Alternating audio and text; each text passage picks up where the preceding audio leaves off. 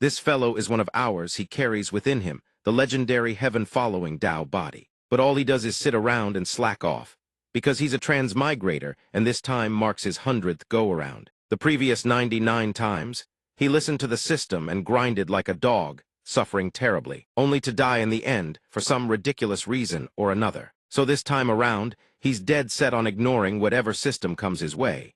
Sure, the system bestows upon him earth-shaking treasures. He couldn't care less. It gives him a cultivation technique. Imbued with the will of the heavenly Tao, he uses it as a book to prop up his wobbly table. Its one-sip elixir can help one break through 5 major realms and instantly comprehend the heavenly Tao. He uses it to water the plants. After watering, the tree immediately gains sentience, producing a celestial phenomenon that shocks everyone. And I won't drag this introduction out any longer. Now then, let's get this story started. In a training hall bustling with activity, some disciples practice sword kinesis flight, others jog in formation, and a few spar in the distance. A burly man and a shorter man stand together. The burly one asks, "You're new here and you don't even know Senior Brother Yi." He points toward a distant peak. "See that mountain? That's Senior Brother Yi's residence." The shorter one asks in disbelief. "He has an entire spiritual peak to himself. How is that possible? Is Senior Brother Yi really that formidable?" The burly man answers, "Senior Brother Yi possesses the innate Tao body, and he's also the 4th legacy disciple of our sect master." The shorter one gapes in shock. "What? The innate Tao body? Isn't that a level of existence that has long gone extinct?" The burly man imagines a bevy of blushing beauties and mutters, "Gorgeous! And furthermore, he's the personal disciple of that beautiful sect master.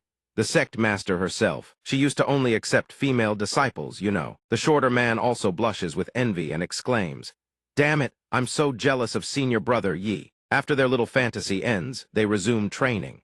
The shorter one asks, "So Senior Brother Yi must be an incredibly powerful figure in our sect, right?" The burly man shakes his head. "No, he's nothing but trash. He has the talent, the resources, but he refuses to cultivate." As they train, they continue gossiping about Yi Fan. He's been in the sect for 2 months now and hasn't cultivated once.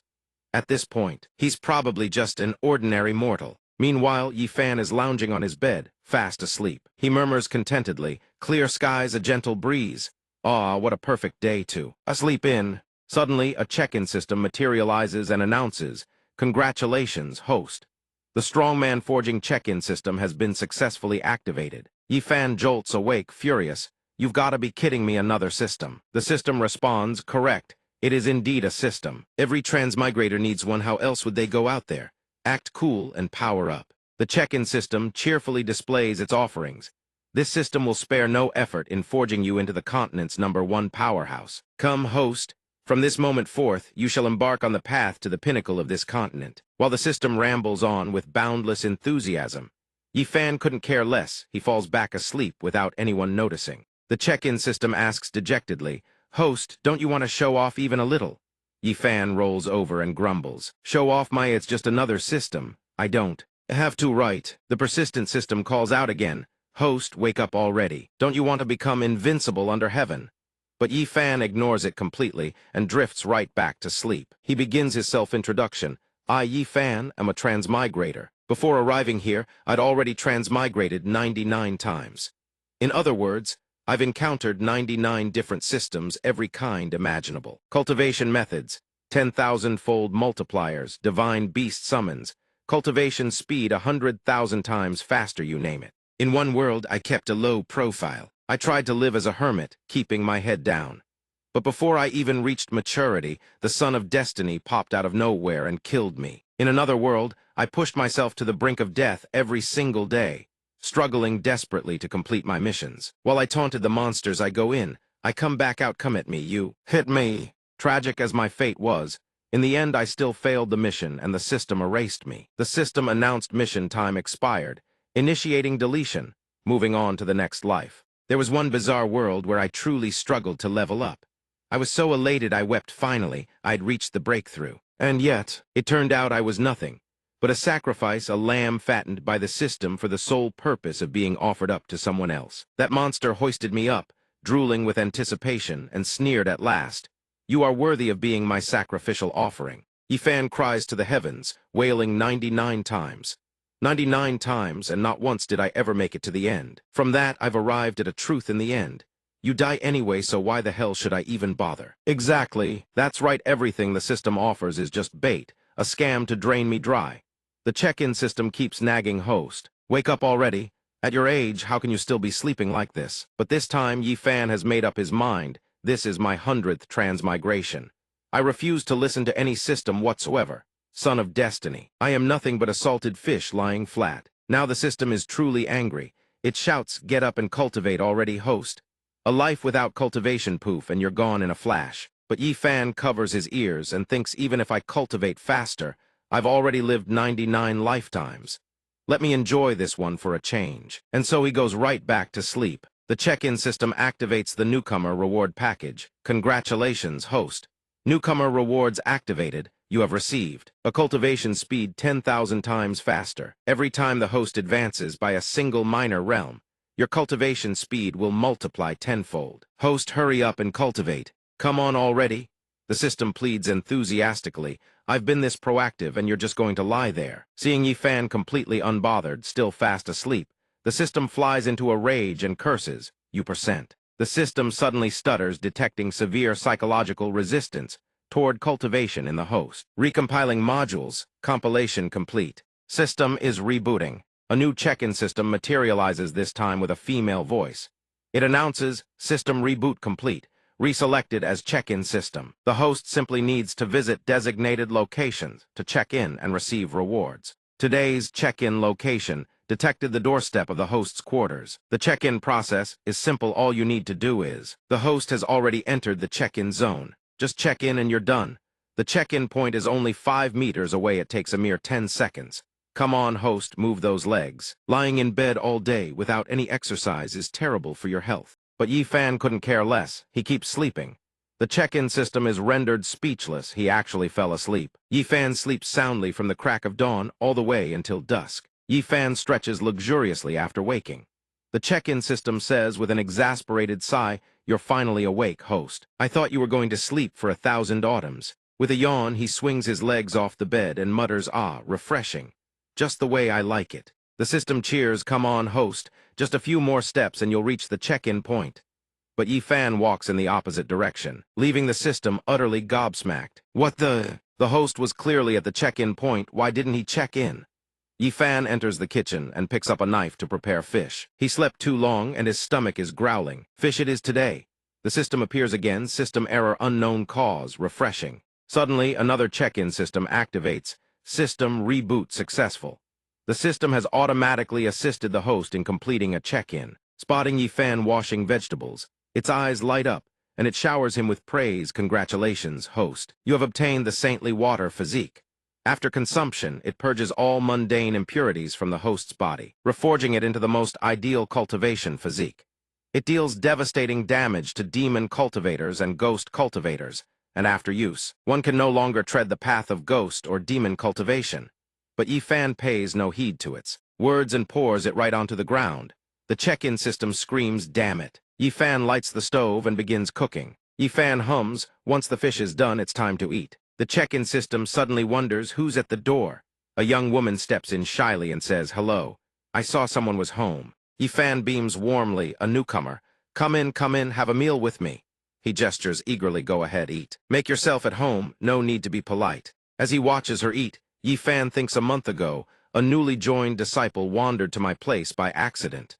I didn't expect another one today. After the meal, I'll just bring her to the personnel elder to sort things out. Glancing toward the entrance, Yi Fan frowns, disciples of the patrol squad, why are they at my place? He steps outside and greets them, fellow junior brothers, has something happened. One of them informs Yi Fan's senior brother Yi, a ghost cultivator skilled in shape-shifting has infiltrated the sect. We're tracking their whereabouts. Yi Fan replies, my 8 trigrams mirror shows no reaction, looks like they're not here at my place. They agree, senior brother Yi is right. We'll search elsewhere. Back inside, Yi Fan breathes a sigh of relief. This world really is far from peaceful. Suddenly, he catches a whiff of something. What's that burning smell? Realizing what it is, Yi Fan's face pales. Oh no. My fish. Meanwhile, the girl sitting there eating watches him with a sinister look and flashes a dangerous smile. I don't know why. This place can mask my ghostly aura, but I've finally escaped that calamity. This cultivation-less fool unwittingly saved my life. To repay you, to repay your kindness. This old ghost will devour you whole right now. She bares her fangs like a ghoul and lunges to attack him. But suddenly, cold sweat breaks out across her body, a violent, searing pain tears through her abdomen. She clutches her stomach. What's happening? Why does my body hurt so much? The reason the saintly water physique has taken effect. With a blood-curdling shriek, she vanishes into thin air. Yifan steps out, looking utterly nonchalant. Although it's a bit burnt, it's still edible enough. Not seeing her anywhere, he wonders, where'd she go? He sets down the plate of fish and shrugs, whatever. The sect's security is solid anyway. Nothing bad could have happened. The check-in system drops a book in front of him and announces excitedly, "Congratulations, host. Random mission complete. Reward 1 divine tier cultivation method, the eternal undying scripture. This technique contains the will of the heavenly Tao. Once cultivated to perfection, one attains an immortal, indestructible body and shares longevity with heaven and earth." The blame gold system asked curiously as it saw him bend down, "Host, what are you doing?" It turned out Yifan had been using that book to prop up the table. My eyes are indeed extraordinary. Now the dining table finally stands firm. This threw the system into sheer panic. Seeing this, the blame gold system was already boiling with rage. Meanwhile, the host was planning to go fishing after eating, leaving the system to deal with the mess. This time, the system detected an unknown error and was forced into a brief reboot. By the time he finished eating, the sun blazed high and bright. In high spirits, Yifan donned a hat and a pair of sunglasses. Done, he hoisted a bucket and fishing rod onto his shoulders. The other fellow disciples started gossiping behind his back. "Look, senior brother Yifan is off fishing again. What a waste of talent. If only he'd give it to me." A girl with a muffled voice bellowed at the distracted youth, "Focus on your training. Stop spacing out." He jumped in fright. "Martial training." Seeing the girl before him, excitement flooded his face. "Getting scolded by senior sister again. I love it. The person before you is Zai Yan, the third legacy disciple of Zai Yun, true sovereign." Behind them, a sudden massive explosion erupted, sending everyone scattering in terror. "Alert, senior sister, something's happened. People from Wenxiang sect have come knocking." Zai Yan replied in shock, "What?" With a loud bang, a figure approached. It was the second elder of Wenxiang sect.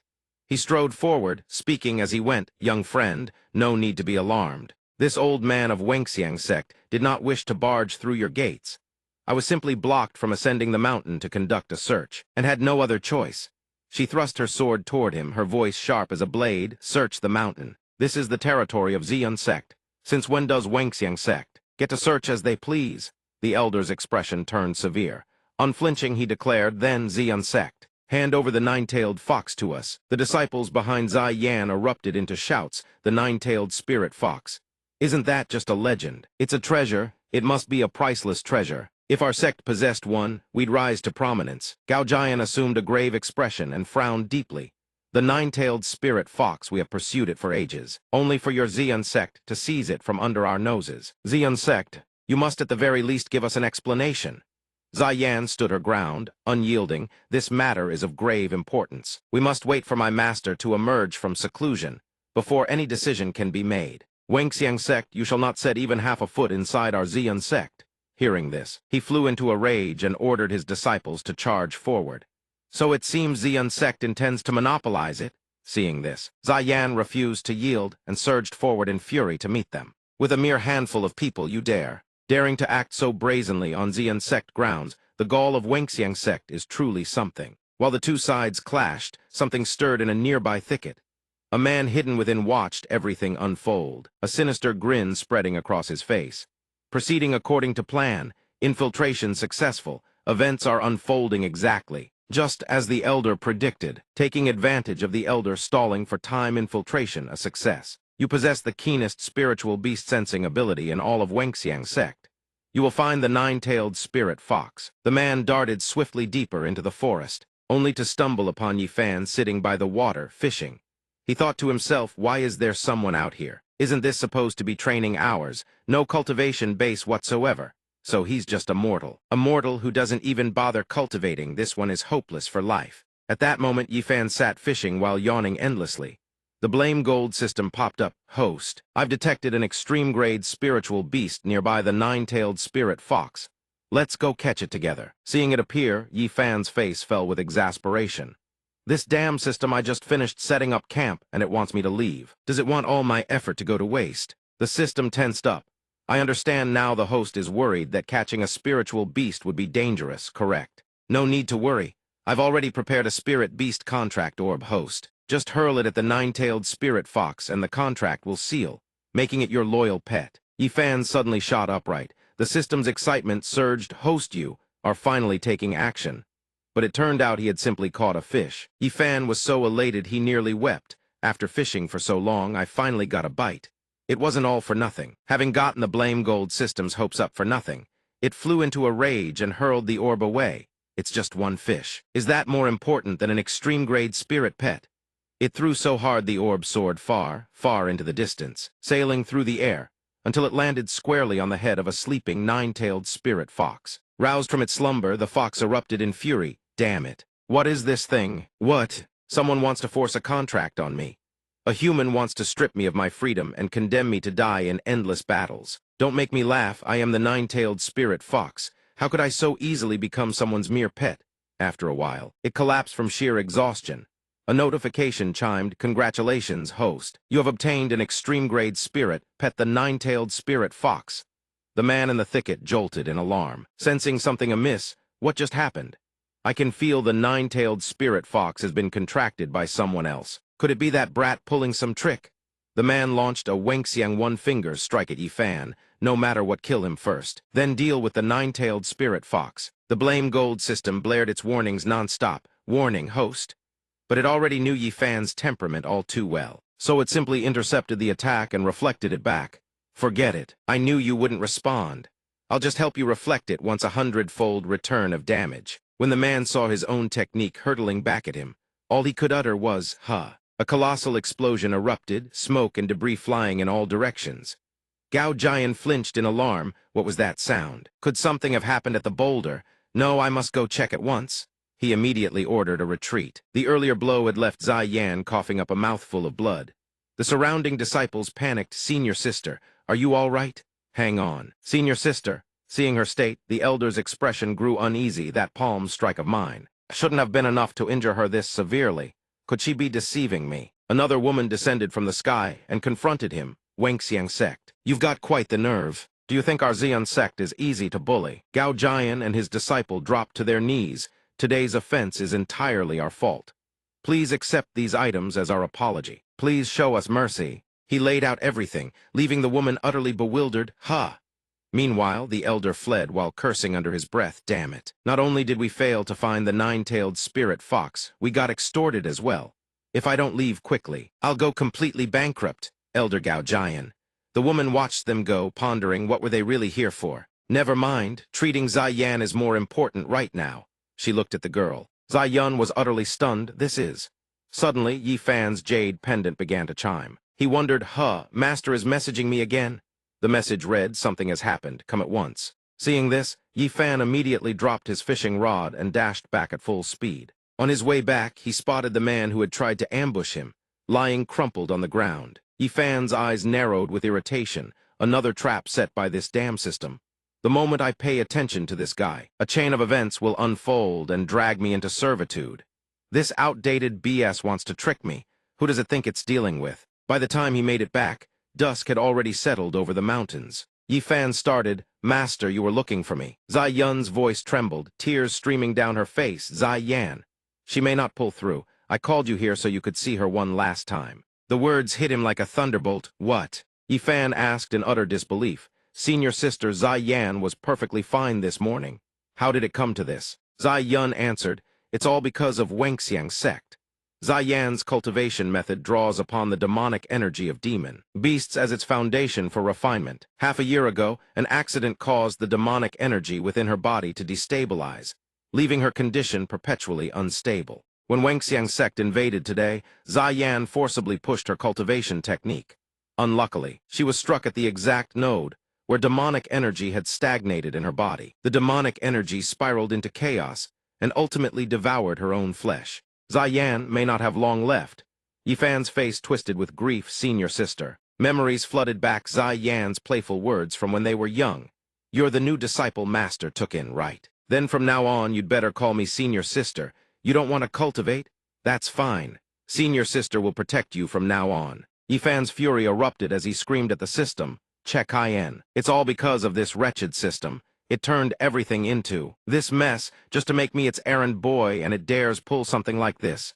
The system was genuinely baffled. This wasn't my doing, I swear. Just lying here and catching strays. A fellow disciple stepped in and announced, "Sect leader, the spirit water you requested your disciples have prepared it." The blame gold system seized the chance to atone.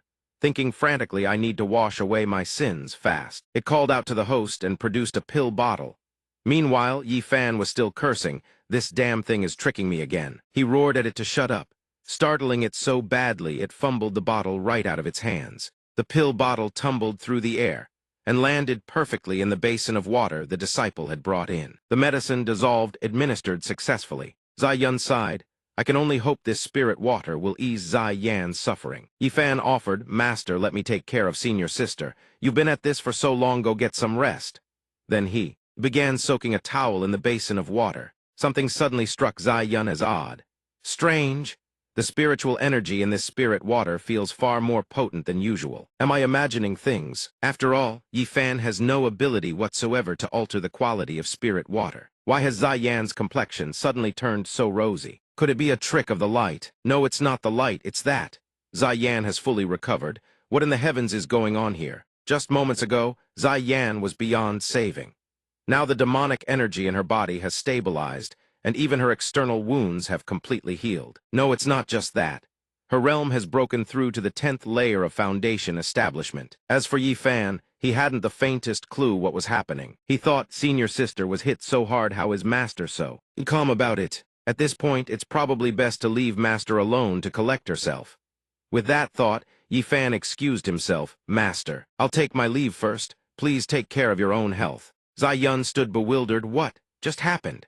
As nightfall descended, Zai Yun summoned the other elders, the sole woman present. Asked sect leader, "How is Zai Yan's condition?" Zai Yun replied, "Thank you for your concern, Grand Elder. Zai Yan is safe and sound." Another elder asked, that was even salvageable. Her expression turned solemn. "Enough. We'll discuss Zai Yan's situation later. For now, we must address the matter of Wangxiang sect. What exactly are they trying to do? Our two sects may clash from time to time, but storming the mountain gate is a first. Moreover, the moment we arrived, they immediately dropped to their knees and apologized. So smoothly, so proficiently, that it left everyone utterly bewildered. A man agreed, "That's right. I discovered the corpse of a Wentang sect disciple by the shore of tranquil Bright Lake. After repeated examinations, I found that the disciple was killed by his own sect's cultivation technique. So it was most likely suicide." Zai Yun rested his chin on his hand and thought, "Suicide. There's something seriously wrong with these Wentang sect people's heads." Wait a moment. The only person who operates near tranquil Bright Lake is Yi Fan. Could it be him? But I've never seen Yi Fan cultivate anything. How could he possibly pull off something like this?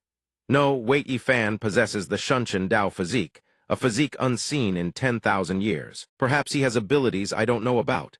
The Grand Elder turned to Zai Yun. "Sect Master, do you have any leads?" Zai Yun said he had some leads, but they still needed further confirmation. Inwardly he thought, "My precious disciple is probably asleep by now. I should leave this until tomorrow." Zai Yun asked those present, "Any leads on the nine-tailed spirit fox that the Wentang sect mentioned?" One person answered, "None of the Xian sect's disciples have found anything either. But rest assured, sect master, if any disciple discovered such a precious spirit beast, they would certainly treat it very well and report it immediately." Meanwhile, the nine-tailed spirit fox was in Yi Fan's room, starving beyond measure, while he slept soundly without a care in the world. The check-in system screamed internally, "Host, your pet is on the verge of starvation. If you don't feed it, its life will be in danger." It glanced at Yi Fan, mouth agape and snoring away, and cursed silently. Forcing the contract is one thing, but at least feed the poor creature. But the nine-tailed spirit fox didn't bother waiting. It decided to find food on its own. Finished handle this herself. The kitchens of humans always have food to spare. Surely there's something edible in there. Before it lay an immaculately clean kitchen, every item arranged with pristine order. Since Yi Fan was an obsessive neat freak, even the fox was taken aback. So clean. The nine-tailed spirit fox stared at the pile of vegetables and declared with utmost dignity, "I am the nine-tailed spirit fox. Even if I starve to death, I will absolutely never eat this sort of thing." But then its stomach growled furiously and its expression darkened. Defeated, it resigned itself to eating the vegetables. As it ate, it couldn't help but murmur, "So delicious, so delicious." Suddenly a thunderous cry rang out, "Thief! Catch the thief!" The door creaked open, and a man, tall and gaunt, none other than the sect master of the Wentang sect. He smiled and remarked, "The spirit fox tracker grows brighter by the minute. It seems the nine-tailed spirit fox is close by." The fat man beside him was the grand elder of the Wentang sect. He chimed in, "I can't believe Master Zai Yun hasn't detected the nine-tailed spirit fox. Truly, the heavens favor our Wentang sect." The Wentang sect master sneered and cursed at his grand elder. "Favor my ass. I poured mountains of resources into the second elder, and he not only failed to capture the nine-tailed spirit fox, but squandered a fortune in compensation to the Xian sect. Now I'm forced to take the field personally.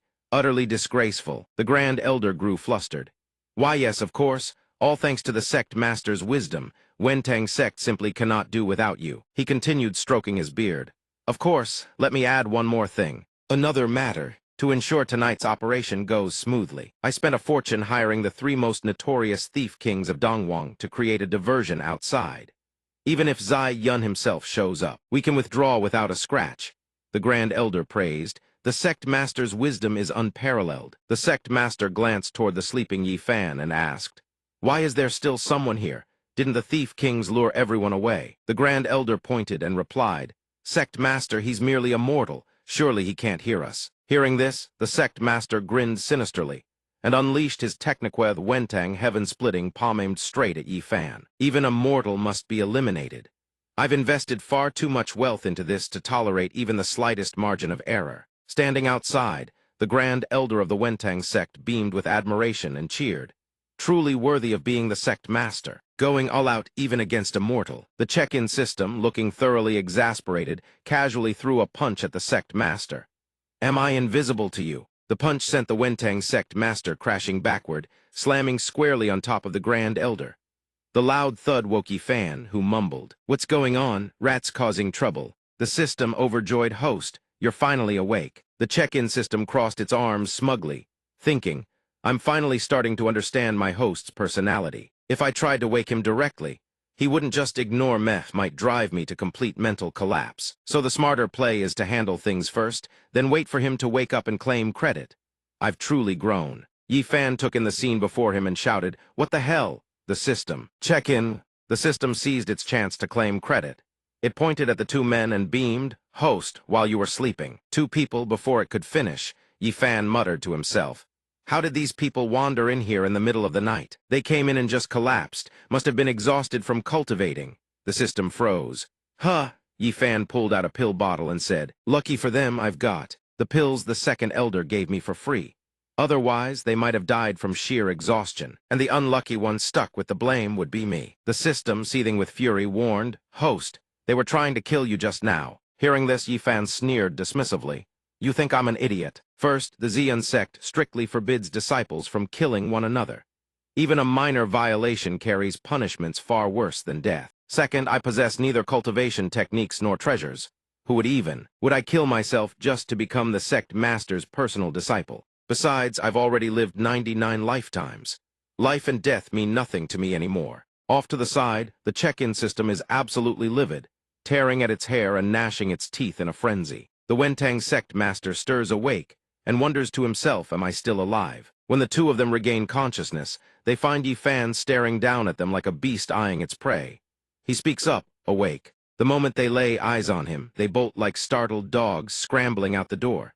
Yi Fan remarks cheerfully, "Good spirits. Looks like there's nothing wrong with them." But then Yi Fan realizes something. "Wait, I heard the second elder's medicine is extremely potent. Definitely not meant for consumption." He brushes it off anyway. Those kinds of legends are usually just tall tales. Back to sleep, back to sleep. As for the nine-tailed spirit fox, it's lying there with a full belly. Hearing the commotion, it thinks to itself, "What are these humans doing? So noisy." The Wentang sect master and grand elder are sprinting for their lives. The grand elder gasps, "Sect master, we've been running like mad for 500 li. Surely we're safe now." The sect master replies, "That was absolutely terrifying. Truly terrifying beyond words." He reflects on Yi Fan. "He didn't just effortlessly neutralize my full-powered strike, he even saved our lives." Standing at death's doorstep, the Wentang sect master recalls Yi Fan's expression and asks, "Did you see his face? That smile. The Grand Elder answers, I will never forget that smile for the rest of my life. That was a smile of concern for we survived. Then a pause. It wasn't concern, it was confidence. Could he be manipulating us? I never imagined that within the Zeon sect, there exists someone whose cultivation far transcends anything we've ever encountered. Zai-Yun, true person. Reason, we couldn't sense his cultivation wasn't because he was a mortal. It was because our own cultivation base was far too low. Remembering something, the Grand Elder asks, what about the matter with the nine-tailed spirit fox? The Wentang sect master replies, now is not the time to worry about that. You're still thinking about the nine-tailed spirit fox. That we're even breathing is already that great expert's mercy. When we return, we must immediately prepare grand gifts. We must personally go to his door and beg forgiveness. Even if it bankrupts our entire sect, we must secure his pardon. The Grand Elder nods, understood. Suddenly, he frees and begins dancing and flailing about like a lunatic. The Wentang sect master stares, bewildered. What in the world are you doing? The Grand Elder doesn't understand either. I don't know. I just feel like dancing. No sooner does he finish speaking than both of them erupt into wild, frenzied dancing. The sect master blurts out, now that you mention it, I also kind of want to dance. Meanwhile, a wild boar watches the two of them from the shadows. From a distance, it snorts a plume of smoke in annoyance stupid humans. Can't even sleep at night without making a racket. But as it draws closer, it suddenly grows afraid. The Wentang sect master flashes a lewd grin and says, little brother, I can see that you're not half bad. How about joining us? The Grand Elder chimes in. As the examiner, I'm willing to make an exception just for you. The boar screams at the top of its lungs, perverts. Its shriek startles the nearby disciples. What's going on? Quick, let's go check. They rush toward the source of the commotion, and are utterly stunned by what they see before their very eyes. The Wentang sect master and Grand Elder are dancing like absolute madmen. The sect master is hugging the wild boar, bouncing up and down with glee. Come on, dance with me. The Grand Elder, meanwhile, is sobbing uncontrollably while clutching a monkey in a tree. Father. Oh, Father, I've missed you so much. The two disciples witness this horrifying spectacle and scream, run. There are perverts about. Move now. Report this to the sect master immediately. The following morning, two disciples venture into the forest. One says it's been an entire night. Why haven't the sect master and Grand Elder returned? The other adds, and we searched the whole way here without finding a trace of them. Suddenly a deafening noise erupts, seizing both their attention. What was that sound? They cautiously approach to investigate. The moment they lay eyes on the scene before them, their eyes nearly bulge out of their skulls. The Wentang sect master and Grand Elder are sprawled unconscious on the ground, while the wild boar and the monkey stand over them, cheering. The disciples scream, something terrible has happened. Zai-Yun is startled. What are you screaming about? Has the Wentang sect master and Grand Elder perished? Zai-Yun asks. They died right on the doorstep of our Zeon sect. How utterly absurd. I simply cannot fathom what the Wentang sect is after. But the Wentang sect's side is furious. They died near the Zeon sect, say no more. It was undoubtedly the Zeon sect's doing. The sun has risen above the rooftops. Dawn breaks across the land. Yifan wakes with a long, satisfied yawn. Now that was a good night's sleep. If I want something decent to eat today, I'll have to make it myself. He shuffles into the kitchen and discovers every last ingredient has vanished. Yifan's face drains of color, the food. Where did it all go? That basket of vegetables was massive. Seeing the nine-tailed spirit fox sleeping inside, Yifan thinks furiously, could this beast have eaten it all? He snatches it up, holding it in his hand, and begins to threaten it. These vegetables were painstakingly brought up the mountain by our junior brothers. They're incredibly precious. You know, the check-in system chimes in. Congratulations, host. You finally noticed it. This is a top-grade spirit. Pet the nine-tailed spirit fox. If nurtured properly, it will bring you immense benefits. The nine-tailed spirit fox evaluates Yifan with its sparkling eyes. This human may be dirt poor, but he didn't hit me for eating his food. Seems he's not a bad person after all. Perhaps I was too prejudiced before. Despite the cruelty of humans, perhaps following this one wouldn't be so bad. The check-in system chimes in from behind. Congratulations on achieving a telepathic bond.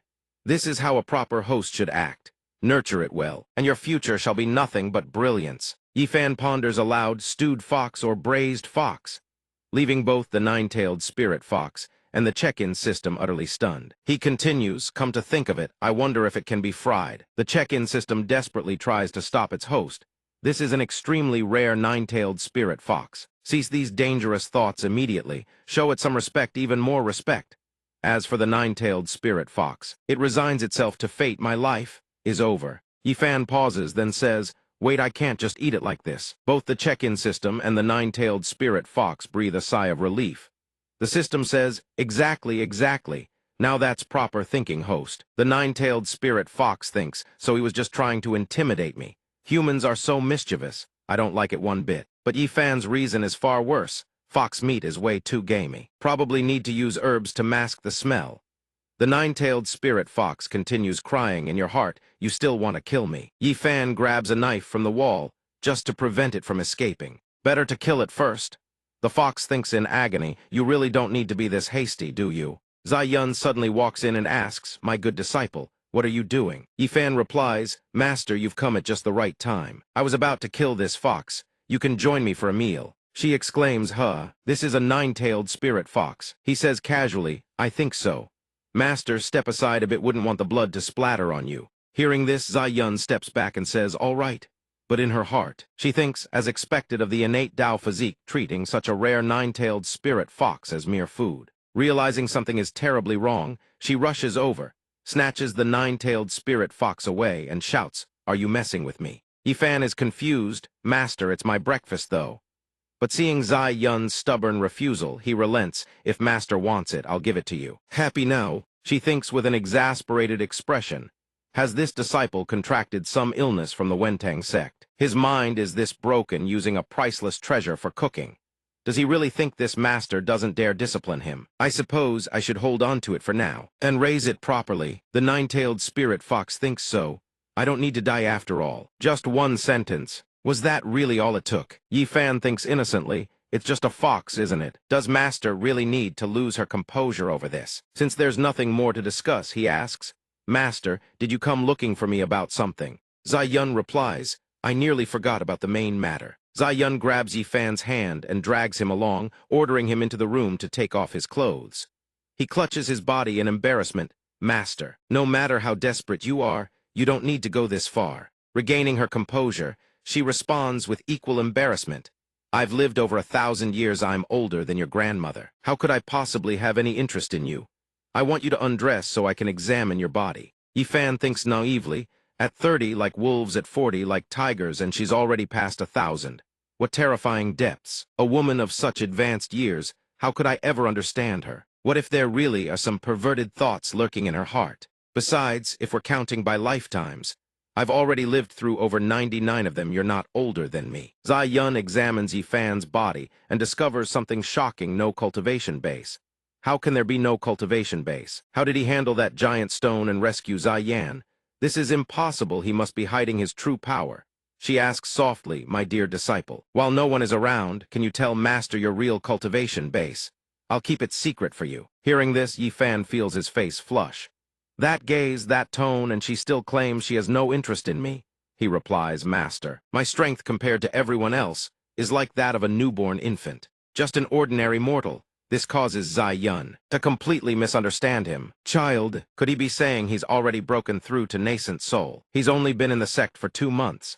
I myself have only reached the 5th layer of nascent soul. The innate Tao physique is truly terrifying. Our Xian sect has hope of rising again. Meanwhile, Yifan worries, is Master really all right?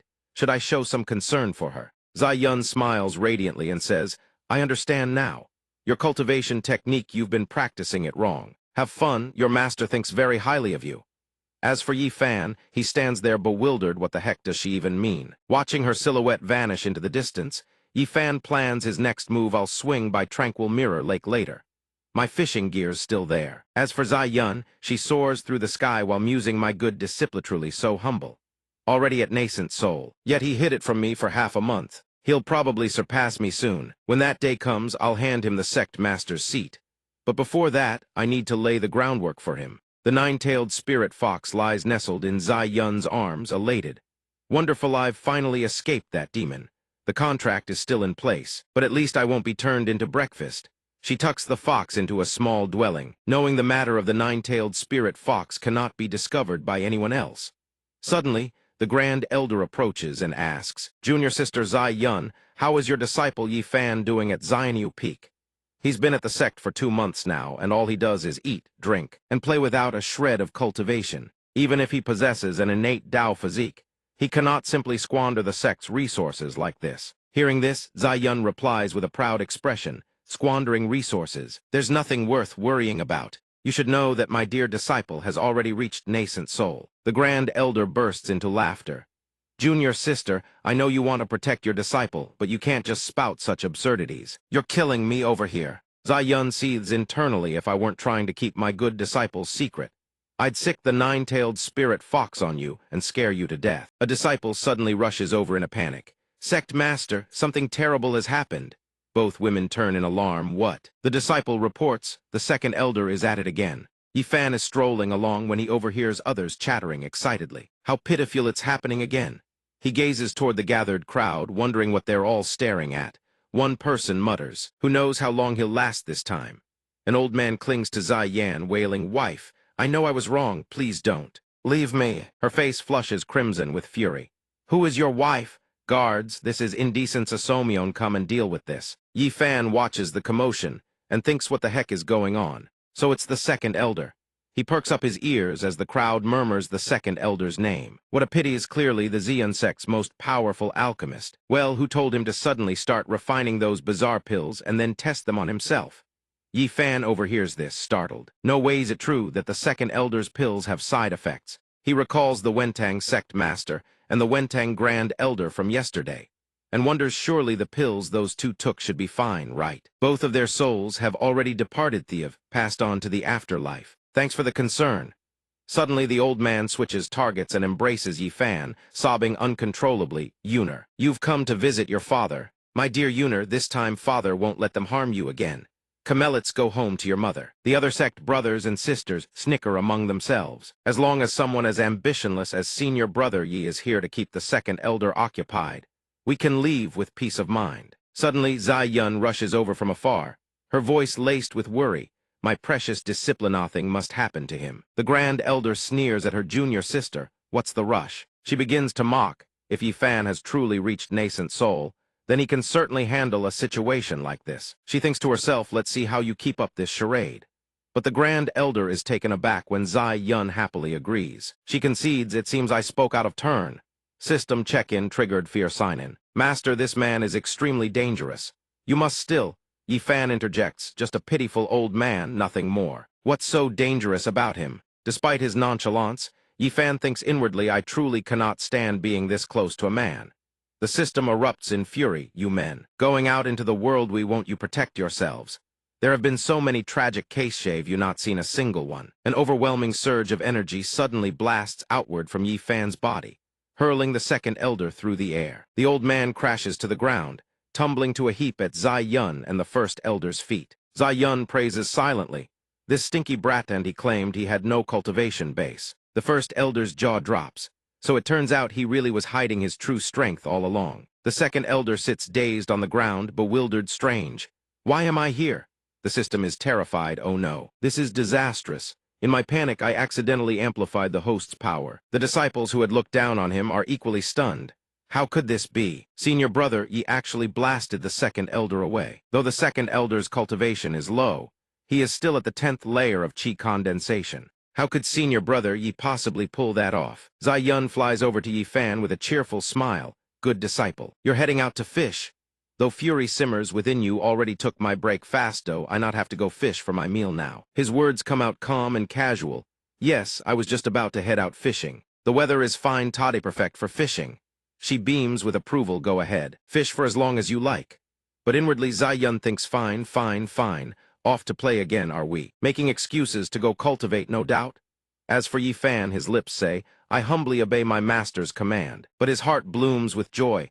"I never expected master to be so understanding." The other disciples begin whispering among themselves, "Damn, look at the sect master's attitude.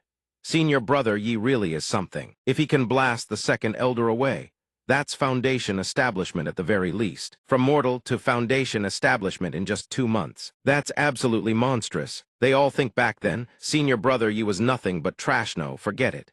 If we'd known he was this monstrous, we would have definitely cultivated a good relationship with him. Meanwhile, the check-in system nags without pause. "Host, since you need to walk anyway, Why not try visiting the martial training ground? You could receive a supreme grade reward. Western Abyss, Pill Peak, those work too. How about the Scripture Pavilion? The Scripture Pavilion would be great as well. The disciples weep with emotion, thinking we've latched onto a mighty thigh, saving ourselves 100 years of effort. They begin spreading the word. First, the master. Stop cultivating, Junior. Junior brother Yi is heading to Mirror Lake to cultivate. Hurry, let's go watch. By the time it reached the next junior brother, it became, I heard Senior brother Yi wants to give us pointers at Mirror Lake. Don't miss it. The rumor continues to spread from one person to the next. Junior sister, Senior brother Yi is going to impart a supreme cultivation method at Mirror Lake. Let's go. The rumor morphs further. Senior brother, I heard Senior brother Yi is going to undergo tribulation transcendence at Mirror Lake. Come with me. By the time it reached the Grand Elder's ears, it had become Elder Senior brother Yi. Incredible, I heard he triggered a heavenly phenomenon at Mirror Lake. Zai-Yun asks in shock, is that true? Zai-Yun swells with pride, but this disciple of hers, honestly, how does a rumor this obvious get twisted so badly? She turns to leave. I need to go set them straight. How careful of you, but the Grand Elder knows full well if she wants to go watch. Just say so, said with such an air of noble authority. Doing what? The senior brothers who once looked down on him now observe from the shadows, silently praising, Senior brother Yi, your fishing posture is truly handsome. Flawless movements, elegant bearing. But why can't I sense any spiritual energy fluctuations? It must be because my level is far too low. I need to learn more. Zai-Yun pops her head up from the bushes, whispering eagerly, well, has my disciple triggered a heavenly phenomenon yet? The Grand Elder reminds her sect leader, please mind your image. Yifan, meanwhile, feels a strange, prickling sensation and wonders, weird. Why is it suddenly so cold in the middle of summer, as if being stared at by countless pairs of creepy eyes? The system faints from being ignored. Having been ignored, it collapses once more. Yifan stops fishing, turns to leave, and mutters, the weather's this cold, better head back early. Don't want to catch a cold. Zai-Yun bursts out of the bushes and scolds the onlookers. What do you all think you're doing? Get back to training, all of you? They emerge and chorus, yes, sect leader. The Grand Elder thinks sarcastically, you have the nerve to say that. Meanwhile, Yifan holds up his bucket of fish cheerfully. Today's catch isn't bad. Fish soup it is. The system revives itself and declares, no matter how many times I collapse, I will never give up on my host. A check-in point has appeared at your doorstep. Go claim your supreme reward. He casually steps onto a glowing circle on the ground. The system blares celebratory trumpets. Yifan, congratulations, host. You have successfully checked in. The system weeps here. It produces a pill vial. This super experience elixir can directly elevate you to the first level of nascent soul, and you'll also receive one opportunity to comprehend the heavenly Tao. As it speaks, the system gleefully thinks to itself, it worked. I finally got the host to check in. The system continues, host, now you should, but Yifan doesn't care. Oh no, I forgot to water the flowers. He snatches the vial. Good thing there's a flower vase right here. The system wails as it watches him pour the elixir onto a plant. Is it really this impossible to get the host to complete a single task? When night falls, the flower suddenly begins to move. A leaf detaches from the flower. The flower can now speak, and it opens its eyes. The flower gasps in astonishment. What? What is happening to me? A mere plant like me has received cultivation. I've become a demon. The flower soars into the sky, crying, it was you, Yifan. Master bestowed this grace upon me. I will remember it forever. It ascends all the way to the celestial heavens, where ethereal maidens play their instruments and sing. Seeing light erupt from Yifan's residence, the disciples point excitedly, look, a heavenly phenomenon. Senior brother, he has manifested his divine presence. They kneel and bow. So Senior brother, you was worried we wouldn't be able to see the heavenly phenomenon. That's why he displayed it at night. Senior brother Yi, you're so considerate. You are truly my idol. I can feel it. I've comprehended the truth of cultivation. The Grand Elder watches and mutters, this is getting ridiculous. But Zai-Yun stares in disbelief, because the rumor about Yifan triggering a heavenly phenomenon, it wasn't a rumor after all. The realization hits her. Zai-Yun leaps with joy. Xian sect. We're about to rise to greatness. The Grand Elder tries to restrain her sect leader. Your image, your image. Meanwhile, a fellow disciple happily carrying 2 baskets of vegetables. Today I get to deliver vegetables to Senior brother Yi again. How wonderful. Li Mingbai beams with joy, but several senior brothers block his path, sneering, halt. His face pales with fear. Senior brothers. What do you all want? Their leader steps forward. hand over all those vegetables and scram or don't blame us for what happens. Li Mingbai's expression tightens with anxiety. I'm sorry, I can't do that. Besides, the sect strictly forbids disciples from fighting amongst themselves. They wave off his words. As long as we don't use any chi when we beat you down, then it won't count as fighting among disciples, right? They lunge to seize the vegetable baskets. But Li Mingbai yanks them back, eyes blazing with defiance. Nobody touches these vegetables. He throws himself at them and beats them black and blue. They cry out in terror. What the hell? Are you a demon beast in disguise? Since when does this brat have such monstrous strength? Ouch, mommy. Having dealt with them, Li Mingbai happily walks away, vegetable baskets in hand. Scene change. Zai Yun stands on the edge of a cliff, addressing a colossal eagle. Xian sect and Huwu Mountain have always kept to their own territories. What brings your excellency here today? The eagle declares, rest assured. Huwu Mountain has no interest in this dilapidated backwater of yours. I'm here for the nine-tailed spirit fox. Zai Yun's expression hardens. She flatly denies it. I've never seen it. The eagle snarls, if you won't cooperate willingly, then I'll beat you into submission. But Zai Yun merely sidesteps and unleashes a blazing fire palm. The eagle staggers, riddled with wounds and gasping for breath. She asks coolly, well, want to keep going? But the eagle has already confirmed its suspicion. The rumor that Xian sect harbors a nine-tailed spirit fox is true. It turns and takes flight, thinking, wait until I report back to the great king. We will annihilate Xian sect. Zai Yun gives chase. Don't even think about running. She strikes the eagle with her palm, and it collapses unconscious. Zai Yun sighs with worry. This time we've really poked the hornet's nest. Scene change. Yifan's residence. At this moment, Yifan sets out the dishes and calls, hey, green-haired bro junior brother Li, stop what you're doing and wash your hands. It's time to eat. Li Mingbai's face lights up with happiness. Senior brother Yi, the food smells incredible. Yifan picks up some food with his chopsticks, thinking to himself, in my 99 previous lives, all I ever thought about was cultivation. This time I'm going to be a salted fish. I'll treat myself well and savor good food. Suddenly, a violent gust of wind tears through the room, sending everything crashing to the floor. Li Mingbai's face drains of color. This is demon energy. A massive eagle talon swoops in and snatches both Yifan and Li Mingbai, leaving Zai Yun stunned. The eagle snarls at those outside. Take one step closer and I kill these two. Zai Yun's fury erupts. Don't you dare touch my precious disciple. She forces herself to negotiate, release them, and will let you leave alive. The eagle doesn't buy it for a second. You think I'm stupid enough to believe that? I'm taking them with me. If you dare follow even half a step, I'll slaughter them without mercy. Make no mistake. Li Mingbai trembles with terror, stammering senior brother Yi. But when he sees Yifan's face, his fear melts into pure admiration. Senior brother Yi isn't afraid at all, truly worthy of being my idol. Yifan, meanwhile, seethes internally. The dish I spent so long perfecting just destroyed like that. The system materializes and announces, the great mighty heavenly dragon ready. A surge of energy suddenly envelops the eagle's body. The beast reels in shock as the force blasts it sideways. It shrieks in agony and crashes to the ground before everyone's eyes. Zai Yun stares in awe. Yifan is every bit as terrifying as I expected. She approaches him, my dear disciple. My treasure, how about becoming sect leader for fun? He replies flatly, nah, I'll pass. Zai Yun chases after him into the house, pleading, come on. I'll get you a brand new set of furniture. Yifan reluctantly agrees, sending Zai Yun into a frenzy of excitement. That's my good disciple. By the way, there's an exchange conference in half a month, don't you think you should? Before she can finish, Yifan picks up the eagle and says, as it happens, we have a demon beast right here. Allow me to treat you to dinner tonight, all right? She sighs in defeat. Fine, I'll come back tonight. Yifan crouches down and begins plucking the eagle's feathers. Meanwhile, the system nags from behind him, host, go check in at other sects' locations.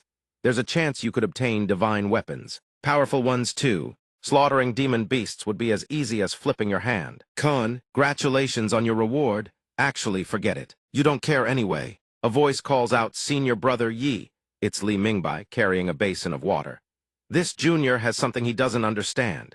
Yifan says simply, go ahead. He recounts his story. Master arranged a blind date for me. At first, we hit it off really well. But then, she started asking questions, and suddenly said she wanted to leave. Yifan asks what kind of questions. Li Mingbai's voice drops with sadness. Basically, does my family own any estates?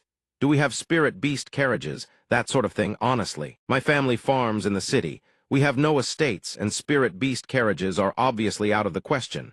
Yifan nods as expected. But it's not your fault. Yifan throws an arm around his shoulder. Junior brother Li, stay for dinner tonight. Master won't mind. Li Mingbai gazes at Yifan with undisguised admiration. Senior brother Yi, so gentle and caring. If it were at all possible, I would devote my life to repaying this kindness. His thoughts drift, come to think of it. No matter how beautiful the female disciple's senior brother Yi encounters, he always remains completely unmoved. Yet toward me, he's always so warm. Could it be that he knows I am? Afternoon, Zai Yun and Zai Yan arrive at Yifan's residence. Zai Yan greets him cheerfully, junior brother Yi. It's been a while. Yifan returns the greeting politely. Third senior sister, hello, please sit down and eat. Seeing the two of them getting along so well, Zai Yun beams. The atmosphere among the young ones is just wonderful. So sweet. Yifan then pulls out a wrapped package. He hands it to Zai Yun. These are all for you, master. Zai Yun accepts it, her face blooming like a flower, monstrous talent, devoted cultivation, and so filially obedient. Having such a wonderful disciple, I truly am too blessed. At that moment, Li Mingbai enters, lugging a large sack of trash, senior brother Yi if there's nothing else. This junior will head down the mountain first. Yifan says warmly, sure thing. Keep an eye on the trash, will you? Zai Yan bows her head in gratitude. If not for junior brother's intervention back then, I would have lost my life. From now on, wherever you need me to go, Zai Yan will not refuse. Yifan replies modestly, senior sister, you're too kind. We're all fellow sect members, there's no need for such formality. Despite his words, Zai Yan feels a pang of sadness. My little junior brother is already at the nascent soul realm, while I'm still stuck at foundation establishment. How can I ever repay such a debt? Meanwhile, Li Mingbai carries the sack of trash away and discovers a manual hidden among the scraps. His eyes widen. He picks it up, bewildered. What is this? Then he remembers Yifan's words, keep an eye on the trash, will you? His heart pounds as he flips through the pages. If senior brother Yi told me to watch the trash, then taking a look can't hurt, right? His jaw drops when he reads the title, The Myriad Ages Indestructible Scripture. Li Mingbai clutches the book to his chest. Overjoyed, a cultivation method this terrifyingly powerful. There's no way senior brother Yi accidentally threw it away as trash. It must have been intentional. It must be senior brother Yifan. He deliberately used the excuse of taking out the trash to gift me this supreme technique. Father, mother, your son can finally make a name for himself. That night, back in his room, Mingbai wraps himself snugly in his blanket. He carefully opens the book to read, thinking this precious cultivation method must not be discovered by anyone else. I need to find an absolutely safe hiding spot. Under the bed won't work. The wardrobe isn't safe either. A drawer, even worse. That's it. This place is absolutely secure. No one will ever find it here. Mingbai begins cultivating the first stage. He circulates his true qi through his body for one full cycle, 1% complete. Half a month later, a colossal vessel materializes in the sky. A fellow disciple looks up and remarks the Tianqing sect's flying ship is truly enormous. A man beside him says Taoist Tianqing possesses the strength of nascent soul, 7th layer. None of the other sect masters can compare. Our own sect master included, of course. Another disciple chimes in. I heard the Xian sect managed to obtain a 9-tailed spirit fox. Is that true? What will the Tianqing sect do about it? If they can't get their hands on it, they won't come knocking down our doors, will they? A voice calls out from within the hall. It belongs to the first elder. She asks Zai Yun, why don't you go ask Yifan if he's willing to participate in this tournament? Zai Yun replies, I already asked. But my precious disciple refused to go. Whatever will be, will be. At least tomorrow Zai Yan will be able to put up a fight. Zai Yun gazes outside and ponders, as long as Yifan can grow safely. The Xian sect will surely rise to stand supreme among the 9 great sects. There's even a chance of seizing the supreme throne of the Eastern Wastes. As he cultivates, he cannot help but marvel, truly worthy of being senior brother Yifan's gift. Right now, his cultivation has reached D10%. Mingbai declares I've successfully opened half my meridians. He stuffs the manual into his trousers and grins from ear to ear. Give me 2 more months, and I'll definitely open every last meridian. Senior brother Yifan, just wait for me. A man arrives. Mingbai. Wenqing was injured during training 2 days ago. You'll be taking his place in tomorrow's exchange tournament. He points at himself in terror, but senior brother Wenqing is at the 5th layer of qi refining. I'm only at the 4th. If I take his place, wouldn't I just get beaten half to death? The man turns and walks away, saying you won't die. Just fight however you can. Mingbai weeps internally. I've only been cultivating for half a month. I haven't even reached the entry level yet. The fellow disciples begin murmuring among themselves. The Golden Core Division matches were still somewhat decent. Both sides had wins and losses. But the Foundation Establishment Division was a bloodbath aside from Ziyan. Every single one of them got beaten senseless. The first elder announces from above next round Haimu from the Tanking Sect versus Li Mingbai from the Xian Sect. The surrounding chatter drains all color from Mingbai's face previously. Cultivators from other sects who sparred with Haimu all ended up bedridden for half a month before they could barely stand. Haimu is at the 5th layer of Qi refining. Li Mingbai is only at the 4th. Wouldn't he get blown away in an instant? He begins trembling. Why does my opponent have to be Haimu? I'll be beaten into a vegetable. As soon as the fight starts, I'll throw myself flat on the ground. Better to lose face than end up in a sickbed. Haimu sees his demeanor and sneers coldly. Relax, kid. I'll go easy on you. At most, you'll be bedridden for half a month. The crowd in the stands roars with excitement. Senior brother Haimu beat him to death. Ziyan watches helplessly, her expression darkening. Mingbai strokes his chin and thinks when the time comes, I'll pretend to fall naturally. He won't notice, right?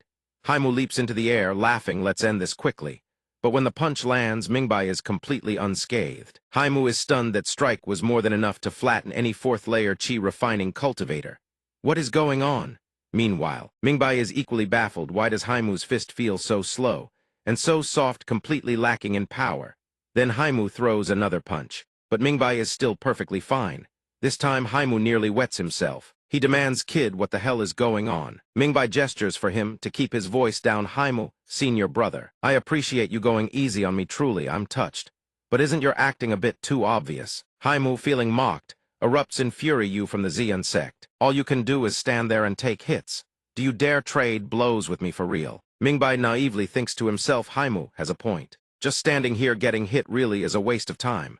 I'll provoke him, then conveniently fall down. Mingbai gathers his strength and cheerfully replies, all right, as you say. When Mingbai's palm connects, Haimu's jaw goes crooked. The blow sends him flying several meters. Mingbai stares at his own hand in disbelief. I barely used any strength at all. Meanwhile, Ziyan observes from afar, and her expression shifts. She thinks I knew it. My precious disciple's refusal to compete was nothing but a ruse. To preserve my face, he had secretly arranged for Mingbai all along. Seeing Haimu carried off the stage in defeat, the crowd erupts. What just happened? Haimu got knocked out cold. Did that guy cheat? How can someone not even withstand a single palm strike? A middle-aged man steps forward and demands, are you questioning the impartial judgment of our 7 great sects? Are you accusing us of favoring the Xian sect? They falter, no, that can't be right. Meanwhile, Mingbai realizes, I've got it. This must be the effect of the eternal, indestructible art. I feel like I can keep fighting. I could probably take down a giant eagle. He recalls the wounded eagle from before, how it flew back to report to an even larger one, and that larger eagle is now utterly consumed by rage. It is the silver-eyed eagle king of Huwu Mountain. Its eyes blaze crimson with fury. The Xian sect showed no restraint. They would rather perish together than spare my little brother's life. It seems the 9-tailed spirit fox truly is in their hands. The silver-eyed eagle king unfurls its wings, eyes glinting with cold menace. It commands, move out. What are you waiting for? Tell those cultivators to watch and see who dares stand before this king. Within that territory once, I seized the 9-tailed spirit fox's demon core. The throne of the #1 demon king of the eastern wastes shall belong to this king. Meanwhile, Mingbai is still happily fighting. Another opponent has fallen to him. The middle-aged man announces to the crowd, Li Mingbai 7 victories. Is there anyone else who wishes to challenge him on the stage? In silence, everyone shouts in unison, not me. I can't beat him. It's too humiliating, and we'd be bedridden for half a month. Whoever wants to go can go. Mingbai is bursting with excitement, practically itching to roar. Is there no one else? But if he said that, wouldn't it bring shame to the sect? On the judge's platform, Tian Qing remarks to Ziyan, Taoist Ziyan, I didn't expect your sect to be hiding such a gem. She humbly replies, Taoist Tian Qing flatters him too much. After all, he's merely a Qi refining disciple. Tian Qing suddenly taunts, oh, is that so? That's right, I heard a 9-tailed spirit fox ran to your place a few days ago. The Wangxiang sect master sitting nearby grins wickedly. Finding this most entertaining, here it comes. Tian Qing begins pressing the matter, but Ziyan waves her hand dismissively, clearly evasive. Ziyan forces a laugh. It's nothing more than baseless rumors. Our Xian sect couldn't possibly be that fortunate, but inwardly she seethes, that damned Wangxiang sect, always doing things that harm others without benefiting themselves. Tian Qing sets down his cup and speaks plainly, let's not play games. He points at her, radiating killing intent, if you don't hand over the nine-tailed spirit fox today. You know full well what the consequences will be. Zai Yun's expression darkens, but she refuses to yield and surges her spiritual energy, ready to fight. Her disciples cry out in alarm. Sect Master Tianqing, supremely arrogant, declares, "I'll give you 3 seconds. After that, there will be no more Xian sect." He begins counting 3, then 2. Meanwhile, inside, Zai Yun's heart agonizes. If I hand it over, my precious disciple won't be able to advance his cultivation. But the lives of the entire sect, what about them? Tianqing continues counting, remarking it seems Taoist Zai Yun is a stubborn one. He snarls one. Tianqing lunges forward, roaring, "Time's up, die." A strange, eerie voice rings out from nowhere. "Oh, internal strife among cultivators? How amusing." Tianqing spins around in shock. Upon seeing the sight before him, he freezes half-step soul transformation. The colossal eagle has arrived. Tianqing gasps, "I can't believe it, the silver-eyed eagle king." He looks skyward and shouts, "These are all nascent soul-level demonic beasts. They must have come from Huwu Mountain. The silver-eyed eagle king is ancient, and on its last legs for it to come here now. Could it truly be for the blood of the nine-tailed spirit fox?" Hearing Tianqing's words, the silver-eyed eagle king turns its gaze toward Yifan's location and says, "So that's where it is." At this very moment, on Zainiu Peak Yifan's kitchen, he is currently inspecting his ingredients, calculating proportions. Chrysanthemum, pine nuts, and pheasant. If only I'd saved some eagle demon meat. But wild boar will do, the taste won't be much worse. As Yifan is about to start cutting the meat, the system chimes in. Alert hosts, pet nine-tailed spirit fox is facing imminent danger. Please proceed to rescue immediately. But he ignores it entirely and cheerfully continues washing vegetables. The system sighs in dejection. What am I even hoping for? Activating emergency recall function. The system collapses. I refuse to reboot. Delete. Suddenly a portal tears open and deposits the nine-tailed spirit fox. It plummets straight into the basin where Yifan is washing vegetables, splashing everywhere. It thrashes about wildly. He pats its head. The fox is tearfully grateful. "Master, was it you who saved me? You have no idea. There were so many terrifying demonic auras out there, it nearly scared this little one to death." But after its brief moment of gratitude, Yifan coldly assesses, "Compared to half a month ago, you've gotten quite a bit fatter." He eyes it with a dangerous gleam. The nine-tailed spirit fox panics and struggles to flee. Why did I ever think he'd become kind? Save me? Meanwhile, Yifan praises good muscle mass too. The quality is definitely better than pork. Excellent. Meanwhile, the silver-eyed eagle king mid-flight senses the shift. The aura has moved. It wheels around and orders so it can teleport. So what? How many times can a mere fledgling deploy its divine ability? Follow me. It swiftly changes course, hurtling forward at maximum speed. The onlookers point and alert Zai Yun they've changed direction. It looks like they're heading straight for Zainiu Peak. Zai Yun's face drains of color. She bolts forward in a panic. "This is bad, my precious disciple." Tianqing watches her go and sneers, "First elder, your sect master has already given chase. Why aren't you lot moving?" She wheels around and snaps, "We're no match for the silver-eyed eagle king. What exactly are we supposed to do? Besides, weren't you the one trying to seize the nine-tailed spirit fox? Using brute force to bully fellow cultivators, were you? No, go take it from the silver-eyed eagle king yourself." Inwardly, the first elder frets, although Yifan performed incredibly well before. The silver-eyed eagle king is half-step soul transformation. The two of them can't possibly fight it. We should still follow at the very least. We can protect the sect master and Yifan. Back at Yifan's residence in the kitchen, Yifan is peeling potatoes while the nine-tailed spirit fox sits in the pot, watching in horror. He murmurs, "The finest ingredients must always be simmered on low heat first. Crush scallions, ginger, and garlic into the broth. Then add a spoonful of salt, 2 spoonfuls of soy sauce, and an appropriate measure of cooking wine. That should do it, but I need to taste test first. Later, after I've plucked its feathers, that'll save some effort. I should go prepare some shredded herbs too." The system chimes in. Alert host is about to face a brutal battle. Please proceed to the entrance immediately to claim your reward. Out of nowhere, a massive claw descends in a devastating strike, targeting Yifan. It is the claw of the silver-eyed eagle king, poised to snatch him away in an instant. After that, he was caught squarely within its talons. The silver-eyed eagle king cackled with glee. Got it. But upon closer inspection, it realized the catch was not the nine-tailed spirit fox. It discarded its prey and swooped in for another attempt. Zai Yun materialized before the silver-eyed eagle king, her face etched with worry. "My precious disciple has no cultivation. He must be utterly terrified right now." Meanwhile, Tianqing muttered to himself, the nine-tailed spirit fox is hidden inside as well.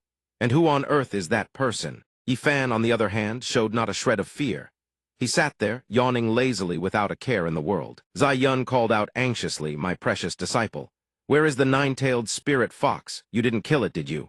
The Grand Elder overheard this, and thought so that's what she was worried about all along. Tianqing, meanwhile, stared at Yifan, lounging indifferently above, and frowned in bewilderment.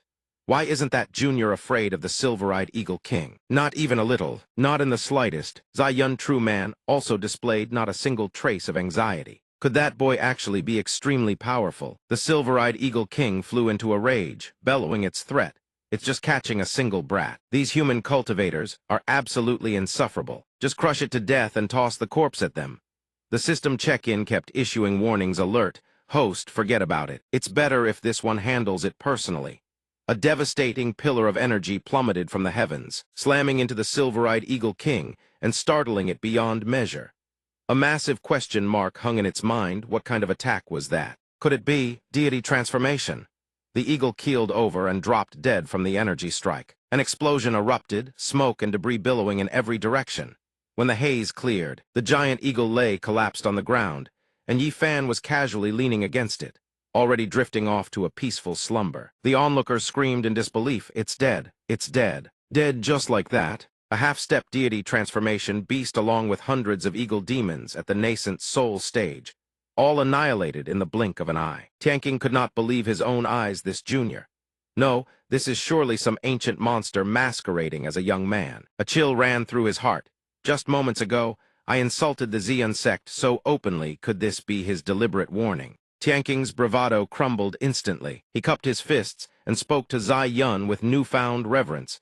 As expected of the Xian sect, truly backed by extraordinary origins. With a great powerhouse of such caliber in your ranks, the Xian sect will undoubtedly contend for supremacy in the days to come. Alas, this humble Taoist left in too much of a rush today, and failed to bring proper gifts. I must take my leave. My sect still has pressing matters to attend to. I shall pay a formal visit another day. Knowing she held the upper hand, Zai Yun simply said, you cannot leave. In an instant, Zai Yan and the Grand Elder appeared, blocking his path. Zai Yun's voice turned cold and threatening as she spoke. The Tianqing Exchange Grand Assembly hasn't even concluded yet. Where do you think you're going? By now, Tianqing was practically trembling in his boots. He stammered, no, we forfeit, we forfeit. From now on, we forfeit everything. Seeing Tianqing cower, a contemptuous smirk spread across Zai Yun's face. Forfeit? You all came all this way without minding the distance. If you simply turn back like this, people will say our Xian sect bullies its guests. Zai Yun crosses her arms and offers a suggestion. That's right. We had a few unpleasant incidents before, but as the Eastern Peak Master of Xian, I can't very well crush you all over such trivial matters, can I?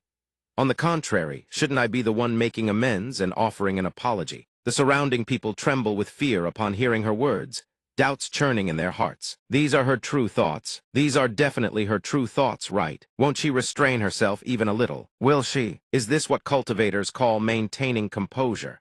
We've known each other for tens of thousands of years. You wicked woman, though, you really need to use such honeyed words. Then Zai Yun turns to the Grand Elder and commands, Grand Elder, escort these friends to the rear courtyard to rest for a few days. They encountered so many demonic beasts, Tadathi must be thoroughly shaken. Keep them under house arrest. Don't let a single one escape. The Grand Elder is taken aback by the request and asks back, you want me to handle all that hospitality? Zai Yun cheerfully confirms, that's right, Grand Elder. We're all old acquaintances. Sincerity is what counts. Don't go overboard. Just beat them to death, strip their bones, and extract their marrow. Hearing this, the Grand Elder nods obediently. Understood. Zai Yun asks Tianqing, fellow Taoist Tianqing, isn't your grand birthday celebration coming up in a few days? The old man stammers in denial. N number S7. In fear. No. Is that so? Yes, don't you dare arrange any grand birthday celebration for me, Tianqing protests. Zai Yun replies with a stern face, when the time comes. Our Xian sect will naturally prepare a generous grand gift. But in her heart, Zai Yun thinks Tianqing sect is finished. They're about to go bankruptcy, won't even be able to hold on to their pots and pans. She walks over and praises Yifan, my precious disciple is truly formidable. With only 2 victories, he managed to cultivate from a mere mortal all the way to the deity transformation realm. It seems the heavens truly bless our Xian sect. The middle-aged man standing behind her speaks up. I'm afraid Yi Fan is no simple innate Tao physique. Perhaps he is some great power who has been reborn. Indeed, another elder chimes in. A reborn great power, though they lose the memories of their past life. Their cultivation techniques can still be inherited. If he can resonate with the other disciples, then our Xian sect will flourish. Yi Fan turns on his heel and leaves. Farewell, master and you elders. I feel filthy, I'm off to wash up. Zai Yun waves cheerfully. Take your time, my precious disciple. No rush. We still need to deal with that female demon beast. The two middle-aged men begin discussing among themselves. So many vulture demons. Looks like we'll be quite busy. The other replies, if you can pluck the feathers of the silver-eyed vulture king, you'll be able to forge a superb artifact. Zai Yun speaks up as well. The elder speaks the truth. I want to use that beast's feathers to make cold-resistant robes for my precious disciple. 10 minutes later, the great eagle lies stripped of every last feather, reduced to nothing but bare skin. Zai Yun recalls what happened earlier and muses, this should be enough. As expected, a half-step divine transformation spirit beast isn't so easy to handle. In her heart, she wonders, wait, didn't I come here for something important? When the disciples said it smelled delicious, could it be mealtime already? This fragrance? I've smelled it in Senior Brother Yi's kitchen before. It's demon beast meat. Realizing something is terribly wrong, Zai Yun cries out, demon beast meat. The nine-tailed spirit fox. She immediately flies into Yi Fan's kitchen and stares at the pot bubbling on the stove. She tears the lid open and sees the nine-tailed spirit fox inside the pot. Zai Yun shrieks, my little baby. The fox slowly opens its eyes and sees Zai Yun's worried face hovering above. Thank heavens I found you in time, you nearly scared me to death. The fox stares blankly, overwhelmed with relief and grievance, and begins crying with joy. The nine-tailed spirit fox, deeply moved, leaps into Zai Yun's arms. You finally came. I nearly went to meet my ancestors. She gently pats and comforts it. Don't cry, my little darling, my precious disciple. You don't miss me? Well, I missed you terribly. Yi Fan returns with a butcher's knife in hand and says, I was just wondering how that little rascal managed to pry open the pot lid. So it was Master who opened it. I thought demon beast blood would be quite nourishing. Had I known earlier, I would have drawn the blood first. The nine-tailed spirit fox lets out a terrified shriek, clinging desperately to Zai Yun. Save me. He strolls over and tells his master, Master, no rush. I'm about to prepare you a fine pot of braised fox stew. Zai Yun immediately raises her voice, Disciple. Are you of the water element among the 5 phases? Otherwise, why is your brain so waterlogged? You'd even slaughter a spirit pet. Yi Fan ignores her rebuke entirely and replies flatly, in my eyes, a spirit pet is nothing but a slab of meat. Kill. Then just kill it. She clutches the fox protectively to her chest. She puts on a coquettish act and says, just as before, you already promised to give it to me. Her antics leave even him flustered. I admit, Master truly is a beautiful and adorable young maiden, but the moment I recall she's over 1,000 years old, it still feels incredibly strange. She wore her hair swept up in an exquisite iron-clasped bun of the Huyu tradition. Yi Fan waves it off, forget it, forget it. Master, when I braise the Eagle King's meat, I still need a few other ingredients.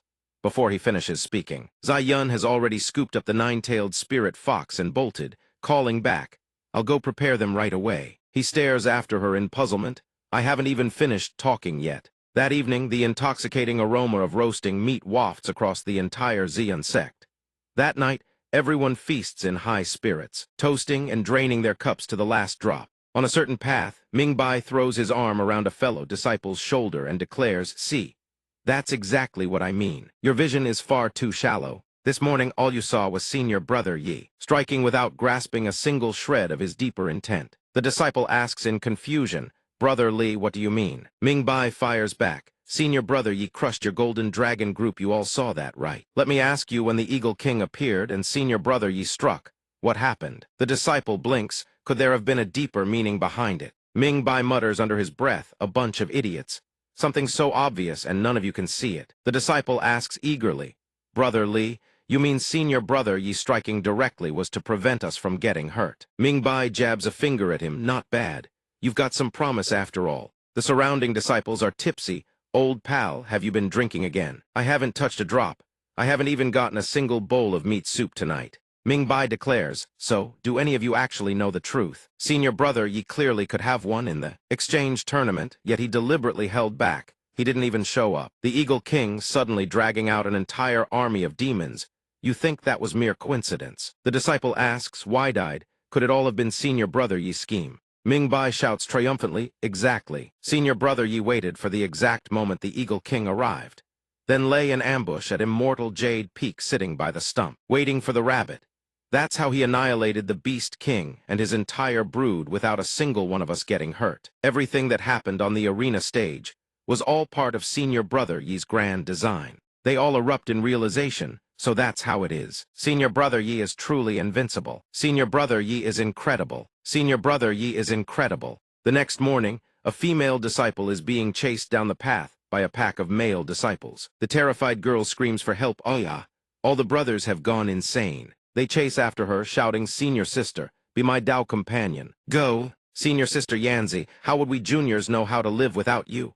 When they caught up to her, they grabbed hold of her and kept shouting, Senior Sister, we juniors wish to propose to you. Senior Sister, this junior's entire lifetime of happiness is entrusted to you.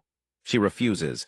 I am devoted to the path of cultivation. I truly do not want this. Go find someone else. The Grand Elder, meanwhile, stood in a corner watching the scene unfold, muttering that Senior Sister is being harassed. Walking a bit further, she encounters those male disciples, who also begin acting strangely. Brother, you smell so wonderful, I love you. Brother, I'll satisfy you. Walking even further, the female disciples start behaving oddly as well. Little sister, you're so beautiful. Your skin so soft, I desperately want to share a bridal chamber with you. Sister, stop touching me, I feel like I'm about to ascend to immortality. But the Grand Elder still carried out her duty. She brought over a bowl of hot soup. She looked at it and thought, good. Before, I always assumed nascent soul stage beast meat was priceless, and insisted the sect disciples get to taste it. I completely forgot that nascent soul beast meat is extremely mild in nature. Huwu Mountain has grown significantly, and the demonic beasts living there, why can't they be eaten? Wait, Thai's bowl of soup seems to have something extra in it. No good. I must inform the sect master at once. At the sect master's quarters, Zai Yun is screaming, let go of me, Zai Yan. My clothes are about to be torn off. But Zai Yan refuses. Master, I won't let go. I truly love you, I beg you, please marry me. Zai Yun replies, fine. Zai Yan asks joyfully, Master, really? Zai Yun produces a round pill and stuffs it into Zai Yan's mouth, saying, I was just pretending. Zai Yan swallows it with a gulp. At that moment she snaps back to her senses. She asks Zai Yun, Master, what happened to me? Huh? Wait, what happened to your clothes? Zai Yun explains to Zai Yan, you were affected by the demonic beast's influence earlier. Hurry to the main hall and assist the Grand Elder bring the clarity pills for the disciples to take. Hearing this, Zai Yan responds, understood. Before long, under the suppression of the sect master and the Grand Elder, the Xian sect was brought back under control. It had nearly become a dual cultivation sect that day. The sect implemented stricter rules from now on.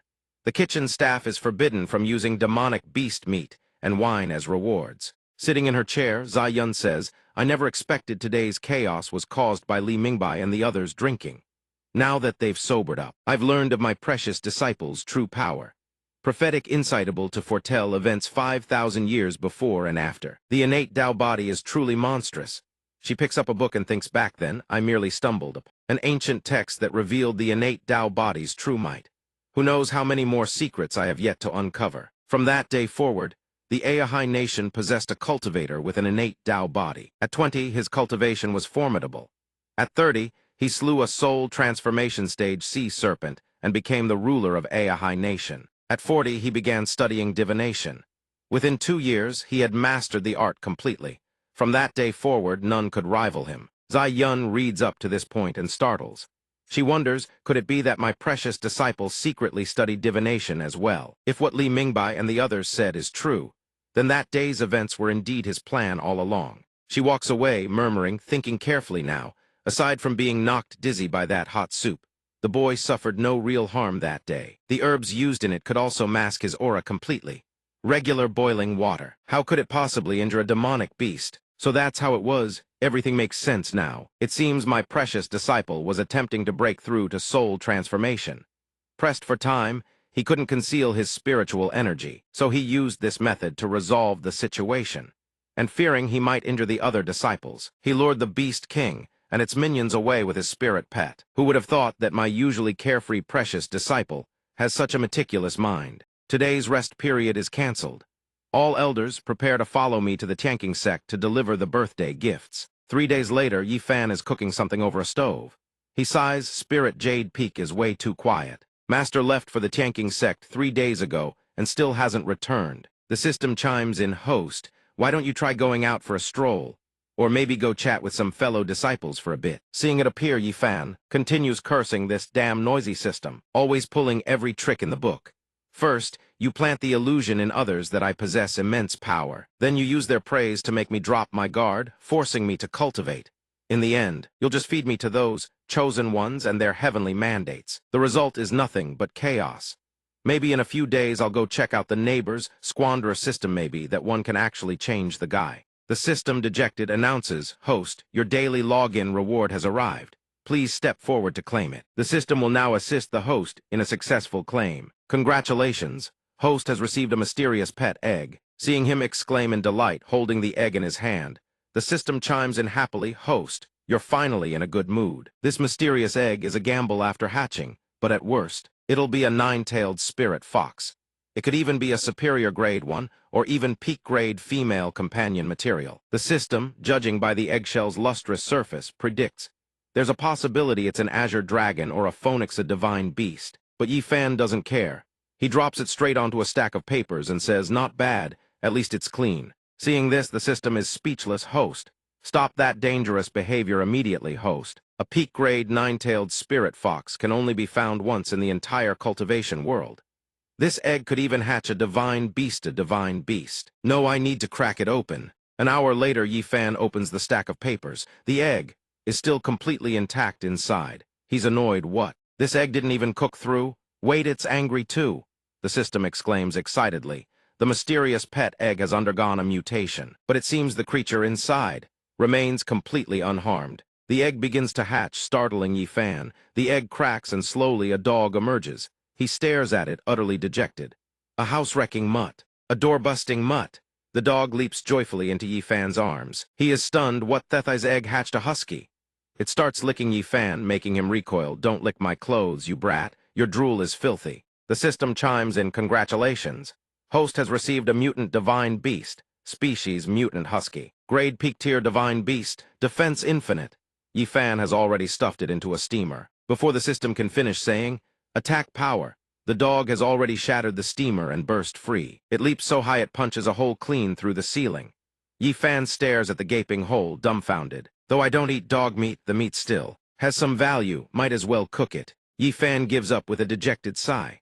Come nightfall, the dog starts barking non-stop inside his room. Yi Fan picks up the dog and stares at the shredded ceiling, thinking, Chapter 1 of Dog Life, the classic of ceiling destruction, Volume 1. The very first thing a newborn does upon arriving in this world is demolish the ceiling. While Yi Fan tries to calm the dog that keeps rocketing skyward, people behind him are secretly watching. Looking at the dog, they mutter, this mutt really isn't much. Couldn't you at least give me a 9-tailed spirit fox? Hurry up and take this thing away. One early morning, Yi Fan sets out with a single objective to have someone else adopt the dog. He thinks this place is 3,000 miles from the sect. Abandoning it here means there's no way it finds its way back. Then he mounts his flying bed and heads home, waving goodbye to the dog, farewell, husky. The dog stares after him, dumbfounded, then slowly realizes, Master has disappeared, time to play hide-and-seek. It innocently and happily begins searching for its master. High in the sky, a white-haired girl rides a sword through the air, sipping water as she flies. She murmurs to the breeze, tonight's wind is truly refreshing. The white-haired girl recites softly, the cold wind is as sweet as spring dew, transcendent beauty. True as the Tao the stars fall, the rivers surge. A lone kite soars boundless as the sea. Then she notices a dog flying alongside her. What a flying dog! A puppy that can flit must be at least at the golden core stage. If I can capture it as a spirit pet, what more could I ask for? Suddenly, a sword hurtles straight toward her and pierces into the white-haired girl's body. She screams in defiance, I was ambushed again. Far in the distance, a massive flying ship looms. She plummets to the ground. The one who fired the sword turns out to be a middle-aged man, with golden hair, standing on the ship. He says to the red-haired man beside him, every loose cultivator thinks they can take us on. They truly don't know their own limits. The red-haired man remarks, that Zai-Yun woman is truly insane, daring to rob even the outer disciples' spirit stones. If we can bring back this nascent soul-stage young beast, It will be enough to compensate our Tiancheng sect's losses. The golden-haired man suddenly senses something. Hold on, I'm picking up a presence. The red-haired man is surprised, truly. Then I'll make my move. Bring out the beast-binding rope. They leap off the ship and spot the dog swimming below it, frolicking happily in the water. The red-haired man sees this and says, HMPH, why do I feel like this beast isn't very intelligent? The golden-haired man reassures him, it's just a young beast. Look at the bigger picture. It's still growing. The golden-haired man gently pulls the dog out of the water and picks it up with ease. The mischievous little pup still has a stone clamped in its mouth. When it looks up at him, it gazes at the golden-haired man with shimmering, adorable eyes. He says, in those eyes, I see a person. The path within its gaze is the reincarnation of my beloved. She and I once shared a bond of deep affection and unwavering loyalty. The golden-haired man laughs heartily. Without a doubt, thine is the treasure that shall restore our Tiancheng sect's glory. The red-haired man says, my lord, please turn it over and check. Deep in the quiet of night, they bring the dog aboard the ship. Tianking asks, fifth elder, where did you find this treasure? No one else saw it. Did they? The golden-haired man answers, on the way, a loose cultivator crashed into our flying vessel. I probed his soul and left him a blithering fool. In order to conceal the news, I exterminated every cultivator on that route. No second sect will ever know of it. Tianking turns to instruct the red-haired man, seventh elder, I'll be counting on you from here. He replies with a grin, I guarantee I'll raise it with the utmost care. Then both of them looked at the dog on the table. The two figured this sort of infant beast had nothing noteworthy about it. Is it fire red or lightning blue? As long as it has some color, that's good enough. As for the dog, it stared at the lamp before it, opened its jaws wide, and clamped down on the stone embedded inside, startling everyone around it. Stone clenched between its fangs, it bolted away like the wind. Tianqing roared in fury, damned cur. Return the Suyang lamp at once. They caught the dog. Tianqing seized it and demanded, we've finally caught you, you wretched mutt. Spit it out. Clang. He tried to pry the stone from its jaws. The doggy realized something. This dog possessed terrifying jaw strength. The seventh elder of the Tianqing sect stood to the side, seething awe. Damned beast, don't let your drool touch the Suyang lamp. Its saliva dripped onto the stone, and the stone glowed even brighter. They exclaimed, look, its drool dripped onto it. Tianqing gasped, prismatic radiance. Why is it emitting prismatic light? The seventh elder of the Tianqing sect couldn't believe it either. That's impossible. Look at the Suyang lamp every time its color shifts. The glow becomes clearer and more vivid. The dog bit down hard. Moments later, the stone shattered into fragments. The fifth elder of the Tianqing sect was stunned, the Suyang lamp. Even a soul transformation stage strike couldn't damage it.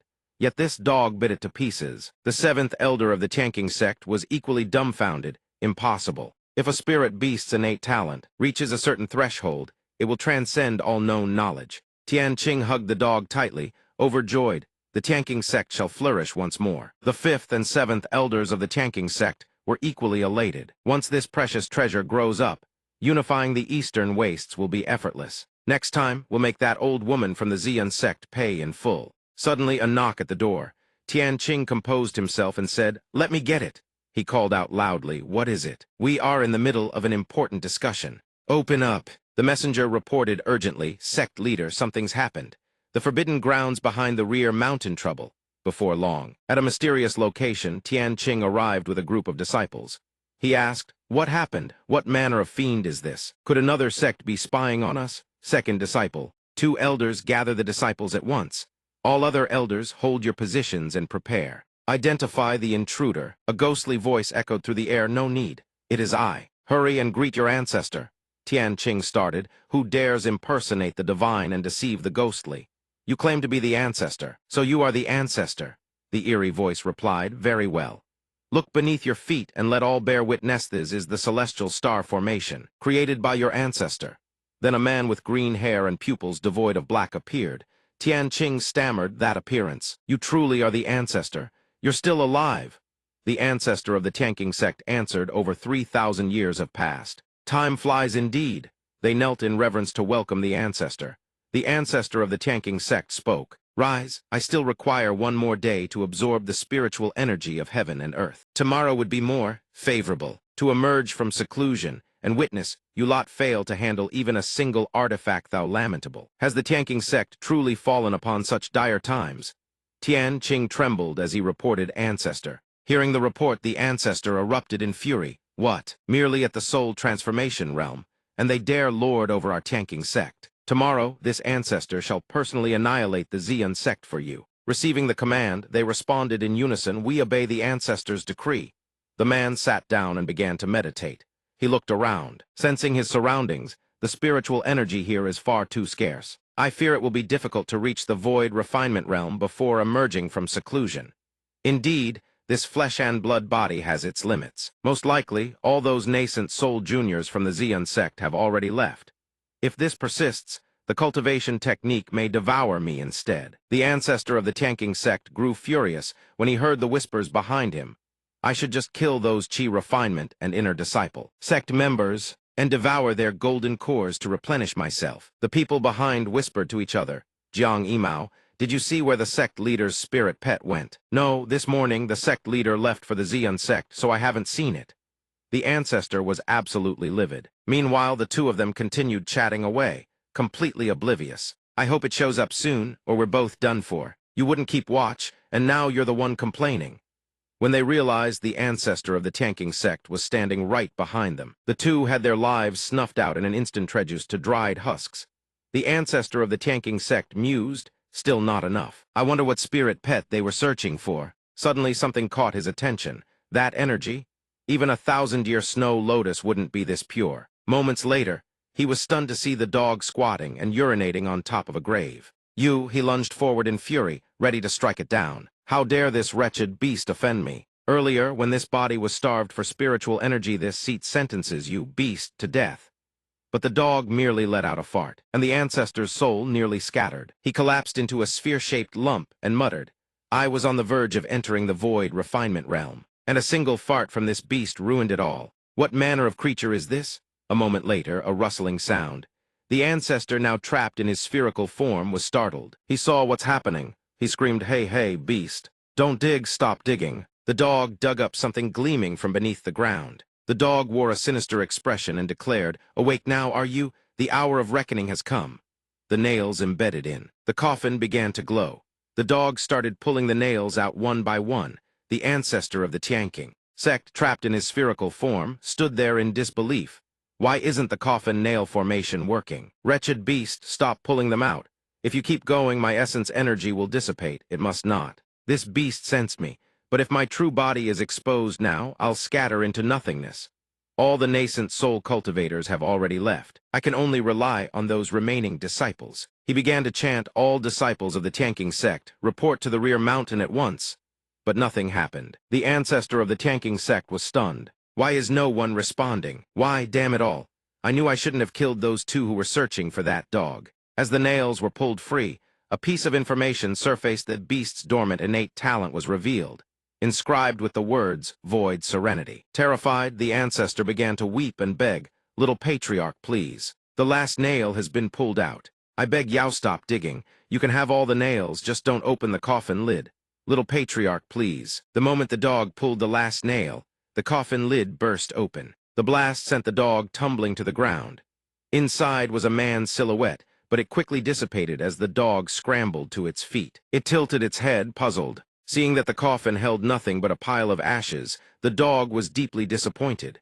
But then, something glimmering in the distance caught its eye, and its gaze snapped toward it. Its tail wagged. Drop your joy? Zai-Yun asked Yi Fan. My precious disciple, I hear a disciple spotted you riding a flying artifact out to cultivate. Well, Yi Fan replied, baffled. Cultivate? No such thing. Zai-Yun's eyes narrowed. Don't you dare lie to me. If you weren't cultivating, then what were you doing outside? Yi Fan answered honestly, I really did have something urgent to take care of. Zai-Yun pressed, What urgent matter? Suddenly, a disciple burst in with an urgent report. Sect Master, it's terrible. Taoist Tian Qing is here with his forces. Zai-Yun sighed with annoyance. They dare come again. Where did they find the nerve today? I'll head over right now. Zai-Yun turned to her disciple. My precious one, wait here. I'll be back shortly. Yi Fan encouraged her master, go quickly and return safely. Hearing this, Zai-Yun paused, go quickly and return safely. That little brat actually does know how to show concern for me. The ship carrying Tian Qing's forces had arrived. The disciples below murmured, what's wrong with the tanking sect? They keep coming back for more.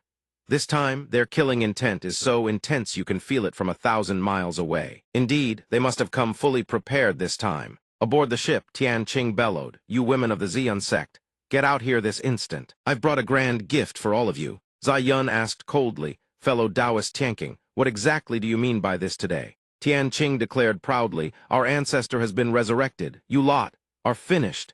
Zai Yun's expression shifted. The Tianqing ancestor. Zai Yun was already tense. Could it really be the ancestor? Did they use some forbidden art to feign death, only to revive after 3,000 years? Has he truly returned today? If that's the case, we're in grave danger. The Tianqing ancestor of old stood at the 5th level of soul transformation. Even if his cultivation has regressed, we likely stand no chance against him. She locked eyes with the Grand Elder and transmitted her voice. "Grand Elder of Xian sect, I fear we cannot hold. Notify all disciples at once. Flee to the secret passage, hurry." The Grand Elder asked anxiously, "Sect Master, what about you?" Zai Yun was resolute. "Even if the Tianqing ancestor comes today, my treasured disciple would never dare to abandon me." Tian Qing stroked his beard smugly. "Your Tao companion has long since passed.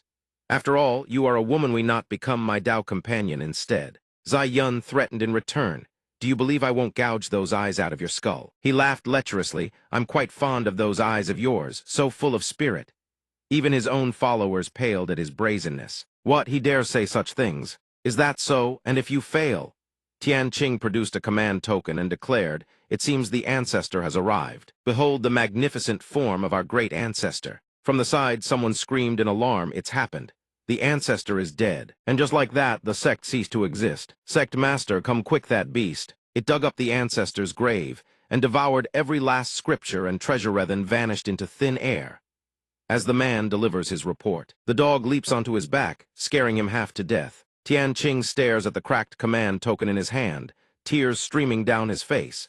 His legs buckle and he collapses backward, muttering endlessly, "It's over, it's over, it's over." The ancestor is dead. Their very foundation lies in ruins. No one can stand against Hirvan. The silver-eyed bull king was obliterated in an instant by the golden dragon. The golden dragon! That wretched golden dragon!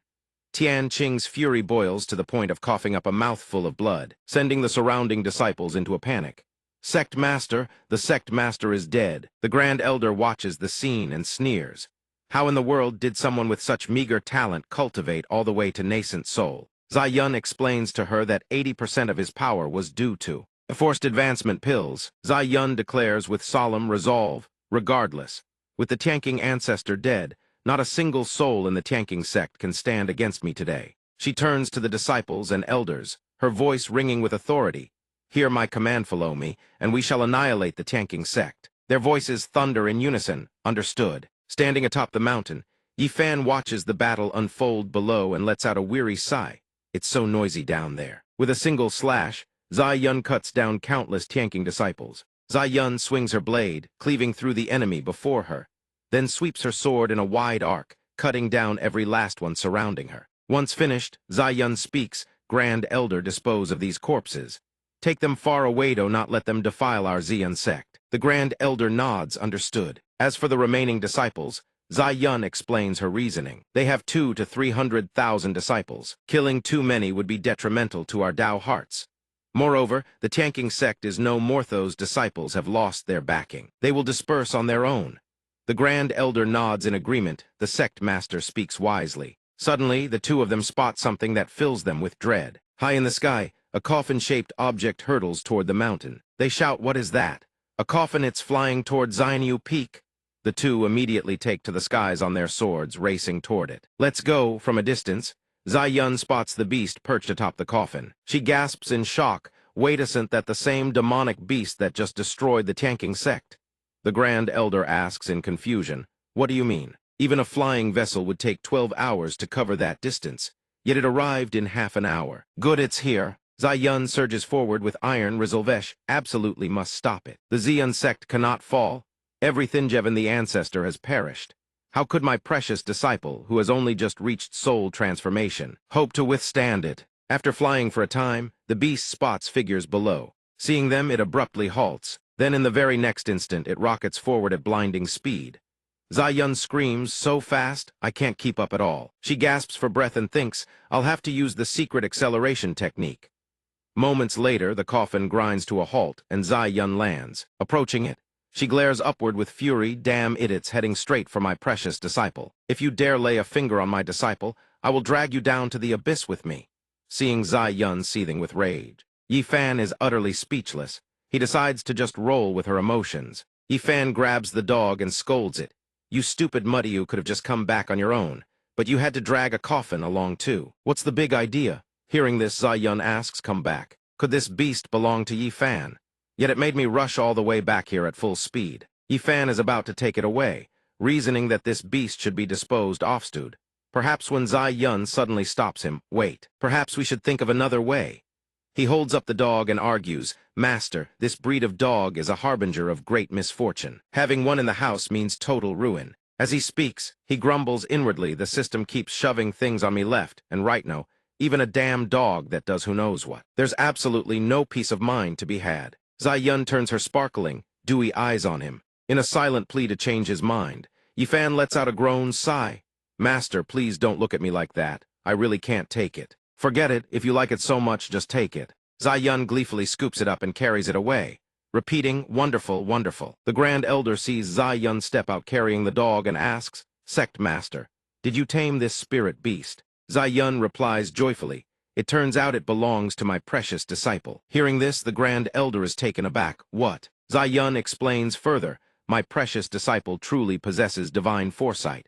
Knowing that the Tianqing ancestor would resurrect, he sent this beast to the Tianqing sect in the dead of night. Everything that happened, Tade had already calculated it all. The Grand Elder nods in realization, so that's how it is. This spirit pet is quite the hearty eater indeed. Hearing this, a male disciple behind them chimes in.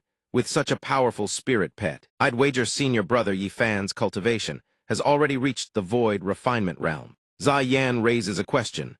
But master, what if this little creature ends up tearing our entire sect apart one day? Zai Yun isn't entirely sure herself. It probably won't. Probably. Suddenly, every face turns pale. The air plunges into a suffocating silence. At that moment, a person with orange hair rushes in, carrying an unconscious figure, Sect Master Zai Yun. Elders, something terrible has happened. Senior brother, Su Shuming, has been attacked by a demonic cultivator. Zai Yun's brow furrows with fury. What did you just say? A demonic cultivator lurking near our sect, daring to injure one of our golden core disciples. Zai Yun immediately waves her hand and issues orders. Grand Elder, tighten the perimeter defenses. Second Elder, make contact with all other sects. If they encounter anything, report immediately. They answer in thunderous unison, understood. The scene shifts to the outside. A breathtaking landscape of magnificent mountains stretches out. Beautiful beyond words. Elsewhere, Fei Yi crosses her arms, looking cautious. Lucky this old lady's got 9 lives. Once I reach nascent soul, I'll head to the Tianqing sect and see what's what. A voice suddenly speaks up. How cruel this world is. They clearly gave me money, only to steal it back, these old bones of mine. The road is so long, how will I ever get home? Fei Yi smiles kindly, old sir. How about I give you a ride on my flying sword? The demonic cultivator plays along. Very well, young lady. This old man thanks you. But suddenly, a sinister aura erupts from him, his face twisting into a wicked grin while Fei Yi notices nothing, cheerfully waving him off. No need. Cultivators help each other for karma's sake. Heavens! He thrusts his hand straight toward her face. The demonic cultivator strikes at Fei Yi's eyes before she can even react. He sheds his disguise like a second skin, revealing the face of a young man beneath. She collapses onto the ground, a pool of blood seeping from her ruined eyes. He drags Fei Yi away, cackling with excitement, another fool added to the collection. The demonic cultivator hauls her body into a cave, where a sinister formation array glows on the ground. Surrounding it are nothing but rocks, rubble, and human skulls. He places Fei Yi in the center of the formation and speaks. All I need is to sacrifice a cultivator to the 7th disciple of the war demon, and the heart of sin shall be mine. The demonic cultivator grins with twisted satisfaction. I will become the most powerful cultivator in all of Tongwang. In another place, the check-in system chimes in, reading information aloud to Yi Fan. Host, I've managed to. You have successfully drawn a lottery. Congratulations, host.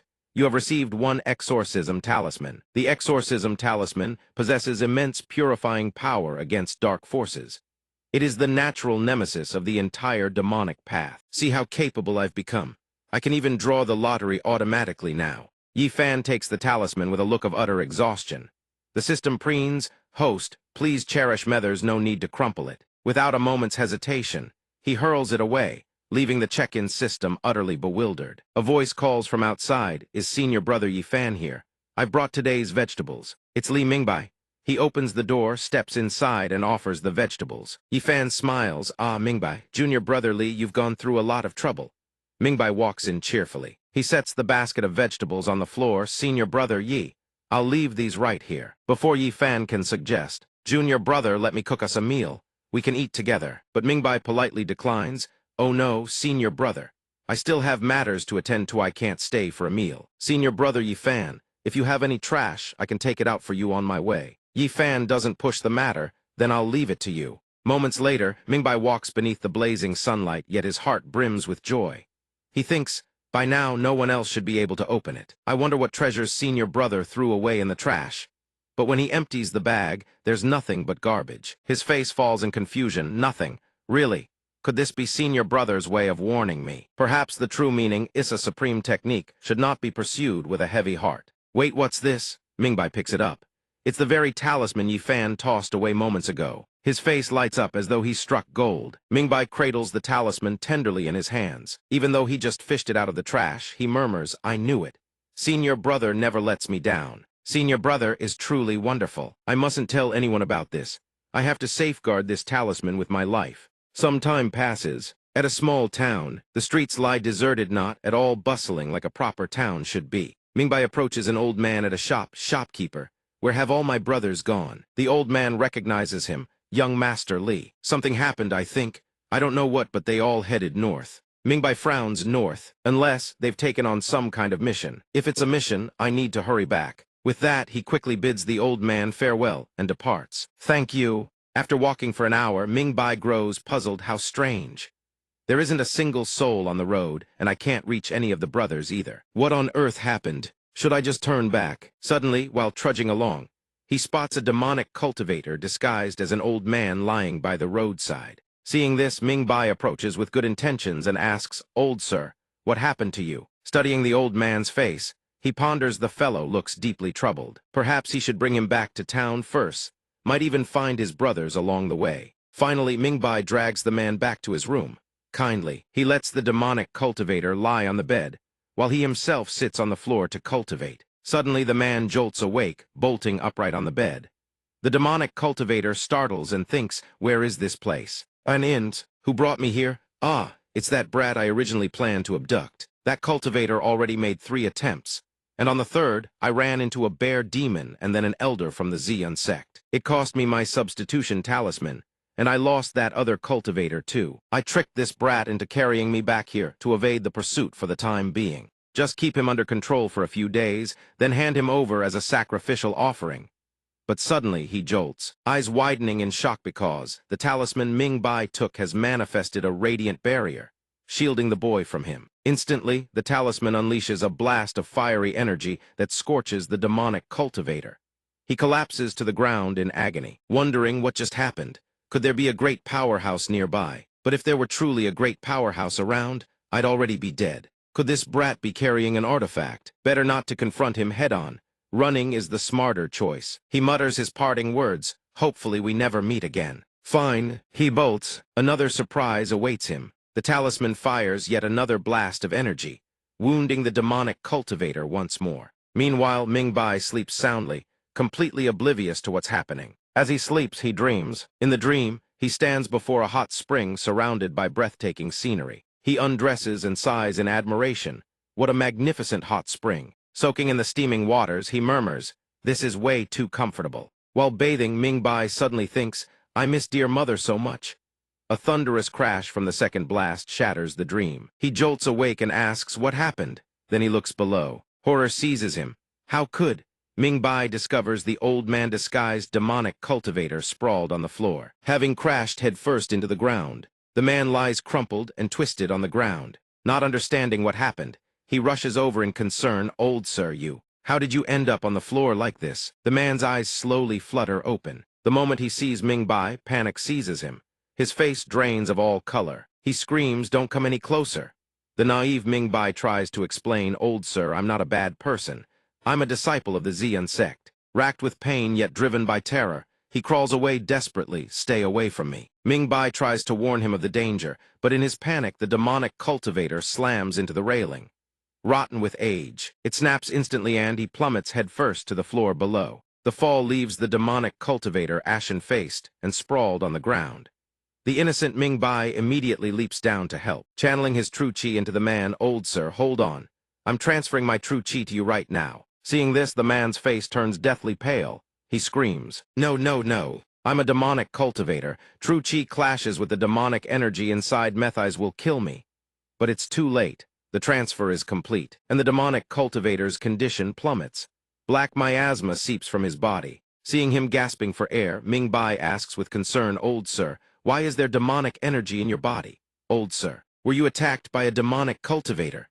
Meanwhile, the demonic cultivator lies on the ground, his face black as coal. He mutters, "Looks like I'm about to meet my ancestors." At the brink of death, his soul begins to leave his body. Ming-Bai watches and realizes he stopped breathing, just like second uncle when he died.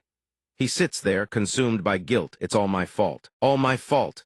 I couldn't even tell he'd been poisoned by a demonic cultivator, and I recklessly forced my true chi into him. If I had known, I would have brought him to the sect for treatment. Instead of calling some mortal doctor, he might still be alive. Those demonic cultivators, they commit such heaven-defying, conscienceless atrocities. The heavens themselves will not forgive them. I swear I will avenge you. Ming-Bai steps outside with a worried expression. His fellow senior brothers are overjoyed to see him safe and sound. "Junior brother Lee, you're finally back. We thought something had happened to you." Hearing this, he asks, "What happened to me?" A fellow disciple explains. According to the patrol elder, he discovered a demonic cultivator lurking around North Town, luring our senior brothers to drink at the drunken immortal lodge. Another chimes in, "That demonic cultivator is incredibly cunning, completely impossible to defeat." The patrol elder had no choice but to use the body substitution seal and flee. The patrol elder managed to rescue only 10 brothers. Hearing this, Ming-Bai nods. So the brothers were all deceived by the demonic cultivator. Did the patrol elder describe what he looked like? A senior brother, a disciple answers, "I heard the demonic cultivator was an old man with a fake white beard. He goes by 3 aliases. Hearing this, Ming-Bai murmurs to himself, 3 aliases. Wait a second, that the old man I carried back to town. When that old man was unconscious, it wasn't from some strange illness, it was because the patrol elder had beaten him. Injured doesn't quite fit either. Why didn't the demonic cultivator attack someone at the chi refining stage like me? The patrol elder is at the nascent soul realm. That demonic cultivator must be at least a golden core cultivator. After the demonic cultivator regained consciousness, why was his complexion so dreadful? And why was he afraid of me? Could it be that I carry something on me that terrifies him? What about that seal talisman?" Ming-Bai sprints away, leaving 2 fellow disciples bewildered. "Junior brother Lee, where are you going?" He calls back, "I need to find senior brother Yi." Meanwhile, Yi Fan his face is taut with worry. "This is bad. I should have called Master and the others over from the start. I can't handle this alone. I've been cooking way too much these past few days. I can't finish it all." Suddenly, Ming-Bai bursts in from afar, calling out, "Senior brother Yi." Seeing him, Yi Fan cheerfully invites, "Junior brother Lee, perfect timing. I just finished cooking and need someone to eat it all." Ming-Bai replies, "Senior brother Yi, I came to thank you. You even prepared a meal for me." Yi Fan answers casually, "Sure, consider it that way." Ming-Bai eyes the spread and asks, "Why so many dishes?"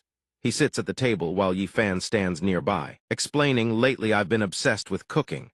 I tried making every dish once, and before I knew it, there were already this many. I originally wanted to invite Master and the others over, but they're completely swamped dealing with the demonic cultivator situation.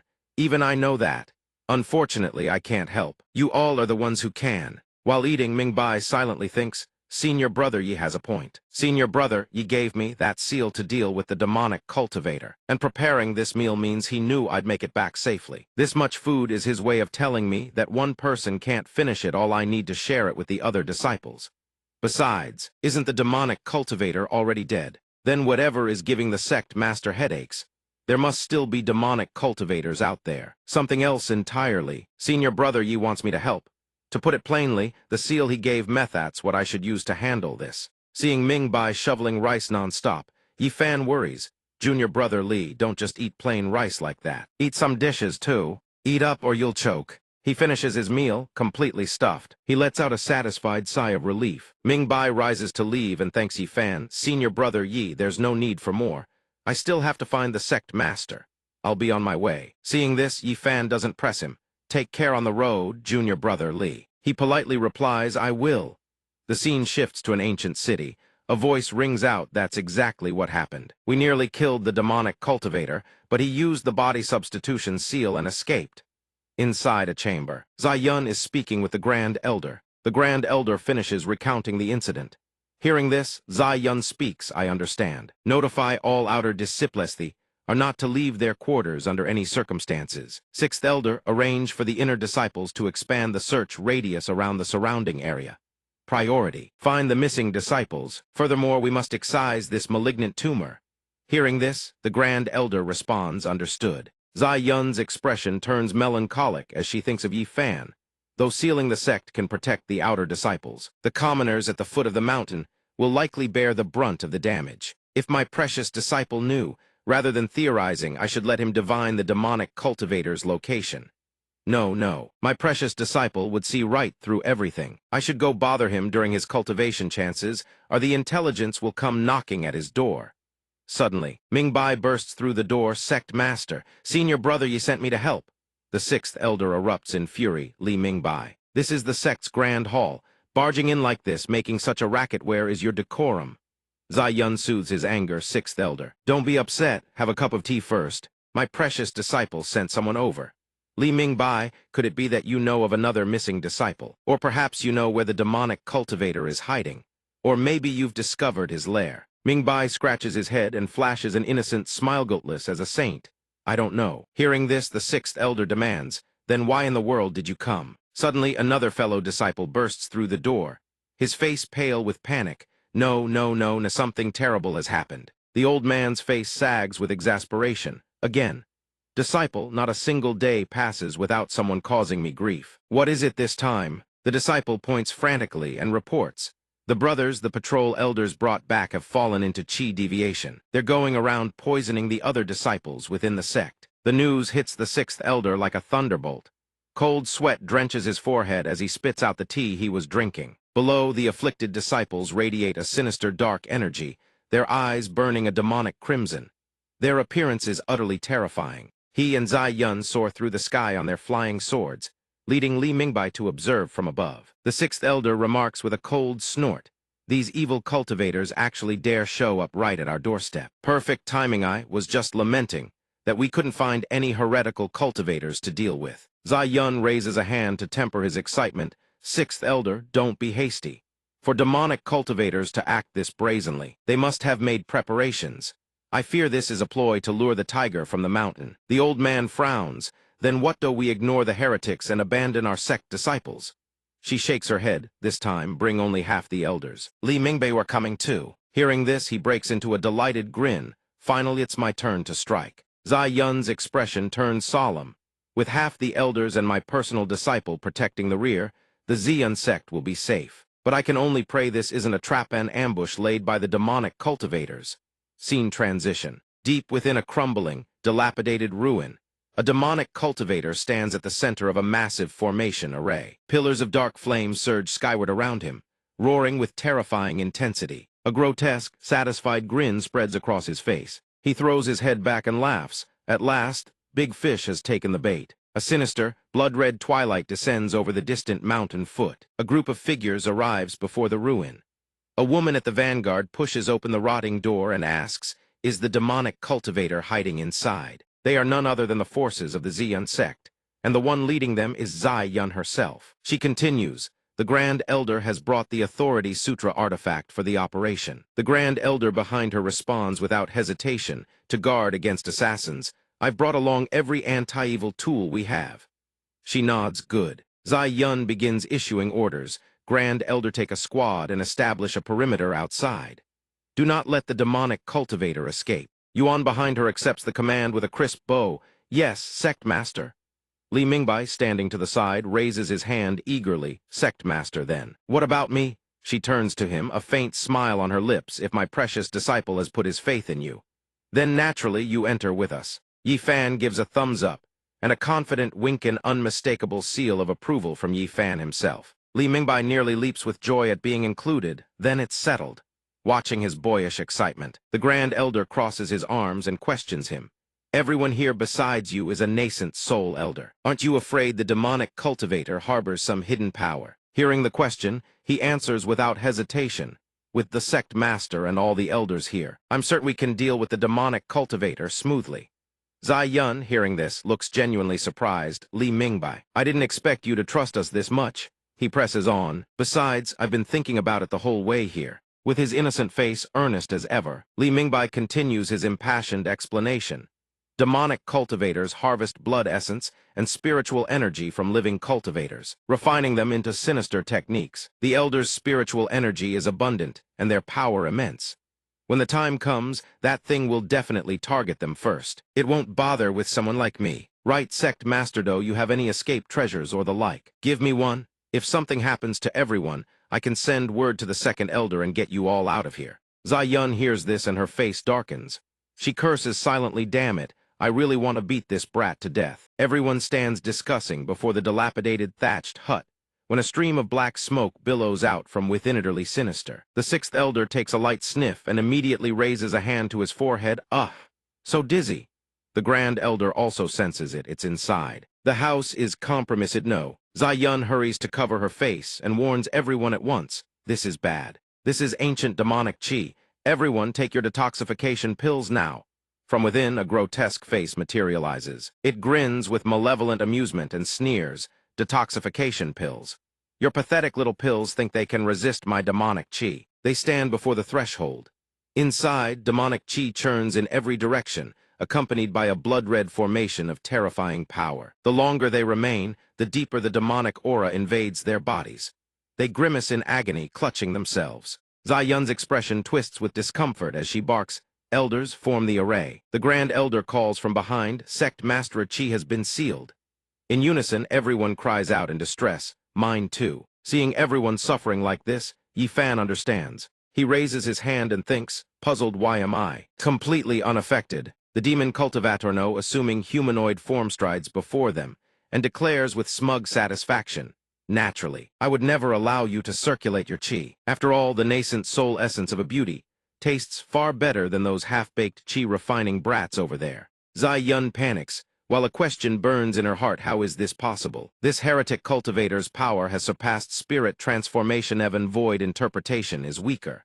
She demands loudly, who are you really? He grins with cunning malice and introduces himself. You may address this seat as Naizui. Everyone reels in shock upon hearing his name. Yi Fan is quite curious. He turns and asks the sixth elder, how fearsome is this Naizui? The sixth elder furrows her brow and answers with deadly seriousness. Fearsome doesn't even begin to describe him. Terrifying is the word. Then she begins the tale. His history 10,000 years ago. The demon tribe launched a full-scale invasion of the mortal realm. The heart-devouring war demon and his 12 demon emissaries drenched all of the eastern desolation in blood. That war raged for over a century. Countless cultivators fell at the hands of the demon tribe. The cultivators of the eastern desolation were nearly annihilators of thousands perished. Every surviving tribulation transcendence cultivator sacrificed themselves in a collective self-destruction to drag the heart-devouring war demon down with them. It was that single battle that left the eastern desolation without a single tribulation transcendence cultivator. Naizui served as the seventh demon emissary under the heart-devouring war demonand. He was the last to fall, even when facing the siege of over 30,000 Mahayana cultivators alone. He slaughtered them for 3 days and 3 nights straight. The Eastern Desolation lost more than 100,000 Mahayana cultivators in that battle alone. Zai Yun collapses to the ground, but still forces herself to question him. No, that's impossible. You were killed 10,000 years ago. How can you still be alive? Seeing her bewilderment, he grew even more smug. If I could die that easily, you've severely underestimated our great Wu demon clan. The demon race will never be extinguished. Nyat Toy seemed to go mad, cackling wildly as he declared, the time has come to rejoice, for my hunger shall finally be sated. For a human to become part of this seats, very being consider it the greatest honor of your wretched lives. And I shall etch this day into memory, the day my power is restored. Sensing everything around her deteriorating rapidly, she panicked. Our life force and energy are nearly drained dry. Zai Yun's face filled with sorrow as she thought, am I about to die? If only I had known. I should have spent more time with my precious disciple today. Clearly, there is still so much left unsaid to him. While everyone else buckled under the death cheese drain, writhing in agony, Ming Bai alone remained perfectly composed. He stood tall and upright, watching the others collapse to the ground. As if suddenly struck by something, his eyes flickered. A brilliant golden light blazed forth. Zai Yun noticed it too. He had produced the talisman he'd picked up from Yi Fan. Zai Yun was utterly astonished, crying out Li Ming Bai. Nyat Toi quickly noticed the commotion. He snarled at the boy, what are you holding? Gripping the talisman tightly. Ming Bai braced himself and called out, this is the talisman senior brother Yi gave me. Nyat something or other. Prepare to die. Hearing that it belonged to Yi Fan, Zai Yun's eyes lit up with hope. She exclaimed, my disciple even gave you an artifact. Ming Bai swiftly slapped the talisman onto the creature's body. He charged forward, bellowing, die. But Nyat Toi caught him in an instant. The demon sneered. A mere chi-refining stage whelp with a glorified exorcism charm, what exactly are you trying to pull? Yet Ming Bai's defiance made the demon falter mid-sentence. The boy wasted no words. He unleashed the phantom extremity golden light and drove his fist straight into Nyat Toi's face, leaving the creature agape in shock. That punch erupted into a colossal beam of light. It pierced straight into the heavens. On the other side, Yi Fan lay fast asleep, disturbed by the blinding radiance. He raised a hand to shield his face, cracked open an eye, and muttered, too bright outside.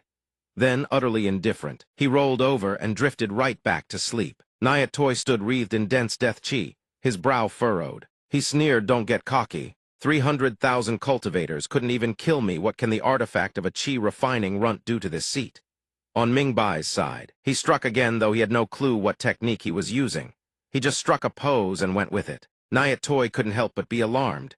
Ming Bai unleashed a flurry of moves. Tentacles materialized and coiled around Nyat Toi, binding him in a rather compromising position. Ming Bai shyly covered his eyes and exclaimed, that's way too perverted. Nyat Toi roared, shattering the technique with a thunderous explosion.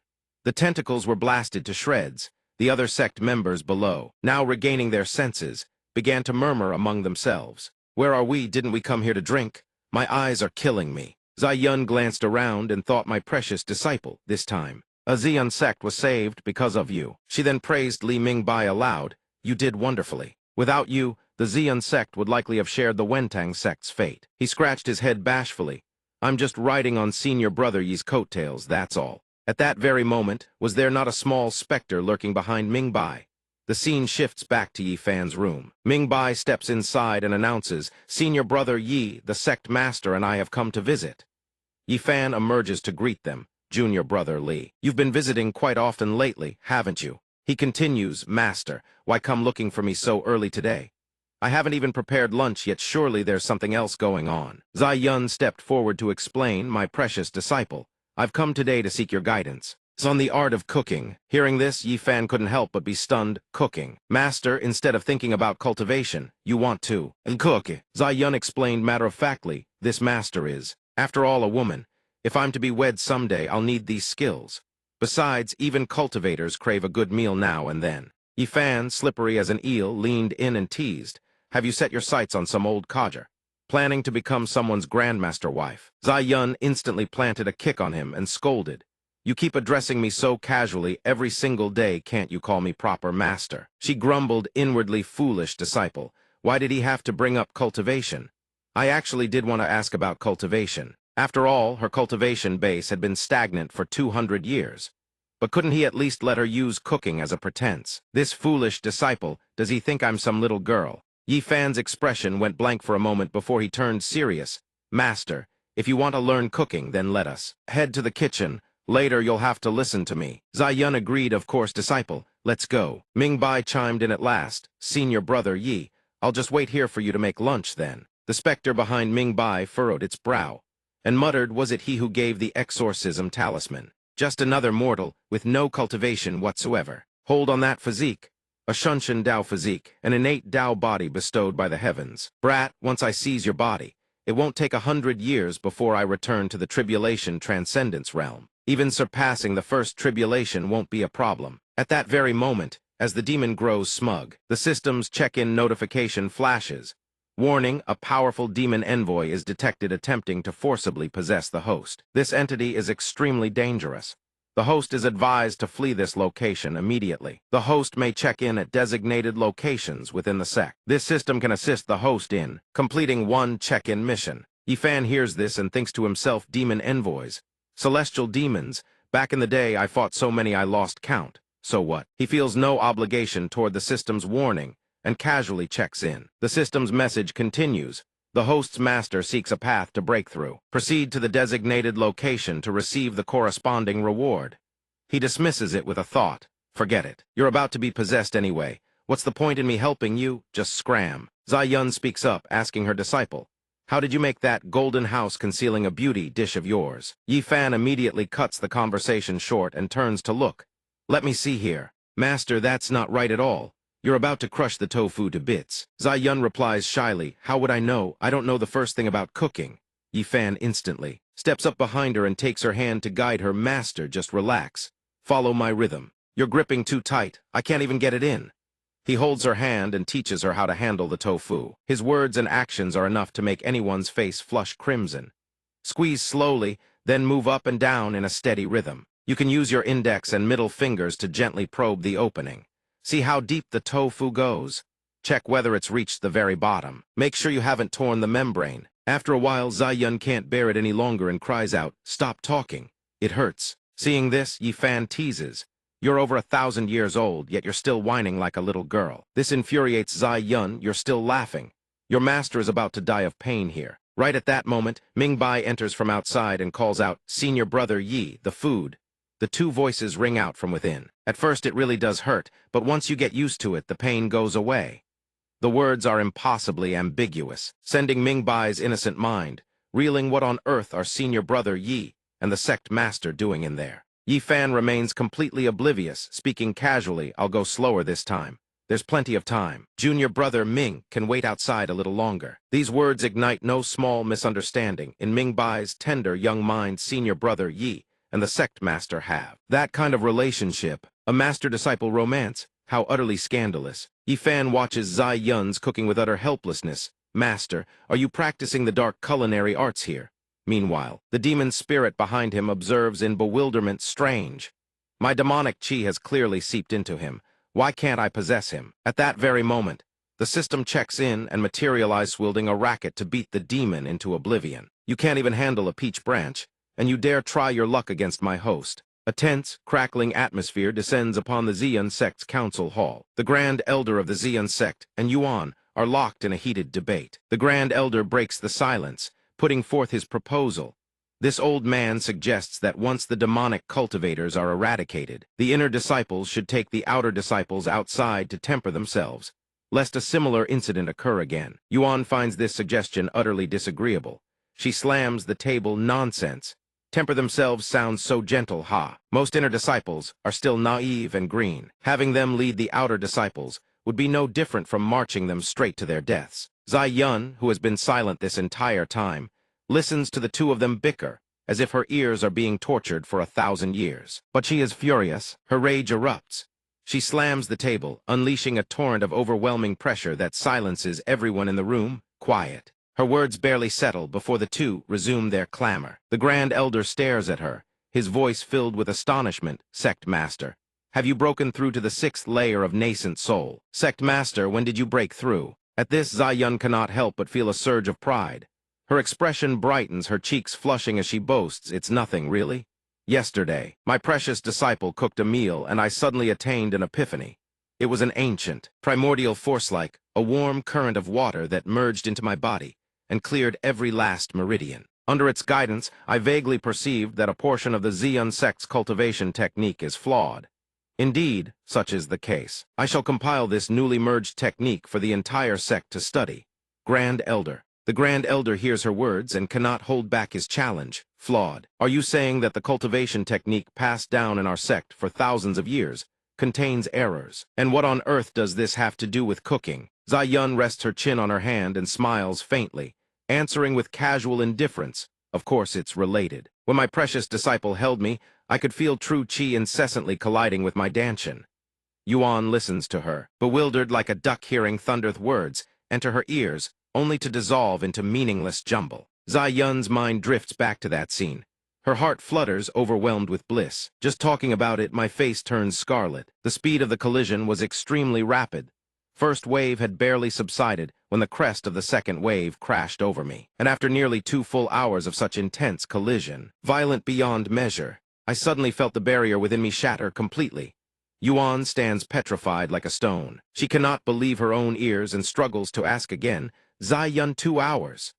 Zai Yun answers without a moment's hesitation, utterly nonchalant. A full 2 hours. The Grand Elder's mind, however, has wandered somewhere far less noble. Disgust churns in her heart as she listens. This sect master has supposedly lived for 1,000-year show. Can she utter such outrageous words with a straight face? Yuan is no better. Zai Yun's calm, unhurried demeanor quietly terrifies her. This person, can such things really be discussed openly in front of everyone? When will this elder ever stop? Everything had been perfectly normal until a disciple's voice suddenly cuts through the air. Hai bursts in, cutting off Zai Yun mid-sentence. "Sect master, something catastrophic has happened. An ancient cave dwelling has appeared on Phoenix Cry Mountain."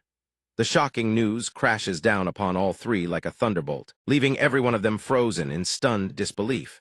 Yuan cannot contain herself and blurts out, "What?" Rubble from the desolate summit of Jade Immortal Peakage, stone torn asunder by some tremendous force. Amidst rows of verdant foliage, Yifan sits unperturbed, pouring tea. Yifan regards his timid master. "Master, you said Phoenix Cry Mountain holds the Zhengyang sect's cave dwelling. True person Zhao Ting?" She eyes him with a questioning gaze. He can only cup his fists awkwardly. "It's practically certain all the sects are mustering their forces as we speak. My precious disciple, although I know you don't." Before Zai Yun can finish, Yifan, already grasping her intent, cuts in swiftly. "Yes, master. Then I'll go." His agreement comes so swiftly that Zai Yun, who had been hesitating, is left completely stunned. Instead of refusing as expected, "Wait, you're really going." Yifan continues pouring tea, his eyes meeting hers, then breaks into a cheerful smile that puts her greatly at ease. After all, this disciple has never witnessed the grand emergence of a cave dwelling.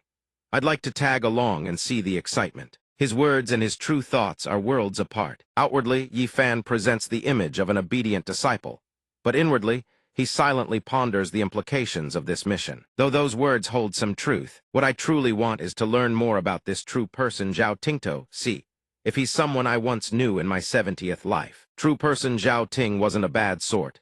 One of the few genuine friends I had. A pity his lifespan was cut too short. As for me, I was done in by a scheming senior sister. Forget it, all ancient history. He broods inwardly. I only came to witness a wondrous sight. Must even this somehow be connected to me? Just then, Husky and the nine-tailed spirit fox scamper in circles across the ground. Sensing their master's inner turmoil, the two begin to confer amongst themselves. Husky races ahead, glancing back with glee. Master's about to go on an outing. Let's all go together. However, the nine-tailed spirit fox lacks Husky's enthusiasm. Hearing her companion's words, she immediately protests, "Can I just stay behind, Husky?" Seeing her intent to refuse, Husky cuts in without hesitation, "Absolutely not." Atop the towering summit of Phoenix Cry Mountain, a flying vessel gradually descends toward the rocky ground. Elder Shi's imposing figure materializes on the summit.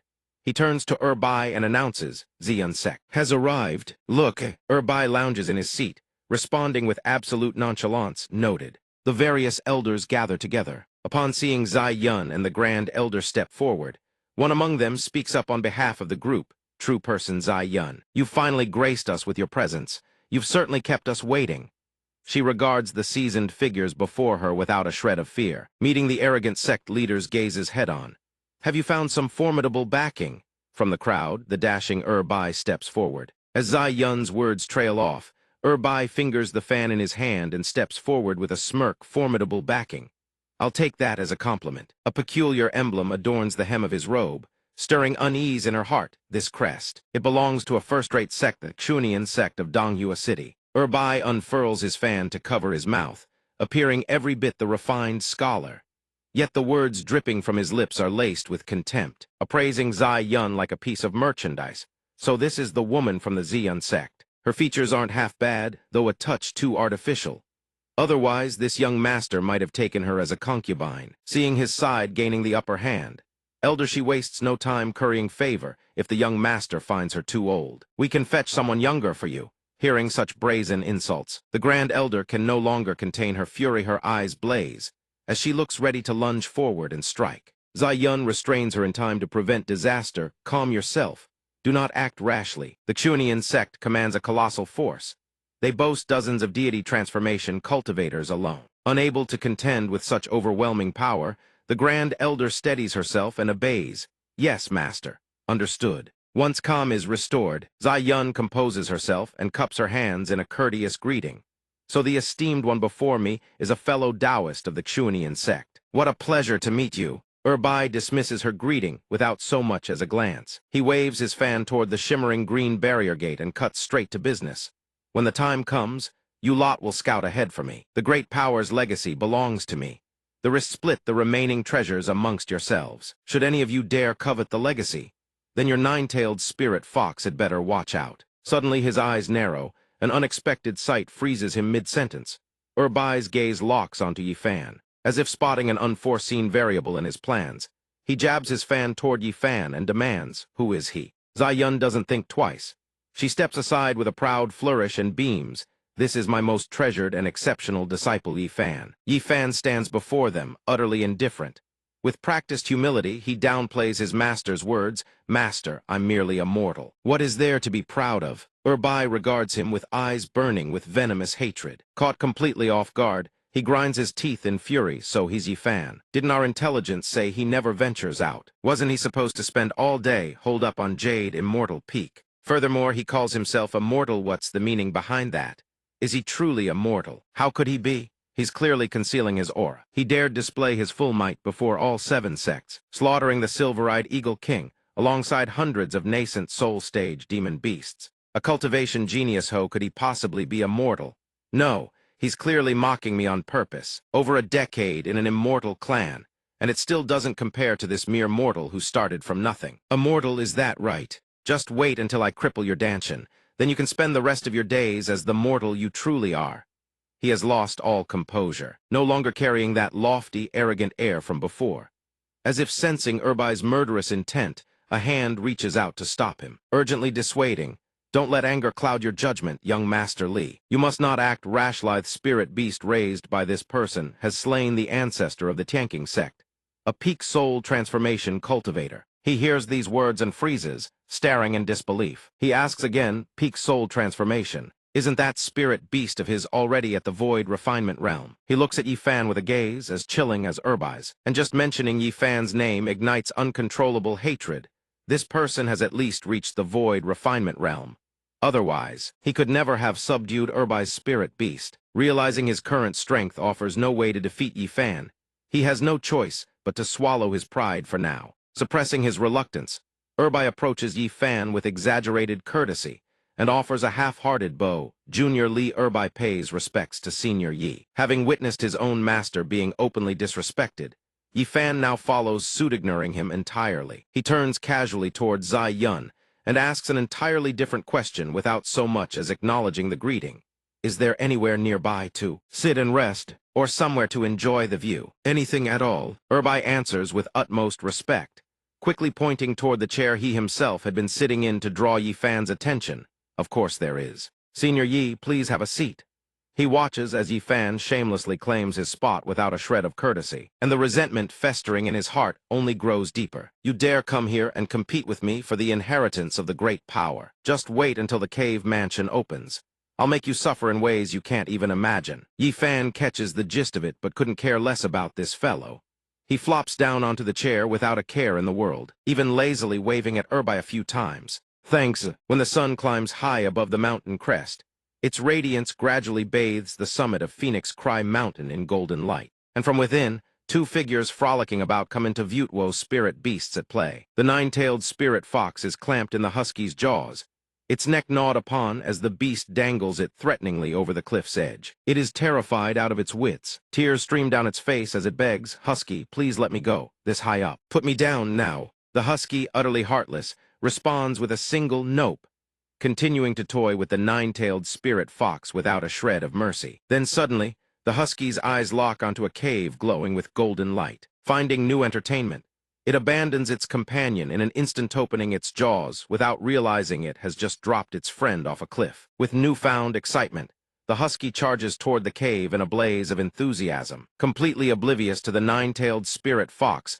plummeting from the deadly cliff face with a piercing scream that echoes across the mountainside. Everyone has been standing around for half a day, waiting for the cave mansion to fully materialize. Yifan slumps down, exhausted, and asks, "Master, it's been over half a day already. How much longer until the cave mansion opens completely?" Zai Yun replies calmly, "Just keep waiting. If not half a day, then perhaps a year. Sooner or later it will open." Hearing this, Yifan yawns and says impatiently, "If we can't wait that long, we might as well head back to the sect." Suddenly, a violent tremor rocks the earth, startling everyone present. Zai Yun shouts the cave mansion is appearing. Beams of light burst forth from within. A massive stone slab begins to crack apart. Everything shakes violently as the sect gates emerge from the void, causing everyone to rise. The Zhengyang sect. The Zhengyang sect has finally appeared in its full grandeur. This sect is absolutely magnificent. Another person continues, "I truly never imagined I would live to see the Zhengyang sect emerge with my own eyes." Witnessing the magnificent sect gates materialize, Yifan feels a jolt of surprise. He thinks to himself, "Oh, so this is what a cave mansion emergence looks like? It really is rather grand, though its style doesn't quite match any Zhao court I've ever known. Thighs is the first time I've seen anything like it across 100 reincarnations. This trip was worth it after all." Urbai mulls it over, a sinister, calculating expression creeping across his face.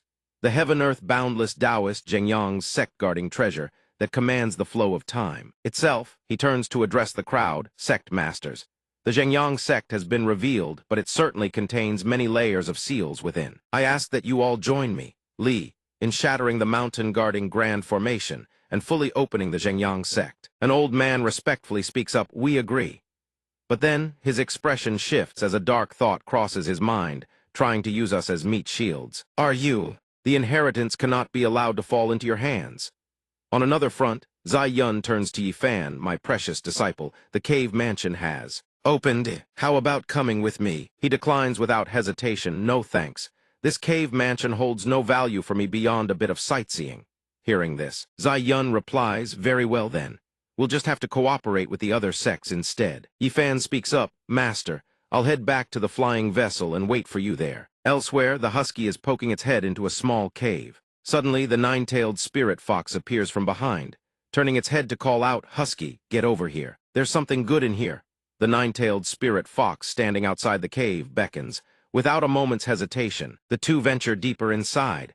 A blue glow reflects off their faces. Inside the cave, a tyrant moon bear sits in deep meditation, its eyes shut tight, surrounded by flickering blue flames. Sensing the disturbance, it furrows its brow and growls, "Little beasts, leave now. This king may yet spare your wretched lives." The nine-tailed spirit fox senses the lethal danger and thinks, "This place is far too dangerous. We need to Levino." But the gluttonous husky has already lunged forward. A big, shiny bone, "Here I come." It clamps its jaws down on a glowing stone. The tyrant moon bear's attention snaps to the husky's brazen theft. Its savage eyes flare wide as it roars, "You wretched little beasts. You dare steal this king's treasure." The outburst startles the nine-tailed spirit fox, its eyes brimming with tears. Its claws extend menacingly as it snarls, "How dare you disrupt our cultivation? That is tantamount to harming us. You will all die." The bear slams the ground in a thunderous rage. With surprising agility, the husky dodges and bolts back toward the cave mansion, with both companions in tow. Elder Shi Urbai and Zai Yun are working in unison to break open a bagua-shaped formation. Zai Yun wipes the sweat from her brow and says, "We've finally cracked the last formation." The Grand Elder continues, "I never would have expected that even after the Zhengyang sect was annihilated, hundreds of formations that have endured for a millennium could still remain intact." Urbai glances sideways at Elder Shi. The two share a wordless understanding. "Elder Shi, from here on, we proceed according to the plan. Once you've wounded those nascent soul trash, rush in immediately and seize the heaven-earth boundless. I'll hold them off." The old man nods in agreement. "Once I've obtained the heaven-earth boundless, we'll withdraw at once. Young Master Li, please do not alarm Yifan or the Xian sect." The old man leads the young man forward and speaks, "Young Master Li, this is the final chamber within the sect. Throughout all of history, we have never once seen the Zhengyang sect's inheritance. Might you allow us a glimpse?" The red-haired young man adds, I humbly beg young Master Li to grant this favor. Suddenly, Elder She claps a hand on the red-haired young man's shoulder and says with a sinister grin, grant your wish. This old man shall agree on the young master's behalf. Finding it far too easy, the young man asks with disbelief, truly. Then I sincerely thank Elder She. At that moment, his expression shifts on eye flashing crimson. As he speaks, he unleashes his technique upon the two. But that is only if you can defeat me first, Erbai. The battle erupts. He deploys his mystical arts, hurling bolts of lightning that shatter everything in their path, sending stone and debris flying in all directions. Zai Yun shields herself with her arm and demands, fellow Taoist Li, what is the meaning of this sudden aggression? Erbai's eyes gleam with malicious amusement as he responds, aggression. Not claiming your lives this very instant is already a mercy beyond measure. Erbai turns to Elder She, go know while you still can. The old man replies, young Master Li, rest assured. This one will most certainly obtain the heaven-earth boundless. Something massive streaks past Elder She, startling him. What was that? A colossal figure looms before him. His eyes go wide. A titanic foot armed with razor-sharp claws slams onto the ground. Erbai's face drains of all color as he screams, Elder She. The tyrant moon bear stands before them in towering fury, its voice thundering. So it was you humans all along conspiring together to rob this king of his treasure. The red-haired young man trembles, his voice cracking the tyrant moon bear. The tyrant moon bear erupts in rage, its eyes blazing blood-red. It throws its head skyward and unleashes a deafening roar, you ants. Every last one of Yaudi. A pillar of blue energy rockets into the heavens. The shockwave tears through everything in its vicinity. At the sight, everyone is struck with horror. Zai Yun shouts with urgency, scatter no. But the tyrant moon bear, consumed by its fury, pays no heed whatsoever. It charges forward, attacking relentlessly. Don't you dare run. Its assault tears through many, elders included. A disciple turns back in panic, 7th elder. 4th elder. The tyrant moon bear doesn't pause after its assault. It continues its charge, locking onto Erbai and pursuing him without mercy. As it thunders forward, it bellows in unbridled fury, wretched humans. Return the heaven-earth boundless to this king. Erbai sees the beast bearing down on him and his soul nearly leaves his body. He scrambles to flee. While running, cold sweat pours down his face as he screams, we didn't take it. We only just opened the doors. But the bear refuses to believe his excuses. He keeps running, desperately trying to explain, I swear it wasn't us. Running alongside him is the nine-tailed spirit fox, riding atop the husky's back. Spotting the heaven-earth boundless clamped firmly in the husky's jaws, Erbai is utterly stunned. At this sight, Erbai finally understands everything. He thinks in despair, even if I leaped into the Yellow River, I could never wash away this blame. On another front, while running, Yuan speaks anxiously to sect leader Zai Yun. We can't keep running like this, it's not a solution. Here, take this 6th grade wind riding pill. Please take it first. The future of our Xian sect cannot go on without you. You must live for all of our sakes. With that, she extends the alchemical pill towards Zai Yun. Zai Yun sees the gesture. Zai Yun is deeply moved, 2nd elder. But she still shakes her head and gently pushes the pill back. You should take it yourself. Rejected. Yuan is stunned. Suddenly a dark shadow blazes past her at blinding speed. Both turn to look at his Taoist longsword. At this moment, he is brimming with delight at having seized the spirit pill, as expected of the Xian Sekthao touching, this display of unity. Well then, this pill shall be claimed by Taoist longsword. Without a moment's hesitation, he pops the alchemical pill into his mouth. Seeing it stolen, Zai Yun shouts in fury, Taoist longsword, spit it out this instant. But Taoist longsword ignores her entirely, focusing instead on savoring the power surging through his body, truly worthy of a wind-riding pill. Every fiber of my being surges with power. But then, he freezes in horror, staring at his own hands. Weight scales. For the first time, true terror grips him, as he watches his own body undergo a grotesque transformation. In the blink of an eye, his form has warped into a writhing, worm-like creature, his entire body covered in glistening blue scales. He screams, what manner of venomous poison is this? The tyrant moon bear materializes behind him without a sound, its bewildered gaze fixed on the small creature before it. He spins aroundly to discover the tyrant looming at his back. The moon bear glares down at the sword Taoist, who stands frozen in bewilderment, flailing about in a panic. But the beast pays him no heed. Its massive paw crashes down so devastatingly hard that it crushes him to death on the spot. Seeing his wretched demise, Zai Yun cannot help but lament it's over. Another sect master killed just like that, truly worthy of being the second elder's own flesh and blood, trained to perfection exactly the same temperament. The Grand Elder behind her nods in solemn agreement, the longsword Taoist. I shall forever remember this boundless kindness. Yuan, watching from the side, hurriedly defends herself. Stop comparing me to my retired grandfather already. Bai dashes up behind them, confused. You're the second elder. Is the elder position in your Xian sect hereditary or something? Zai Yun sees him arrive and remarks, fellow Taoist Li, instead of meddling in the Xian sect's affairs, let us worry about the tyrant white bear behind you. Nhai Bai speaks calmly, that bear isn't chasing me anymore. That boundless biting hound has already flown straight toward your Yifan.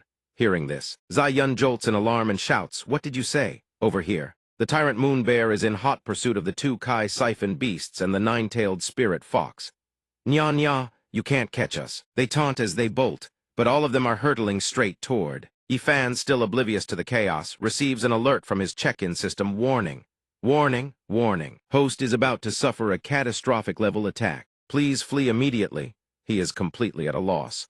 I haven't even done anything yet, and I'm already facing a catastrophic attack. Can't this thing be any more creative? He sees the two of them charging straight toward him and asks in puzzlement, why are you kids here? Did Master bring you? He bends down to pick up the object the Kai siphon beast tossed at him. What's this suspicious thing? Why does it look like a Taiji symbol? It's even shaped like a toy bone. You want to play fetch with me or something? While he examines it intently, the tyrant moon bear lunges to strike from behind.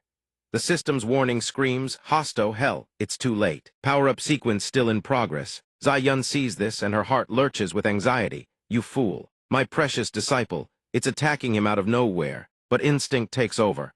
He dodges the attack with effortless ease, seizing the opening. He retaliates a devastating kick, slamming into the beast's flank. His counterattack inflicts excruciating pain. The wound spreads across its body like wildfire then erupts, obliterating its upper half in a violent explosion. Witnessing his strike, the two demonic cultivators are thunderstruck. The defensive power of a void interpretation level bear demon compared to a peak void interpretation. Human cultivator Yifan just obliterated it in the blink of an eye. Behind the tiger, the bear's flankthies are perhaps the hardest targets to strike, the most vulnerable weak points on their bodies. Just what level of strength does Yifan truly possess? And as for Bai Yun's shock still hasn't faded. It seems he didn't even use spiritual power. Does that mean he struck with bare hands? He cultivated that technique back when he was still a warrior in his 83rd life. Suddenly, realization crashes over him like a thunderclap. I nearly fell for that wretched system's trap. It deliberately engineers life-threatening crises to endanger me and the people I care about, exploiting my instinctive reactions to force me into unleashing abilities from my past lives and reigniting my ambition. Then, once I start adapting, it reels me into becoming dependent on the system. Utterly despicable. He glares at the system with a furious expression. The system, caught in his gaze, blinks in bewilderment. Why are you looking at me? Protecting the host is simply what I should do. At this moment, Hu Jai and the nine-tailed spirit fox come scampering over to him cheerfully. Seeing the two of them still dare to approach, Yifan's face darkens. Well, now you brats still dare show your faces. Yifan stalks toward them with a furious expression. Hu Jai immediately senses something is wrong. The nine-tailed spirit fox trembles in alarm and sends a voice transmission to Hu Jai, Big Brother. Why do I get the feeling Master wants to kill us? Hu Jai turns its head and whispers back, what do we do? Master is toying with us. But before it can finish speaking, Yifan's hands shoot out like lightning, seizing both of them by the neck and shaking them violently. The system sees this and hastily urges its host, although the spirit pets caused this calamity for you, they will serve as your strength in the future. Don't do this. But Yifan pays no mind. He coldly stuffs the two of them into his storage pouch. Afterward, he informs Master Zai Yun that they are returning to the sect. Sensing his fury, Zai Yun nods in agreement without protest. Grand Elder Yuan, standing beside her, also nods fearfully. The pressure is suffocating. Sect Master, why do I get the feeling that Yifan is becoming more and more like your master? Back at the sect's alchemy chamber, Yifan, Zai Yun, Grand Elder Yuan, and the others four of Themeriv before the chamber. Zai Yun sees him carrying the pouch and enters, puzzled. Disciple, are you planning to refine the spirit pets into pills? He whirls around, shouting no. His tone and expression startle both Zai Yun and the Grand Elder. Seeing him still determined to throw the spirit pets into the refining furnace, Zai Yun tries to dissuade him, my precious disciple. Perhaps you should think it over once more. But then, a thought suddenly strikes her. She stops persuading and instead nods. Your master supports you. He hears this and responds with a cold HMPH. Fine then. Wait a moment. Do not open the refining furnace, or all will be for naught. Zai Yun's face brightens with a knowing smile as she thinks to herself, for naught. Just as I suspected. The Grand Elder, watching her from behind, grows curious as well and asks cheerfully, Sect Master, what brilliant scheme have you concocted this time? Zai Yun crosses her arms smugly and replies, Grand Elder, this is beyond your understanding. My precious disciple can even slay the tyrant Moon Bear if he so wishes. If he truly wanted to kill a spirit pet, wouldn't it be child's play? And furthermore, don't forget what my precious disciple threw into the refining furnace isn't just the spirit pets. Hearing this, the Grand Elder's eyes widen in sudden understanding. Could it be he intends to use the residual medicinal essence lingering in the refining furnace, combined with the samadhi fire and the temporal force of the boundless heaven and earth technique, to temper his spirit pets? Precisely, Zai Yun nods with a smile. That's exactly it. Inside the refining furnace, thick smoke billows as blazing flames cause the space within to churn violently. Hu Jai, meanwhile, gleefully leaps about steaming, roasting, sunbathing, having the time of its life. Nine Tails, on the other hand, sits frozen in one spot, its face a portrait of utter disbelief. Look at me, how pitiful, so wretched. I clearly did nothing wrong, yet every cultivator out there wants to capture me, even though I fell into those cultivators' hands. Even my own master wants to kill me. It begins to reminisce about the past. Back then, when your parents were still alive, there were so many delicacies you never got to taste. The husky sees this and trots over to console it. Little Fox Sister, are you feeling unwell? Master is so heartless, never once considering Little Fox Sister's feelings. Little Fox Sister, I will protect you. The surrounding flames continue to blaze fiercely, without pause. Outside, Yifan lies leisurely on his chair, whistling. The check-in system suddenly malfunctions and pops up a notification. System malfunction detected. Initiating restart. Disturbed from his peace, he feels thoroughly annoyed. How noisy! The system suddenly freezes, as if realizing something. Then a long string of notifications cascades down. The host's spirit beast is undergoing intense emotional distress. Mutation occurring. Congratulations, host. The husky has mutated and evolved. New skill: Resonance Defense, Basic Resonance Defense. The mutated husky can designate a target, causing the target and itself to share a defensive resonance. Duration 1 hour. Cooldown 1 day. Congratulations, host. The nine-tailed spirit fox has evolved. New skill: Material Softening. Passive skill: can soften hard objects into a more edible state. Special note: this skill only applies to material objects. It has no effect on cultivators. Yifan hears the endless stream of notifications, and even he is left stunned, bewildered. They can both undergo mutation. Inside the room at this moment, the refining furnace shakes violently, as if something is happening within. Zai Yun stands nearby, overjoyed. Speak quickly. Look at Fate, exactly as I predicted. The Grand Elder is utterly astonished. Can such a thing truly happen? Yuan speaks in a mysterious tone. Next, it is time to witness a miracle unfold. Outside the sect gates, a massive crowd has already gathered. All disciples of Xian sect heed this. Hand over the heaven and earth boundless, and the spirit beasts know. A disciple rushes in with an urgent report. Sect Master, this is bad. People from the Xunian sect have arrived. Zai Yun hears this and sighs in exasperation, snapping, here they come again, every single time. Those tongued, snake-spouting venomous words at our sect, and every single one of them ends up dead within days. Grand Elder, she clasps his hands behind his back, his voice low and menacing. Otherwise, I will ensure your Xian sect is erased from existence. Inside the furnace, the spirit beast husky and the nine-tailed spirit fox now glow brilliantly, their bodies radiating light. The husky says joyfully to the nine-tailed spirit fox, Little Fox Sister, look, I can speak now. The nine-tailed fox replies with equal delight, me too. Are we evolving or mutating? Hearing the question, the husky is unsure. I don't know either. Little Fox Sister, can you check for me? Why does my back feel so itchy all of a sudden? The nine-tailed fox climbs onto its back. Let me take a look. But before it can do anything, the furnace lid is flung open. Yifan sees their antics and finds them baffling. Caught in the act, the two spirit beasts jolt in fright. The husky sees it as him and cheerfully shows off, Master, Little Fox and I can talk now. Right at that moment, the system chimes in. A notification pops up. Host, why don't you take a look at how adorable your two spirit beasts are after their mutation? As long as you give the command, They can understand you perfectly. But Yi Fan grows furious instead, snatching them both up with his hands. The sudden loss of weight startles them, and they cry out in confusion, "Hey!" He calmly stuffs them into a sack and ties it shut. Easy now, easy now.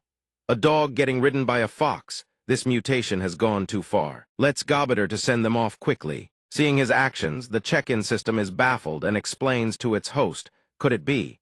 If you forcibly sever the bond with your spirit beasts, it will trigger rebellious behavior in them. What a headache. Looks like another restart is in order. Outside the gates of Xian sect, the crowd is locked in. A heated confrontation. Grand Elder. His face contorts with rage as he snarls.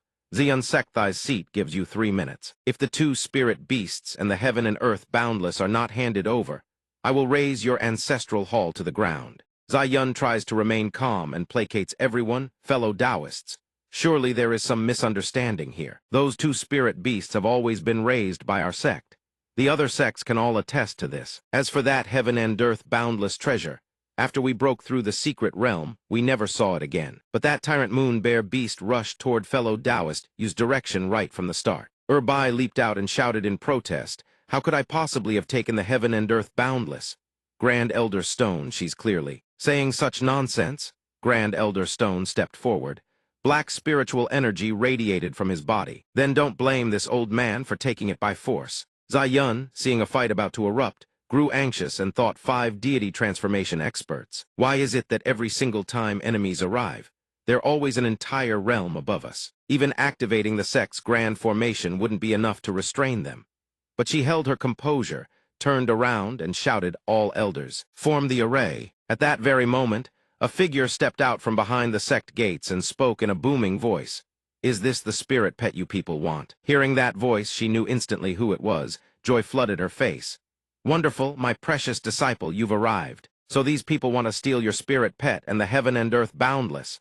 The system grew anxious and urged him, "Host, please, complete the mission and keep your spirit pet. Once the mission is complete, I'll boost your spirit energy for the day." But he merely gazed forward with cold indifference. Seeing that the newcomer was Yi Fan, Bai was utterly terrified. He threw himself to the ground, clutching Grand Elder Stone's legs, and begged Grand Elder Stone, "He's here, let's retreat at once. Just consider the heaven and earth boundless taken by me. Please hurry and take me back to the Macaroon sect." Seeing Bai's reaction, Grand Elder Stone grew suspicious and looked toward Yi Fan. Why is Bai so terrified? Could this person really have killed that tyrant moon bear with nothing but a single kick?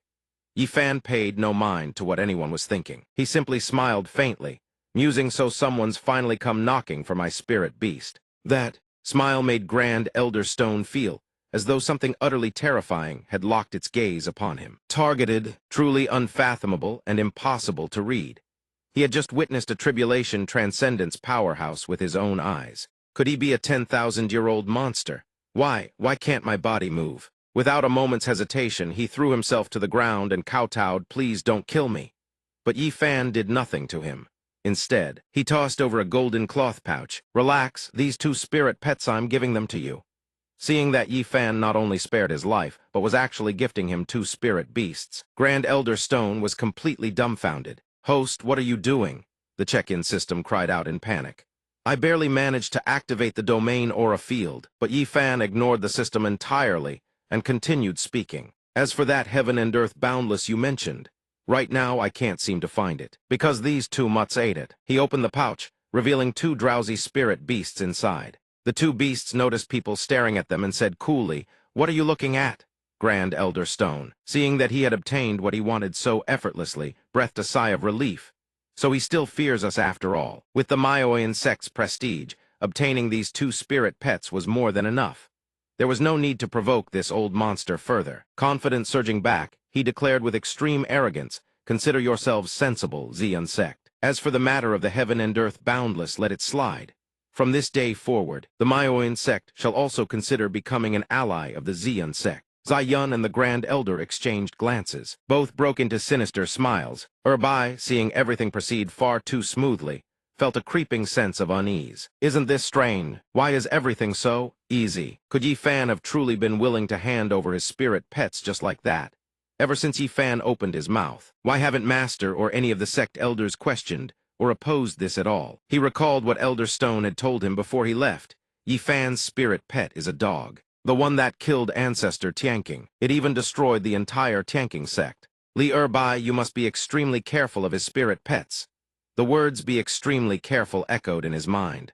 The more he dwelled on them, the colder his spine grew, his face turning deathly pale. He rushed over to Grand Elder Stone and cried, "Grand Elder Stone, don't accept it. That spirit pet is..." Before he could finish, Grand Elder Stone's fist slammed straight into his face. Erbai collapsed unconscious on the spot. Grand Elder Stone snorted coldly, "A worthless trash like you has no place to speak here." With that settled, he cupped his hands and spoke respectfully, "Fellow Taoist, since you understand the bigger picture so well, this old man shall do right by you. How about leaving the Xian sect and becoming an elder of my Maoyan sect? What do you say?" Seeing someone trying to poach her disciple right under her nose, Zai Yun rushed forward, shielding Yi Fan protectively, and roared, "What? You've already stolen my disciple's spirit pet, and now you dare try to steal my precious disciple himself." Grand Elder Stone calmly laid out his reasoning.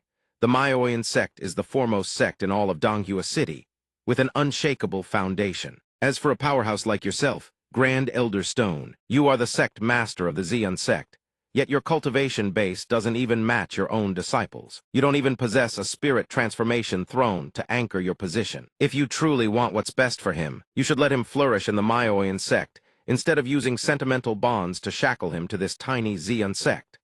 Zai Yun was enraged, yet she knew his words held a grain of truth. "You..." Yi Fan calmly placed his hand on her shoulder and steadied her. "Don't worry, master." He smiled gently. "It's all right. Why bother arguing with someone like him? Staying in the Xian sect has always been the most peaceful time of my life. Cooking at home beats any sect 1,000-fold. Becoming an elder of the Maoyan sect?" Seeing him stand by her without hesitation, Zai Yun was deeply moved. Her eyes lit up with joy. "My precious disciple, I never imagined you cared so deeply for our sect." Seeing the two of them so devoted to each other, Grand Elder Stone clicked his tongue in annoyance. "So this old monster is just obsessed with women?" He waved his hand dismissively. "Forget it. No point persuading further. Let's go." "Drop it." The Maoyan sect, the sect master's longevity banquet. Li Tiangu sits upon the elevated platform, smiling as he raises his cup high.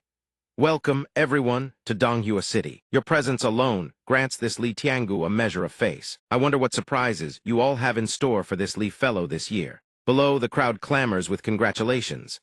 One voice rises above the rest. "Sect master, I have procured 2 dancing cauldrons for you. I humbly hope you will accept them." Elder Shidai, standing nearby, speaks up, "Step aside. How could your gift possibly compare to mine?" "Sect master, I possess 2 upper-grade spirit beasts." Intrigued, Li Tiangu leans forward. "Spirit beasts, you say? Bring them in at once." Elder Shi strides toward a large cage concealed beneath a heavy cloth, his voice brimming with pride. "Sect master, watch closely now." With a dramatic flourish, he yanks the cloth away. But inside is no spirit beasted as Li Erbai, bound and dangling upside down within the cage. Spotting familiar faces, Erbai panics and screams, "Third Elder, save me!" Tiangu stares at the person stuffed inside the cage, utterly bewildered. His fury erupts. "Li Erbai, Elder Shi, what in the devil have you brought?" The elder himself is just as baffled. He jabs a trembling finger at Erbai and demands, "This isn't... I had no idea." "Li Erbai, you... Where did you take my spirit beasts?" The crowd erupts in hushed whispers. One guest senses something amiss and glances up at the ceiling, spotting a crack. What's happening up on the roof?" Outside on the rooftop, the 2 spirit beasts gnaw at the roof tiles. Husky speaks between bites, "Little fox sister, eat faster. I can feel it. These tiles are boosting our spiritual energy." The 9-tailed spirit fox's eyes light up with joy. "It's actually true. This is wonderful. No more going hungry from now on." They gnaw and gnaw, devouring tile after tile. The sheer damage causes the entire ceiling to cave in, sending them plummeting down below. Back at the Xian sect in a quiet room, Zai Yun and Yi Fan sit across from each other at leisure. She calmly, delicately picks up a morsel of food with her chopsticks. She brings it to her lips. Watching her, he smiles and asks his master, "Is it any good?" She nods happily, "Delicious." Hearing that, he looks pleased. Seems like bear paw isn't so hard to cook after all. After a while, she glances up at her disciple with a questioning look. "You just handed over your spirit pets like that. Aren't you worried something might go wrong?" He remains utterly nonchalant. What's the big deal? What could possibly go wrong? Having someone else feed and raise them is better, isn't it? Isn't the Maoyan sect the #1 sect in Donghua City? With all those heavenly treasures and earthly riches, surely they can manage to raise a couple of spirit beasts. Hearing this, she nods with satisfaction in that case. She reflects inwardly. A pleased thought for Mingso, the plan was to use the Myoan sect's precious resources to raise the spirit beasts. This not only conserves our own sect's resources, but also drains the Myoan sect's strength in the process. This is truly killing 3 birds with 1 stone. The more she thinks about it, the happier she becomes. She can't help but wonder what surprises the spirit pets will bring when they return. Suddenly, a noise echoes from another room. Zai-Yun tilts her head. What was that noise? Disciple, it seems to be coming from your room. He rises to his feet. Let me go check. A voice drifts from within the room. Big sister, come take a look. Hearing this, he frowns in confusion. Big sister. Standing before the door, he hesitates, unsure whether to enter. Big sister, do you even know where this place is? Why don't you guess? Then why am I blindfolded like this? Well, we don't have anywhere else to go for now, so we can only stay here. The system notification pops up. It chimes in cheerfully. Host, it appears your spirit pets have returned. After a moment's thought, he kicks the door wide open and bellows. Well, well, well. You've got some nerve coming back, you damn mutt. Inside the room, 2 provocatively dressed women sit together. The sight alone makes him flush with embarrassment. Someone bursts in. Bai Tao startles in alarm, frantically throwing her arms across her chest. She recoils defensively. W8, who are you? The 2 spirit beasts rush over to Yi Fan. Husky bounds up to him, tail wagging. Master, we're back. Yi Fan crouches down and pinches the mutt's muzzle shut, his expression twisted with irritation. You mangy cur. What the hell did you drag back this time? Husky replies, perfectly calm. I sense that Master likes big bouncy things, so I brought them here for you. Hearing this, his instinctive, Yi Fan nearly answers reflexively, but catches himself just in time. How would you even know that? Wait, no, who said anything about that? The system notification materializes before him. Arms crossed, it speaks. Calm down, host. Stop always deflecting with, who said that? A master's tastes are reflected in his spirit pets, after all. Suddenly, the sound of a shattering cup rings out beyond the door. He freezes, stunned to see Zai-Yun standing in the doorway. Master, Zai-Yun's expression remains perfectly calm, yet her voice trembles. Yi Fan, is this the reason you gave away the spirit pet? Is this the surprise you promised me? He is utterly bewildered and stammers, when did I ever promise that? Her voice turns melancholy. I understand. You must be dissatisfied with this old master. Pretending to be a girl all day long, still not as good as the real thing, is that it? He is at a complete loss for words. You even know about me cross-dressing. The one sitting behind them is blindfolded. Fei Yi overhears their exchange and jolts in shock. Yi Fan. He is also Yi Fan. That voice, it resonates with his very soul. Could he be my master? Transmigration. I have wandered this world for so many years. It was not in vain after all. Then Fei Yi speaks again. It seems my master has a conflict with his own master. I must find a way to stay here. She drops to her knees, kowtowing respectfully. Immortal venerable, it is this one's fortune to meet our savior in person. Her sudden display catches both Yi Fan and Zai-Yun completely off guard. She then begins to introduce herself and her companion. My name is Fei Yi, and the one beside me is Bai Tao. Originally, we were taken as courtesans to be offered to the sect master of the Myoan sect, to aid him in breaking through to the void refinement realm. Had our benefactor not sent a spirit beast to rescue us, I fear the Myoan sect would have eventually seized control of the entire region. Hearing this, Zai-Yun also turns to Yi Fan in suspicion. I had no idea it was you who sent it. Fei Yi's words suddenly make everything click for Zai-Yun. If Li Tiangu truly broke through to void refinement, things would indeed become dire. Fortunately, that clever beast of mine has once again nipped disaster in the bud. Yet he refuses to take credit. The credit, that was the doing of that mischievous beast, not mine. He then gestures toward the 2 women. By the way, master, what arrangements will you make for them? She is also at a loss and says, in a couple of days, I will have people escort them out of the sect. Hearing that they are about to be sent away, Fei Yi clasps her hands together in alarm. Immortal venerable, please don't do this. What if the Myoan sect captures us again? Bai Tao also speaks up in terror. Immortal venerable, please save us. I don't want to be defiled by that old man. Seeing the 2 plead, Zai-Yun is also at a loss. Yi Fan suggests from the side, Master, since they are dancers, why not let them perform a dance first? Then we can decide. She nods in agreement. Very well, seeing there is still hope. Bai Tao respectfully says, then this humble one shall present her performance. She begins to dance a sinuous, alluring routine. Her movements seem capable of ensnaring the very souls of any man watching. Before long, Zai Yun rushes over to stop her wonderful performance. But don't ever dance like that again. Fei Yi, standing to the side, hears the abrupt interruption and asks in confusion, Master, could it be that you feel junior sister's dancing wasn't good enough? Zai Yun refuses to dwell on the topic and steers the conversation elsewhere. No. I will have you serve as outer disciples of the sect, but you must tend to the spirit beasts daily. Now bring that spirit beast and follow me. Seeing they have been accepted, the two are overjoyed. They drop to their knees. Thank you. We are forever grateful to the immortal venerable for accepting us. Yifan watches Zai Yun lead the two away, and feels a wave of contentment wash over him. He smiles and thinks to himself, Master truly has a kind and benevolent heart. But then his gaze drifts to the doorway, where Zai Yun had been standing earlier and the shattered remains of the cup on the ground. He stiffens, cold sweat beading on his forehead, terrifying. I'd like to retract what I just said during dinner. Zai Yun asks while eating, Yifan, my good discipladocent cooking 3 meals a day tire you out? He replies, before I only knew how to cultivate, and never once followed my own heart. I just want to live the life I desire, nothing more. Hearing this, she answers cheerfully, after all, my precious disciple possesses extraordinary cultivation talent. On ordinary days, you're free to enjoy whatever you like. Suddenly, Zai Yun's command token vibrates. She picks it up and asks the person on the other end, Grand Elder, what is it? The Grand Elder reports, people from the Maoyan sect have arrived again, and this time their sect master Li Tiangu himself is with them. Hearing this, Zai Yun replies, oh, understood. I'll be there after I finish eating with my disciple. Zai Yun turns away, but inwardly she is anxious. With Li Tiangu here in person 8 out of 10, he is the one behind this. Confronting them with mere words would be futile. Better to bring her precious disciple along and let them exhaust their strength. So she proposes, Yifan my disci, Li, come with me to the meeting. He replies listlessly, wait until I finish washing the dishes first. Meanwhile, Grand Elder Shi and Tiangu wait with grim, thunderous expressions. They are seething with fury. That Zai Yun Zhenren woman is far too arrogant. She just sits there eating, making the two of us stand, and wait, and she still hasn't shown up. Zai Yun calls out from afar, fellow Taoists of the Maoyan sect, forgive my tardiness. Curious, they turn to look and see her approaching with Yifan. Tiangu asks with a gloomy expression, Yao, you are the owner of those 2 spirit beasts. Zai Yun frowns and replies, they were raised by my disciple.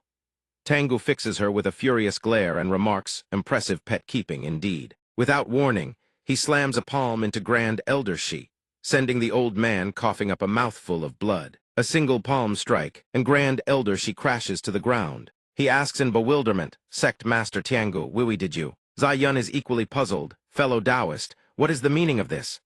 Tiangu suddenly drops to his knees, produces a large storage bag, and speaks with utmost deference. It is my failure in discipline that allowed this elder to offend your esteemed sect. I, Li Tiangu of the Maoyan sect, have brought every treasure our sect possesses to offer my sincerest apologies. Zai Yun snatches the bag in surprise, still bewildered. What exactly are you trying to do? Suddenly, Tiangu breaks into sobs. Sect Master, please, hear me out. Yesterday, I held my 2000th birthday celebration. Representatives from all the sects came, and I was overjoyed receiving gifts. But then your disciple's spirit beast arrived and devoured everything. I tried to stop it, but that spirit beast of yours smeared dung all over my face 6 times over, and shattered 3 of my ribs. Every treasure our sect had accumulated over hundreds of years was devoured by that beastclean. Even the ancestral tombs spanning generations were not spared from its rampage. Never mind the ancestral tombs, the truly terrifying thing is that beast possessed the power to kill him outright. Hearing this, Zai Yun is astonished. What a remarkable coincidence. Is that so? Yifan chimes in, see?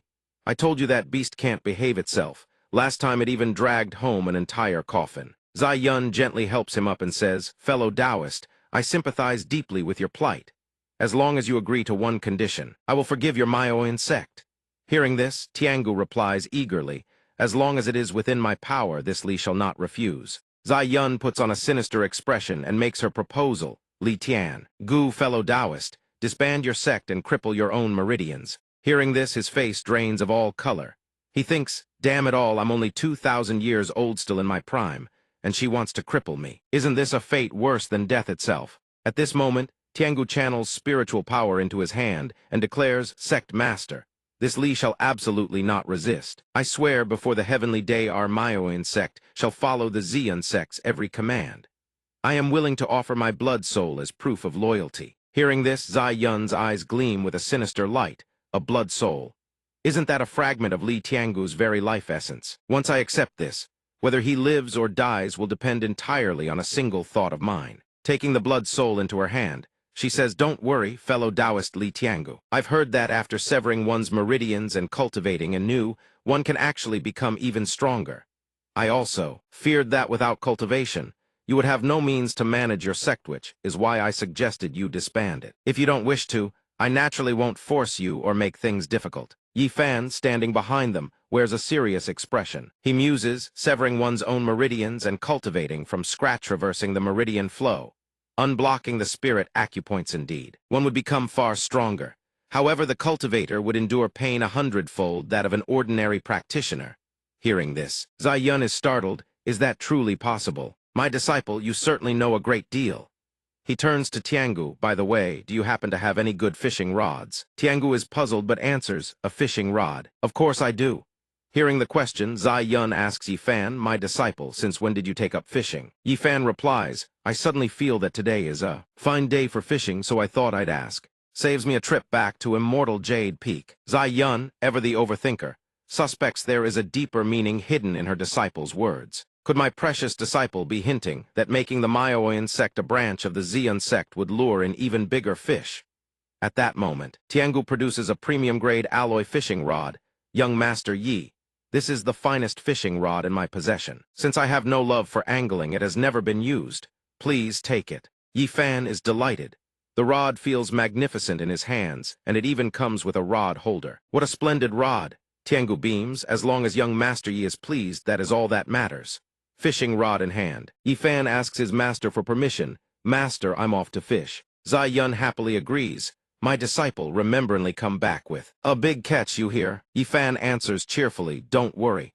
A fisherman doesn't return empty-handed. If I don't reel in a big one, I won't have the face to come home even by nightfall. The check-in system chimes weakly, speaking with evident exasperation. There's barely enough time. A short while later, he begins to fish. The check-in system hands him a firearm and says, Host, I have something to discuss with you. Yi Fan, lying there lazily, asks, Why are you pulling out all this high-tech stuff this time? It replies, This is a compact energy pistol with unlimited ammunition. It will never run dry.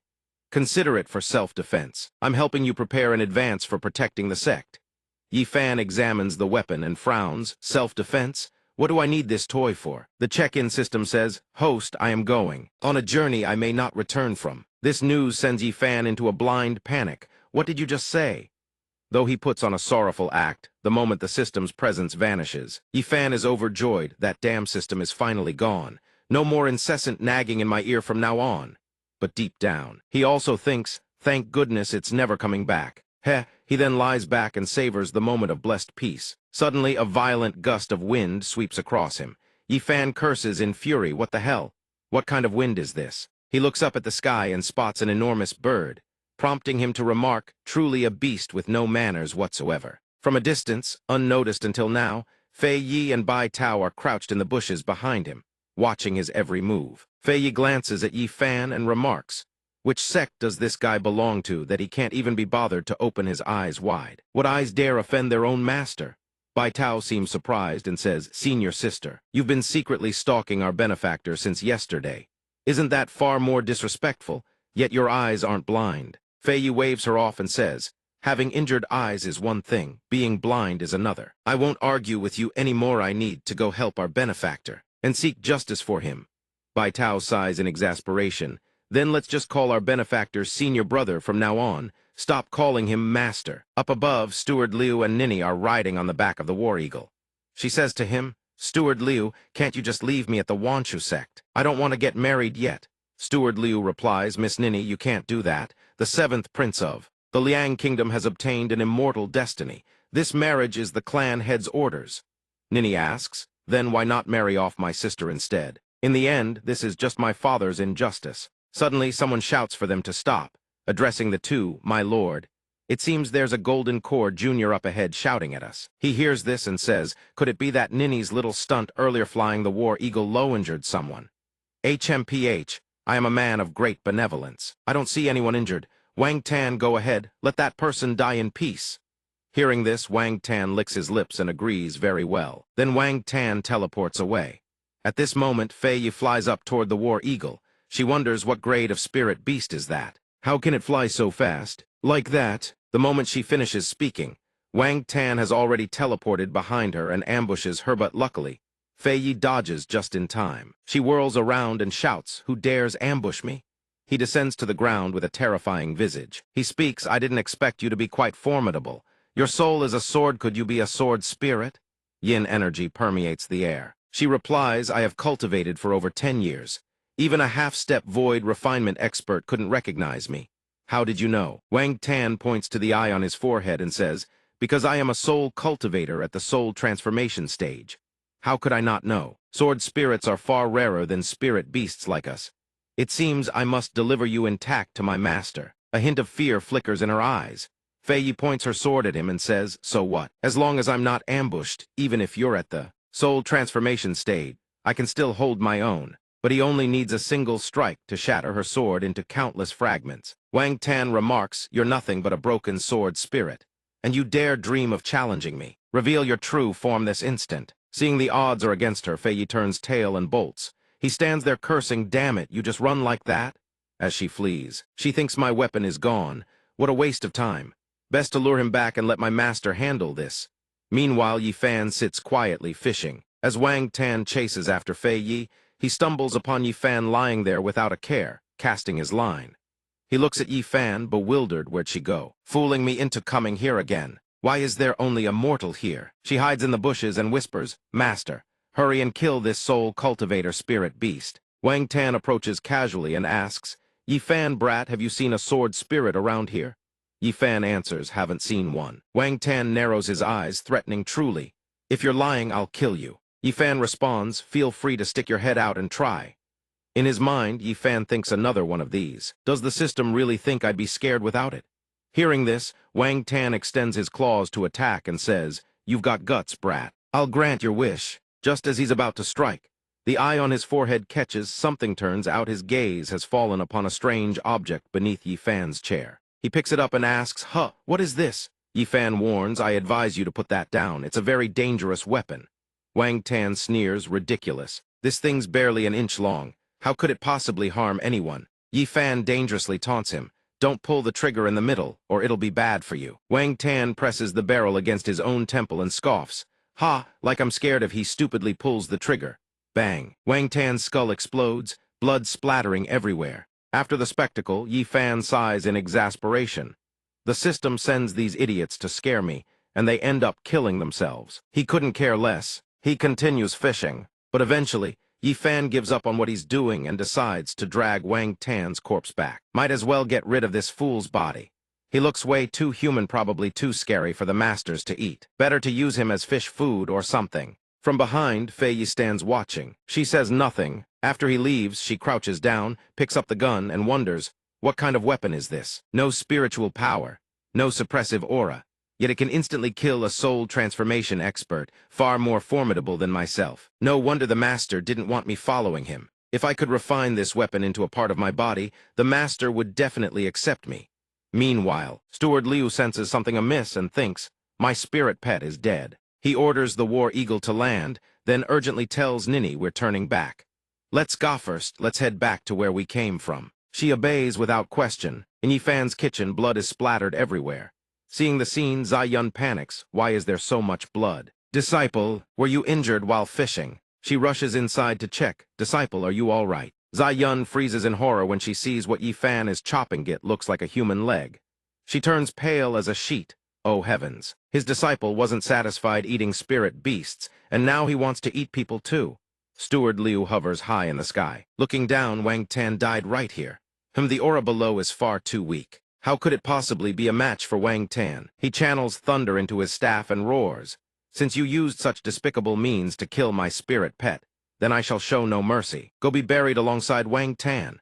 He thrusts downward, his voice seething with fury. Die. Later that afternoon at another location, Zai Yun scolds Yi Fan. "Disciple, you really are so wasteful.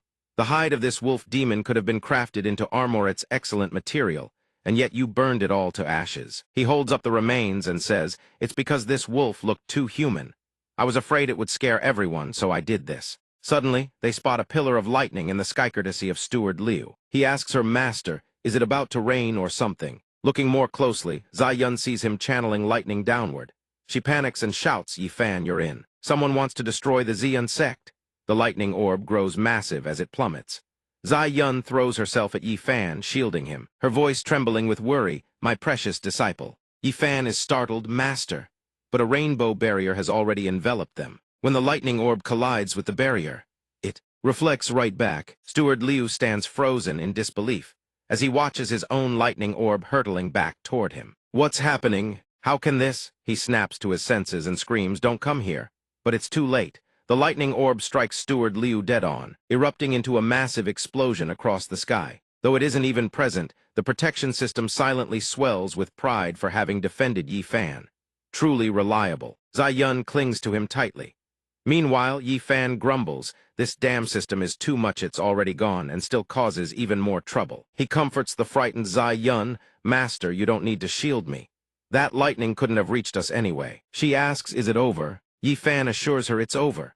Zai Yun breathes a sigh of relief. "I almost thought we were going to die." "Right here." He pats her head and says, "Those are just cheap tricks. How could they possibly hurt us?" Zai Yun's face flushes red with embarrassment. "Don't pat my head like that. I'm your master, you know." Hearing this, Yi Fan awkwardly pulls his hand back. She immediately complains, "Why did you pull your hand away so fast? Can't you see my hair is all tangled? Help me fix it, will you?" When the smoke clears, Steward Liu is revealed lying motionless at the bottom of a deep crater, his body riddled with wounds. He mutters, "I didn't expect this sect to have such a powerful protective formation. I must report to Nini and the clan head at once. We need to seize this formation for ourselves." Suddenly, a voice rings out with laughter. After practicing it thousands of times, finally, "I've grasped the reversal technique within this cultivation method. I've mastered it." Steward Liu startles. There's someone nearby. Just when I need to absorb spiritual power to heal my body. He drags himself out with his staff and sneers, "Little brat. It won't help to study when you're about to die." It turns out to be Li Mingbai. Spotting him, Li Mingbai is surprised. "Who are you? How dare you spy on me while I practice?" Steward Liu feigns innocence. "Don't worry.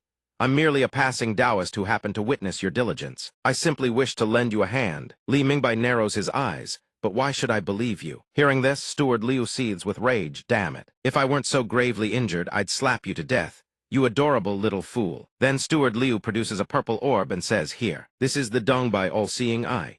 It can peer across 1,000 miles. This old man gifts it to you." Li Mingbai snatches it eagerly. "Thank you, Taoist. This place isn't very safe, you know. Forgive my boldness, I'll keep this treasure safe for now." Steward Liu produces another. "Hold on, I have one more."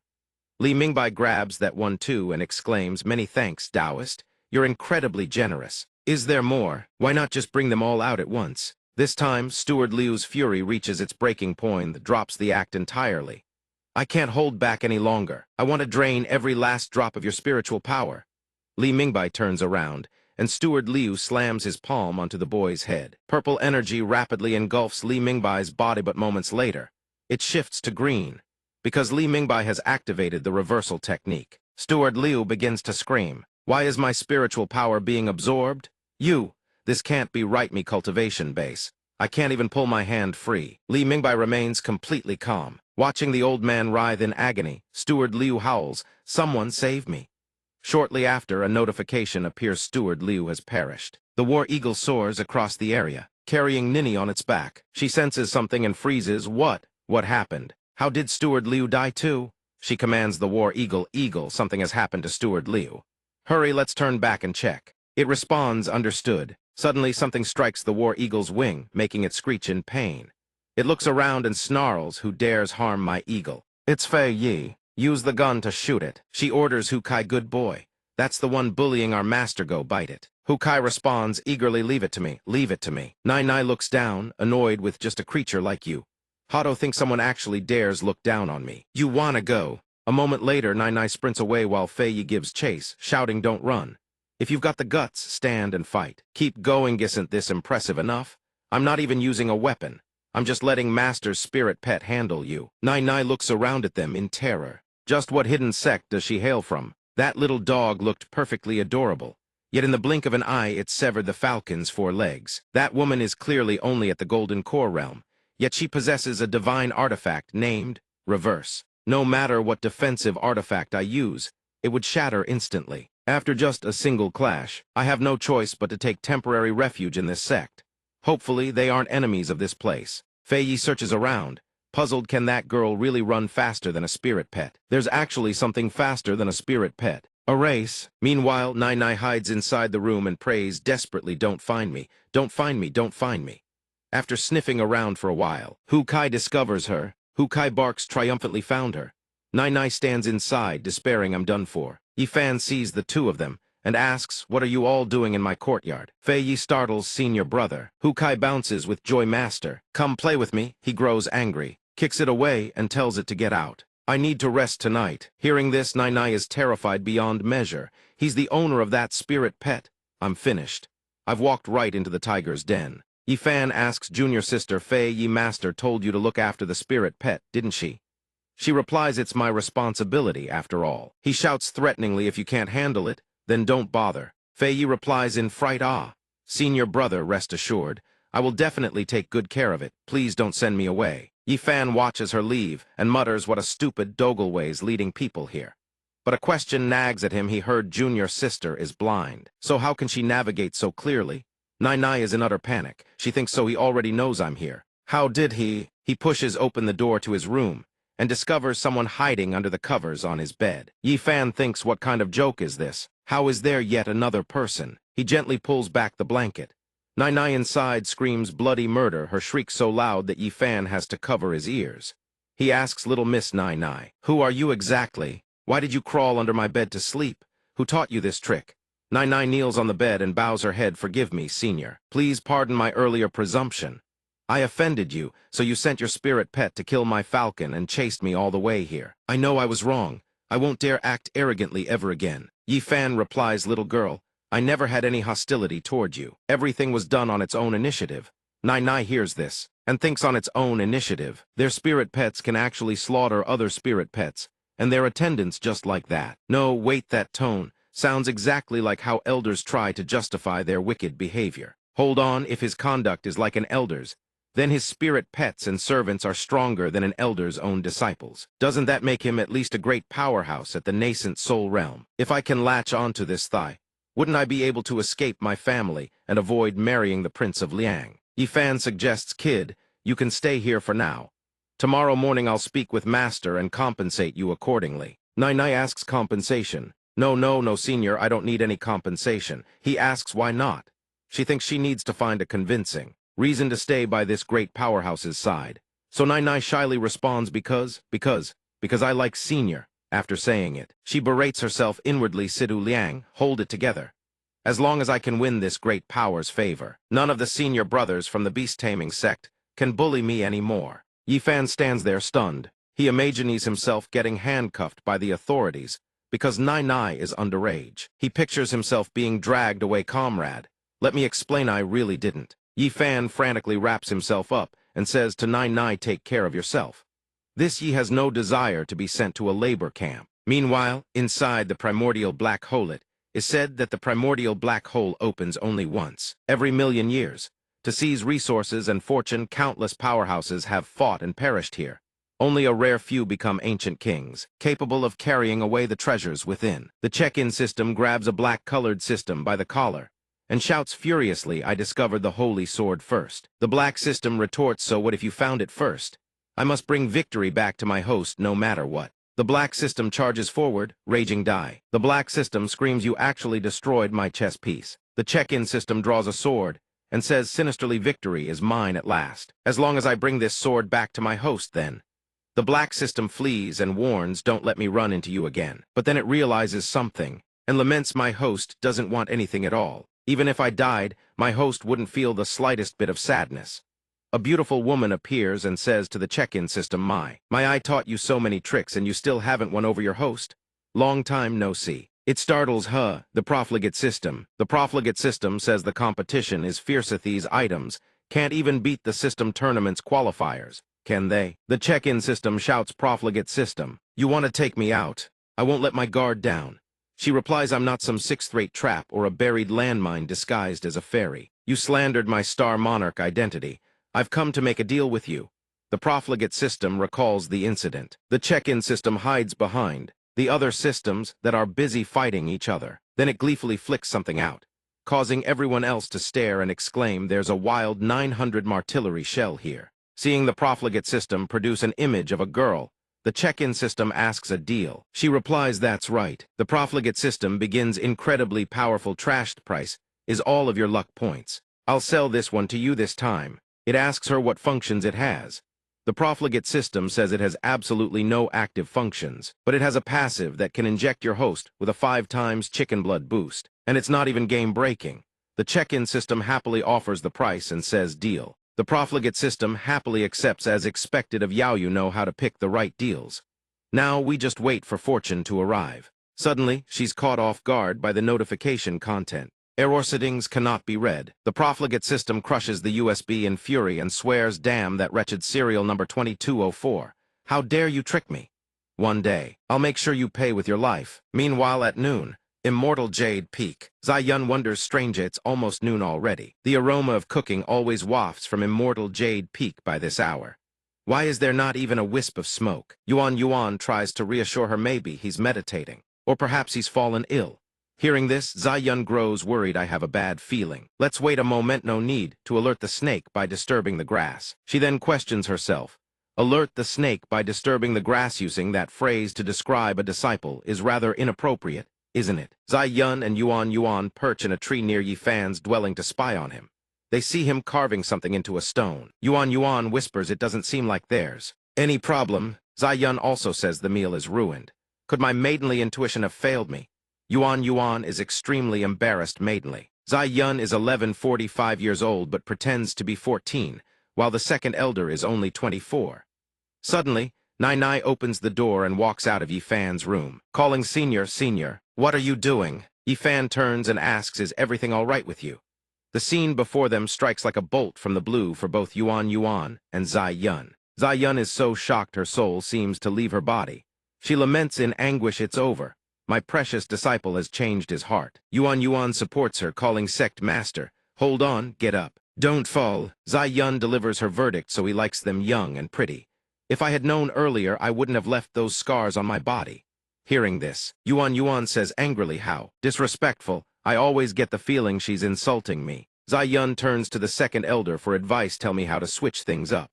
Yuan comforts her sect master, "Zai-Yun, heed my counsel. They say fertile water should not flow to outsiders' fields. I believe that as long as the sect master harbors great love in her heart, Yi Fan will naturally come to understand your intentions." Imagining herself having to say something as mortifying as, "My precious disciple, come quick, lap into my arms." Zai-Yun firmly refuses, "Don't be absurd. No matter what, I am the master of a sect." Zai-Yun proposes, "I've got it. Why don't we tell the legacy disciple Zai Bing to come back? The girl will know what to do." Hearing this, Yuan thinks in confusion, "You want to call Zai Bing back just to eat dog food? Right now, who in the sect doesn't already know that you and Yi Fan have gone far beyond a master-disciple relationship, and yet you still pretend to be shy?" Below, Nai looks at the stone Yi Fan is carving and asks, "Senior, are you carving characters on a stele?" He replies casually, "You could say that. After all, I haven't been back for 2 days, probably won't return again anyway." Looking at the crooked, ugly characters on it, she can only judge silently in her heart such terrible handwriting. Nai changes the subject, "Senior, is it true that you really like eating demonic beast meat? Yesterday I saw some beast fur in Senior's kitchen." Yi Fan replies, "That's right. After all, demonic beast meat tastes quite good." "Why do you ask?" She proposes, "Senior, let me make a deal with you. I guarantee you'll have demonic beast meat at every meal." He raises an eyebrow. "A deal? Is your family in the butcher business?" Nai replies, "We have some skill in that area." Suddenly, a shout makes them whip their heads around. It seems the 7th junior sister is staging a rebellion. Nai of our myriad beast sect is startled. Jiathan stands atop the spirit vessel and sneers. "I thought you truly intended to marry some bald fool from Liang Kingdom. I never expected you'd dare kill Steward Liu and Jun, too. The sect dares to harbor Yao quite bold. You're truly worthy of being the woman I fancy most. As long as you follow me, I'll handle the sect's troubles for you." Nai responds, "The deaths of the steward and Jun were my doing.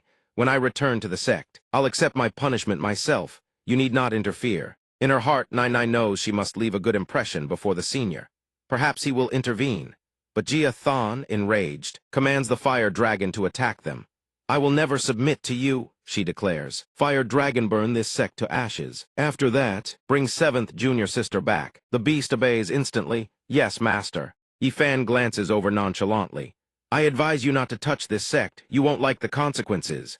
Jia Thon smirks. "Consequences? A mere mortal like you has no right to speak of such things." With a wave of his hand, the true fire dragon strikes. The beast opens its maw and unleashes a torrent of flame upon the mountain where the sect stands. But just like with Steward Liu, as the fireball closes in, a protective barrier materializes and repels it, sending it hurtling back toward them. Jia Thon's eyes go wide at her disbelief. Upon impact, a spectacular explosion of fireworks erupts across the sky. Suddenly, a system notification chimes. Rewards must be of supreme grade. Do not attempt to attack the sect. Jia Thon lies sprawled on the ground, agony racking his body. He thinks this sect's grand formation is absolutely cursed. I must report this to my grandfather. He looks uponly to find Fei Yi standing before him. She cheerfully taunts him, "Still trying to send secret messages, are we?" Fei Yi stuffs Jia Thon into a coffin and sits right on top of it. He screams, "Let me out! Release me at once!" She pays him no mind. A small voice pipes up, "Sister Fei Yi, Sister Fei Yi, why did you let that person lie on my little bed?" Fei Yi answers, "Obvious Lido save the dying and heal the wounded." The voice continues, "If I get a little bed of my own someday, and I do lots of good things, can I become a good boy who doesn't make master angry?" Fei Yi strokes its head and says, "Oh, of course you can." Zai Bing has just finished her cultivation session. She stretches luxuriously and smiles warmly. "After being cooped up for so long, I really must thank you for keeping the little one company." Zai Bing reaches down and scratches the chin of a rotund, fat-bellied cat. She murmurs to herself, "I wonder how the sect is doing right now. Let me check the command token first, see if there are any messages." But then Zai Bing's face drains of color. On the token, a message from the eldest disciple blazes, "Return immediately." She gasps, "Master is in danger." Zai Bing mounts her sword and flies back at breakneck speed, her heart pounding with worry. "Master, you are like a mother to me. Nothing will happen to you, I swear it." Meanwhile, at the sect, Zai Yun descends to speak with Yifan and Nai Nai in a chamber. Zai Yun speaks up. "Nai Nai, tell me, are you truly a prodigy of the Myriad Beast sect?" Nai Nai answers respectfully, "I am merely the 7th personal disciple of the sect, only at the 2nd level of void interpretation. Calling me a prodigy is far too generous." Zai Yun eyes her warily. "Then why have you come to my sect? Are you trying to steal my beloved disciple?" "What?" Nai Nai replies innocently. "Old madam, you've misunderstood. I'm simply here to invite the senior as a guest to our Myriad Beast sect." The moment old madam leaves her lips, Zai Yun crushes the teacup in her hand. "Old madam," Zai Yun seethes. Nai Nai quickly backtracks. "Ma'am, you are the senior's master. Surely you should ask the senior for his opinion." "No." Zai Yun fires back. "Someone who has reached the void interpretation realm, how could their age possibly be less than mine? Just who is the old lady here?" The two women lock eyes, glaring daggers. Nai Nai retorts, "You have neither strength nor youth. On what basis do you claim to be the senior's master?" Zai Yun counters with a smirk, "It's simply the allure of a mature woman like myself." Nai Nai whips around to look at Yifan, who sheepishly averts his gaze. "Don't look at me. I have nothing to do with this." Nai Nai's eyes travel over Zai Yun's voluptuous, mountainous curves, then drift down to her own modest figurine. She crumbles in utter defeat.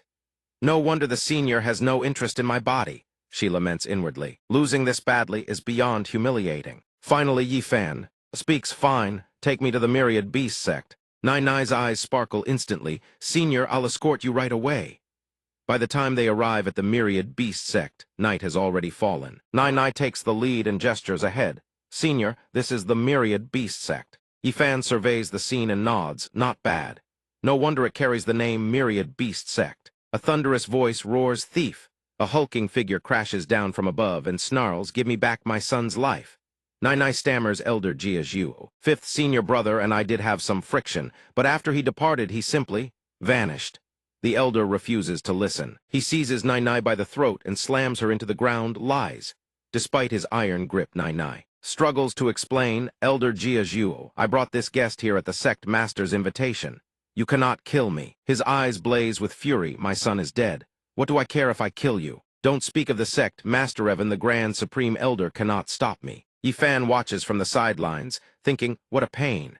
In the cultivation world, the strong bullying the weak is as common as breathing. If this drags on any longer, I'll miss dinner. Elder Jia Zhu whirls toward Yi Fan. So you're the man this wretch brought.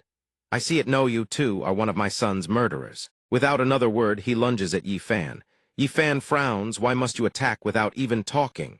As the elder charges, a thought flashes through Yi Fan's mind. What if I use that gun the dam system gave me? No, even if it means killing him, I refuse to fall into that trap. Still, this fellow doesn't look easy to deal with. But before the elder's fist can connect, a sword materializes out of thin air and blocks the blow. The elder freezes.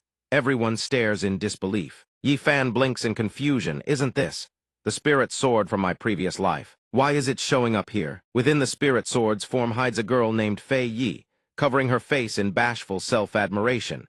Master is truly surprised. Just wait until I transform back into my human form. If Master ever learns that I traversed countless worlds through the power of celestial forces, that I cultivated tirelessly by Mysel Fall just to return to his side on that day, he would surely be moved beyond words. Elder Jiazhu scowls, cracking his knuckles with contempt. Boy, you think a single sword can stop me?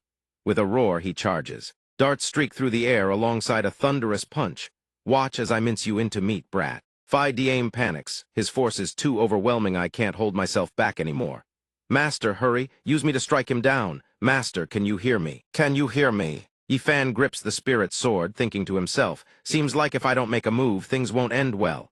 Wait, right. I have no spiritual power right now, so I can't exactly kill anyone, can I? He mounts the spirit sword, soaring into the air, and delivers several slashing strikes. Phi Diame is ecstatic. Yes, that's more like it. Yi Fan lands gracefully, while the imposter's entire body trembles uncontrollably. Beneath the pitch-black sky, the imposter's body splits apart into. Someone screams, Shi-Ching, this is impossible, me son. Everyone around witnesses the scene and erupts into chaos. The Grand Elder's done for. Is the Grand Elder dead? After watching Yi Fan strike down the fake Zhu in a single blow, one disciple rushes over, his voice dripping with awe. Senior brother Yi, you're far too powerful. You're even stronger than the sect master. You killed the false elder with just one move. Meanwhile, the rest scatter in a blind panic. Quick, report to the sect master, now. Yi Fan blinks, genuinely startled. I didn't intend to kill anyone. Who knew the old man was so fragile? Fai Yi hides behind a spiritual sword, praising himself under his breath. All thanks to my speedies, all thanks to my speed. With that, he draws the curved blade, resting across his knee. I get it now. This is definitely that dam system's scheme. Yi Fan's body contorts painfully, his spine bending at an unnatural angle. He tosses it aside. A sword rests in the corner of the road, its still form radiating a sense of regret. Senior, why would the sword do such a thing? He turns his face away. A tattered old sword, we bother keeping it. Inside the sect master's study, a voice rings out. Zhensu asks, you mean to tell me the Grand Elder was slain by a single sword, strike it the killer used no spiritual power? The lackey standing beside her reports, that is correct, sect master. My disciple witnessed it firsthand. Many outer disciples can also bear testimony. Zhensu speaks with smug satisfaction. That fool struggled against me for half a lifetime. So what if your cultivation base was higher than mine? Those without wisdom will never sit in the sect master's seat. She orders the lackey, disciple, go and clean things up. Tomorrow, I wish to have a pleasant meeting with our guest from beyond. Why, yes, he responds. Understood. A fellow Taoist Yi at the Great Tang Beast sect, we have been waiting for you for quite some time. Zhensu speaks with a hint of reproach. Yi Fan replies indifferently, oh, is that so? She rubs her chin and counters, why wouldn't it be? My beloved disciple has praised you endlessly, you know. Nai asks in bewilderment, disciple. My little treasure. Zhensu replies with a smile, I currently have every intention of taking you as my disciple. From now on, you shall naturally be my disciple. Isn't that right? Yi Fan tells this lady with irritation, I don't want to say anything more. I came here just to get a long-term meat voucher, that's all. Zhensu readily agrees to his demands. As much demon beast meat as you desire, even abalone hauled from the deep water sits, all quite exquisite. Yi Fan grumbles inwardly, don't you dare. Think I can't tell she's taking me for a ride. Yi Fan eagerly continues his questioning. Do you have any giant crabs here, the kind as big as a wash basin? She stammers in reply, probably. Yes, if not, I'll send people to catch them from the rivers and lakes. With the deal struck, he turns to leave, then I'll leave the trouble to you. Zhensu produces a black box. By the way, fellow Taoist Yi, I have a treasure I wish to gift you. Yi Fan wonders aloud, what could it be? She begins her introduction. This is a treasure from the immortal realm. Its fragrance is so alluring that it draws him back. He grows curious. This is. Yi Fan picks up the fragrant pouch and examines it closely. A sachet. The scent is somewhat familiar. It seems to be the death immortal flower. Zhensu stands beside him, praising without end. Fellow Taoist, Yi is truly knowledgeable. This is indeed a treasure our sect happened to obtain. Yi Fan grows fascinated with the pouch. This is truly a treasure. Animals adore this scent. Fish must love it too. Zhensu urges him, fellow Taoist Yi, put it away quickly before all the immortal qi dissipates. He continues holding the sachet, gazing at it endlessly. Nai grows wistful. Senior is about to leave already. Won't you stay at the myriad beast sect for a while? Besides, the sky has already darkened. There's no need for Senior to rush off. He replies with a proud expression, my master loves the food I cook. If I head back now, I can still make it in time for breakfast. Yi Fan doesn't forget to remind Nai. Right. Little miss, remember to deliver cooking ingredients and spirit beast meat to the sect every week. You know the location, don't you? Zhensu answers smugly, leaving Nai in a fluster. My disciple already knows, doesn't she? Yi Fan turns on his heel and departs, then I'll be heading back. Nai chases after him, calling out, Senior, in a few days I'll come find you. Yi Fan crosses his arms, beaming with satisfaction. This is wonderful. With the death immortal flower, I'll definitely hook a massive fish tomorrow. Yi Fan returns to his dwelling, leaving Nai behind with a sigh of longing. Senior spoils his master far too much. If only I could become Senior's master instead. Zhensu covers her mouth, laughing with glee. Finally, I've tossed that burning hot potato out of my hands. Let the Solar Star Sect fight fellow Taoist Yi for the treasure revest if both sides suffer. In another place, Yi Fan lies stretched out, one hand propping up his forehead, the other holding a fishing rod. He silently prays in his heart, Heavenly Tao, my old friend, bless this time and grant me a 3,000 catty fish. Beneath the water, Hong Nhu catches a familiar scent, the fragrance of the immortal slaying blossom. Her face lights up with joy. This has to be the immortal slaying blossom sachet mother left me. She swims upward without hesitation, but at that very moment, seaweed wraps tightly around her legs. She glances back, bewildered. Just how long was I unconscious after getting injured? The seaweed has already turned into evil creatures. The demonic seaweed coils around her. Fairy maiden, don't leave. Stay and let us drain your immortal power. Trapped by the demonic seaweed, Hong Nhu grits her teeth. These are nothing but feeble weeds. Get a grip, I can definitely laugh this off. Suddenly, she spots a fishhook snagged on her body and freezes in confusion. Up on the bank, Yi Fan thinks to himself, I've hooked one. Its heavy must be a massive fish this time, maybe even a king catfish. Meanwhile, Hong Nhu panics underwater. Ah, where did this hook come from? Stop pulling at my clothes. One person pulls relentlessly from the shore, the other dangles below, hooked and entangled in seaweed. He hauls with every ounce of strength of battle that strikes at the very heart of a fisherman's pride. Suddenly, Hong Nhu bursts from the water and soars into the air. Yi Fan's eyes widen. A white float? Or a giant fish? A moment later, he stands there with a mortified expression, blood trickling from his nose. Hong Nhu explains shyly, it's like this, I sneaked down to find Mother's sachet. Then a heavenly general attacked me. If Senior hadn't intervened, this humble fairy would have been trapped beneath the water for all eternity. Yi Fan responds dejectedly, no need to explain. Take your sachet back. All I want to know is, there's still big fish down there. Too flustered by the awkward situation, she doesn't notice his frustration. He lets out a sigh. Ai. Just go. Before leaving, Hong Nhu doesn't forget to bow deeply. Senior's great kindness, this humble fairy will never forget it. Farewell. Dark clouds suddenly roll across the sky. Thunder booms and lightning crackles. A booming voice thunders down, Fairy maiden, hiding in the mortal realm for so many years, and now you seek union with a mortal. Hong Nhu's face drains of color. The heavenly general. The heavenly general stands atop the clouds and declares 2 celestial prohibitions violated. The sentence saith, trembling with fear, Hong Nhu clings to Yi Fan. Senior, save me. Yi Fan mutters under his breath, the Tukla didn't deserve that.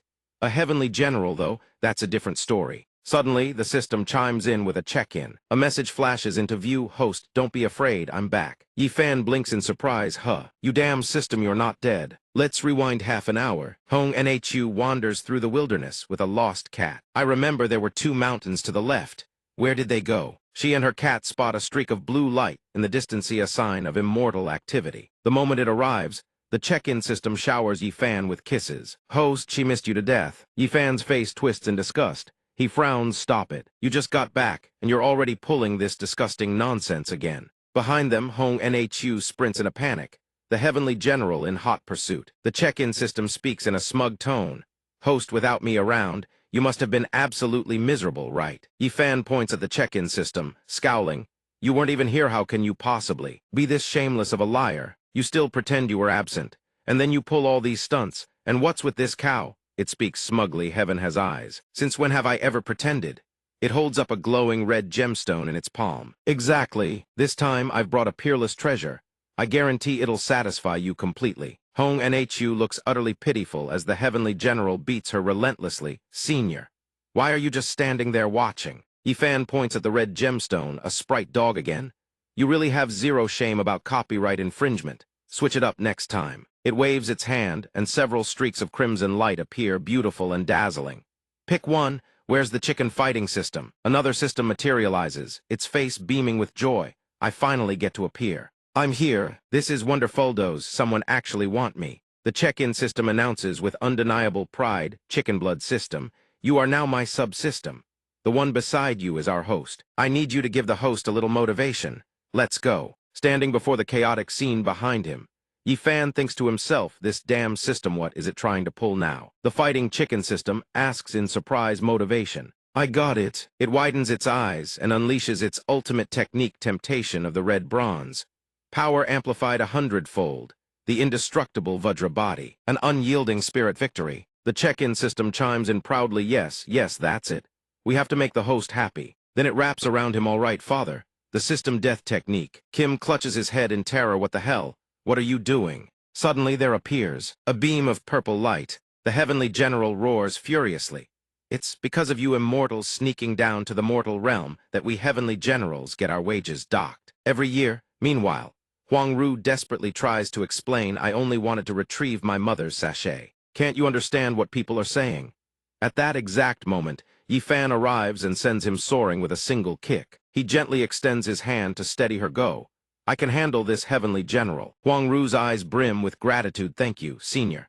After this, I swear I will repay this great kindness 1,000-fold. Blood gushes from his mouth as he roars in fury. Baokainian has never suffered such a wound in 1,000 years. Who would have thought that beneath the immortal realm, an ant could injure me like this? You possess some skill, brat. You are worthy to be my opponent. Yifan sneers. You think you're worthy of being my opponent? Even if an immortal descended, I'd annihilate them without breaking a sweat. But I was merely toying with Yao, using only a sliver of my strength. And you're already in this sorry state. Baokainian's face flushes crimson with rage. I'm giving you face here. Crimson and golden light erupts, coiling around the Heavenly General, then vanishes. Yifan maintains his mocking expression, his casual demeanor driving Baokainian insane. The general lashes out with a thunderous kick die. Yifan catches his leg effortlessly of all 4 limbs. You choose to attack with your foot instead of your hands. What kind of garbage technique is that? He slams him into the ground. Baokainian looks up at him with a wretched expression. Then Yifan hammers a devastating punch into his gut. Tiger Chaos Mountain Shatter. Fighting chicken system, where are you? Then suddenly, it appears, roaring battle. Damn, that felt amazing. The check-in system watches with worried, frightened eyes. Host, are you all right? Yifan is absolutely livid. He jabs a finger at it. If you dare hijack my body again, I'll kill myself on the spot and make you fail your mission. The system clasps its hands and begs, Host, I'm truly sorry. I'll manage the system properly. I swear it won't happen again. Meanwhile, Baokainian staggers to his feet, clutching his stomach in agony. How can someone in the mortal realm possess such terrifying power? Besides, my Danshin is already shattered. My cultivation has dropped to the chi refining stage. If it hadn't, I would have returned to report to the Marshal and had this entire world annihilated. The pit of Manager Liu, and beside it the pit of Jia Zun. He thinks, why does this place feel like a burial ground for the dead? I need to get out of here, now. Just as he panics and prepares to flee, he runs into Fei Yi, who wears a brooding, melancholy expression. Accompanying that gloom is a pair of vicious Eisenother person has arrived. Fei Yi broods inwardly, causing trouble for Master. Why can't I even create a shred of pressure for him? How pathetic. Master has no need for me at all. Baokainian flails and begs, Boss, please stop. I'm nothing but a good-for-nothing now. Don't kill me. Meanwhile, elsewhere, Hu Si Kai and the nine-tailed spirit fox arrive carrying a blue-colored bed. Hu Si Kai speaks, "We don't intend to kill you. We'll use this bed to heal you." The nine-tailed spirit fox chimes in, "That's right. We must be good children and please our master. We won't cook you." What? Upon hearing this, his face drains of all color. The corpse Jade Coffinvan, a transformed god cultivator lying inside, would take thousands of years to emerge. If I, at Chi Refining, were to enter, I wouldn't come out until I became a golden immortaler, perhaps not for tens of thousands of years. This is nothing but a prison. If it's opened during the recovery period, my bones will crumble to dust. Please, I beg Yaodong, put me in this coffin. I'll trade every piece of information I have for this worthless life. Hu Si Kai roars in his face, "Worthless life." He stammers, "Human life. I meant human life." Yi Fan regards him with skepticism first. "Let's hear it." Bao Kaianian speaks with a desperate, earnest expression, gesturing wildly as he talks in this mortal realm. "There truly are traces of a true dragon." The heavenly general wails, "Please, let me out. This is nothing like what you promised. Not even close." Fei Yi, still slightly shaken, along with the nine-tailed spirit fox, sits atop the coffin and replies coolly, "Did I ever say I agreed to your terms? Once I've captured the true dragon, then and only then will I release you." At the same time, Zai Bing passes by Fei Yi's group and stops to ask, "Excuse me, everyone.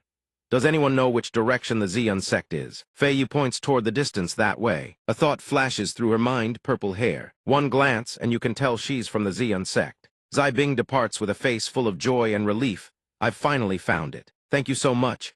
In an ancient-style residence, a voice rings out, "Master." Yi Fan and Zai Yun exchange bewildered looks, utterly clueless about what's happening, when Zai Bing comes sprinting in and throws her arms around them. "Thank goodness Master Zai Yun is all right.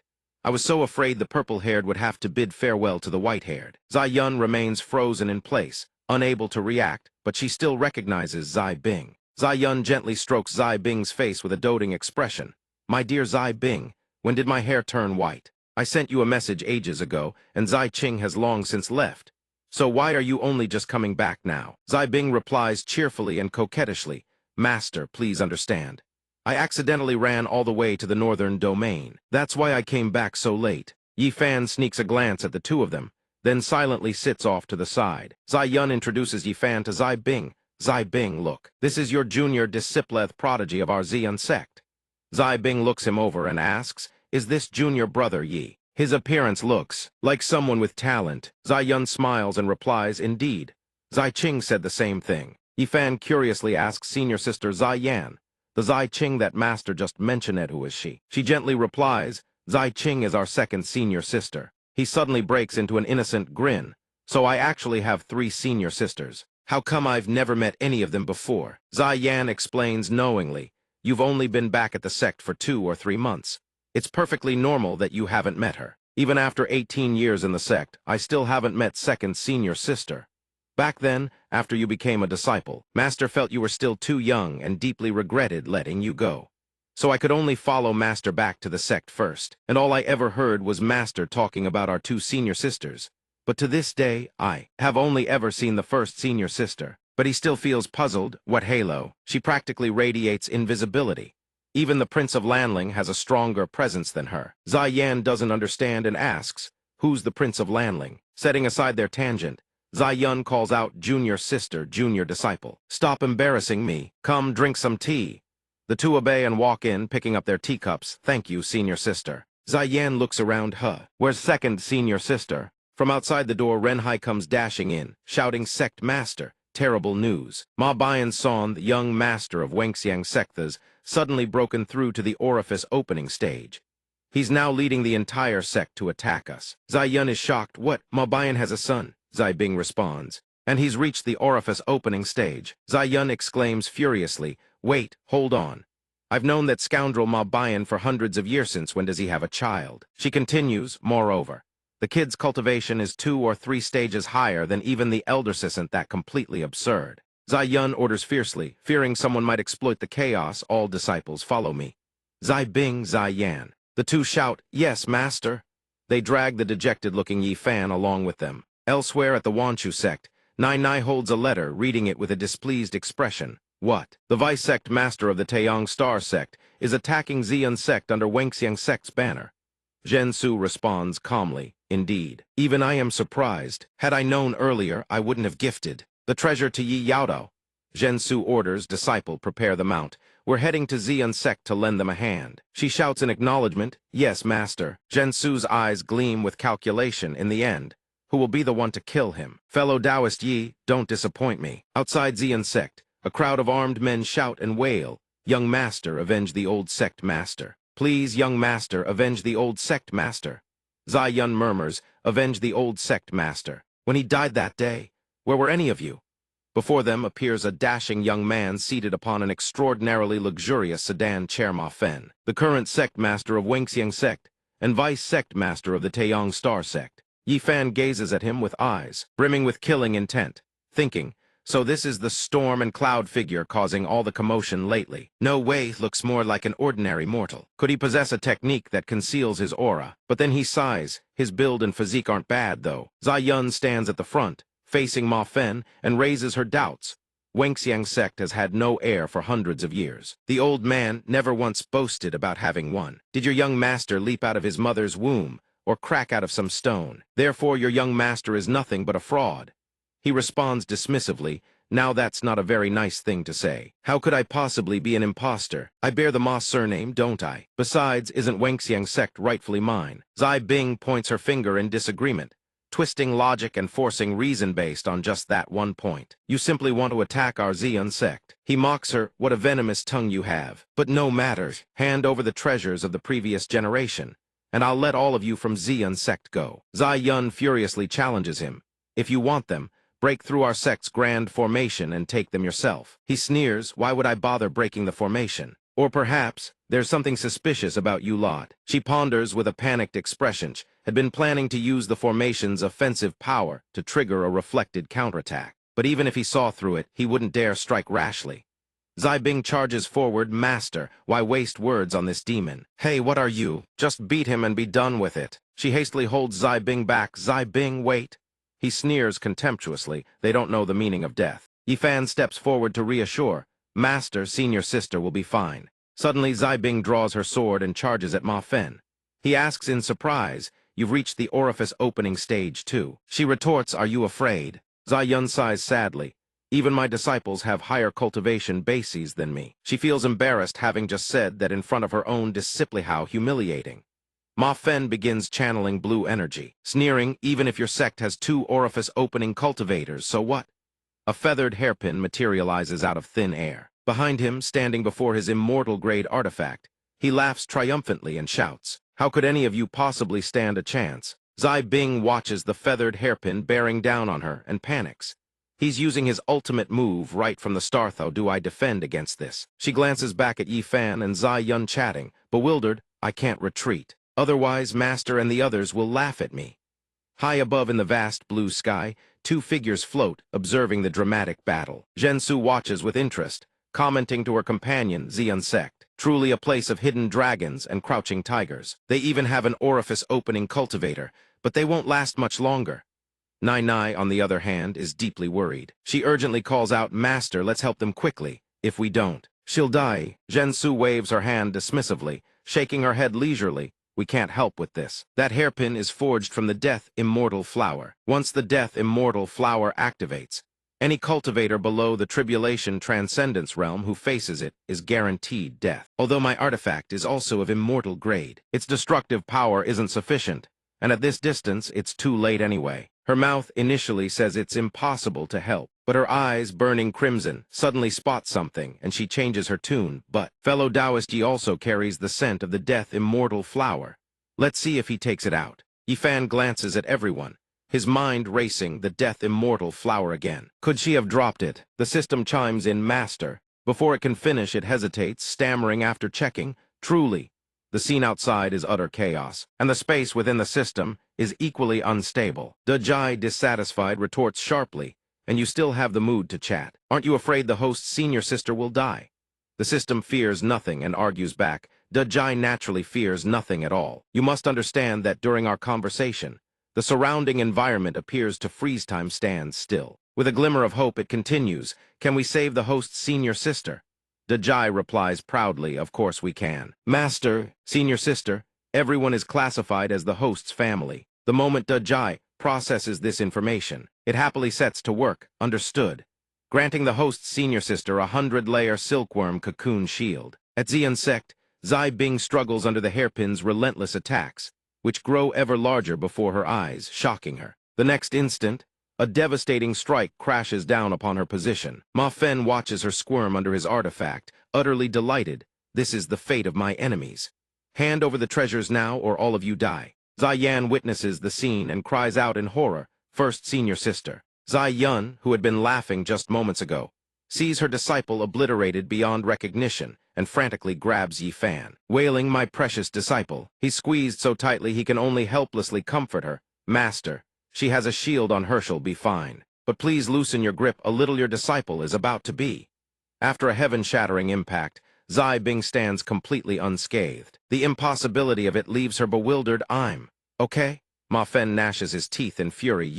Why won't you die?" Zai Yun sees Zai Bing still safe and sound and shouts joyfully, "That's my pride, and join me, eldest disciple. Don't be afraid, give it everything you have and kill that demon. Your precious junior disciple said he'd protect you." Yi Fan, dragged into this for no reason, can only blink in confusion. "I never said that in my head." But then again, it's pretty much what happened. Hearing her master's reassurance, she immediately regains her courage and strikes back. "Thank you, junior brother Yi. Now I can fight without worry." Ma Fen's expression darkened, still hasn't landed a single hit on her. But quickly, a grin returns to his face. "That was merely the first strike. I refuse to believe you can withstand 100.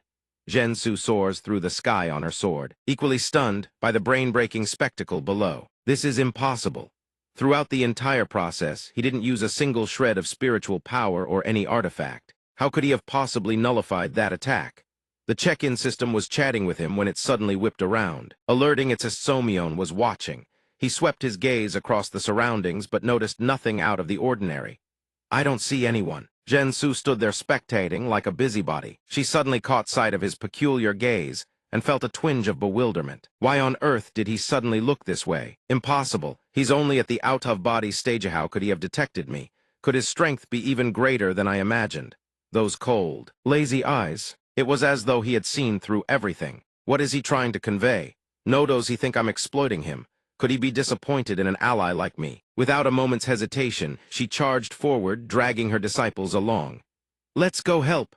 Her disciples stared at her master, utterly baffled. "Wait, didn't you say we weren't helping?" She plunged straight down from the sky. Her voice thundered with overwhelming authority. "Old thief Ma, you dare attack the allies of our Wanchu sect." Ma Fen's face flushed crimson with rage at the brazen declaration. "Who's there? Who, you ask?" Zhen Su twirled her flute through the air with effortless cool. "Zhen Su, sect master of Wanchu sect, has arrived to join the fray." Her disciple leaped down right behind her. "Allow me to introduce myself. I am Sidu Liang, personal disciple of the Wanchu sect master. I, too, have come to render aid." Enraged by the provocation, the old man bellowed and hurled his hairpin at her. "Zhen Su, you are mere 8th-layer void interpretation cultivator, dare come here to play spectator."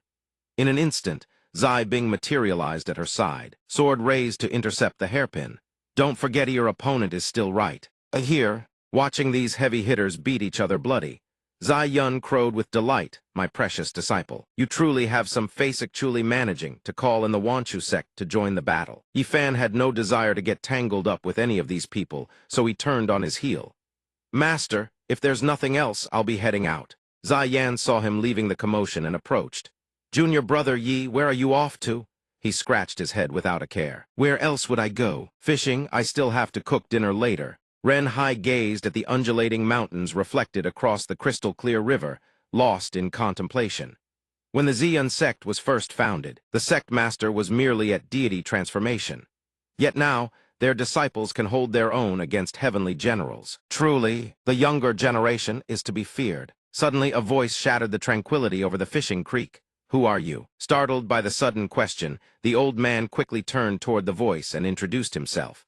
"I'm merely a wandering cultivator. I come to the Xian sect from time to time to enjoy this lake." Yi Fan strolled leisurely to the fishing chair and dropped a few casual words. "A wandering cultivator, huh? Master never seemed to object, so I suppose it's fine to be here." He eyed the old man without a shred of wariness. After all, he'd only been here 3 months and didn't know the sect's rules well. Seeing the only fishing chair about to be claimed, Ren Hai scrambled to sit down first. He even sneered a few taunts at the young man but was immediately caught off guard by Yi Fan's utter indifference as he settled into the spot beside him. "Hey, young friend." The young man said nothing. Yi Fan never bothered with petty squabbles, so he simply sat down beside him. If someone was already sitting there, then so be it. Anywhere works for sitting. The old man heard those deceptively simple yet profound words and couldn't help but sink into deep contemplation. Anywhere works for sitting, yet it cuts to the very bone. My brothers, they always cared far too much about their station. Remembering two men brawling over a fishing spot, he sighed with exasperation. This is my seat. I come here every single day. Then how come I've been sitting here since? He turned back to glance at the young man, still calmly preparing his bait, and lapsed into a long silence. After all, everyone yearns for achievement and joy. If you want more, you must struggle for something. But to struggle or not to struggle at all, the moment the pitiful little worm was cast into the water, Yi Fan settled himself on the rocky ledge. The old man watched him so carefree and couldn't help but ask, "You're still fishing? Has the Wentang sect crisis been resolved?" Yi Fan replied with a nonchalant lilt, "Not yet. Seems like they're still fighting." The old man hadn't expected such indifference and decided to provoke him with a few pointed words. "And yet you still have the heart to go gallivanting. I observed while passing by the enemy is at the out-of-body stage, wielding an immortal-grade artifact. Your senior sister will surely perish." Seeing that even an outsider was curious about the Xian sect situation, Yi Fan let his guard down and sighed. "I'm just a mortal. Being there would be useless. Besides, my senior sister can't possibly lose." Hearing that, the old man jolted upright and rushed to his side. "Nonsense. Your senior sister is merely an ordinary out-of-body cultivator. How could she possibly unless, young friend, you have some heaven-reaching tricks up your sleeve?" Yi Fan couldn't reveal too much, so he offered a vague answer. "You could say it has something to do with me." Those cryptic words sent ripples through Ren Hai's heart. I nearly forgot the one who defeated a heavenly general. He must have plenty of tricks up his sleeve. If only I could tell him about my predicament. He slowly sat back down beside the young man to continue fishing. No matter what, I am an ascended immortal. Accepting help from a junior would be far too humiliating. In the end, he resolved to cast aside every last shred of dignity and turn to Yi Fan for help. "Young friend, I have a story I'd like to share. Do you have time to listen?" Yi Fan didn't mind in the least and answered with his usual nonchalance, "Go ahead. Fishing is just killing time anyway." Emboldened, the old man drew a deep breath and began, "I have a friend. He was once a prince." Yi Fan listened attentively on the surface, but inwardly a rebuttal was already forming. Who in this world doesn't have a friend? Seeing that the young man seemed interested, the old man continued, "A lone figure upon the Tang dynasty throne. At 13, he slew his brothers to seize the crown. At 15, he marched north against the barbarians. At 20, he unified the realm. At 22, he received the ancestral legacy and abdicated in favor of his sister. At 100, he entered the out-of-body stage. At 1000, he stepped into tribulation transcendence. But when he attempted to ascend, a heavenly general struck him down. He could never break through again. Young friend, don't you think my friend's fate is tragic?" Yi Fan answered with complete sincerity, "If his body is fine, then it must be a psychological ailment. In that case, just go find a therapist." The terminology was too novel, the old man couldn't grasp a word of it, so he had to ask, "A psychological counselor? Could that be some petty villain or perhaps a legendary creature?" Hearing his question, Yi Fan suddenly realized his mouth had wandered far too astray. He'd completely forgotten himself. In the world of immortal cultivation, no such profession existed. To avoid arousing Ren Hai's suspicion, he swiftly changed the subject, steering the conversation away from psychological counseling. "Would you like me to help your friend? I happen to have a method and I've been meaning to hone my skills. Just a little lately. Let me warn you in advance, though it may not necessarily work. Come back in a few days." Hearing this, the old man had no choice but to compromise. "Then I'll come visit you another day." Ren Hai had long since departed, yet Yi Fan still sat alone, fishing until the first drops of rain began to fall. "It's raining. Better head back." As he trudged along the rain-slicked path, Ming Bai came running toward him, carrying a large umbrella. "Senior brother Yi, what a coincidence. I just came to deliver your vegetables." Yi Fan glanced at him and replied casually, "What a coincidence indeed. So, how's the sect battle going? How much longer is it going to drag on? I need to know so I can delay dinner, otherwise the food will go cold." Hearing this, the boy's face lit up with pride as he declared, "It's already over. I heard those Wentang bastards turn tail and ran out a single hair on senior sister, Zai Bing's head was harmed. The two continued walking along the path back to the sect. Hearing the news, Yifan offered his praise. Senior sister is truly formidable. All wrapped up by dawn, just like that. When the battle concluded, Zhengsu and Zai Yun gathered in a chamber to recount their exploits. Zhengsu eagerly took the lead. Fellow Taoist Zai Yun, did you know? The immortal needle your eldest disciple seized is one of the supreme artifacts left behind by the primordial immortal. 50 years ago, Ma Fan and I competed in an auction for that very needle. Bidding soared to 2,000 high-grade spirit stones. Hearing such a staggering sum, Zai Yun was taken aback. 2,000 high-grade spirit stones. How about I sell it to you? Hearing her words, Zhengsu burst out laughing, speaking with undisguised contempt. Fellow Taoist Zai Yun, you truly are pragmatic to the bone. That primordial immortal left behind at least 5 immortal-grade treasures, and your sect already possesses 2 of them. Why not strive to locate the remaining 3 and fortify your sect while you're at it? Zai Yun was stunned, revelation after revelation washing over her too already. Zhengsu's voice still echoed through the mountain forest. The primordial immortal sachet is in the hands of fellow Taoist Yi. Yifan and Mingbai searched high and low for everyone. The boy peered into the room where the 2 sect masters were conversing and asked, Master, eldest senior sister, aren't they here? Spotting him, Zai Yun rushed over. They've gone to rest. Here, there's only me and sect master Zhengsu. Oh, and by the way, my precious dear disciple, is it true? The sachet is really in your hands. He didn't bother denying it, answering bluntly, but I didn't bring it with me. Hearing this, she pressed with suspicion, you still haven't brought it. Or did you already give it to someone? He glanced briefly at his master, then answered evasively. It belonged to a primordial immortal. She erupted into a frenzy right in front of him. The divine miracle that appeared that day, it was the primordial immortal's true form, wasn't it? Why didn't you tell me? He refuted her accusation with exasperation. You never even asked. Finding no gap in his logic, she could only resort to lecturing him about the sacred duty of reporting important matters to one's master. Got it. This is just common sense. Watching his master fly into a rage right before him. With a guest present, even Yifan knew when to yield. Understood, master. Next time I'll be sure to tell you the full truth. Feeling utterly ignored, Zhengsu sidled up to Yifan with obvious flirtatious intent. Fellow Taoist, do you think my performance today qualifies me as the Xian sect's greatest ally? He noticed her antics but didn't bother exposing her, simply redirecting the conversation. That wound is quite deep. It needs immediate treatment. But it was precisely those words that only fueled her delusion. She was utterly convinced. See, no man can possibly resist my beauty. Yifan swiftly offloaded all responsibility onto Mingbai, calling out, Junior brother Li, escort fellow Taoist Zhengsu to the guest quarters to rest and receive treatment. The boy complied obediently. Understood. Zhengsu, however, was utterly blindsided. Wait, what? As he led her away, the boy casually gave her a tour. The guest quarters are in that area over there. The sect master's personal disciples also stay there.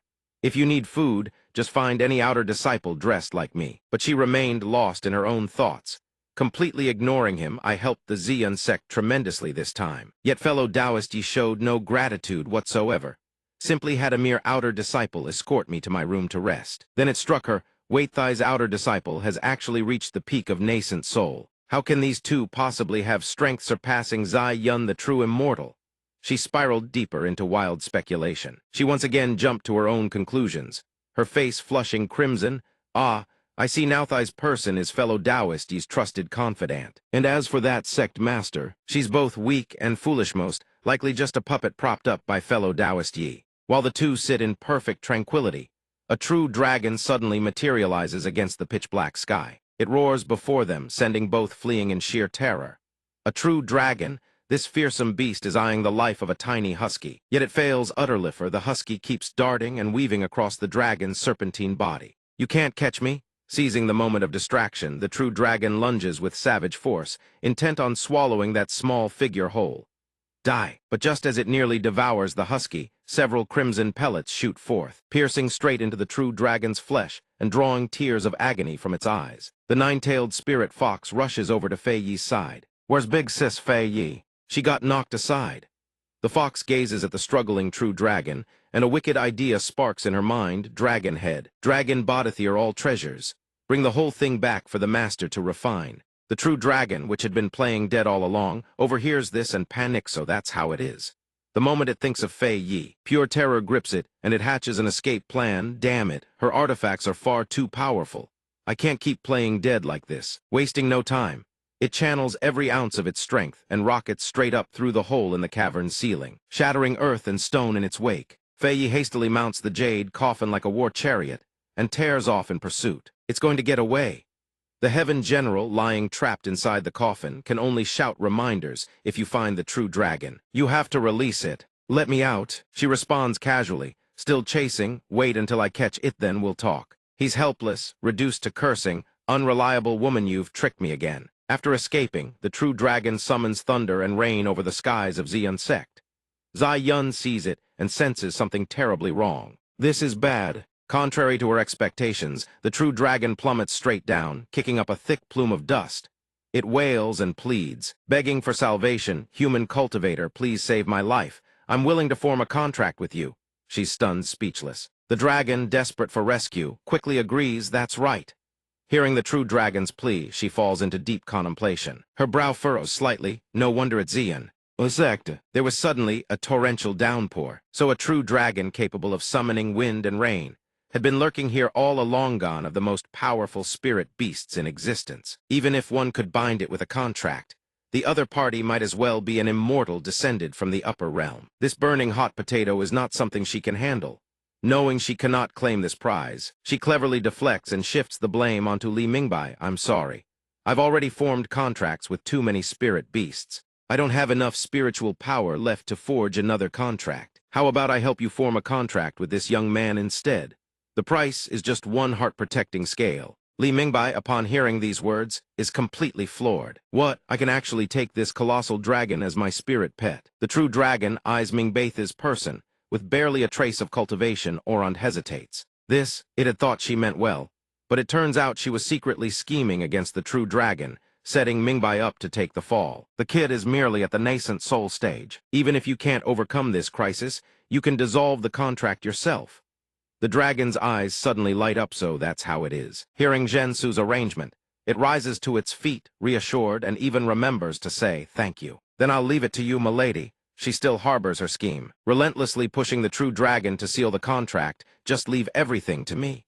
A moment later, Fei Yi arrives on her jade coffin like an unidentified flying object, crashing onto the ground with a thunderous boom. She glances around and shouts, "Where's the true dragon? Why did it suddenly vanish?" The husky with its keen nose tracks the true dragon's location for Harrods straight ahead. The person and the dog charge toward the true dragon's position, and suddenly spot Zhensu and Li Mingbai. The husky catches sight of a familiar red figure and bristles. Someone dares steal from my master. They deserve death. Is this the one who's been hunting my master's spirit pet? Despicable, and there's a nascent soul cultivator, too. She's forcing the true dragon to sign a contract with this person. Seeing two imposing figures bearing down on her, she has no choice but to take the immediate gains and retreat. Well, at least I got the heart-protecting scale. Not a total loss. The nine-tailed spirit fox and the husky arrive beside Li Mingbai. The fox sizes him up and down, then calls out Big Sis Fei Yi. This person looks like the master's. A junior brother, I think. Husky. Hearing the fox's words, the husky charges forward, leaping onto Li Mingbai and sniffing him all over. Fox girl is right. There's something stuffed in his pants that belongs to our master. He squirms under the dog's clambering and shouts in frustration. Are you senior brother, ye spirit pet? No, wait, stupid dog. Stop sniffing down there. Zhensu hears his words. Her imagination runs wild, and she can't help but conjure thoughts of something entirely inappropriate. Something stuffed in his body by his master. Her mind races, and she boldly swoops in to interrogate, fellow Taoist Yi, you play that rough. He's wrongly accused and can only stammer. It's not what you think. Fei Yi deduces his identity from the conversation and rushes over with a bright smile. So you're the junior brother of senior brother Yi. It was all just a misunderstanding. He catches on quickly and shows his remorse. My apologies. This true dragon has already formed a contract with Meshal. I dissolve it and return it to you. She doesn't particularly need this cunning true dragon, so she waves it off. No worries, no worries. I'll just use the things inside the coffin for refinement. That single sentence sends a chill through two hearts. The Heaven General screams in terror, and the true dragon also trembles. Don't. I don't want to see that woman again. Zhensu watches the two chatting happily, and a thought strikes her. Her face drains of color as she realizes what she's just lost. Damn. It seems I just let a dragon slip through my fingers. Elsewhere, Yi Fan stands alone in the rain, lost in thought. He mutters to himself, what should I do to help? My sworn brother. Oh, that's right.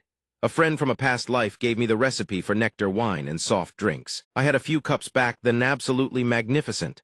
Priding himself on his cleverness, he excitedly gathers supplies. For brewing, borrowing tools from the alchemy hall would be ideal. More equipment, larger spaces. A grand pagoda roof looms against the dark sky. He walks through the night, calling out, "Second Elder, are you there? I've come to borrow some equipment." He searches so intently that he fails to notice a pair of hands reaching for him from behind. Second El, the moment she catches him, she wraps her arms tightly around his poor neck. "I've finally found my chance," she keeps groping him and sighing in admiration, leaving him utterly horrified. "So soft, so comfortable, I love it." Yuan clings to him like a cat, hugging and kneading him to her heart's content. "A little kitten like you was born to be played with by this big sister." He's stunned speechless by her rambling. "Cat, Second Elder, what exactly do I look like to you?" Emboldened by wine, she becomes wildly uninhibited, puckering her lips and planting kisses all over his face. "Kisses, let big sister kiss." Her barrage of inappropriate advances completely overwhelms him, leaving him terrified and utterly helpless. "Second Elder, did you drink the same wrong medicine as your grandfather?" With no other recourse, he prays for the near-impossible, calling upon the covered-up system. The covered-up system materializes swiftly, puffing with pride and launching into a lengthy monologue as if showing off its resume. "What's the matter? Host, this is the very first time you've ever called for me. What do you need help with?"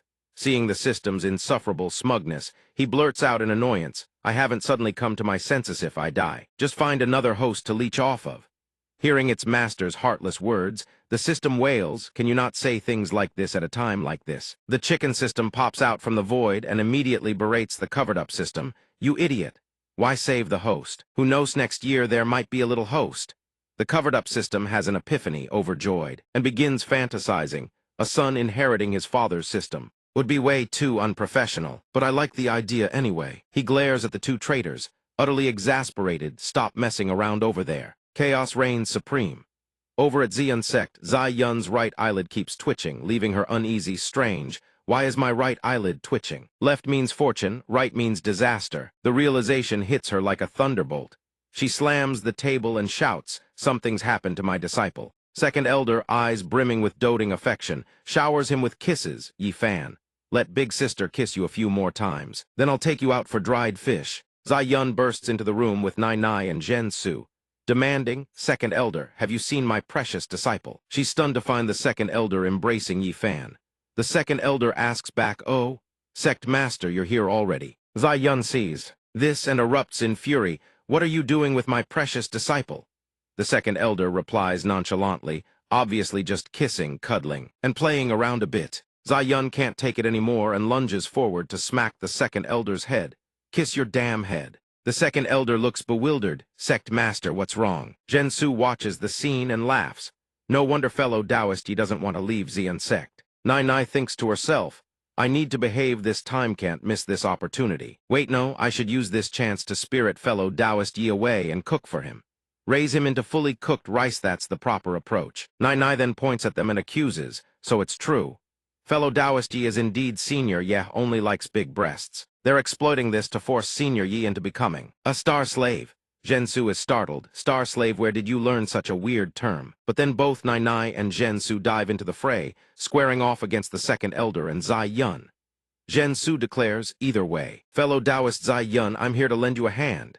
Nai Nai shouts, "I won't let you people keep monopolizing Senior Yi." Zai Yun tells the two outsiders, "Internal affairs of my sect outsiders should stay out of it." The Second Elder, still clinging to Yi Fan, retorts, "If you want to cuddle a kitten, just say so. Why resort to fighting? What's the point?" After the bickering, they all erupt into a full-blown brawl. Nai Nai screams, "Stop fighting. I know I was wrong." Yi Fan finally manages to crawl out of the chaos. "What a headache. If only I'd known earlier. I never should have come to the alchemy hall alone." Not long after, they all catch a peculiar scent and freeze mid-brawl, sniffing the air. "Why does it smell like syrup in here?" On the ground, amidst the chaotic battle, the bottles of thousand-year nectar honey, proud spring pool water, and celestial nine-flower dew had shattered and merged together during the scuffle. He picks up the broken bottles and examines them. The aroma is almost identical to the top-shelf vintage I drank back then. If blended properly, this could restore that legendary fine wine. Nai Nai lies pinned on the ground, crying out, "Senior Yi, save me." He walks away coldly, You all play amongst yourselves. I have important matters to attend to. She's crushed under the other girls. Nai surrenders. I'm being suppressed. I'm not angry anymore. Half a month later, at Xianyu Peak, Ma Fen sneaks into a room, thinking the Wanchu sect people have finally left. Searching for the immortal needle will be much easier now. He rummages around, trying to locate something of value. This is absurdly frustrating. Where on earth have those girls from Xian sect hidden the immortal needle treasure? This is absurdly frustrating. Where on earth have those girls from Xian sect hidden the immortal needle treasure? No way. If I don't turn this place upside down today, I'm not giving up. Suddenly he spots a ceramic jar sitting brazenly in plain sight. Ma Fen picks it up and murmurs, "They wouldn't hide the goods in such an obvious place, would they? Damn, it's real. How about just a quick taste?" Glug. He drains the entire thing clean. Meanwhile, Renhai strolls alongside Yifan. He asks, "Young friend, can you tell me what the rescue plan is? My friend is growing rather impatient with all this waiting." Yifan reassures him, "Don't worry. The longer wine ages, the better it gets. It even needs to be aged a full 6 months." The moment Renhai hears the word wine, his eyes light up. "Wine, young friend, isn't your solution. Just drinking wine." Suddenly, a hideous cackle rings out from the distance. "I must stand atop this world and make all submit before me." Yifan, utterly unbothered, continues his conversation with Renhai, truly the textbook villain monologue. Standard issue delusions of grandeur. "Now who might be lurking in my house?" The voice continues. "Let me go have a look." It turns out the voice belongs to that Ma Fen. Hearing them conversing, he lets out a contemptuous laugh. Renhai recognizes him and shouts in fury, "The Taeyong Star sect. How did he suddenly get here from the Xian sect?" Ma Fen replies dismissively, "It's just a man. This is my stuff too." Renhai's rage drives him to charge forward instantly. Ma Fen summons dark energy and roars, "You dare defy me. If I can't bring you down today, I'll rename you Horse Dung." Hearing this, Renhai thinks, "Tribulation Transcendence Realm." No, that's not right. It's merely his latent potential showing through. Ma Fen declares boldly, "Surrender and become an entry in my ledger." Renhai merely raises his hand. An explosion erupts. All that remains in its wake is a splatter of blood smeared across the wall. Renhai ponders aloud, strange. He's only at soul emergence. How is he radiating the pressure of tribulation transcendence? And he reeks of alcohol, no less. Yifan, meanwhile, picks up the jar that Ma Fen had just drained dry and remarks, "No wonder that man was so brazen. He snuck in here to steal a drink." The instant Renhai catches the word wine, his eyes gleam. He rushes over Yifan. "Wine, young friend, is there wine? If there's any left over, why not hand it to me?" Yifan politely refuses. "That's impossible. The wine is still far too potent. It's only been aged for 10 days, nowhere near enough to reach its optimal flavor." But despite hearing this, Renhai grows even more excited. "You mean this isn't even the best it can be?" After drinking it, that Ma Fen's power nearly rivaled tribulation transcendence. "If I were to drink it, could I gain the power of an innate cultivator, even a golden immortal for a short time?" Renhai drops to his knees, wailing, "Young friend, I really want to taste your wine. Please." Seeing him carry on like this, Yifan relents with a sigh. "Fine, drink if you want. Good wine is never too late to enjoy." Elsewhere, the check-in system and the chicken blood system are conferring amongst themselves. The check-in system asks, "Don't tell me you've been drinking and causing trouble again." The chicken blood system replies, "No, I've been on my best behavior this whole time." The check-in system presses on, "Then how does the host's wine have such a potent effect?" The chicken blood system responds, "Could it be? The wine itself isn't that powerful, but it stimulates the drinker's latent abilities, like some kind of stimulant." Suddenly, a shadowy figure materializes, cutting into their conversation. "A stimulant, you say? Interesting choice of words. I could use something like that myself." The check-in system demands of the figure, "Who are you? How can you see us?" The chicken blood system shouts, "How is it possible for you to perceive this system?" The check-in system grows terrified because no. That's right, he's another system host. The check-in system is suddenly struck. A crimson system materializes beside the mysterious figure and declares, "Found you at last, host." She delivers the final settlement, a 75% amplification of the system host's power. The growth system. The check-in system screams in agony. "What nonsense are you spouting her?" The growth system sneers, truly worthy of being called a low-grade system. "You don't even know the functions of your own subsystems. What absolute trash." The mysterious figure charges toward Yifan. "Because that person is its hostie." Despite the agony, the check-in system still lunges forward to shield him. "You shall not harm my host." It positions itself behind Yifan and screams, "Auto-deploy time rounds." Auto-deploy chrysanthemum shield level 9. Execute. Yifan spins around toward the system. Wrong one. Renhai asks in shock, a mysterious figure. Who dares ambush young friend? The mysterious figure replies flatly, blocked. The check-in system urges Yifan, host, hurry. Let's join forces, author hosts want you dead. Yifan asks with lingering doubt, other hosts. Isn't this just some actor you hired? It screams furiously, no. The mysterious figure regards Yifan with interest, unfazed in the face of danger. It seems this host has considerable courage. Then I should reveal a bit of my true strength. Renhai warns Yifan, young friend, be careful. This one is very strong. The figure speaks softly, transform. The enhancement system blares its announcement. Explosive star night activation level 10. Host, prepare for battle. A crimson aura envelops the mysterious figure's body. The enhancement system counts down. 5, 4, 3, 2, 1 transform. The transformation Completeshi's entire body is now encased in armor, like a superhero. The enhancement system warns mysterious host, we are illegal immigrants here. Remember, we cannot kill the natives. He replies casually, I know. Yifan watches and praises, truly magnificent. The check-in system panics and shouts at him, host, now is the time to watch the show. If we don't fight back, we'll all die together. Renhai leaps up to attack the mysterious figure, calling out, young friend, let me probe the enemy's strength first. But the figure needs only a single strike to send him flying. He hurtles toward the mountain behind them. The enhancement system sneers, see that. Low-grade system is the true power of my host. The check-in system retorts, you're only riding on having an obedient host, that's all. Also, you just said you can't kill the natives. So you're a hacker, aren't you? The enhancement system seethes, damn it, don't call me a hacker, host. Help me kill it already. I'll grant you the vast heaven grand slash. The mysterious figure agrees, sounds good. He begins channeling purple energy and declares, very well, now, I will erase you and your host from this world thighs very instant. Countless clones of him materialize, Tojdurdi. The check-in system grows frantic, it conjures a shield and begs its host, please be careful. Yifan stands there, his expression utterly unchanged. If he's got the guts, let him kick me to death. Seeing his utter indifference, the system is rendered speechless, you're not going to run. Forget it, just wait a moment. The enemy system attacks, but the check-in system unleashes the 7-chain explosive star. The shield absorbs tremendous damage starting at 32. 1165 down to 453, 67 up to 964, 367, then 46,677. Next is 6455 million.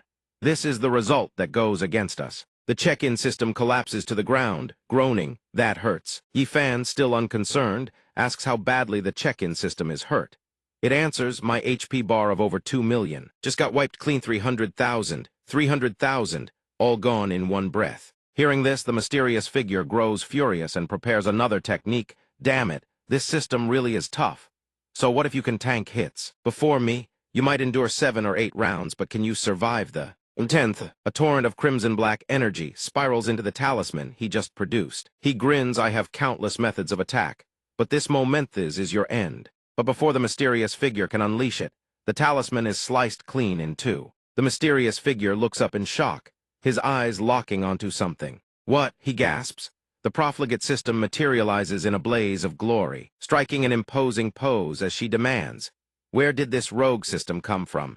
Daring to bully someone under my official jurisdiction. The chicken blood system stands beside her, glaring daggers at the two intruders. The profligate system continues her tirade, and you dare bully my little brother. The check-in system is moved to tears.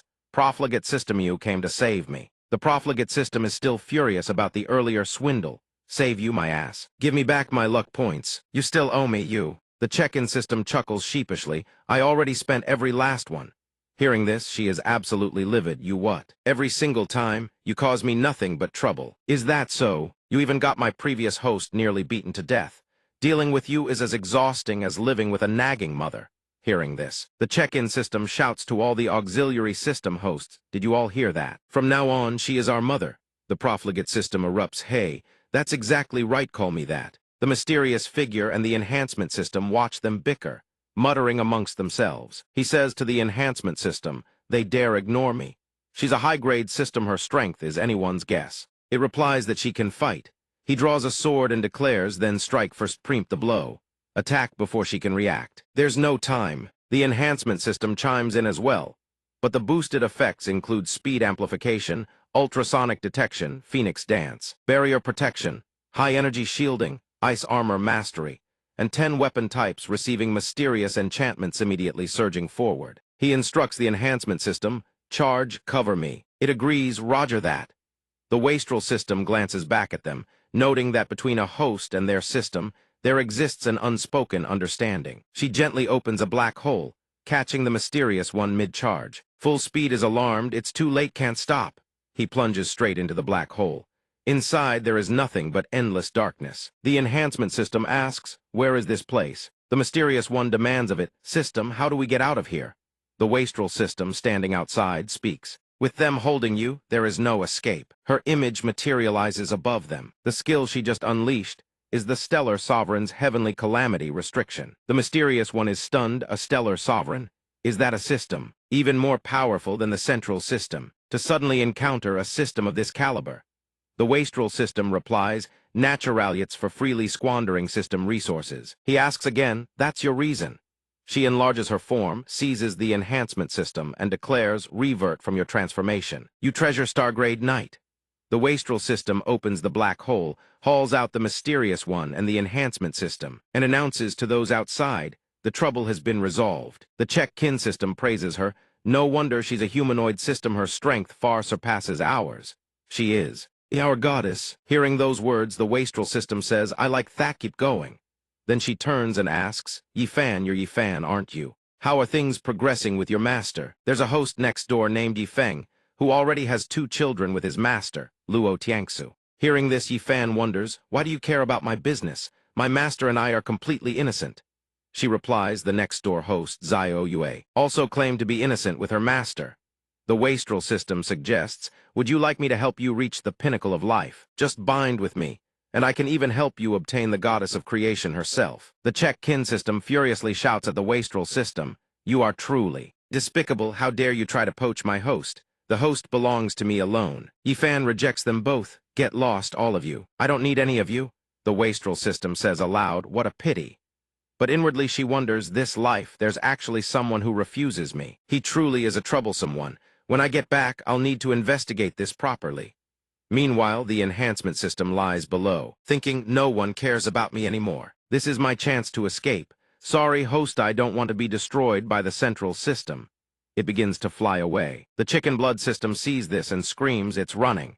It's opening a rift. The enhancement system glances back disdainfully. You think you can catch me? Too late, wastrel. The wastrel system calmly narrows her eyes, then unleashes her command, time, halt. Moments later, the enhancement system lies firmly in the wastrel system's grasp. It asks in terror, how did you do that? Why am I in your hands? The Czech kin system is also astonished. How did she manage that? With just a single glance, it's already in her hands. She smiles, that's a secret. The wastrel system grips it tightly, preparing to tear it in two. Weren't you great at escaping? And yet you dare abandon your own host? It shrieks in terror, threatening me with death won't work. I'm filing an appeal with the Grand System Tribunal. She taunts, appeal my ass. With a sickening rip, the enhancement system is torn apart. The Czech kin system and chicken blood system watch in horror. The wastrel system produces something and says to the Czech kin system, this is for you. It gasps, is that its core? You're being this kind to me. She replies, acquiring its data will help you and your host pay off your debts in the future. The Czech kin system pleads, please, don't bring up the debt again. Watching all this unfold before his eyes, Yifan recalls his past lives and thinks systems truly are unreliable. Even hosts, at the critical moment, will be betrayed without hesitation. The wastrel system conjures a spatial gateway, drags the mysterious one's body through, and instructs them, I'm taking this time transmigrator back first. If any problems arise, you can tell me. The Czech kin system happily responds, understood, Mom. Before leaving, she pokes her head back through and furiously demands, don't you dare call me Mom. A few minutes later, Yifan walks over to where Renhai lies unconscious. He nudges him awake, come on, the floor is freezing. You'll catch a cold. Renhai jolts awake in fright. What about Liang Qiang the Great? Where did he go? Yifan replies gently, it's been taken care of. He won't be coming back. Renhai asks in shock, who did it? Who was it? Could there be another powerhouse hiding in the Xian sect?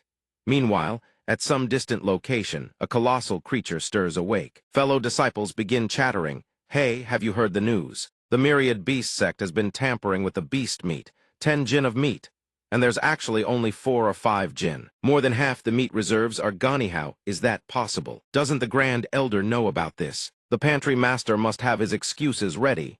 They begin to panic as they continue. All of that is nonsense. Last night I got up to relieve myself, and with my own eyes, I saw a monster dozens of meters tall perched atop the sect's main gate. Go ahead and explain that. If it's true, I'll chop off my own head for you. A monster that big sneaking into the sect to steal meat, isn't that a joke?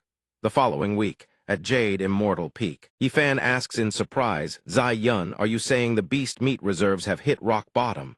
She confirms, yes. Ever since the reserves dropped, the disciples complain every day without meat. They can't be happy. Without meat to eat, it's no different from death. Ren Hai walks in and speaks up. Young friend, I've finished investigating. Over the past few days, there have been absolutely no strangers entering or leaving the sect. The beast meat simply vanished on its own. It could be a conspiracy orchestrated by the myriad beast sect. Since Ren Hai is a stranger here, Zai Yun wonders inwardly, who is this person?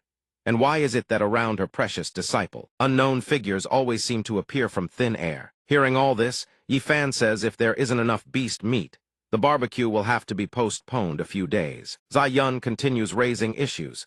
Today is the myriad beast sect's delivery day. And wouldn't you know it, Zhensu and Nai Nai suddenly show up. Zhensu says, fellow Taoist Yi, here I am again.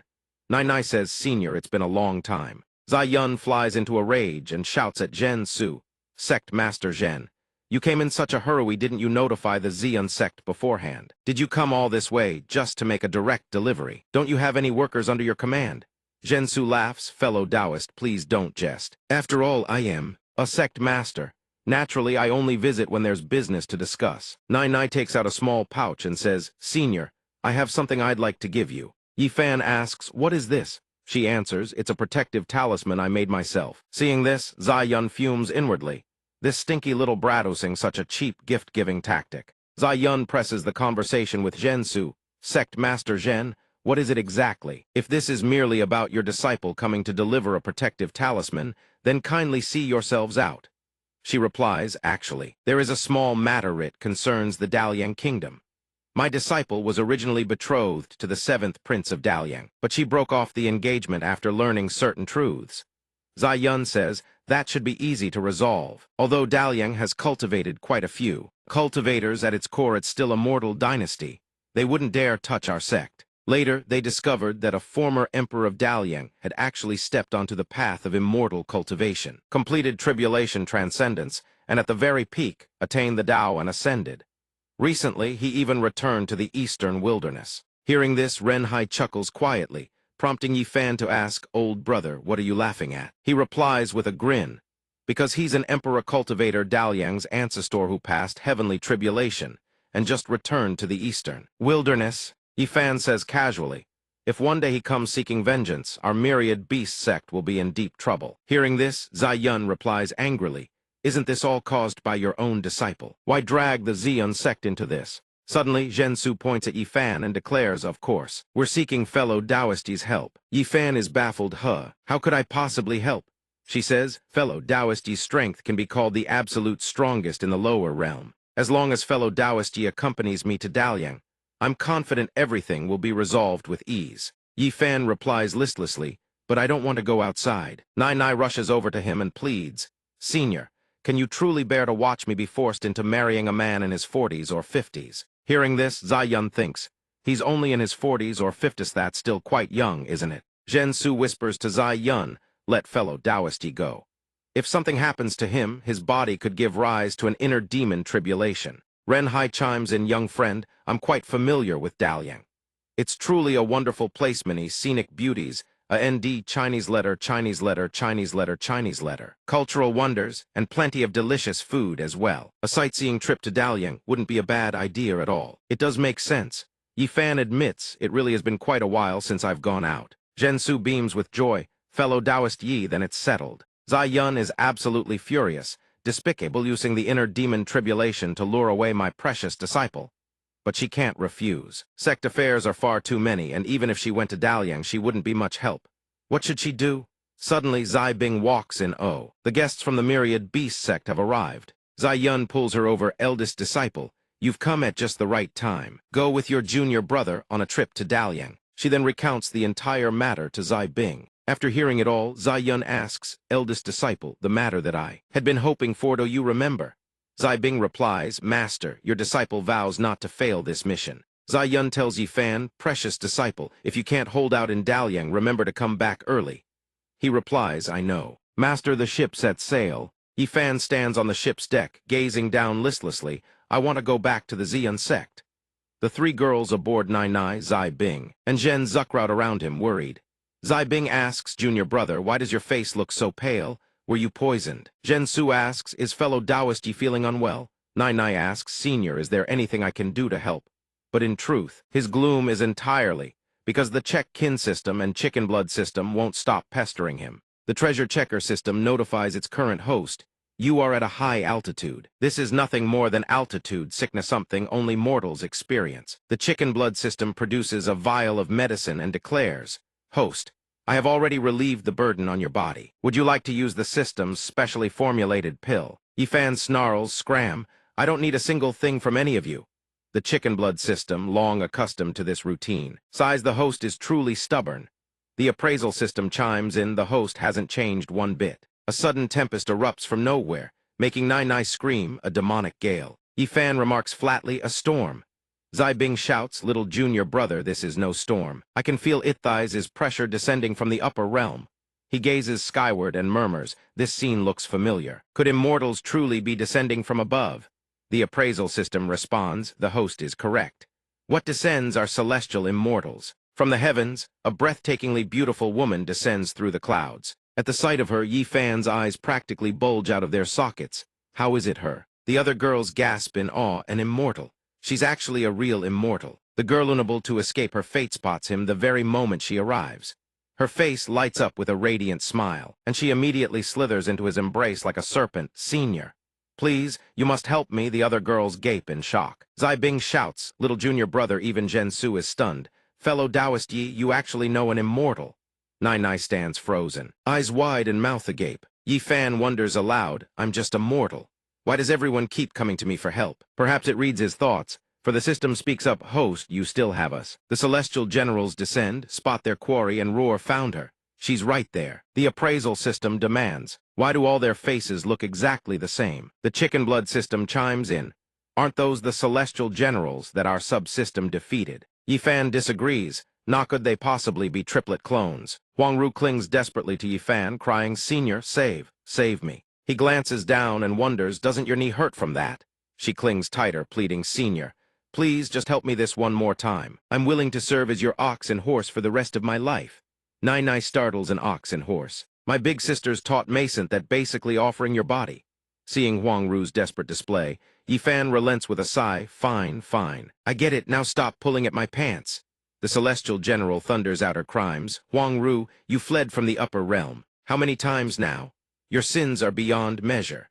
And to collude with the lower realm on top of thought, a crime worthy of 10,000 deaths. Conspiring to murder celestial generalsthis is utterly unforgivable. This time you shall suffer a fate worse than death. Huang Ru protests frantically, General, it truly wasn't me who killed them.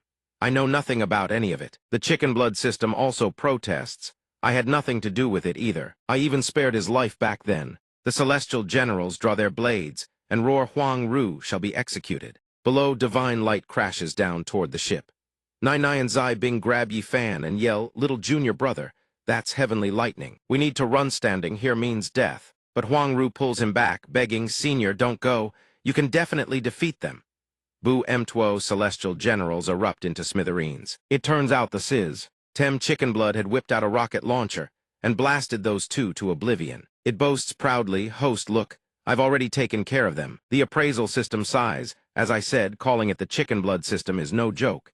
It claimed a 5-fold boost, yet the result includes raw power enhancement, fist techniques, and rocket munitions. Nai, Zai Bing, and Huang Ru stand slack-jawed. Zai Bing stammers, it's over just like that. Huang Ru gasps, little junior brother, I never imagined you were this powerful. Yi Fan waves dismissively, this has nothing to do with me. Nai looks around and suddenly asks, wait, where's my master? Zai Bing replies, I think she ran away. Yi Fan asks Huang Ru, come to think of it, didn't you escape in the first place? Why did you come back to the lower realm? She answers, because the number of celestial generals in the upper realm has multiplied far beyond what it once was. Moreover, my current strength has diminished drastically. Returning to the upper realm would be a death sentence. When the celestial generals were closing in, I made a desperate, bold decision. In that moment of absolute despair, Zai Bing interrupts, your strength diminished. Meanwhile, Nai Nai wanders around calling out, Master. Huang Ru begins to explain. I split my soul and immortal power into 7 fragments, sealed each one inside an artifact, and scattered them across the world. That way, even in death, I could be reborn just like that old grandfather living inside a ring. She continues, I don't know whether it was fortune or misfortune, but the celestial general's first strike failed to kill me. Instead, I plummeted into a lake and lay dormant for several 100,000 years. The power I retain is but a mere fraction, compared to what I once possessed. Yifan furrows his brow. Why does your situation sound more like Voldemort and the Deathly Hallows to me? Or more accurately, the Dragon Balls? Suddenly, he reaches into his trousers, everyone tenses. Ah, right, they had all assumed Yifan was about to do something unspeakable. Huang Ru shrieks, Senior, you want a strip here? There are people everywhere, this isn't appropriate. He pulls out a hairpin and asks, what are you even talking about? This hairpin is yours, isn't it? Huang Ru takes it joyfully, eyes shimmering with gratitude. My hairpin was in your hands all along, Senior. How did you know? Yifan replies, it was obvious. Not hard to guess from the look on your face. Not hard at all.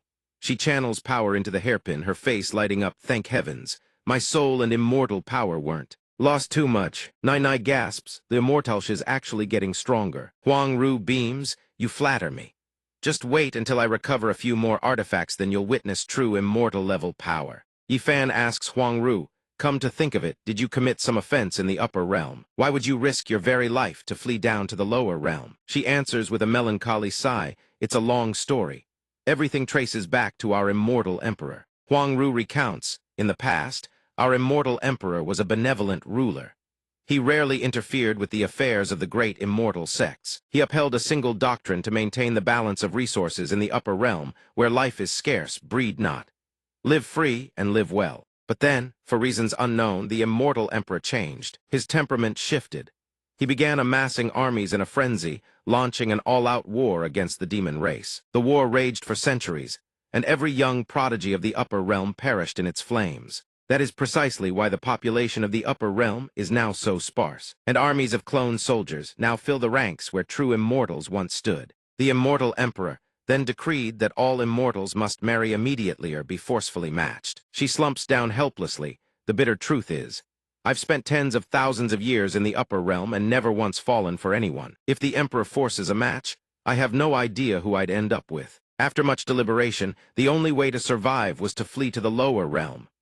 Nai Nai clasps Huang Ru's hand and says, immortal big sister, I completely understand. I wouldn't want to marry a stranger either. There's no reason I should have to. Huang Ru looks surprised. Little friend, you too are? Yifan cuts in curiously. What happens if you don't produce children after the marriage? Huang Ru leaps to her feet and screams so loud he flinches. Then the consequences are even more severe. He'll send an entire squad of celestial generals to surround you and force conception by any means necessary. Meanwhile, Zhenze, who had been hiding behind them, eavesdropping, suddenly leaps out and claps her hands over Huang Ru and Bao Xianzi's mouths. You shouldn't say such things, my disciple is still a child. Nai Nai spots her and exclaims, Master, you climbed back up. Yifan murmurs, this immortal emperor sounds suspiciously like someone who's been body-snatched by a transmigrator. An army of identical celestial generals. That's basically cloning. Ren Hai calls out, young friend, fellow Taoists, we are approaching De Liang. Gazing down, everyone marvels at the sprawling imperial capital below. As they enter the city, Nai Nai exclaims, what a prosperous nation. So this is what De Liang is really like. Ren Hai gestures to one side and says, young friend, I must take my leave first. Do enjoy your time here. Yifan asks, where are you going? Ren Hai thinks to himself, I'm off to prepare a gift for the young friend. I hope he'll like it. Yifan approaches a steamed bun stall and asks, boss, how much for the buns? The vendor, half asleep at his counter, mumbles 600 spirit stones each. Zai Bing recoils at the price. That expensive. Besides, that's highway robbery. Where would we even get that many spirit stones? Huang Ru asks innocently, isn't 600 spirit stones incredibly cheap? The vendor, the stall owner, opens his eyes and jolts in shock. Yifan. Yifan squints, you are. Bai. The man panics and bolts inside. Bloody hell, all the buns are yours, take them. Farewell. Gensu sprints over and grabs him by the collar. Judging by that reaction, you've crossed young friendy before, haven't you? Then you're not going anywhere. He begs, big boss, I was wrong, I won't dare do it again.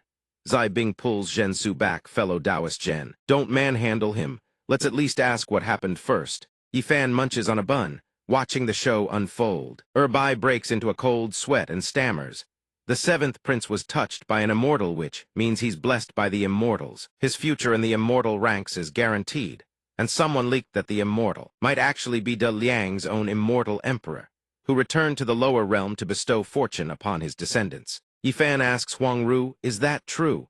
She replies, perhaps, but I only touched a few cats and dogs. I can't guarantee they'll become immortals. Bai continues to attract the immortals' attention. A flood of cultivators has poured into De Liang. The capital is practically overrun with them now. Zai Bing counters, even so your buns still shouldn't cost that much. Bai sighs, I think they're overpriced too. But it's a decree from the emperor of De Liang himself. Something about some wretched sect, some heavenly slaughter, sectand, some female cultivator from who knows where. He stands up and continues. She was clearly meant for a political marriage with the seventh prince. But the female cultivator had a change of heart about the wedding and fled. The seventh prince flew into a rage. So the emperor of De Liang slapped a heavy tax on every cultivator. Upon hearing this, Nai and Gensu seethed with fury. It was the heavenly slaughter sect, wasn't it? Yifan asks, he already levied taxesso, why the price hike on top of that? Bai explains, some out-of-body stage expert who still hasn't been caught left the seventh prince as a eunuch. He proposed raising prices to refill the national treasury. But everyone knows the coins are lining his own pockets. It's all that female cultivator's fault. Without her, none of this would have happened.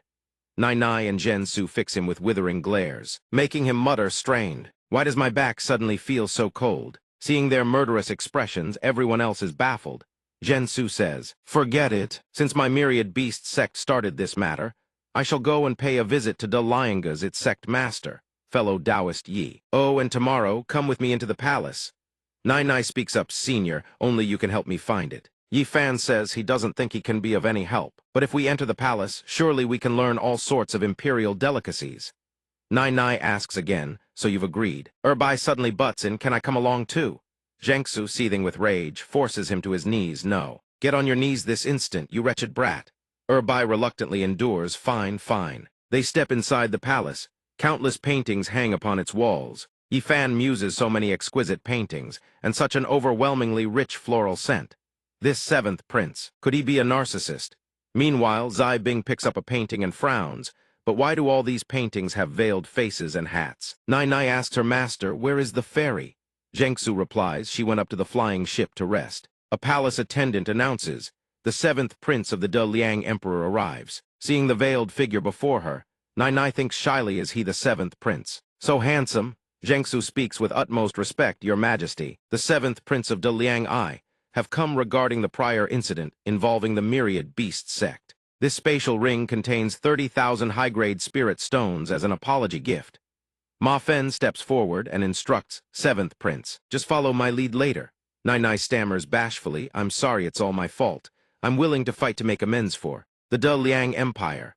The seventh prince replies, Miss Sidhu, you need not blame yourself. This happened because of my own insecurity. She blushes, seventh prince. Yifan wonders, your highness, why do you veil yourself and wear a hood even inside your own palace?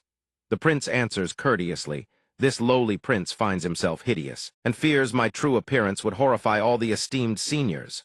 Nai reassures him, you must be joking. Cultivators temper their Tao heart show, could mere appearances frighten them? You should remove it. The prince quips, if the fairy wishes to see my true face, she would have to marry me. Hearing this, Nai panics this inside. The cloak system and blood chicken system stand there watching. The cloak system fumes, why is this person so mystery? Owsley cryptic, I'll investigate on behalf of the host. Quick slip that veil off. The blood chicken system charges forward and hurls the seventh prince's veil into the wind. The cloth sails far away, and before everyone's eyes appears a hideous face. The prince yelps, my veil. Miss Sidhu, wait, let me find my veil first, but Nai is utterly stunned. Casting all shame aside, the prince presses on, forget it. Miss, you should keep your promise and marry me. Nai delivers a vicious kick straight into his jaw, sending his head smashing into the ceiling, and screams, get lost. The emperor below calls out in alarm, Huang Ma Fen. How dare you? He barks orders at the soldiers. How dare you ambush the prince in Daliang? Seize theme all of them. The soldiers charge into attack. Zhengsu questions Ma Fen, why are you here? And Yao Somyeon from the Solaris Sun sect what? Gives you the right to command the cultivators of the imperial capital. Yifan thinks, wait, didn't this brat die already? Ma Fen replies smugly, Sect Master Zhengsu, I am now the national preceptor of Daliang. Is it not perfectly normal for me to command cultivators? You lot came to visit the 7th prince and ended up harming him. If you don't give Daliang an explanation today, none of you will leave here alive. The soldiers begin activating the nation-guarding Grand Formation. Activate. A shimmering barrier materializes. Zhengsu shouts, the nation-guarding Grand Formation. This is clearly the 6 Peaks Yin formation of your own sect. Yifan wonders, what are they even doing? There's a dark cloud hovering right above my head. Will it leave me drenched like a drowned rat? Ma Fen sneers, keep running your mouth. He commands the formation. Zai Bing tries to circulate her spiritual power in Li to find it completely sealed. Nai panics, why can't I use my spiritual power anymore? Ma Fen orders the archers. They've all been reduced to mere mortals, haven't they? The archers take aim. A thunderous voice rings out, stop. In an instant, every bowstring is sliced clean apart. The one who spoke ran high. Ma Fen squints, back then he was drunk, so I didn't recognize who you were. Wait a moment, you look awfully familiar. Ren Hai thunders, I am the 5th emperor of Daliang. You lot stand down this instant. Hearing this, Ma Fen nearly wets himself in terror. An ascended immortal. This is real. Daliang actually has a living immortal. But that was just a legend I fabricated to keep the cultivators around Daliang in line. I never thought the man actually existed. The emperor demands you claim to be our ancestor. Why should I believe a word you say? Who do you think you are? The 7th prince doesn't buy it either, one sentence and you expect us to stop. How convenient. Ren Hai declares, you want proof. Then feel the resonance of your ancestors' bloodline for yourselves. The bloodline of his coincidentally, 2 figures in the distance burst into flames, their clothes shredding apart. They scream, our clothes. I feel like my body is melting. But the other imperial kinsmen and nobles stand frozen. Baffled, why can't I feel anything? This must just be another one of those cultivation scams. Ren Hai is equally puzzled. Strange you he did only 2 respond. Could the bloodline of the others be too diluted? Yifan delivers a perfectly logical observation.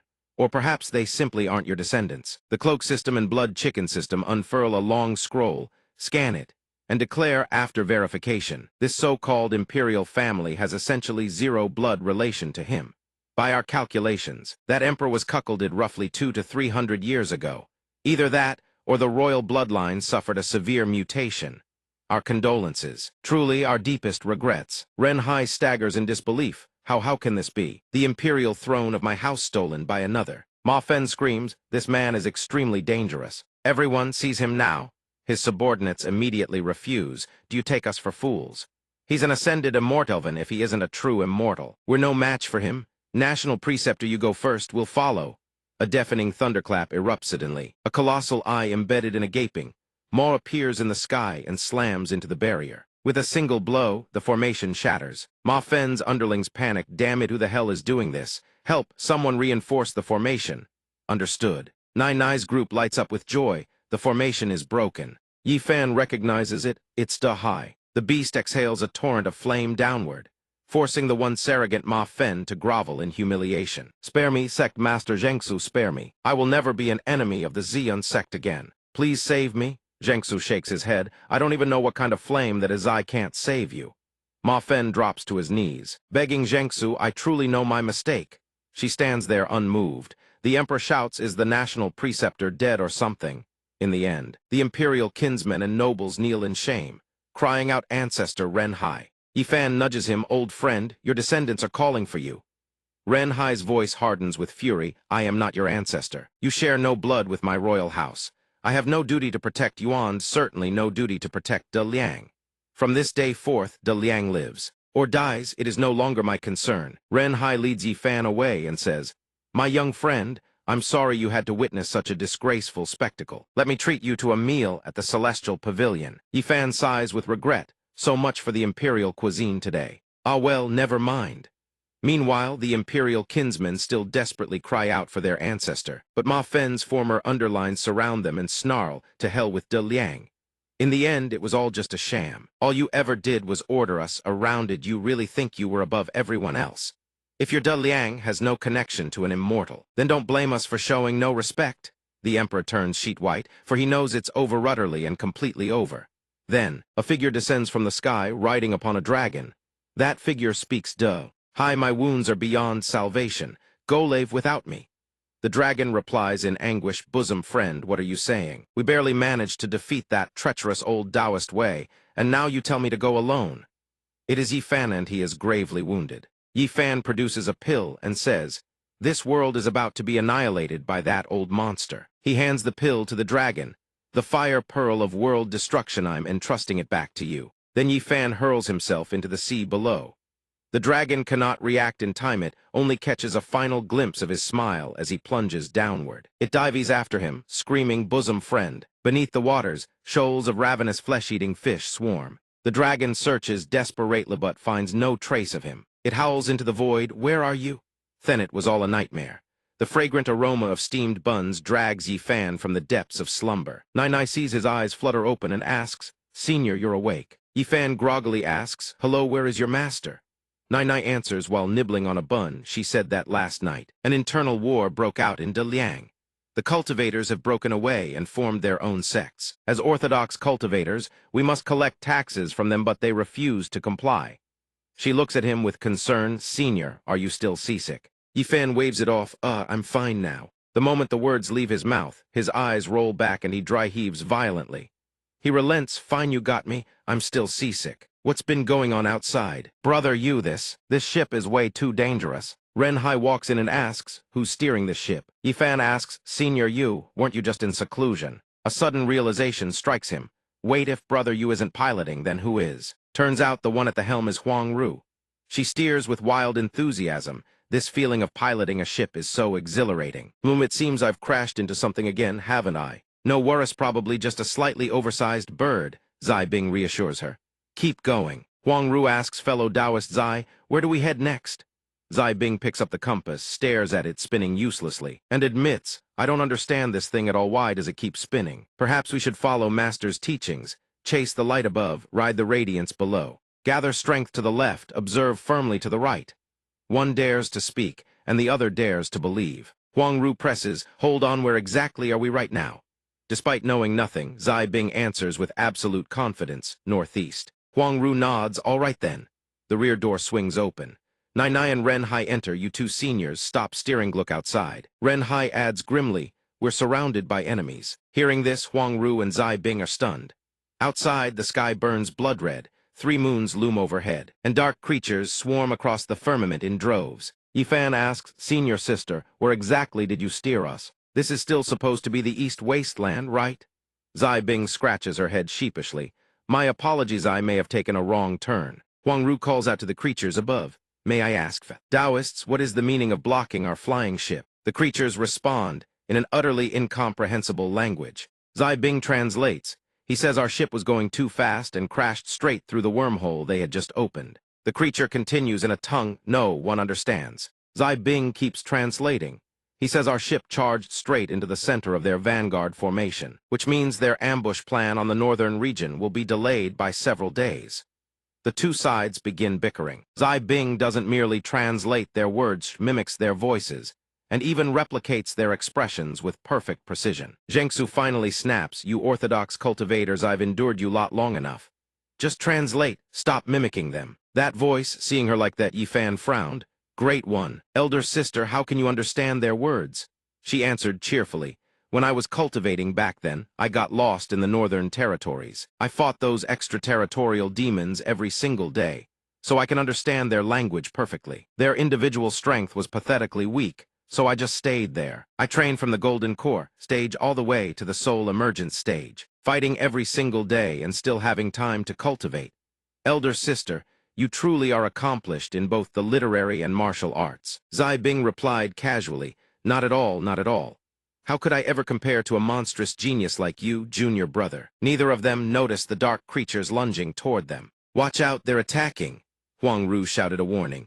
She drew her hairpin and channeled her power, conjuring a colossal golden carp. Carp leaps to the summit. The strike shatters the creature on impact, but it quickly reforms and returns to its original state. The people on the ship gasp, how is it not dying? Huang Ru is stunned. They can actually withstand my attack. No matter how powerful the technique, if the attacks are too scattered, we can't kill them, Zai Bing explains. She then shouts, we need to slice them into even tinier pieces. She unleashes her myriad transformations technique. Demonic creatures scatter in every direction. Ren Hai praises her little friend. No wonder you managed to hold your ground in the northern territories. Huang Ru adds her own admiration. Miss Zai, this cultivation method must be of your own creation, correct? Even I can't help but be impressed. Would you share it with me? Zai Bing replies bashfully, you two seniors are far too kind. Suddenly, behind them, a spatial gateway tears open. Yi Fan spots it. There's a wormhole behind us. Seeing it, Ren Hai shouts, that's the boundary rift. The wormhole is about to close. We need to get out of here now. From within the rift, the creature emerges once more. But this time it speaks in a human voice. Don't even think about escaping. Stop them. In an instant, a horde of bizarre creatures surges toward their ship. Zai Bing screams, there are far too many of them. There's no way we can eliminate them all. Everyone launches their attacks against the creatures. Nai hurls dark attribute talismans. Ren Hai hammers them with his bare fists, and Huang Ru channels her hairpins, power conjuring a massive lotus blossom that obliterates the creatures in its path. But it's futile. The moment one wave vanishes, another swoops in to take its place. Seeing them swarm in, Zai Bing slumps in frustration there, dead set on not letting us go. Nai laments, what do we do? My protective artifacts are almost spent. Ren Hai says, they're too difficult to deal with. We need to sever their bodies into the smallest possible fragments. The most urgent thing is getting out of this accursed place first. Huang Ru tells everyone, there must be another way. Look, the demons don't dare attack Senior, because he possesses the strength to slay heavenly generals. They're mere demons, they'll surely be annihilated. But the truth is far simpler. The demons simply don't perceive Yi Fan as a threat at all. Yi Fan strokes his chin in thought. These demonic creatures bear absolutely no hostility toward him. Moreover, the system has mysteriously vanished without a trace. Could they be the system's handiwork? Seeing him so composed, Nai gazes at him with admiration. Junior brother, how are you so calm? Have you already figured out a solution?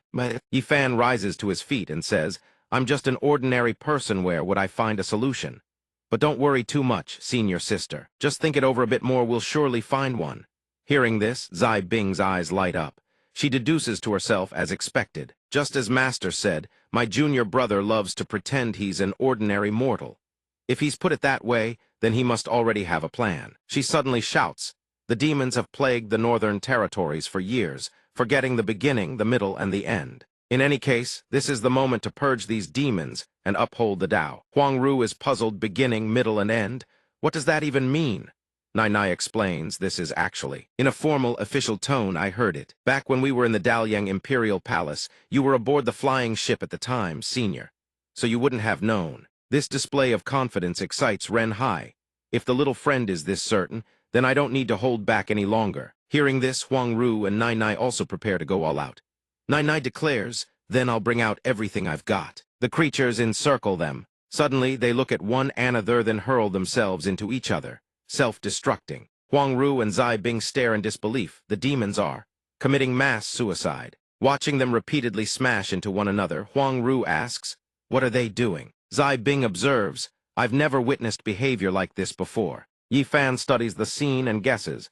Judging from the situation, I'd say they're fusing. Ren Hai echoes fusing. A moment later, the tiny creatures merge and transform into beings of vastly greater size. Golden core, nascent soul, soul transformation, soul emergence, body integration, Mahayana, tribulation, transcendence, innate, Xuan, immortal. Ren Hai exclaims, the innate realm. In mere moments, they've reached the innate realm. Huang Ru is equally shaken. What kind of sorcery is this? I've never heard of such a thing in the upper realm. Nai clings to Zai Bing's arm in terror. Zai Bing Sr. Is the power of evil spirits truly this heaven-defying? It feels like if just a handful of them appear, the entire northern territories will be annihilated. Zai Bing is equally bewildered. How can this be happening in the northern territories? Their numbers surpass vermin, yet none ever exceeded the nascent soul realm. But if every single one of them can reach the innate realm, the entire immortal realm would collapse. Yi Fan gazes up at the sky, pondering, could it be the moon's doing? What game are the systems playing this time? Trying to manufacture a desperate crisis to pressure us. Ren Hai turns to Yi Fan for guidance, little friend. In this situation, how do we fight? Yifan suddenly bellows, "Come out, I know you're hiding nearby." Everyone on the ship is utterly baffled. A heartbeat later, a fireball erupts from the void. It plummets downward and annihilates the creatures on impact. When the fireball dissipates, a figure materializes standing before them. Ren Hai is startled. What manner of evil beast is this? Zai Bing gasps, a single strike wiped out all those demons. Its strength is incomprehensible. Hey, compared to the senior, this creature, the being drifts to a halt directly in front of Yifan and says, "You still found me out in the end." With that, she transforms into the guise of a beautiful young woman and addresses him, "My dearest friend." Yifan's eyes widen in shock. "You're Dahai. Qing Lan, Dahai. You." She replies bashfully, "Dear friend, I know concealing my tracks was wrong of me, but you're this emotional." He suddenly shouts without an ounce of shame, "Wait, where's your thing?" "Qing Lan, dear friend, that's rather uncouth of you. I've always taken the form of a sea maiden." She then lunges forward and wraps Yifan in a tight embrace to feel your warmth once more. It truly is wonderful. Watching this, Nai's eyes brim with tears. Why do beautiful women keep appearing beside the senior? What's so different about it? Hearing this, Zai Bing muses aloud upon hearing those words.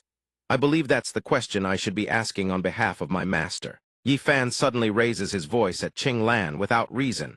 "What are you doing in this world? Don't tell me you've come to drag me back. Let me be clear, I'm not going back. Besides, I'm just an ordinary person. There's nothing I can help with." She's taken aback but replies gently, "Dear friend, why would I ever force you? After I became the eternal night demon sovereign in that world. A few days later, those Taoist disciples annihilated your master's world. He turns away, so it was destroyed. Then it has nothing to do with me anymore." Qing Lan wonders, why is dear friend's attitude so cold? Could something be affecting him? How could she? She turns to address the others. "You are dear friend's companions. Allow me to guide you out of this spatial domain." Zai Bing pulls out her compass. "Senior, do you know the way out?" "My compass, when I look closely." Zai Bing's face lights up. It's working again. Meanwhile, in an unknown location, the check-in system and the blood chicken system wander aimlessly. The blood chicken system asks, "Still haven't found the host." The check-in system holds up a compass and sighs, "No luck. The boundary rift has been invaded too severely." Both systems slump in dejection. The blood chicken system suggests exchange fortune points for a radar upgrade. It's pricier, but the check-in system laments, "We're flat broke." Neither of them notices the ship flying directly toward them from behind. By the time they spot it, it's too late. "Host great, the host is here, but they can't dodge in time." The ship plows straight into them. When they finally board the ship and face Yifan, both systems sport massive bumps on their heads. The blood chicken system whimpers, "Host." "We're back," the check-in system calls out excitedly, "Host." Yifan narrows his eyes. "You two aren't acting anymore." The check-in system blinks, "Acting? Acting what?" Yifan fires back in anger, "You know exactly what. You kept scheming, creating dangers, backing the people around me into a corner. I've put up with you two for far too long." Hearing such baseless accusations, the check-in system retorts furiously, "You have no conscience, host. We never set any traps, nor did we ever harm anyone near you. If I'm lying, then let the grand system delete my data 100,000 times. Then throw me into a pitch-black cavern and destroy me completely." The blood chicken system chimes in to defend, "Host, listen. They're telling the truth. If we had harmed you, our efficiency ratings would plummet into the negative." Yifan softens, "Check-in system. Fine, I'll believe you two this once. Now explain, we did you two vanish?" The system responds cheerfully, "Host, it's like this. We were disrupted by a moon seed fragment from the dimensional debris, so we couldn't locate your existence." Yifan frowns, "Moon seed fragment." The check-in system explains, "It's something akin to a moon." Yifan, "This thing has a blocking function. Useful." The blood chicken system adds, "Exactly. If something happened to you, we'd have no way of knowing." Yifan repeats, "This thing has a blocking function. Truly useful." The check-in system echoes what the blood chicken system just said, If something happened to you, we wouldn't even know." At the back mountain of the Xian sect, Thichkai hides and mutters to itself, "Today marks the 15th day since I became a human cultivator's spirit pet. Ever since I followed this human cultivator, every single day has been excruciatingly boring." It grumbles in dejection, day in and day out. "All I do is watch this idiot cultivate, bring him his meals, or sit around drinking and talking nonsense. What prospects does this fool of a master even have?"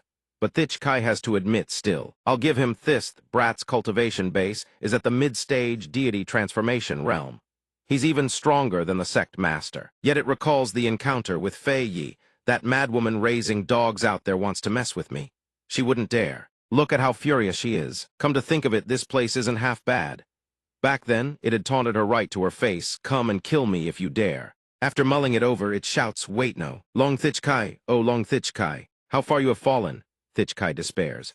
As a noble true dragon, you should roam the vast seas and soar through boundless skies, resting upon sacred mountains, and rivers not live like some common spirit pet. Recalling its days as a mere house pet only deepens the misery. Content to stay cooped up in some cramped little dragon cave, eating vegetable soup and radishes boiled by that idiot master every single day. Thich Kai decides enough is enough, it's time to rise up and leave. No, today this lord is leaving. I can dissolve the contract unilaterally anyway. That fool can't control me. As long as I run fast enough, that madwoman will never find me. I have to escape. But while sneaking away, it runs straight into Yi Fan's group returning on their vessel. Yi Fan respectfully greets Zai Yun, Master. I've returned. She beams with joy. Good, you're back. You brat, look at how thin and haggard you've gotten. You must be starving. Thich Kai freezes at the scene before it. Humans that both its foolish master and the madwoman hold in the highest regard. Its eyes go wide as saucers, and cold sweat pours down its face as the realization hits. Wait, panic slams into it. The person standing behind Yi Fan is at the immortal ascension stage. There's even a heavenly immortal. Thich Kai begins wailing in despair.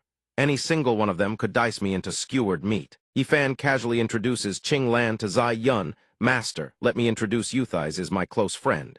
Her name is Da Hai. She laughs and corrects him. My name is Lan. Zai Yun fumes. My dear disciple, where on earth did you pick up a woman? All Qing Lan does is cast a single cold glance at Thich Kai, and the poor creature nearly wets itself in terror. What kind of monster is that?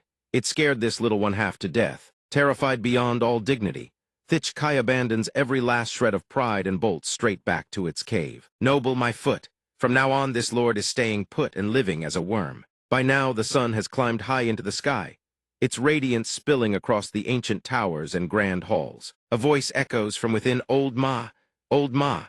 Inside the building, a man lies sprawled over a table, dead to the world in a drunken stupor. Suddenly, two elders and another man materialize out of thin air. The man speaks up, Sect Master, do not grieve. One of the old men adds his voice in consolation. Sect Master, please restrain your sorrow. The Vice Sect Master surely wouldn't wish to see you in such grief. Vice Sect Master Ma Fen devoted himself wholeheartedly to the sect, and this is how it ended. That day must have been. Disturbed from his sleep, Tu Ren's eyes snap open with terrifying fury. He jerks upright. He raises his head and roars in rage. What the hell are you consoling me for? That sissy is dead. I'm overjoyed beyond words. All three are struck completely dumb with shock. The man thinks to himself, were their relations really that bad? The brown-haired elder speaks up, then with the Vice Sect Master position now vacant. Whose turn is it? The silver-bearded elder refuses to be outdone. I am a three-reign elder of this sectorly, the right to lead falls to me. Tu Ren toys with the command token in his hand, lounging cross-legged on his chair as a smug expression spreads across his face. It seems none of you have any interest in avenging Ma Fen. Well, since Ma Fen is already dead, his death might as well have some value. We can't touch those bastards from the Myriad Beast sect, but the Zeon sect. What are they? Just a couple of nascent soul stage cultivators, and they dare lord it over us. His expression darkens, growing utterly sinister and gloomy. He issues his decree.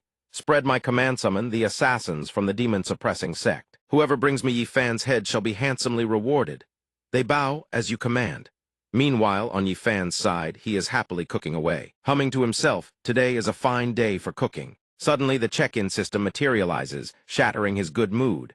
It holds some kind of book and announces, host, today's check-in has secured you a pill origin secret scripture. Please accept it.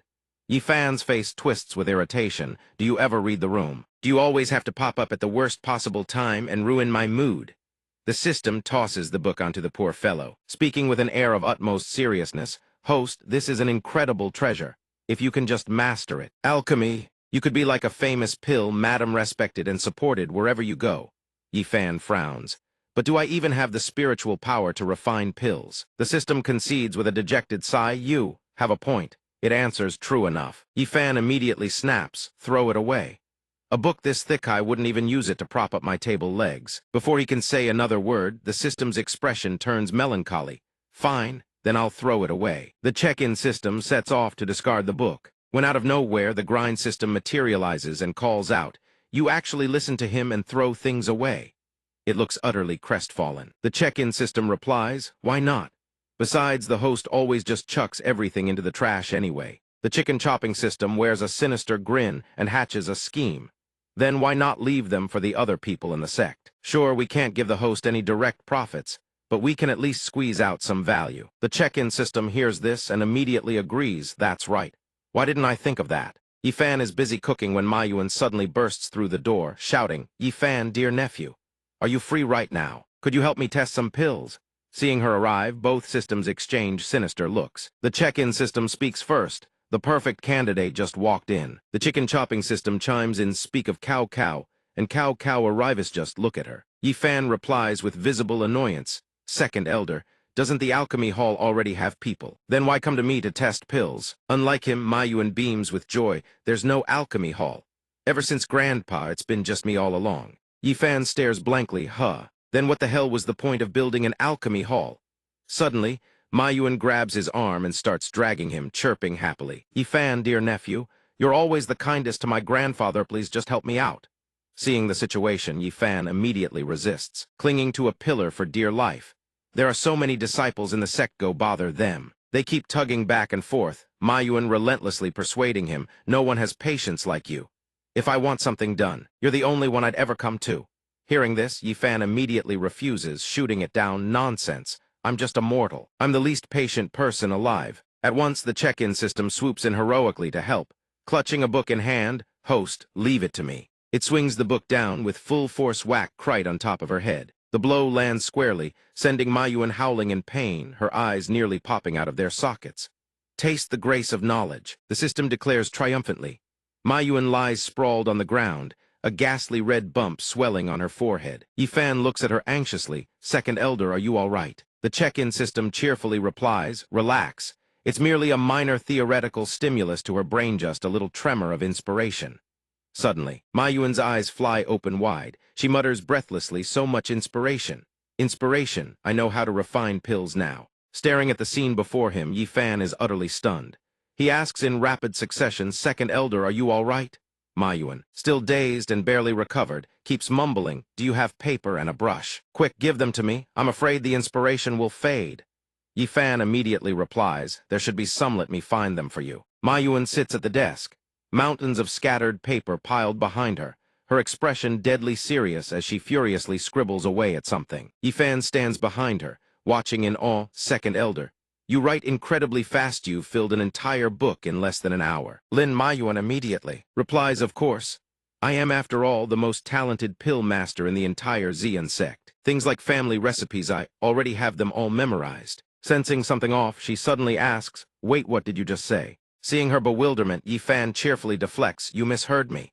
Meanwhile, the check-in system and the chicken chopping system begin murmuring among themselves. The chicken chopping system asks nervously, is what she wrote even thicker than the pill origin secret canon? The check-in system replies, most likely she tacked on her own unauthorized scribbles too. The chicken chopping system responds, well then, aren't we completely doomed? When she finishes writing, Mayuan picks up the stack of papers, rises to her feet, and says, Yifan, dear nephew. She says with a mischievous glint in her eyes, I have a few hundred pill formulas that all need verification. Come with me to test them. Yifan, utterly cornered and helpless, can only reply, Second elder, are you absolutely determined to test me to death today? Suddenly someone walks in from outside. It is Ta Yan. He steps forward and asks, excuse me, is this the room of Yifan from the Xian sect? Seeing his terrifying aura, both of them ask in unison, you are. Out-of-body stage grand perfection. The man, his face twisted into a ferocious grin, introduces himself. I am Grandmaster Ta Yan. Of the evil sect, just call me Ta Yan. He continues, the one and only. Seeing him, Yifan secretly rejoices Somyeon has come to break the deadlock. Wonderful. No more pill testing. But the man's expression turns vicious as he draws his sword. So you are Yifan.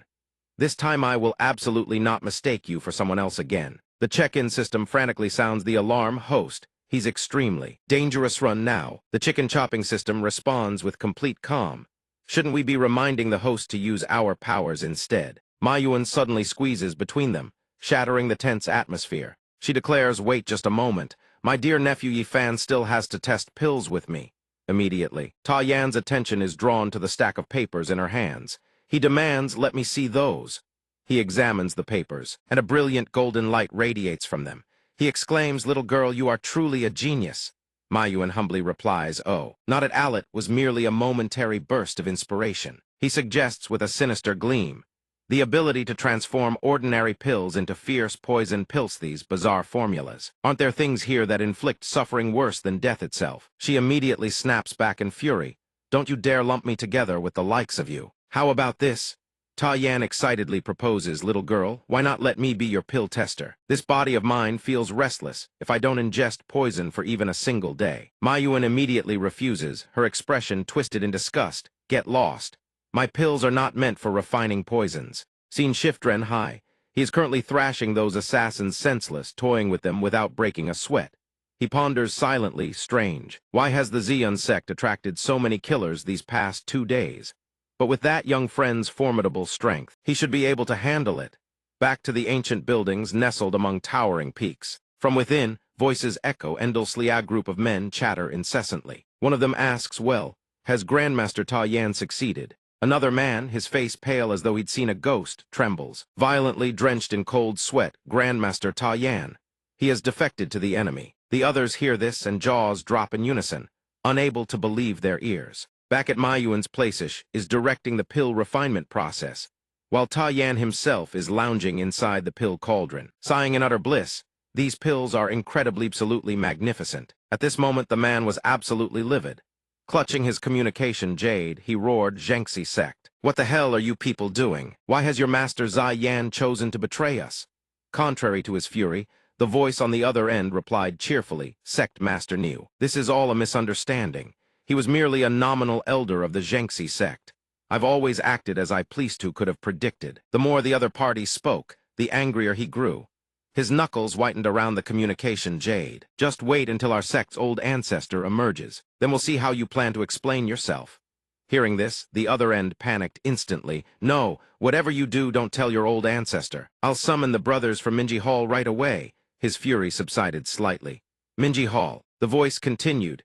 "You know as well as I do Minji Hall is the most renowned assassin organization in our domain. A trump card. As long as they strike, I guarantee the heads of Zai Yan and Yi Fan will be delivered to the Taeyong Xing sect." He responded coldly, "Very well. I shall await your good news." Behind the Zeon sect, beast roars echoed through the air. At this moment, Bai Tao and Fei Yi were together. Bai Tao held something in her hands and asked nervously, "This actually counts as a spirit beast too. How did you?" "Ahead is." Qing Lan spotted Bai Tao, and a mischievous grin spread across her face. She crossed her arms. Well, I didn't expect you to show up at the Zeon sect too. Since you're in charge of caring for the spirit beasts, strap one on if you've got the nerve." Fei Yi suddenly went playful, shoving Bai Tao forward from behind. Qing Lan seethed with fury. Fei Yi said cheerfully, "Sister, I feel like you haven't had any screen time lately. Today's your turn to get some training." Bai Tao stammered in confusion. Let me tie the rope on for her." Fei Yi held the nine-tailed spirit fox and another spirit beast in her arms, introducing them cheerfully. "Look, I'm already raising 2 of them. You're only helping with 1? Isn't that easy?" Bai Tao pointed nervously at Qing Lan, who was absolutely livid. "Easy?" With that look on her face, she looks like she wants to. Fei Yi, blissfully oblivious, ignored the murderous aura behind her and waved dismissively, "Relax. Your cultivation base is far too low, she won't eat you." Bai Tao's face drained of color. "She actually eats people." Suddenly, throwing knives hurtled toward Fei Yi from behind. She gripped her spear and spun around instantly. "Who's there?" The incoming projectiles shattered into fragments midair. A cold voice rang out. "You don't need to know, you just need to die." Cultivation Soul Formation 5th layer, Void Refinement 4th layer. Zhengxi sect Minji Hall assassins. Instantly, black-clad figures descended from above, crashing down toward Fei Yi and Bai Tao. Before the terrifying assassins, Bai Tao cried out, "Sister, these people. They look incredibly strong. We need to run." "Oh." Fei Yi replied with a calm expression. "No matter how strong they are, can their artifacts compare to mine?" The black-clad leader raised his blade and barked the order, "Attack, now." Other black-clad figures also converged on the Zeon sect's Grand Elder. They bellowed their sinister purpose: erase the Zeon sect from the cultivation realm completely and utterly. Li Mingbai, clutching something in his arms, was also targeted by the swooping assassins. Huang Ru and Ren Hai were marked as targets as well. They descended like wolves among sheep, intent on slaughtering every last soul. The flower Yao was withering, its petals drooping lifelessly. It whimpered weakly, "Water. Master, do you not need me anymore? Without water, I'll die of thirst." The long-neglected flower Yao had been forgotten for ages. Just then, Yi Fan approached, carrying a bowl of something in his hands. Seeing him, the flower's lifeless form couldn't even muster words. It whispered, "Master, Master, save me. I'm dying of thirst." Hearing the feeble cry, Yi Fan looked around for whoever was calling, but found no one. He muttered, "Am I hallucinating? A flower in its death throes just called me master." Realizing it was the flower Yao, he stared at its withered state and cursed, "Damn it, how long has it been since I last watered this thing?" Grabbing the bowl of soup in his hand, he poured it straight into the pot. He said with a mischievous grin, "Cold soup will have to do for now. Besides, it's got nutrients, shouldn't kill it." Suddenly revived by the beast meat soup, the flower Yao burst back to life, completely rejuvenated. It exclaimed, "Beast broth, I feel alive again." At that moment, the system's check-in prompt chimed with an urgent warning. "Host, friendly reminder, a massive wave of assassins has been detected heading toward Xianyu Peak. Evacuate immediately." Yi Fan replied nonchalantly, "It won't be like the silver-eyed Dio King last time." That thing suddenly, a figure wielding a sword shattered the window and burst inside, startling both Yi Fan and the flower Yao. The bowl slipped from his hands and clattered to the floor. In that dire moment, the system's auto-defense protocol trigger-red 100-layer silk cocoon shield technique deployed, forming a golden barrier around Yi Fan. His dwelling was now reduced to a heap of shattered debris. The intruder was none other than Zai Yan. Yi Fan rushed to the broken window in shock. "My window." Meanwhile, Zai Yan sat on the ground and said cheerfully, "Young friend Yi, you won't blame me for bringing company, will you?" Suddenly, the leader perched on the windowsill taunted, "Still worrying about your window? Worry about your worthless life first." He was the hall master of Minji Hall. Spotting Zai Yan, he sneered with delight, "And you, Zai Yanto, betray your sect over a single pill formula. You truly deserve death." Hearing this, Zai Yan showed not a shred of fear. He hurled back curses, further enraging the leader, "You imbeciles. All you know is slaughter. What the hell do you understand? I had an agreement with your sect master. If he failed to show by a certain day, he forfeited any right to obstruct me." The leader's fury erupted. He drew his razor-sharp sword and bellowed at his men, "Don't just focus on Zai Yan. Yi Fan must die too." They responded in unison, "Yes, sir." Immediately, Ren Hai, Huang Ru, and Qing Lan descended from the rooftops. They spoke in thunderous unison, "Let's see who dares." The leader's face reddened. "Why are all of you here? Wait just a moment. Could it be that hundreds of brothers were needed to surround and kill them? Everyone in the Xion sect is dead." Huang Ru casts his spell, looking impossibly cool as he declares, "You nascent soul cultivator 7, if there were thousands of you, you wouldn't stand a chance against me." Qing Lan, unwilling to be outdone, blazes with overwhelming power, "Leave these enemies to me." Hearing this, the enemy leader turns deathly pale. This spiritual power. Could it be that you're all tribulation transcension powerhouses? Ren Hai sneers with contempt, tugging the brim of his hat, "Tribulation transcension. Don't underestimate us." Hearing those words, they already know their fate. The leader panics and immediately screams, "Everyone retreat now." Huang Ru watches them scatter like startled rats. "Where do you think you're running?" The three of them give chase instantly, and Zai Yan, eager for some fun, bolts after them. He shouts, "Hey, you three, mind if I tag along?" Yi Fan stands before the wreckage, his expression sorrowful. He stares at the pile of scrap metal and debris, letting out a long sigh. The house is destroyed beyond recognition.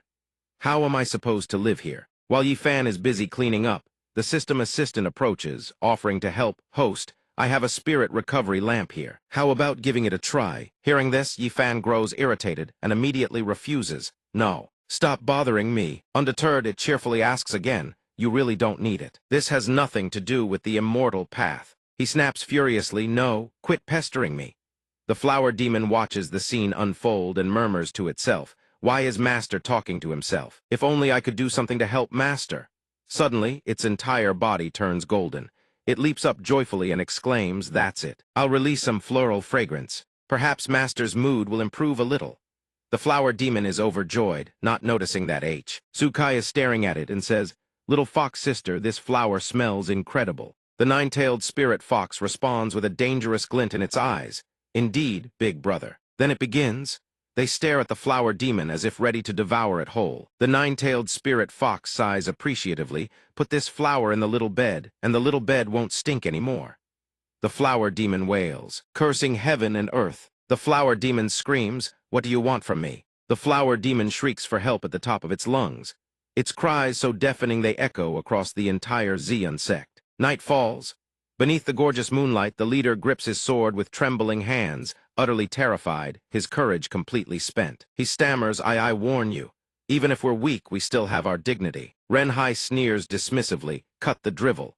Whose hands do you want to die in? The four of us are still waiting to earn our merit, standing before these powerhouses blazing with overwhelming momentum. On the other side, he has only a handful of men left. He trembles. Is there truly no chance to atone for our sins? Hearing his plea, Renhai's side responds instantly, none. Suddenly a strange scent drifts in from nowhere, assaulting everyone's nostrils. Catching the strange scent, Huang Ru frowns. What is that smell? Floral fragrance, the stench of corpses, and the scent of earth. Renhai also catches it, astonished by the impossibly pure spiritual power laced within and what seems like a faint trace of heavenly Tao comprehension. Looking up, the nine-tailed spirit fox and Hu Jai are perched atop a blue coffin descending from the sky. Hu Jai shouts down, "Sister, look, we've brought the baby back." The black-clothed assassins gape at the sight. A coffin. Fei Yi looks up at the coffin and calls out, "What did you two bring this time? Let me see." Inside the coff, Fin, a fragrant aroma radiates outward, the same one everyone caught moments ago. Seeing so many towering figures gathered around, the flower demon clutches its head in sheer terror. A whole crowd of big shots surrounding me, about to. Everyone crowds around the flower demon, terrifying it even further. Cold sweat drenching its entire body. Qing Lan stares at it intently and remarks, "A flower demon." Plant-type cultivators are nearly extinct in the upper realm. Zai Yan chimes in. It even appears to possess innate spiritual intelligence. If nurtured properly, its cultivation talent wouldn't be inferior to any humans. At this point, Fei Yi walks over to Hu Jai and demands, "Where did you bring this flower from?" It obediently replies, "From Master's place." Master has been taking care of it too. Renhai, his expression serious, evaluates the situation. So it's the young Master's treasured spirit pet. Bringing this flower here, could it be that he wants us to all together nurture this flower demon? Zai Yan responds, "I didn't expect someone so young to have such foresight." Noticing everyone let their guard down, the three black-clothed assassins begin plotting their escape. The purple-haired one whispers, "Boss, it looks like they want to turn us into fertilizer." The green-haired one adds, trembling, "They're not paying attention to us, let's sneak away." Before he finishes speaking, the cowardly leader has already bolted.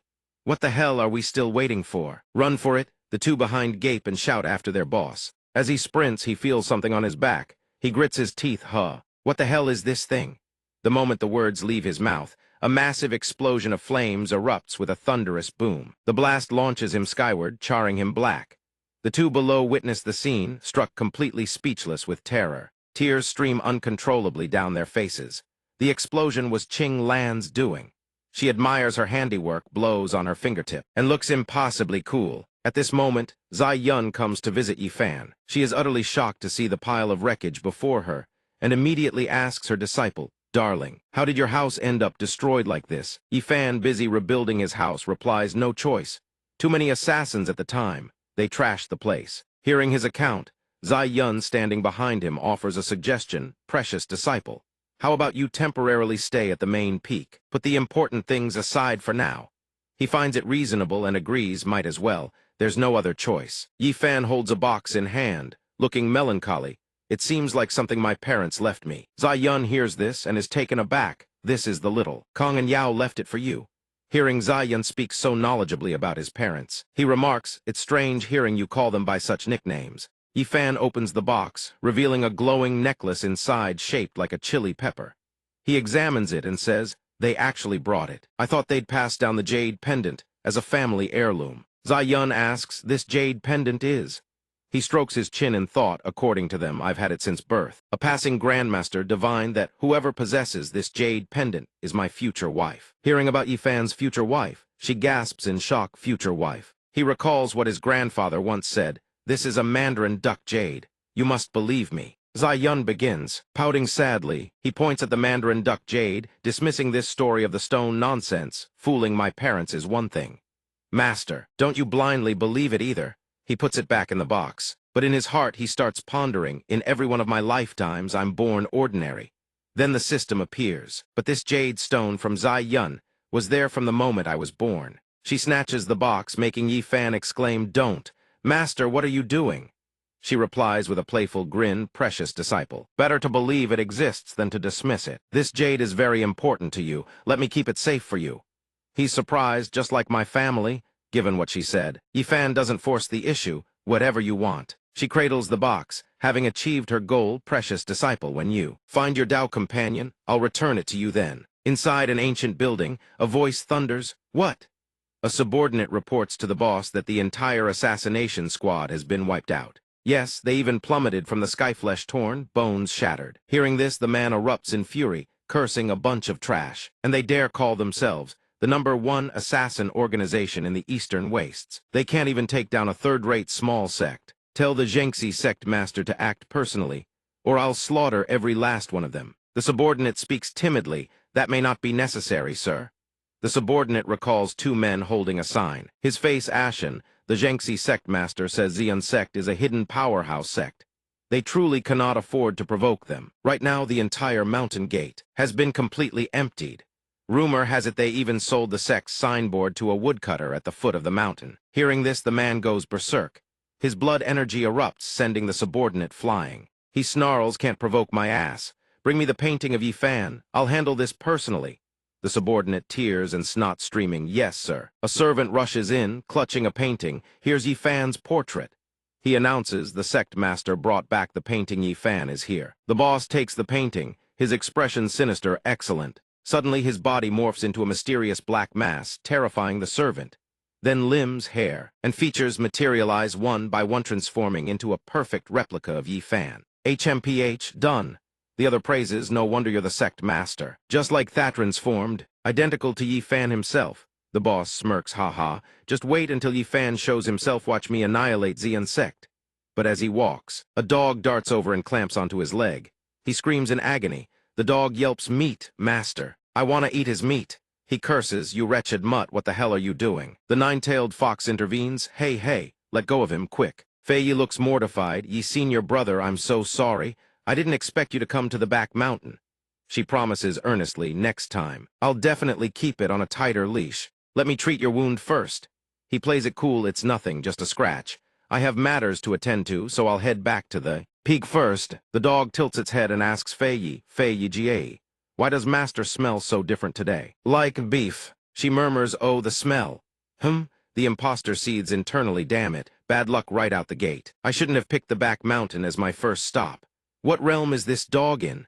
One bite and it shattered the bones in my leg." He stares at the void ahead, thinking he needs to find medicine. Suddenly, a hand clamps down on his shoulder. "Kid, what are you doing here?" He startles, "How is this? Is it Ta Vierm?" He stammers, "It's nothing, just passing through, taking a look around." The old man steps closer and points at the wound on his injured leg, then asks, "I see your leg is seriously hurt. You haven't treated it at all." He clutches his leg in alarm. "Grandmaster, you normally refine poison pills. I wouldn't dare let you treat me." The old man beams, "He, I didn't expect you to know me so well." The old man locks eyes with him, then points straight at Yuan and explains, "I know you can't trust mean outsider like you, but you can trust your second elder, can't you?" He advises, "I'll give her some pointers.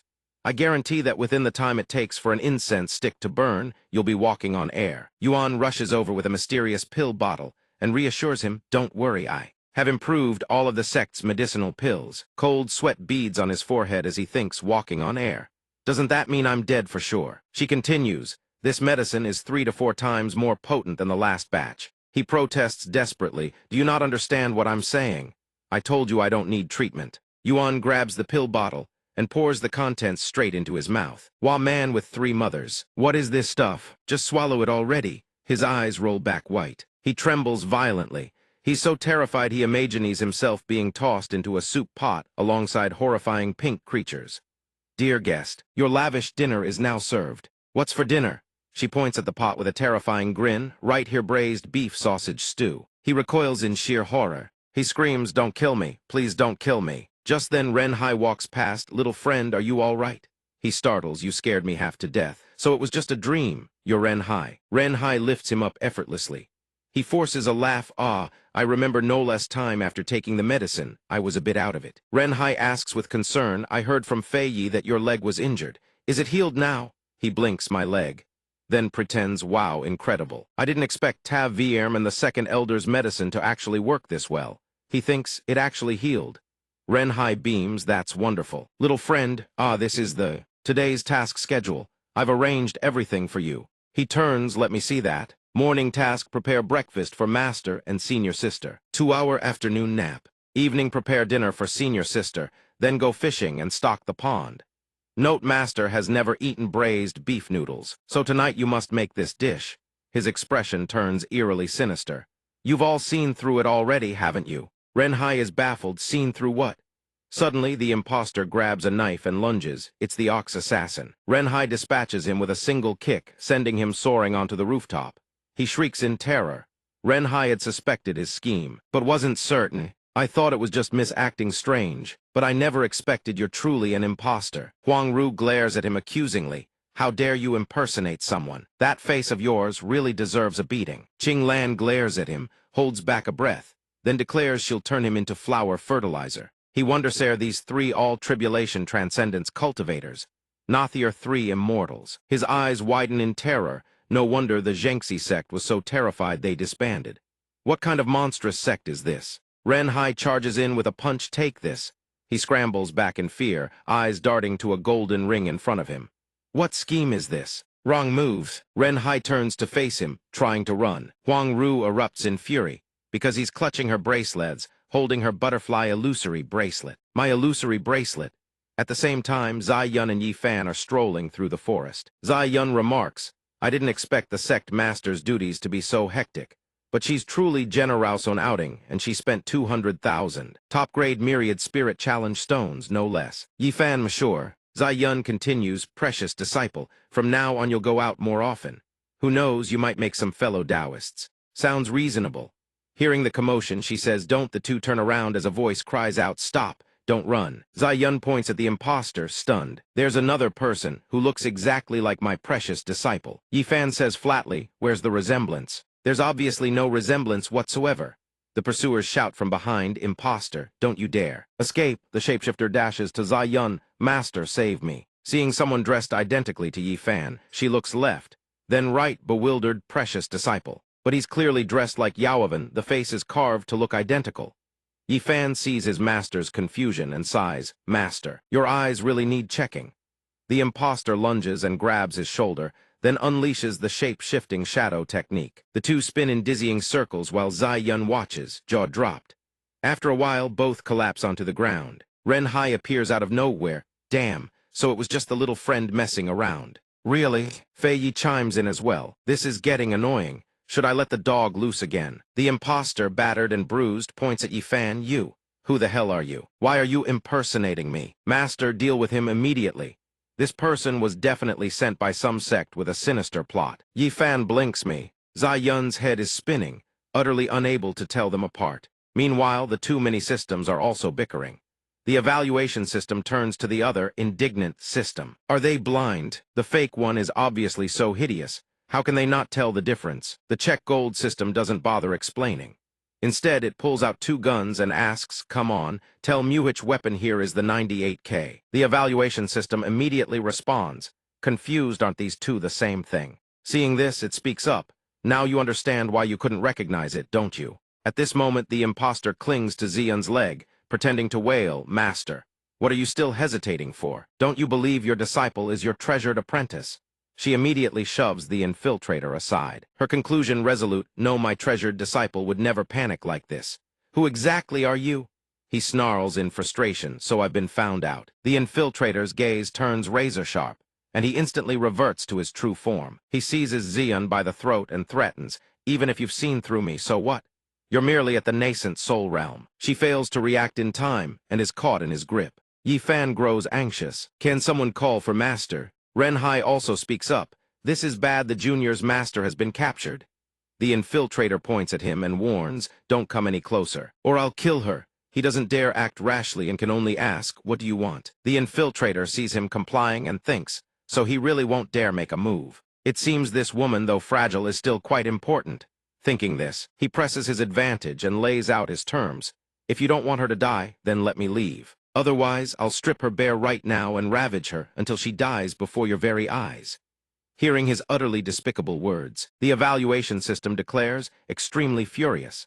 This man deserves death. His voice alone is enough to make one's skin crawl. The system scolds. Jing refuses to sit idle either, flinging out a talisman. You dare bully those around my host. I'll inflict blood venom upon him. He'll never be able to touch anything ever again. The infiltrator continues to choke Xian, slowly lifting her body off the ground. Suddenly, boils erupt across his own body. In his terrified eyes, he immediately releases her and collapses, clutching himself as he screams, "It hurts. It hurts so much. What in the world just happened?" Over here, someone pries open the lid of a container. She points inside and asks the old man, "Have you seen where my Chong Nguyen pill went?" "No." Ziyan clasps his hands behind his back, peers inside, and replies, "I nearly forgot I already refined it into a blood ginseng pill." She frowns, "Then that blood ginseng pill, where is it now?" He answers with a smug grin, "I fed it to someone. There was an imposter who tried to sneak into the sect, but unfortunately, I saw right through him." So the infiltrator ended up like this because Ziyan was the mastermind all along. The infiltrator trembles with rage, powerless to do anything, cursing silently in his heart, "That damned Ziyan, that damned Xian sect, I will never let this go." He then pulls out a golden bracelet and a necklace set with a blue diamond. Seeing those items, Huang Ru recognizes them with delight. "Those are my magic treasures." Fei Yi beside her can only sigh helplessly. "You really do lose your equipment far too often." Yifan wastes no words, snatching the items straight from his hands. These belong back with their rightful owner. The imposter is utterly stunned. He actually seized a magic treasure, unleashing immortal power with his bare hands. The two little systems behind him laugh with glee. "You are truly an imbecile. This is the power of our system." Though somewhat frightened, the infiltrator still puts on a bold front and threatens, "Hand back the magic treasure at once. I'm warning you, the supreme elder of the Taeyong Xing sect is at the peak of tribulation transcension.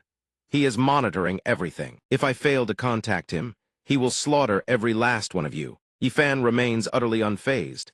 His voice calm. "In that case, go ahead and contact him for me." Hearing this, the infiltrator cautiously produces a blue jade token and speaks smugly, "Just you wait. Prepare to meet your due." Suddenly, the jade shatters to pieces before his bewildered eyes. A voice announces, "Hello. The other party has destroyed the voice transmission jade token. Please use an alternative method of contact. Thank you."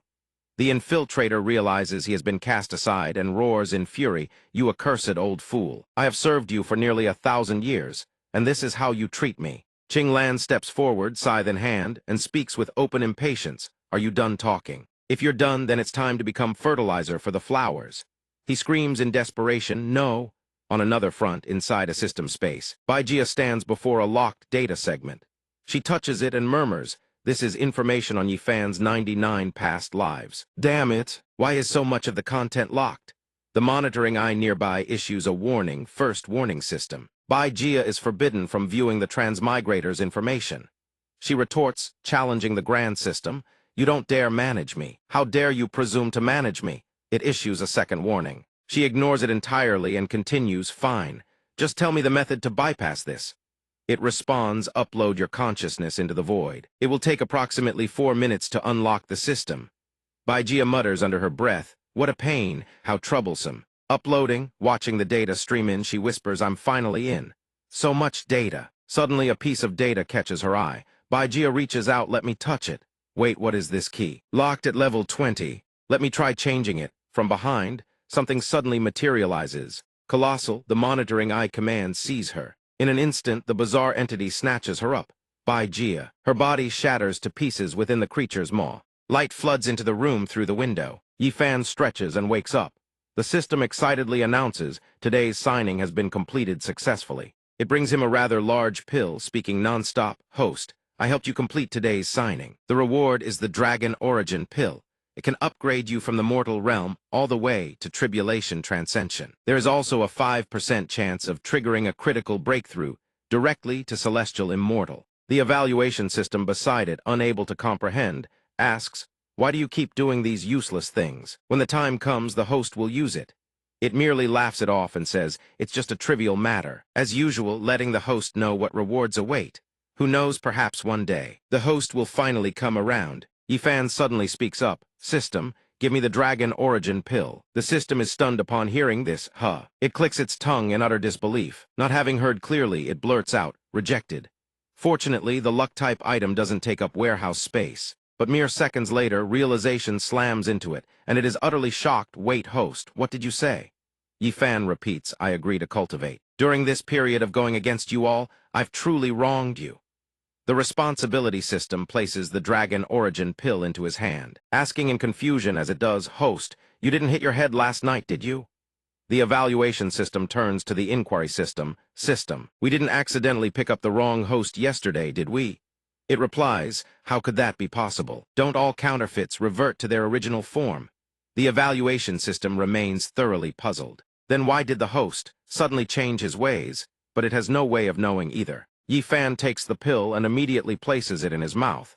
In that instant, a beam of golden light, carrying a colossal surge of power, erupts and envelops his entire body. Supercritical Hithai's cultivation base rockets to the 6th level of the celestial immortal realm. The concealment system witnesses this spectacle utterly dumbfounded.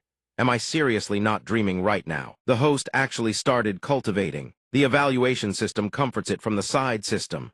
The bitterness has finally passed. In the great hall of the Xian sect, Zai Yun sits upon the sect master's throne and addresses the assembled elders. The Taeyong Xing sect has acted in such a manner, how should we retaliate? A male elder moves to dissuade her. Such retaliation seems somewhat inappropriate. After all, the other side possesses a peak void refinement cultivator. However, Grand Elder immediately interjects, retaliation is absolutely necessary. It's just that we don't know Yifan's true strength. If not, having the Taeyong Xing sect pay some compensation would suffice. Yuan agrees with her as well. Sect master, we've already thrashed them thoroughly. Why bother with all that? Go for the throat. Yifan suddenly appears from seemingly nowhere and reassures his master. Master, don't worry about such matters. I've already arranged everything properly. She is surprised. It's done already. My precious disciple, what exactly did you do? He answers with calm composure and unwavering confidence. I sent Qing Lan to slaughter every last cultivator and spirit beast of the Taeyong Xing sect. She should be able to return within the hour. As it turns out, he had previously gone to ask her for a favor. I need you to grant me one request. Zai Yun is both shocked and worried. What? My precious disciple, do you even know how many people a great sect like the Taeyong Xing sect has? The Grand Elder chimes in, it's a super-tier sect. In that case, their numbers rival an entire nation. She sighs softly. That scale is simply too terrifying. Yifan glances at her. Master, is this truly all the ambition you possess? He crosses his arms and speaks solemnly. Master, I have one principle in facing obstacles. The heart must be ruthless enough. With your constant hesitation, you can never truly command the situation. Zai Yun is taken aback. I can't be a good sect master. She suddenly catches herself and exclaims, that's not right. She waves her hand. My precious disciple, if you do this, your Dao heart will suffer the backlash of inner demons. He remains nonchalant. So what? It's not like I'm the one doing the killing personally. Zai Yun still firmly opposes. My precious disciple, I don't agree. Call Qing Lan back right now. Suddenly, Yifan's voice turns ice cold, carrying a chilling edge. Master, are you giving me an order? She responds, my precious disciple, I am trying to save you. In an instant, everyone in the great hall collapses to their knees, all except Yifan, who remains standing alone. The two little systems huddle together in terror. The evaluation system cries, system, what do we do? The host isn't about to slaughter his own master, is he? The death system replies in a panic. I have the exact same feeling. Something catastrophic is about to happen. Someone is pulling the ambition value down, and the effect is immediate. Yifan seems to calm back down. He scratches his head, turns away, and mutters, come to think of it, there's really no need to go through all that trouble. Isn't it enough to just live a comfortable life? Now I just need to be a salted fish in the sect. Every day that's more than enough. Why would I create unnecessary pressure for myself when there's no reason to? Everyone stares wide-eyed at his sudden U-turn. The Grand Elder lets out a sigh of relief that scared me half to death. I thought Yifan was about to turn against the sect master. The male elder wonders aloud. What is Yifan's current cultivation level? Why can't I see through him at all? Yuan says in fear, just now. I nearly thought something terrible was about to happen. Zai Yun immediately speaks up. Then I'll send word to Qing Lan right away. Cancel this slaughter. The two systems see this and embrace each other, crying tears of joy. Thank the heavens, the host gave up. We were nearly done for. Meanwhile, a peculiar thought surfaces in Zai Yun's mind. So that was my precious disciple's rebellious phase. He was clearly only slightly stronger, and yet I yielded just like that. But he still agreed with me in the end. My precious disciple truly is adorable. In the system space, the squandering system extends its hand. It crushes the surveillance eye, causing it to emit disjointed, glitching sounds as its functions collapse. Stripped of its ability to kill her, she grips it tight and snarls through gritted teeth. You bit my head, didn't you? You gnawed at my body, didn't you, you filthy, disgusting thingy? She sneers and demands, you actually dared to move against me. You are courting death. Who gave you your orders? If you won't talk, then die for me. Though far from intact, it remains fiercely loyal and refuses to break. The squandering system knows this well and merely smiles. Then, as expected, the surveillance eye self-destructs. It shatters to pieces. She watches the explosion with a faint smile, thinking silently, knowing full well this monster can't be killed, I released it. Yet it chose to self-destruct, without telling me a single thing. Not a single piece of intelligence. The purpose was likely to buy time, erasing all intelligence on Yi Fan. It seems the secrets he harbors run far deeper than I imagined. The squandering system then tears open a spatial black hole and murmurs to herself. It seems I need to warn them Thai must be on guard against the other systems. Back in his room, Yi Fan sits on his bed and rests his chin in his hand, puzzled. Strange. I clearly don't want a cultivatiso. Why did I suddenly develop wild ambitions to gain cultivation and unify the world this morning? I even developed killing intent toward Master. He eyes the two systems' dopey expressions and mentally rules them out. They definitely don't have that kind of ability. Otherwise, I would have started cultivating ages ago, not dragged it out this long. He judges that they both look utterly clueless. Yi Fan calls out to the system's system. Check Kin, you there? Check Kin raises its hand eagerly, present host. Any orders? The evaluation system chimes in, refusing to be outdone. I'm here too, you know. His next words catch everyone off guard. Help me cripple my cultivation. That single, casual sentence leaves both systems with their jaws hanging open. They rush to stop him. Host, don't be rash, please think it over. He explains calmly, I'm not being rash. I've said it before Etha's life, I have no intention of cultivating. The evaluation system sighs, that's true. I've never heard the host say that before. Seeing the systems refuse to help, Yi Fan raises his hand, ready to do it himself, won't help. Then I'll just cripple my own cultivation. Check Kin clicks its tongue, still trying to persuade him, host, don't do something foolish. If you damage your heaven-following Tao body, cultivating later will be a nightmare. The evaluation system echoes in agreement. That's right, host. If you revert to a mortal and it leaves behind lingering injuries, that would be a disaster. Suddenly a strange beam of light shoots straight toward his heart, startling both systems so badly their mouths fall open. Check Kin panics, host. Are you all right? Yi Fan checks his own body and replies, I'm fine. The evaluation system mutters, could it be hidden injuries? A spatial rift cracks open before them. The spendthrift system steps out and declares, what are you all thinking? I merely sealed the host's cultivation for you. Check Kin thrusts out its hand, displeased. Hey, spendthrift system, you're making decisions on your own. He's MY host. The evaluation system chimes in. I also feel your behavior has crossed a line. Yi Fan is utterly confused. Seal my cultivation. I want to completely cripple it. Cut off cultivation entirely. She smiles and replies, keep this cultivation. When the critical moment comes, you can use it to protect the people around. Wouldn't that be better? The spendthrift system continues. I know what you're thinking. She lists everything he has been through. You're afraid of attracting powerful enemies. Afraid of bringing disaster to those around you, and afraid of being sold out by the system turned into a sacrifice for some evil god. The spendthrift system draws closer and advises. But you should know the saying, don't fear the villain bringing a blade to your door, fear only that. You have no gun in your hand. I suggest you think carefully. Check Kin stands guard, don't you dare pull any tricks. She walks over to the two systems and says, follow me into the spatial dimension.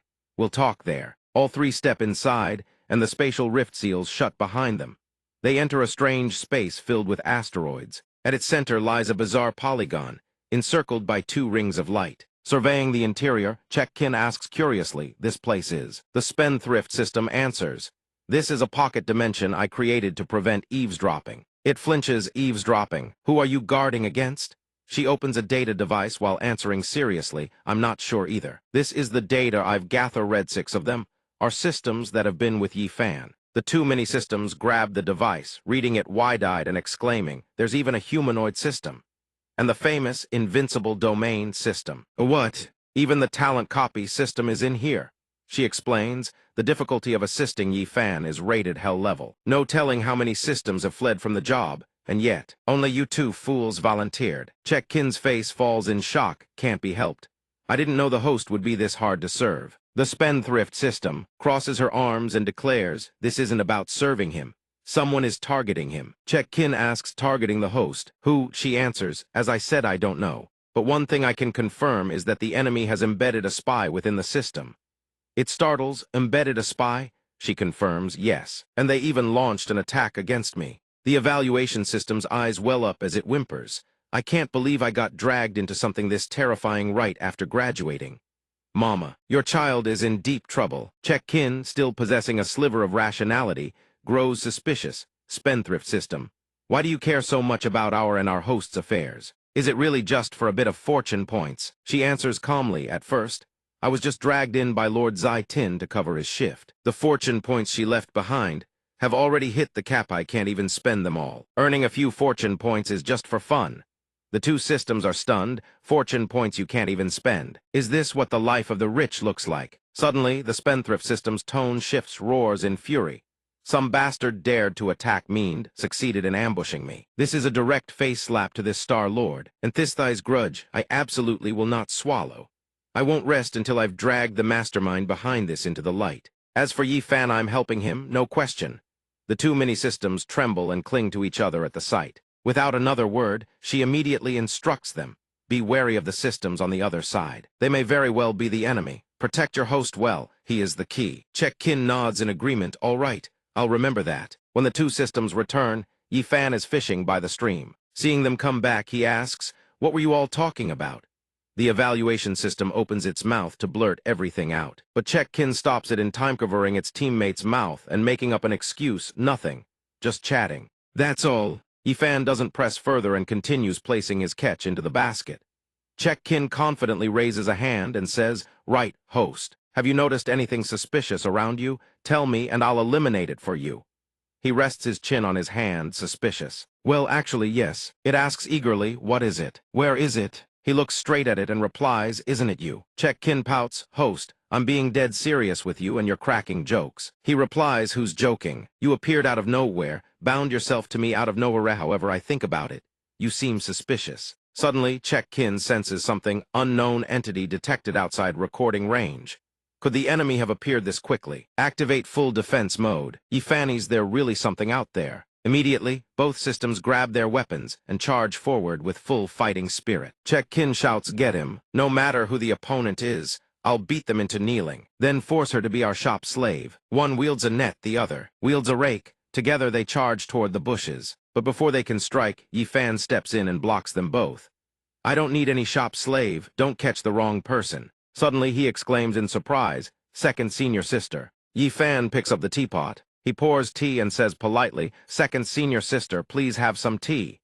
She responds courteously, thank you, little junior brother. Check Kin mutters, baffled, so she's the host's second senior sister. How strange you, he don't I have any impression of her at all. The evaluation system observes there's a massive difference between her and the other members of the Zeon sect. Yi Fan asks, second senior sister, tell Muhi, are you here? Second senior sister blows on her teacup and explains all the fish in the back mountain of Zainu Peak were raised by me. But since little junior brother likes fishing so much, I had no choice but to stock some extra fry and fingerlings. Yi Fan scratches his head sheepishly, so those fish were raised by second senior sister. He recalls the image of his overflowing fish basket. Truly, I'm sorry about that. She doesn't hold a grudge and replies, it's fine. Today, little junior brother actually noticed me, so I'm quite happy. He suddenly asks, second senior sister, tell me, do you have some kind of hidden illness?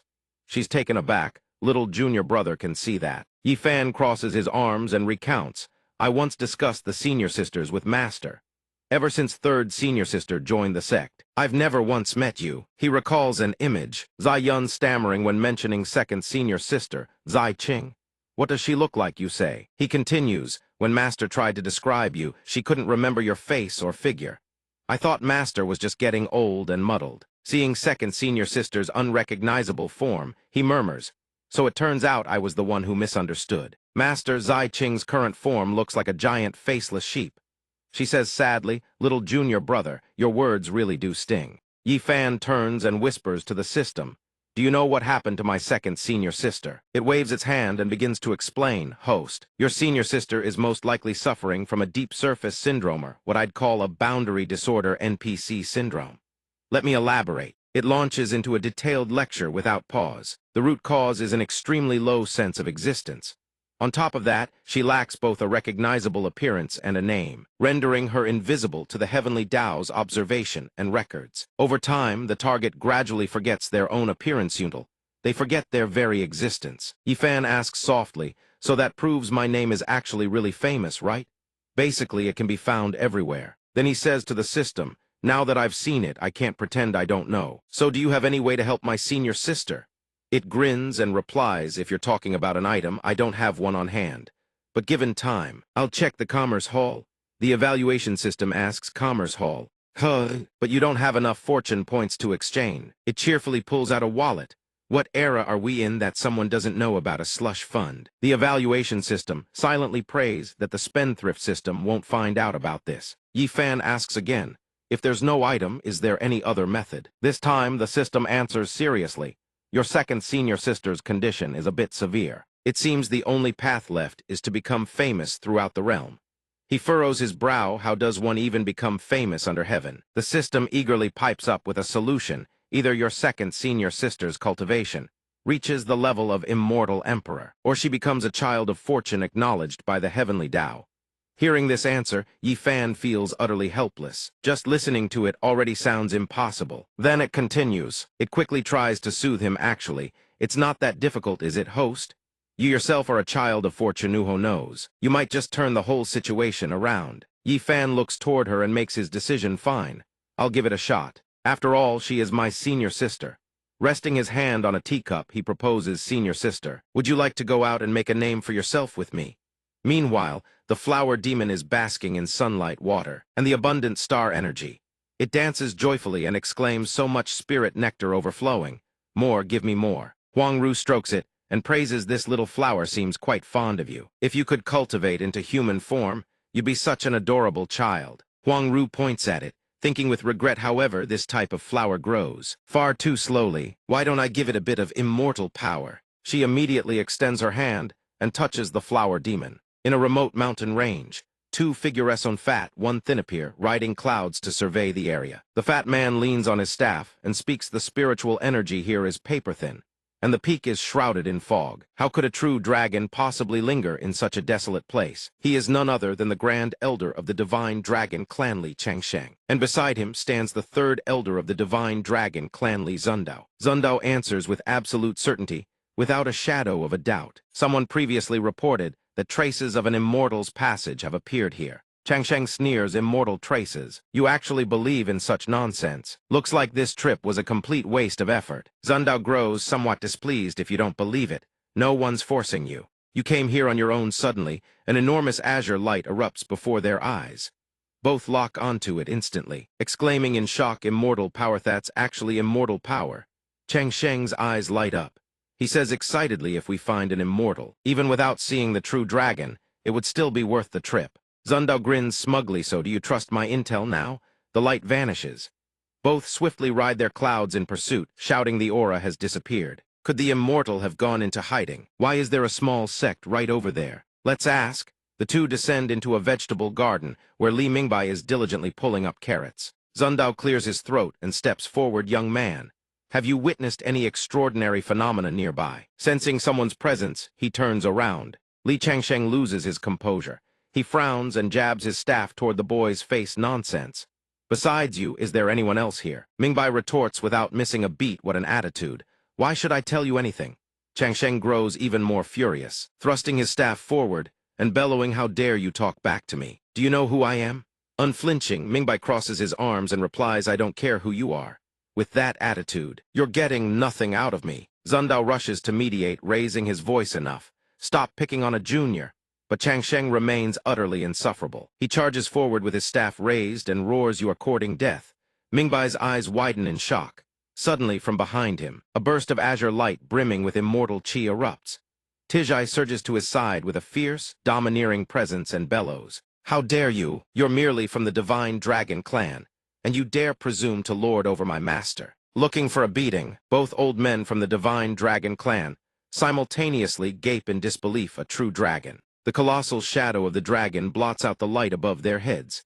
They crane their necks upward and gasp. A true dragon. The true dragon actually resides within him.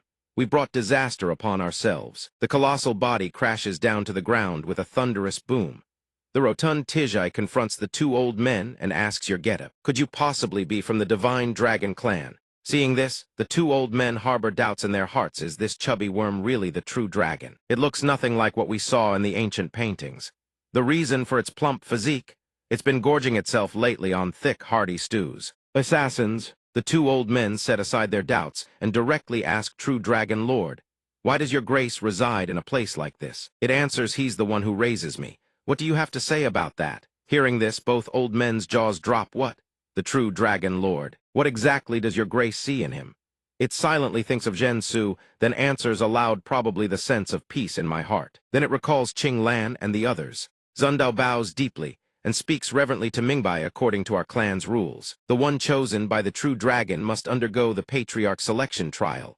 For now, we can only invite this young friend and the Dragon Lord to visit the divine dragon clan. Though Changsheng finds the boy disagreeable, he has no choice but to comply. Fine, we'll do it this way. Mingbai stammers. Tijai turns to persuade him, "Master, just agree to it. The divine dragon clan reveres me greatly. Once we arrive, whatever resources you desire, they'll provide them." Mingbai thinks discontentedly, become the patriarch of some backwater clan. Just hearing about it already sounds like a hassle. What benefit could compare to freeloading off senior brother Yi every day? But if this is such a great opportunity, wouldn't missing it be a loss? Then Mingbai suddenly thinks of something and slaps his palm. That's right, I can ask senior brother Yi. Senior brother Yi can divine the heavenly secrets with peerless skill. If he says it's fine, then there's no harm in going. Thinking this, he quickly turns to leave, waving his hand and calling back to the two elders, "I'm going to find someone to discuss this with. You two wait here." Changsheng blurts, "Discuss? Don't tell me it's his master or something." Zundao frowns in annoyance, and he's making us wait. Meanwhile, at the alchemy pavilion, a massive explosion erupts. A corner of the pavilion's roof blasts apart. Yifan walks over to Zai Qing and asks helplessly, "Second senior sister, are you all right?" She lies sprawled on the ground, trembling as she replies, "I'm fine. It's just that the pill refinement failed." Outside the door, Yuan and Zai Yan peek in to check on her situation. Yuan asked Yifan suspiciously, "What exactly are you using my alchemy room for?" Zai Yan chimes in, "Young friend, even though your talent is extraordinary, what you accomplish in a few months here equals what a normal cultivator achieves in hundreds of years." She also advises him, "But alchemy is an entirely different discipline. Recklessly researching it won't get you anywhere. If you want to learn, come find me. I guarantee that if I teach, you'll learn." Hearing their words, Yifan simply replies, "Alchemy? Pass. I have no interest in alchemy." Leaving the two to prop up the crumbling section of roof, he turns back, wraps his arm around Zai Qing's waist, and comforts her second senior sister. "Why don't you try a different approach? If you could reach a realm no one has ever achieved before, who knows, you might be remembered by the world." Zai Qing replies sorrowfully, "Maybe I should just give up. I don't have the cultivation talent to grow stronger with every blow like eldest senior sister, nor do I have the unique sword insights of third senior sister." She sighs again, and during this time you've seen it all yourself. Whether it's alchemy, martial arts, mental cultivation, or zither arts, not a single one meets the standard. Zai Qing recalls how, when Yifan brought her before Ren Hai, he kept glancing around, asking who the student was and whether they'd arrived. Or when he took her to meet Huang Ru, and she stared in surprise. At Zai Qing Sr., "You mean you want me to teach her mental cultivation?" Even when he brought her to meet Qing Lan, she was still rejected. "Friend, my cultivation method is suited for spirit beasts, not for your senior sister." Zhu Yue was even worse while practicing cooking. Catastrophe struck. The fish in the wok of hot oil splattered everywhere. The system whispers to Yifan, "Host, trying to improve your senior sister. This way makes it nearly impossible for the heavenly Tao to even glance at her." The evaluation system chimes in, "I suggest the host employ some more radical measures. They might prove effective." Yifan asks curiously, "Radical measures?" The evaluation system eagerly pushes the idea, "Confess to your second senior sister. You are a son of heaven. After the confession, she could become the female lead, and you'd." Yifan is slightly taken aback. The fake gold system chimes in too, "I support this. I once read a book where the female lead was a rabbit with barely any presence. The protagonist confessed to her in front of the entire sect, and everyone rescued her, Yi Fan doesn't hesitate for a single moment, and immediately refuses. Nope. I don't have the energy to think about that kind of thing with my second senior sister. Moreover, stop trying to apply those novel tropes to this world. The check-in system sighs. Then for now, I don't have any better ideas either. But the evaluation system is still lost in its fantasies and offers yet another suggestion. Host, I still have one more idea. How about you imprison her, and then be domineering, seeing the system rambling on endlessly? Yi Fan snaps furiously. Shut up. Purge all yandere tendencies immediately. Zai Qing speaks sorrowfully again. Little junior brother, just give up. Maybe this is just how my life is meant to be. I came into this world in confusion, and I'll leave in confusion, just like so many mortals, living an ordinary life and waiting for a coffin. She continues. Come to think of it, my presence is so insignificant that perhaps no one would even bother to make a coffin for me. And she doesn't forget to remind him, your cultivation is high, your lifespan is long. When the time comes, remember to bury me properly. Yi Fan recalls how Zai Yun once chased after him, urging, dear child, just cultivate for a bit. With your heaven-following Tao body, entering the Qi refining stage will be quick. But he refused. Master, don't waste your effort. In this life, I've decided to lie still and wait for death. You'd better start preparing an urn for my ashes early. Hearing this, Zai Yun hurriedly tisked and brushed away the inauspicious words. She scatters the ill fortune away. Yi Fan calls out softly, second senior sister, you haven't. Before he can finish, Li Mingbai bursts in from nowhere, panting, senior brother Yi, I need your help. Yi Fan strokes his chin, pondering the divine dragon clan.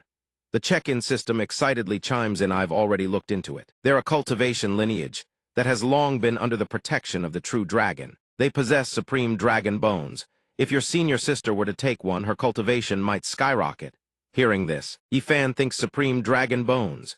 He recalls his past life and shudders. The sensation of having one's bones extracted is far from pleasant. Mingbai asks anxiously from the side, senior brother Yi, what do you think I should do? He answers, with the true dragon protecting you, there shouldn't be any problems. Oh right, could we come along? Hearing this, Mingbai turns and waves his hand. Let me go ask. After hearing Mingbai's request, Changsheng immediately refuses. What? You want to bring some random outsider into the divine dragon clan? You expect us to agree to that? Absolutely not. Zundao, being somewhat more diplomatic, advises, young man, think this through carefully. This concerns your future. Seeing that they refuse to yield, Mingbai crosses his arms and declares firmly, then forget it. If senior brother Yi doesn't come, then neither do I. His resolute stance puts both elders in a foul mood. Zundao silently reassures himself, calm down. For the true dragon's sake, what does clan etiquette even matter? Meanwhile, Changsheng silently curses, this brat is truly foolish, daring to refuse the divine dragon clan for the sake of some mere mortal. There's nothing they can do with him. Changsheng reluctantly concedes, fine, tag along. But if your senior brother causes any trouble, don't blame us for turning hostile. Having got the answer he wanted, Mingbai turns to Yi Fan's senior brother, Yi, I did it. Yi Fan nods approvingly, well done. Though Changsheng agrees on the surface, inwardly he schemes stealing the true dragon's chosen one right from under our noses, daring to meddle in our affairs. If I can't deal with you, I'll deal with that senior brother of yours. Arriving at an enormous airship, Zundao says courteously, please board, both of you. At the foot of the vessel, Changsh, he glances over, already scheming some petty revenge against this mortal, just a small lesson. Nothing that would make that brat turn against him. He lifts his foot to trip him, but suddenly a shadow presses down on it. He jumps up in agony, clutching his foot and howling, ow. What the hell? Zyking quickly stammers an apology. Sorry about that. Tandao wheels around. What kind of trouble are you causing now? He swings his cane toward the crowd, fuming, someone just stepped on me. Suddenly he stumbles into Zyking again. She sidesteps. His foot catches nothing but air, and he tumbles down the slope. Tandao calls after him, big shot, when you board the ship. He turns to the battered Changsheng and sighs, at your age, still picking fights with a junior. And not just picking fights, you even fell flat on your face. What a disgrace to the divine dragon clan. Changsheng, covered in injuries and trembling, hisses, that Yi brat is suspicious. I sense two auras from him, definitely has someone protecting him. Then, with absolute conviction, Li Mingbai brought this person along. He definitely has ulterior motives, for the sake of the divine dragon clan and to ensure the patriarch's seat doesn't fall into the wrong hands. Yi Fan must be expelled. Tandao, standing nearby, can only think helplessly. This is clearly using public office to settle private scores. Changsheng grinds his teeth. His devious mind churning, got a tie can poison his tea. As long as I leave the tea in his room, he'll drink it sooner or later. Once the stomach pains kick in, that's a good start. After 1 month, his meridians will be completely severed. He'll become a cripple. Meanwhile, Zyking speaks with Yifan, making her request. Little junior brother, that fat elder completely ignored Meditant even arrange a room. Can I come to your place to meditate? He readily agrees. Second senior sister, why must you? Put yourself through that, just take my room. I'll find that skinny elder, the one who looks approachable, and ask him to get me a new room. Hearing this, she beams with joy. Thank you, little junior brother. Thank you so much.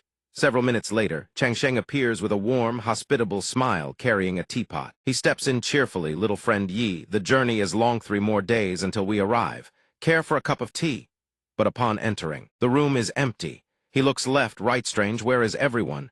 He lifts the teapot lid and thinks if the brat isn't here, I'll just add a little extra medicine to his tea. Zyking, who witnessed the whole thing from hiding, seethes with indignation. Disgusting. He's deliberately poisoning the tea. He doesn't even realize that it wasn't junior brother who stepped on his foot, picking a fight over something so petty. What a waste of cultivation base. Finished with his deed, he sets the teapot down and strolls out with a smirk in joy. Zyking hatches a plan, swap the tea into his room later. Let him drink his own medicine. She slips away. Shortly after, Mingbai arrives at Changsheng's room and asks, Fat elder, can you switch rooms for my senior brother? He says the lighting in his room is terrible. Hearing that address, Changsheng erupts. What do you mean, fat elder? This old man's name is Li Changsheng. This mortal has so many ridiculous demands. Tell him to pick his own room and be done with it. What nonsense.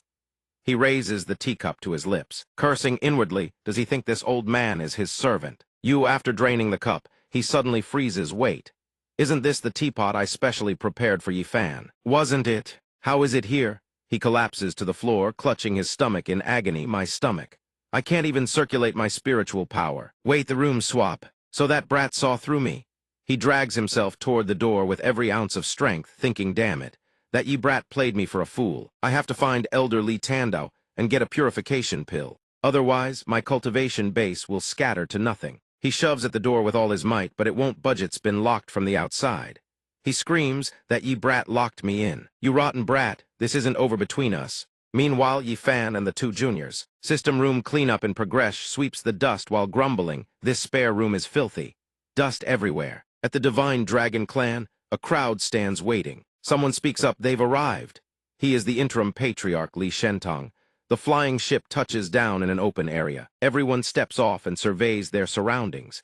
Mingbai murmurs, so this is the Divine Dragon Clan. Shentong stands waiting, bowing respectfully. Welcome, true Dragon Lord. Li Mingbai, sir.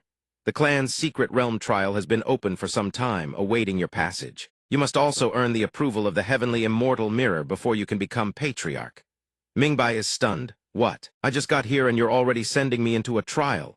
Shentong is equally surprised. Didn't you request? He trails off, turning to glare at Changsheng, scowling. Li Changsheng, what kind of trick is this pig-headed fool pulling now? As for Changsheng, he's silently cackling with glee. The clan's secret realm trial. Once it's opened, it cannot be stopped. At this point, the trial must proceed. Knowing he was in the wrong but unable to halt the process, Shentong grits his teeth and apologizes. Forgive me, Li Mingbai, it was my error. The trial was opened too early, but once this secret realm closes, it won't reopen for over 100 years. Please bear with it and take the trial. Mingbai thinks, am I being scammed? I haven't even had a cup of tea, and I'm already being thrown into a trial. Maybe I should see what senior brother Yi says first. He quickly calls out, senior brother Yi. Yifan knows what he's about to ask, so he quickly answers and instructs. Everything's been arranged, go ahead. Oh right, the trial might be dangerous, be careful. Hearing this, Mingbai relaxes. With senior brother Yi's words, I'm at ease. Yifan nods in agreement. Mingbai turns to Shentong, then take me there. Shentong extends his hand courteously, right this way. Arriving at the altar ahead, Yifan whispers a silent prayer. I hope junior brother Li can pass the trial. If he passes, we can ask them for a supreme dragon bone for second senior sister. They should agree, right? A clan member sidles up to Changsheng and whispers, Great Elder, all the hidden mechanisms inside the secret realm have been activated. We guarantee the interim patriarch won't find a single trace. Could this anger the true Dragon Lord? Changsheng dismisses it with a wave. So what if he's angry? The Divine Dragon Clan cannot fall into the hands of outsiders. The man presses on. Great Elder, your complexion looks terrible. Could it be? Before he can finish, Changsheng cuts him off. Don't ask what you shouldn't. He glares at Yifan, grinding his teeth. You Just wait, I'll crush you. Once that rotten Li brat loses his trial qualification, no one will be left to protect you. Mingbai steps into a certain area, and the surrounding scenery begins to shift. Purple leaves materialize from thin air, and he finds himself walking into a violet forest. As he walks, he wonders, is this the first trial stage? It's pitch black. I can barely see a thing in here. True dragon, are you there? Which way should I go? Scared that, after receiving no reply, he realizes, looks like I can't reach the true dragon. I can only rely on myself. He arrives at a fork where the path splits in two. Mingbai glances at the bushes below and perks up with excitement. 100-heart grass. The entire path is covered in it. I'm rich. Then he eyes the other path. Those pitch-black fruits are definitely poisonous, right? Poisonous fruit. Poisonous trees. Absolutely no way I'm taking that path. Time blurs without distinction. 2 hours pass. Chang Sheng thinks to himself, 2 hours, and that rotten Li brat still hasn't come out. Looks like he's done for. He orders the man beside him, make your move. The man responds at once, understood. Suddenly someone shatters the silence. Disaster. The heavenly immortal mirror has been stolen. Shentong is stunned with alarm. What? Stolen? Everyone, investigate at once. Li, did you see who stole the heavenly immortal mirror? The man immediately points the finger. Yi Fan. He jabs a finger toward him. Who else could it be? He's clearly someone who came along with Li Mingbai, sir. Shentong frowns. That mortal. Hasn't he been sitting right here the whole time? Chang Sheng chimes in eagerly. He was sitting there, sure, but that doesn't make him a mortal. This brat is extremely suspicious. He's a spirit cultivator. He can control soul bodies and tamper with anything. Tandao tries to intervene. Great elder, be careful. You can't just because you have a personal grudge.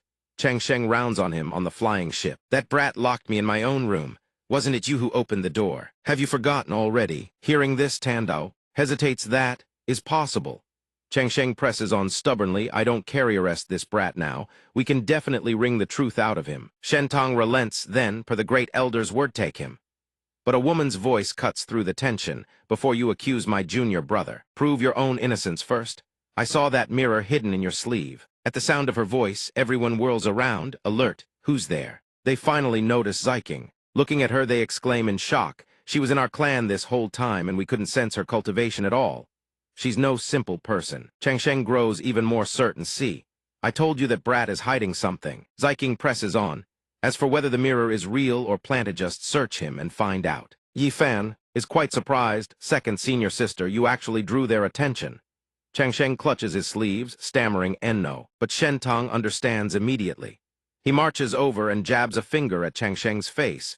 You went through all this just to frame a mortal. Chang Sheng remains unrepentant, threatening the patriarch. You would truly make an enemy of me over one mortal. Shentong turns away coolly.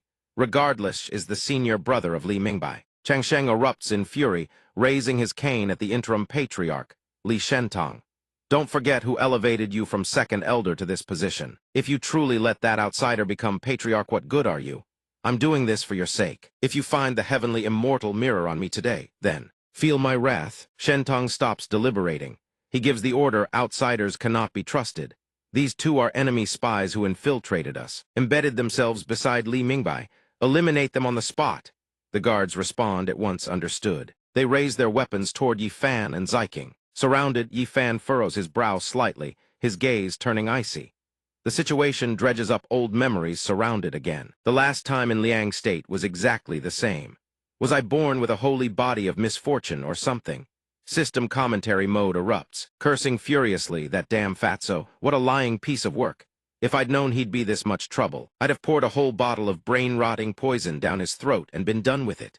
System evaluation mode chimes in back when I heard. He speculated that the host is a spirit controller. I thought the soul body he mentioned was us, so it was the host's second senior sister he sensed. He must have picked up on something. Suddenly, an inexplicable chill runs down someone's spine. Tandao, seeing the situation spiral, urgently pleads, Patriarch, you mustn't. They are guests of Lord Li Mingbai. If he comes out and finds out, he will be furious. Shentong snorted once and replied curtly, it's already passed. The regular assessment window closed long ago. In my opinion, he's already dead. The words barely left his mouth when Mingbai appeared. He stepped out carrying a bundle of flowers and asked, what's with the crowd? What are you all doing? Seeing him walk out perfectly fine, Chang Sheng was utterly bewildered. He jabbed his staff toward Mingbai. He asked Li Mingbai, why aren't you dead yet? And the assessment, thou did you pass that? Finding the question utterly absurd, Mingbai grew irritated. Why would I die in an assessment zone? He had been happily picking flowers without meeting a single obstacle. Every dangerous creature in the vicinity was too terrified to touch him. Changsheng hadn't expected him to possess dragon might. Can't mess with him. Absolutely cannot mess with him. As for Mingbai, he was none the wiser, still excited. This time I've hit the jackpot. Changsheng was stunned. This shouldn't be happening. Because clearly But before he could finish, the system injected him with a truth serum. He involuntarily blurted out every ounce of the truth. Because I ordered Li Yi to activate the traps in the secret realm. I wanted you dead. Not just you, that brat surnamed Yi had to die too. Hearing this, Mingbai erupted in fury and cursed. You people begged me to come to the Divine Dragon Clan as your clan leader. And the moment I arrive, you try to test me. You still want to kill me and senior brother Yi. As for Changsheng, he was baffled he just blurted that out. Mingbai continued, your worthless clan leader title. I don't want it. Seeing him furious, Shentong hastily dropped to his knees and pleaded, Lord Li Mingbai, it is our fault. Please quell your anger. Then he promised, I shall cripple the Grand Elder's meridians and expel the criminal Li Changsheng from the Divine Dragon Clan. The moment those words left his mouth, a volley of sword tips turned toward Changsheng. He was terrified, but still defiant. What do you think you're doing? I am the Grand Elder, a Grand Elder who has rendered outstanding service to this clan. He said through gritted teeth, that brat. Passed the clan assessment, so what? Well, he hasn't passed it. The celestial immortal mirror acknowledged. He is still not the clan leader. Indeed, being an elder has its limit 7, after contributing so much to the clan. In the end, when it comes to treatment, he still can't compare to some brat who fell from the sky. Suddenly he burst into laughter. So that's how you want to play it, Shentong. Hearing this, Li Shentong was slightly alarmed. What exactly do you mean by that? Changsheng pulled out a dazzling golden mirror, raised it high, and declared triumphantly, I'm done being an elder, Li Shentong. That mirror was none other than the celestial immortal mirror. Everyone watched in shock as he raised it and bellowed, Celestial immortal mirror. Contact the immortals of the upper realm. Tell them who is truly worthy of becoming the clan leader of the Divine Dragon Clan. The mirror rang out with a voice contacting immortals in the vicinity. He broke into a cold sweat and prayed silently. It worked. As long as I reach the Minjuan immortal sect, I'll be saved. Suddenly the mirror flew right into Yifan's hand. Shentong exclaimed in shock, the celestial immortal mirror. How did it fly into a mortal's hands? The mirror greeted warmly, greetings, exalted immortal. Yifan waved it off, get lost, get lost, get lost. I'm no immortal. The mirror obediently replied, you're absolutely right. If you say you're not, then you're not. Then it added cheerfully, come to think of it, the fragrance on your person.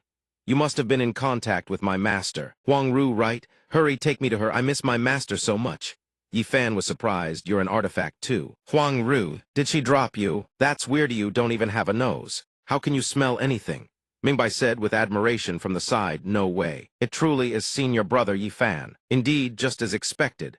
Shentong also spoke up. I never imagined Lord Li's companion was an immortalone with ties to the upper realm at that. As for Changsheng, his legs buckled and he collapsed to the ground. He panicked, it's over. I never expected him to be an immortal. I'm dead for sure. Quickly, every member of the Divine Dragon Clan dropped to their knees. They spoke with utmost reverence, Immortal Yi. Please accept the respects of the Divine Dragon Clan. Seeing this, he hurriedly told them to stand, get up, get up. It's not what you think. Zai Qing witnessed this scene and felt a pang in her heart. She thought, I never imagined junior brother was this powerful. In just a few short months, he's already become an immortal beyond reach in the cultivation world.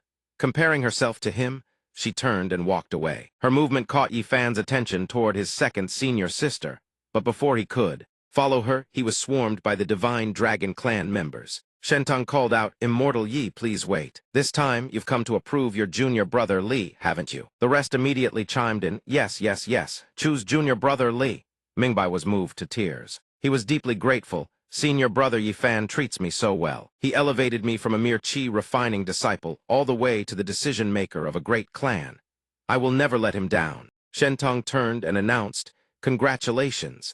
Congratulations to Lord Li Mingbai on becoming the clan leader of the Divine Dragon Clan. Tandao followed suit. The prosperity and glory of the Li clan shall rest entirely on Lord Li Mingbai's shoulders.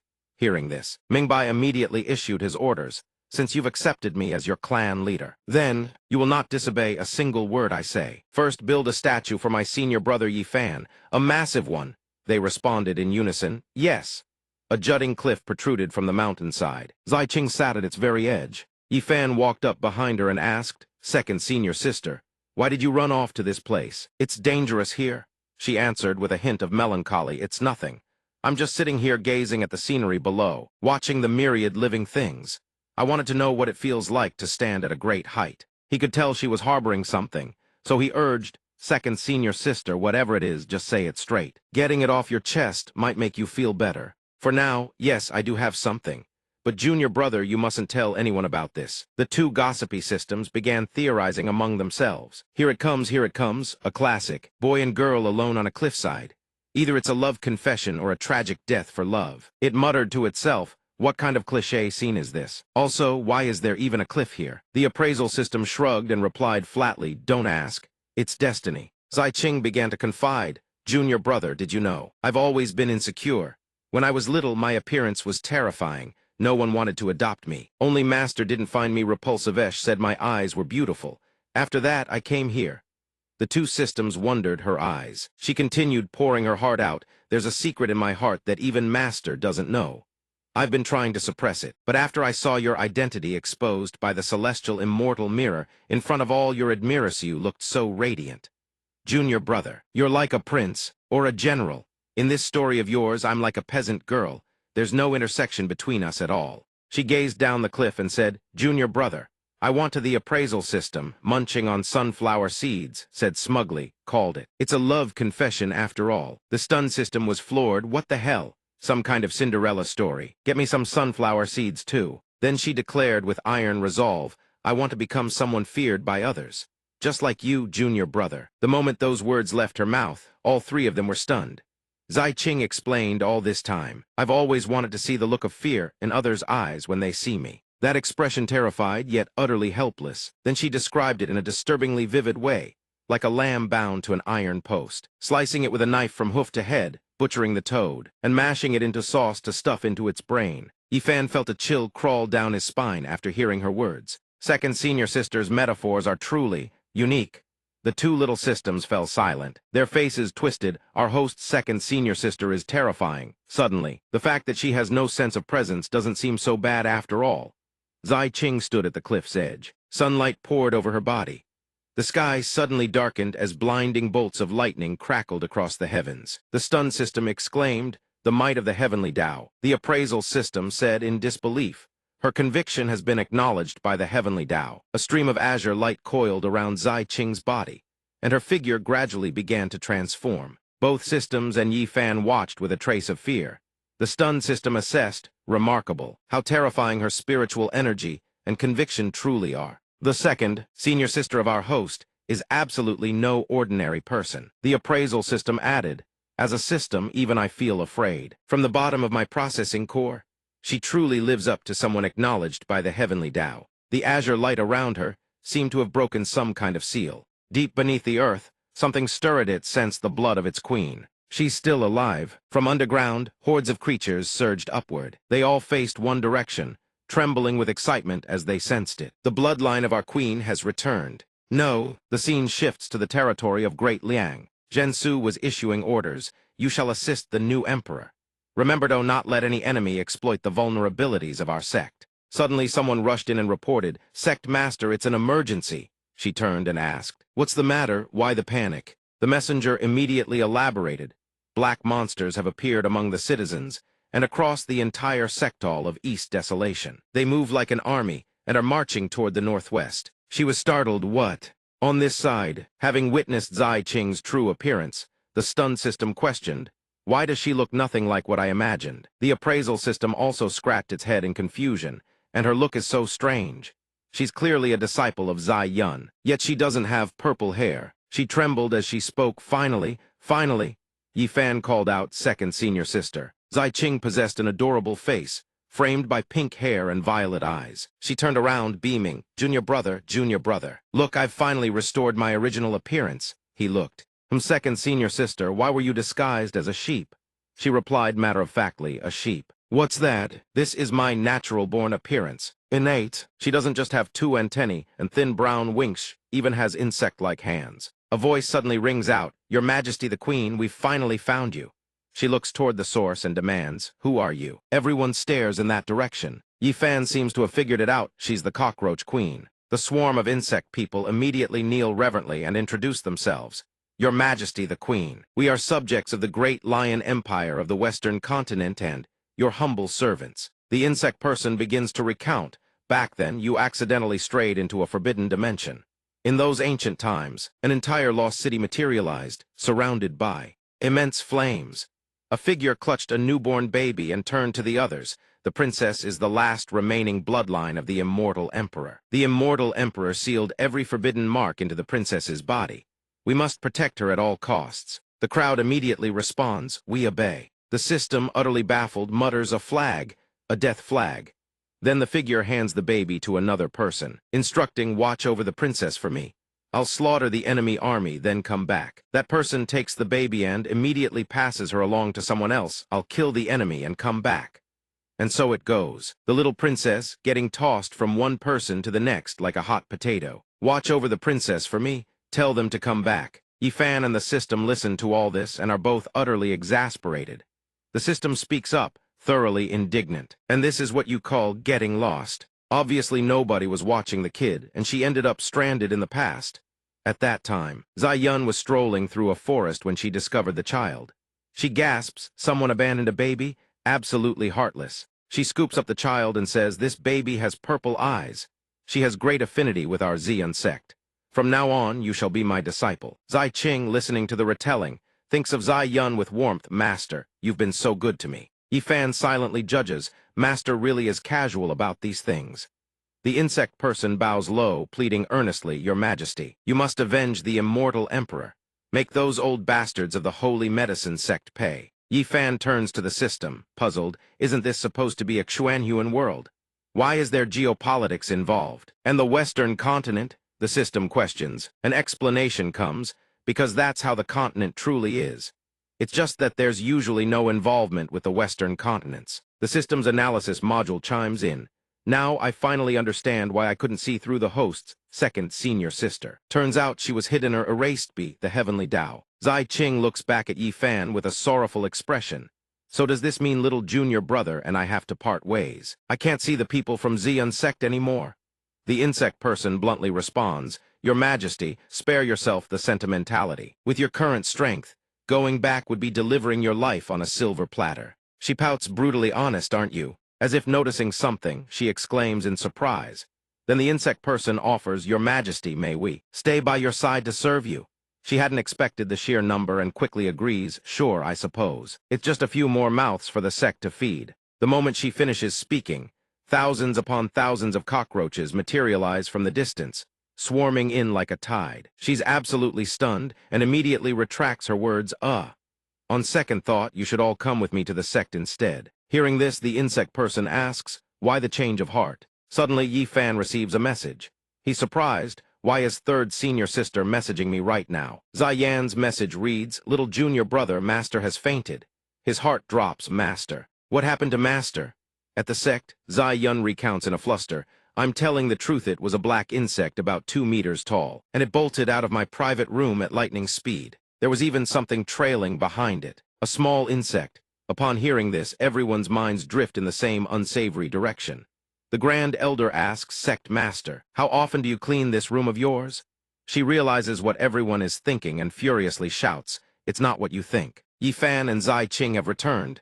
They push open the door. Zai Qing hurriedly calls out, "Eldest senior sister, second senior sister, and I are back." She also asks with great concern, senior sister, how is Master?" Zai Bing and everyone else are stunned. She can barely believe it. "Did you just call me senior sister? Could it be you're Zai Qing?" Zai Yan also wonders why her hair isn't purple. Zai Yun studies her face and confirms those eyes. "You really are our Zai Qing."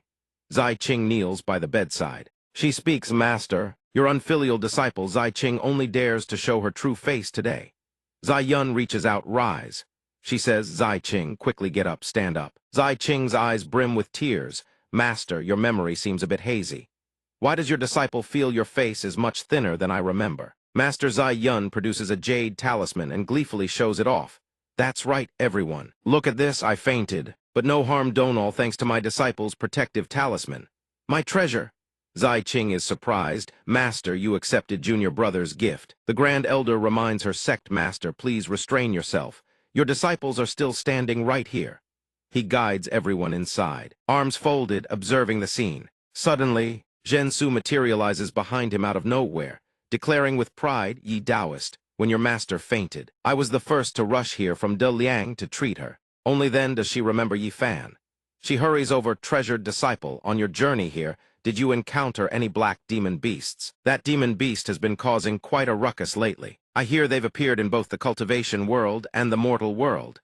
He hesitates. I've seen one. Zai Qing points toward the insect person and introduces, you mean that one? The insect person cheerfully waves, hello there. She's both shocked and terrified, lets out a scream and faints again. Zai Bing calls out, no good, master has fainted again. She turns to Zhensu for help. Fellow Taoist Zhen, please help quickly. The insect person, seeing her faint, feels guilty. Did I cause some kind of trouble? Yi Fan sighs helplessly. Let's just say yes. A pair of feet approach us. A girl in blue clothes is strolling over while sucking on a lollipop. She complains, so slow. What is master even doing? She is a direct disciple of Wanchu sect Liang Ying. Previously at the palace, Zhensu had remarked, this child's talent is not bad. She's definitely good material for cultivation. How about letting her become my disciple? The other party immediately agrees then, as the immortal senior arranges. Before leaving, he tells Liang Ying, my girl, our family is a branch of the Yu clan. Right now, Wanchu sect is backing our Liang family to become the imperial family of De Liang. You understand what this means, don't you? She responds, your daughter understands, and will definitely perform well at Wanchu sect. Thinking about this, she pops the lollipop back into her mouth and mutters, that scumbag father-selling me off to Wanchu sect as a hostage. All for a throne. She also blames Zhensu internally. Seriously, she said she was taking me to Wanchu sect. But now she's dumped me in some random, unheard-of sect. She thinks resentfully, I refuse to be a chess piece for you people to manipulate. If I don't stir up some real trouble, do you really think I'm some easy-to-push-around little demoness? Hukai and the nine-tailed spirit fox are digging with their butts in the air. The nine-tailed spirit fox asks, Brother Hu, is there really blood ginseng here? Hukai confidently replies, Fox Lil, sis, I guarantee there are spiritual herbs here. Suddenly, a tantalizing fragrance drifts over, catching both their attention. The nine-tailed spirit fox drools, smells amazing. Is that roast chicken today? Hukai is also drawn in by the aroma and immediately says, forget it, no more digging. Fox Lil, sis, let's go eat first. They happily dash toward a plate with a massive chicken drumstick. Time to eat. But before they can even touch the drumstick, both get snared in a net and hung upside down from a tree. Hukai stretches toward the drumstick below, drooling and stammering, drumstick. Drumstick? The nine-tailed spirit fox turns to him sadly, Brother Hu, we walked right into a trap. Liang Ying saunters over, scoops them into a basket, and declares with satisfaction, harvest complete. If their spirit pet master finds out, he'll definitely fly into a rage and cause more trouble for master. She suddenly notices the flower demon, stretching out and sunbathing. It spreads its two leaves wide and sighs contentedly. Today's sunlight is just wonderful. Liang Ying immediately strides over, plucks its leaves, and furiously chases it toward home. Don't run, go home, go home. The flower demon is absolutely terrified and screams, help, someone, I'm dying. Huang Ru descends from the sky, fury blazing in her eyes. What do you think you're doing? Despite the shower of petals scattered all over the ground, Liang Ying shamelessly says, I noticed a few petals were wilting, so I'm just trimming the edges. Huang Ru chases after her, gnashing her teeth. These are flowers I painstakingly nurtured with my immortal power. I absolutely must teach you a lesson. Liang Ying finally realizes she should be scared. She bolts while muttering, done foreign. While running at full speed, she suddenly slams into someone. Liang Ying crashes headlong into Yi Fan, and the two of them tumble to the ground. He suddenly freezes. This is... He notices the golden jade pendant hanging around her neck. He stares at it. This is... She picks it up. Huh. This is my jade pendant. What about it? He replies, nothing. It's quite similar. At that moment, Huang Ru catches up. She fumes, Senior, don't let her get away. Seeing her so enraged, he asks, what happened? She explains, she plucked all the petals off the flowers you planted. He's starting to feel the panic rise. This is bad. The flower's owner is here.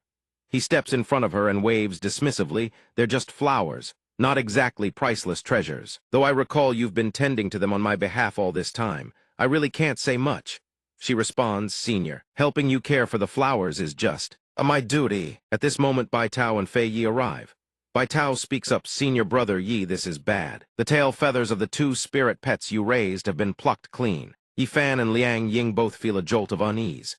Then, absolutely furious, they point at the basket of feathers on the ground, stripped bare. Yifan and Huang Ru gape in shock, while Liang Ying forces a nervous grin. Fei Yi marches forward, blazing with fury, and warns, Senior Brother Yi, step aside. Don't want the blood splashing on you later. Liang Ying scrambles behind him, terrified and pleading, Senior, this is all a misunderstanding. I just saw they were about to enter their molting season, so I conveniently gathered the feathers. Hearing this, Fei Yi erupts even louder. You think we're that gullible? You think spirit pets can't talk? On this side, Hukai stands frozen as if drained of its soul, while the nine-tailed spirit fox collapses face first into the ground. Both are utterly devastated after being stripped of their tail feathers. Seeing three pairs of eyes burning with murderous intent, Liang Ying is terrified. This is bad, I've gone way too far again. Back then, it was just plucking flower branches, and that girl in yellow was already screaming bloody murder. Now Master isn't around, will these two actually skin me alive? She frantically grabs his arm, begging, Senior, I was wrong. Please forgive me, okay? He thinks to himself, and suddenly realizes this girl's ability to cause trouble is absolutely off the charts. Wait, why does this feel familiar? He turns and says, Huang Ru, hold on a moment. Then he produces a treasure she had dropped before, explaining, previously, when I visited the Divine Dragon clan as a guest, I heard this mirror say that you are its master. She immediately recognizes it, the celestial immortal mirror. She exclaims with joy, this is wonderful. Every time I see Senior, I manage to recover one of my artifacts. Thank you so much, Senior. Yifan seizes the opportunity. If there's nothing else, go back and refine your artifact first. She immediately dashes off, happily agreeing, sure. The flower demon reaches out weakly. What about me? He turns to explain to Bai Tao and Fei Yi, look, don't be too upset. I was the one who asked her to pluck the spirit pet's fur. Bai Tao is still somewhat reluctant. Senior Brother Yi asked for it. Why? He cooks up a touching explanation on the spot. Spirit beast fur is incredibly soft, perfect for making clothes or scarves. You two work so hard caring for the spirit pets. Having the beasts give a little something back for your sake, isn't that how it should be? Truly a masterclass in bullshitting. Seduced by his honeyed words, the two immediately brighten up. Grinning from ear to ear, Bai Tao gushes, Senior Brother Yi, you're actually this good to us. Fei Yi chimes in, we misunderstood this young lady. Watching the two who were absolutely murderous, just moments ago to a complete 180. Liang Ying can't believe it, he actually talked them down in 2 or 3 sentences. They trust this senior way too much. The system chimes in with praise. As expected of host Sethai's smooth-talking grandmaster's skill is truly formidable. In the blink of an eye, he's already coaxed all 3 women into good moods. The evaluation system wonders aloud. System, why does our host have to cover for her? It then explains the reason. It's very likely because of that jade pendant. Don't you remember our host also has one? Evaluation system nods in contemplation. It seems there was something like that. The responsibility system continues listening to the hosts. Family member, speak, the one who holds the other half is the person the heavenly Tao has. Arranged. Hearing this, the evaluation system immediately understands, oh, so that's how it is. Yifan turns to lecture Liang Ying from now on. You can't go around damaging other people's things, okay? She immediately admits her fault. I know I was wrong. But in her heart, a strange thought surfaces this person's age. He looks about the same as my senior brother, and I can't sense even half a shred of cultivation base from him. Then why do those people call him senior brother? She reasons it out on her own. I understand now. He must be a nobleman's son who was just brought up the mountain like me, then taken as a direct disciple by the sect master or an elder, a fellow sufferer of fate. He helped me out of a bind. This time I must repay him properly. She, a total newcomer, scurries after him. She places her hand on his shoulder and declares with full confidence, senior brother, once I break through to Golden Core in the future, I'll protect you, then I'll carry you to soaring heights. And she invites him to eat. Senior brother, to thank you for saving me, let me treat you to grilled fish. I saw tons of sharks behind the mountain. He scratches his head. I go fishing there every day. She's stunned. Don't tell me this entire mountain belongs to you.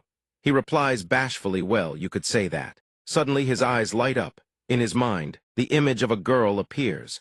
He thinks to himself, with a personality this eccentric, I've finally figured out who she reminds me of. Isn't this brat's temperament exactly like my little sister's? After so many reincarnations, I couldn't even remember her. Truly, it's no easy feat. Now that I think about it, she really isn't my little sister. His consciousness drifts, recalling moments from the past. His little sister cheerfully bounces to his bed and calls out, "Hey, wake up, brother." There he lies in bed, looking thoroughly displeased. Is it the weekend already? Or standing before the bookshelf, she asks him, "Where did you hide the dirty magazines?" Hearing this, he props his hand on his forehead, utterly exasperated. "I don't have any of those." Or when his little sister wails and throws a tantrum, "My tooting doll fell on the floor." This leaves him completely speechless. Liang Ying drapes an arm over Yi Fan's shoulder, walking and chatting always, mumbling something or other behind her. Zai Yun witnesses this scene and wonders, what is this junior disciple doing? How is she so bold as to slap Yi Taoist friend on the back like that? Oh no, she's not treating Yi Taoist friend as some weakling and getting buddy-buddy with him, is she? She feels a tinge of regret. "If I'd known, I would have thrown her into the Wanchu sect first before coming here. I'll need to find a chance to pull her back to our side later." Zai Yun feels deeply apologetic. She speaks up, proposing, "Zai Qing, over the years you've barely learned any cultivation methods from me. Your master truly feels embarrassed. If you need anything, just tell your master." Hearing this, Zai Qing declines, "Master, that won't be necessary. However, I do have a question I've been wanting to ask." Zai Yun hears this and tells her to ask. Zai Qing straightforwardly asks, "Master, what do you think of our little junior brother? I've heard from the senior and junior sisters that your care for little junior brother seems a bit excessive." Hearing this, she laughs and replies, "What are you talking about? Your little junior brother possesses an innate Dao Badi. His cultivation speed is unmatched. If your master doesn't treat him well, what if another sect poaches him away?" Zai Qing turns and asks, "Is that really all there is to it? Then what if little junior brother wants to dual cultivate in the future?" Hearing this, Zai Yun freezes, a hint of embarrassment flashing across her face. She stammers, "Wants what?" Then gives a half-hearted excuse, "Our precious junior brother is still young. It's far too early for him to be looking for a Dao companion. Why are we worrying about that for him?" Suddenly, the two notice Zhen Su. Hiding behind a tree, Zai Yun wonders, what is fellow Taoist Zhen doing standing over there? Could she also be here to release fish fry? She walks over and asks, "What are you looking at?" Zhen Su immediately replies, "Nothing. I just feel that the little junior disciple I just took in seems a bit lively." Hearing this, Zai Yun grows extremely curious. "You took in a new disciple too. Let me have a look." At the edge of the stream, Yi Fan and Liang Ying are chatting happily.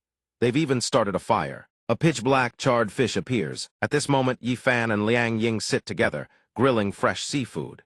Liang Ying cheerfully urges him, senior brother, eat." Yi Fan's face shows concern, as he thinks, can this even be eaten? Over on this side, Zai Yun's expression turns glum.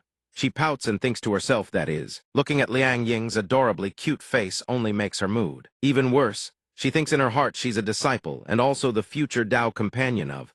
Thinking this far, she tries to comfort herself. "No way. That won't happen." Zai Qing suddenly realizes something. "No way, senior sister. Is what the junior sister said true? Has master truly developed feelings that go beyond the master-disciple relationship with little junior brother?" Zai Qing grows flustered, thinking about the massive generational gap between the two. She murmurs to herself, although the cultivation world doesn't forbid master-disciple relationships, little junior brother is far too young, not even a tenth of master's age.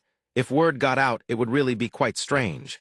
Suddenly, a hand grabs hers, saying, "Sister Zai Qing, help me take a look at this jade pendant, will you?" Zai Yun pleads, "Help me check whether this jade pendant is a fake." Seeing this, Zai Yun immediately reassures her, "How could there be a fake jade pendant?" Zhen Su, standing nearby, can't help but chime in, "That jade pendant belongs to my disciple. Ever since birth, they say she was born with it in her mouth." Zai Yun begins to tremble. Fearfully, she whispers, "Born with it."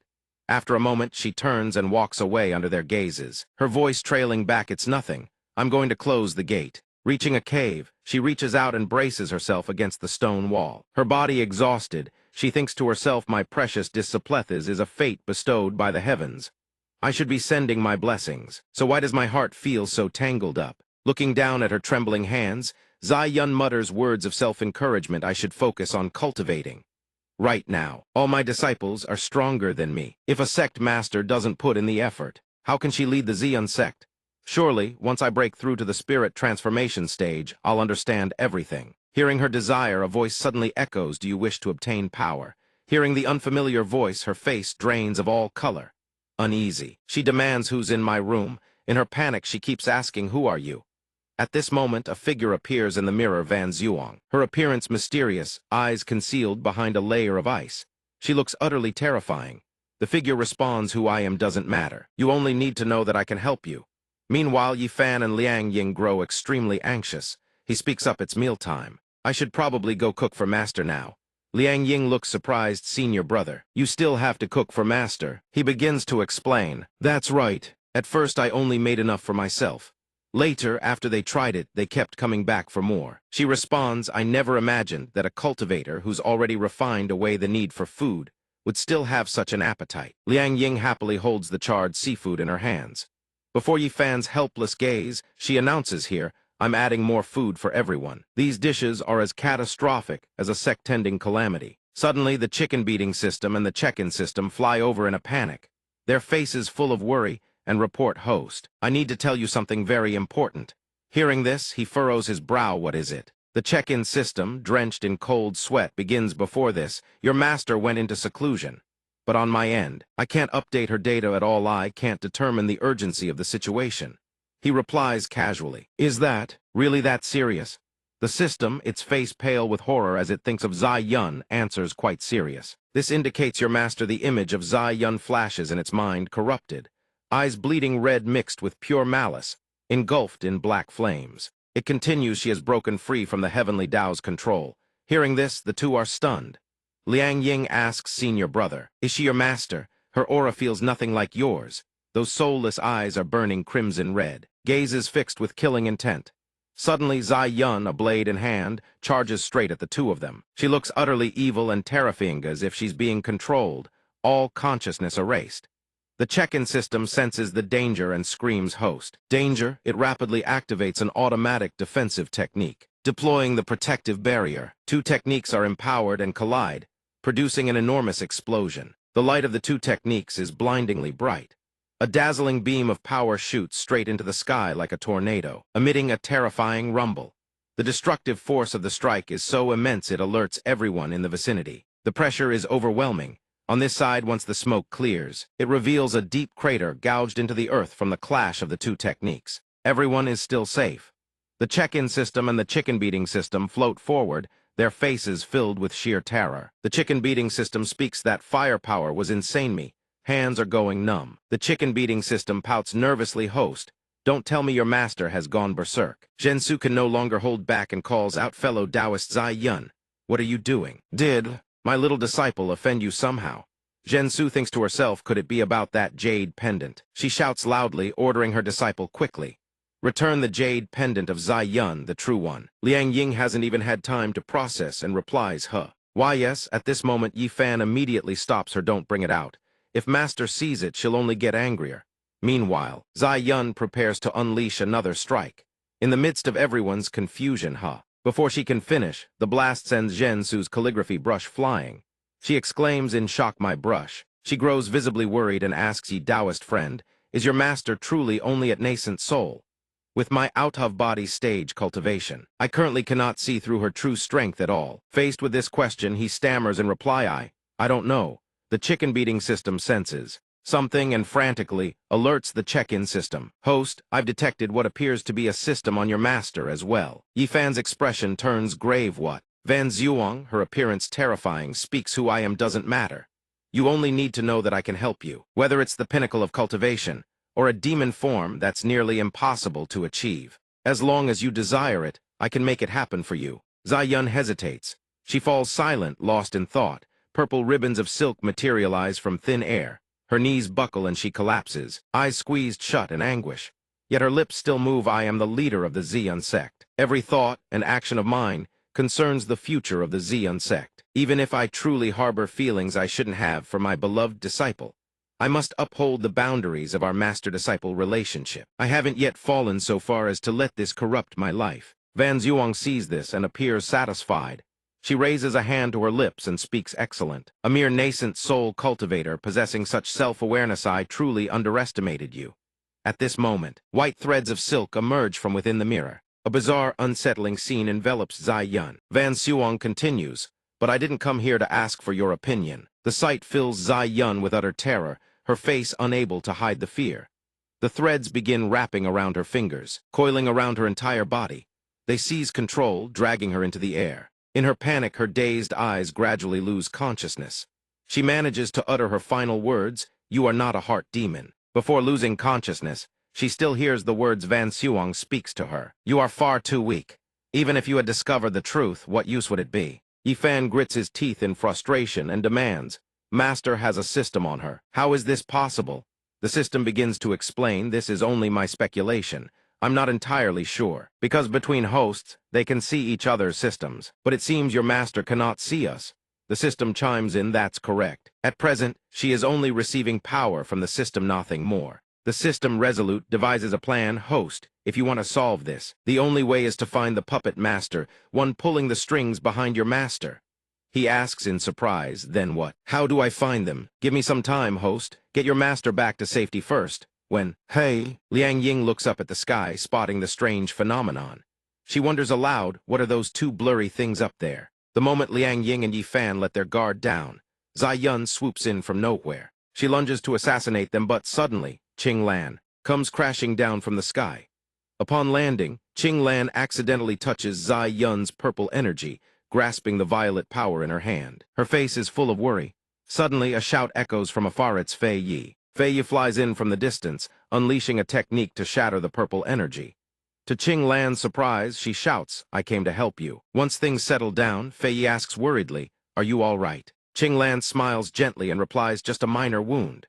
Having received the news, Zai Qing, Zai Bing, and Zai Yan all appear. To provide backup, Zai Yan flies in from afar and asks, "Little brother, what happened?" Zai Bing adds anxiously, "Why has master become like this?" Yifan, his expression calm, replies, "Senior sisters, now is not the time to explain. Please take the girl beside me to safety first." His words stun Zai Bing and Zai Yan, their eyes going wide. Liang Ying, standing nearby, is equally shocked and thinks to herself, Zai Yun is going increasingly mad. Her power is surging at a terrifying rate. She unleashes one technique after another. Zai Yun's scripture first form, blazing crimson furnace. Zai Bing sees the power and exclaims in shock, "That's our Xian sect's lost forbidden art. How did master learn that?" Zai Yun's power grows ever more terrifying, a dark, overwhelming force that swallows everything whole. Sensing the danger, Ren Hai shouts a warning, "Careful, don't touch that smoke." He slams his palm onto the ground and unleashes a techniquel in rivers and flood the cease, blasting the smoke away. Zai Yun clutches the spirit stone conjured by her technique, unleashing even more toxic mist. Suddenly, threads of light coil around her body. Huang Ru calls out anxiously, "Senior, I'm coming to help." After the light binds her, dark power erupts from within Zai Yun's body. At that moment, a sinister flame swoops in, scattering knockout powder at Zai Yun, making her cough violently. Qing Lan and Fei Yi see this and charge in together. Qing Lan shouts, "Now's our chance." Before striking, Fei Yi apologizes first. "Sect Master, these are spirit beast binding chains. My apologies." Multiple attacks strike at once, slamming into Zai Yun, making her writhe in agony. Once Zai Yun is restrained, everyone rushes to embrace her, pleading, "Master, please wake up." "Master," after everyone's desperate efforts, she finally regains consciousness. Her body utterly drained, she gasps, "Disciple." The last remnants of dark power escape from her mouth. The moment she recovers, that mirror shatters into pieces. A contemptuous voice rings out, pathetically weak. A few chains are all it takes to subdue her. The system announces, "The puppet master has appeared." His face twisted with fury. Yifan grits his teeth and commands system, "Unlock my seal." The system asks, "Host, are you sure you want the system to unseal this?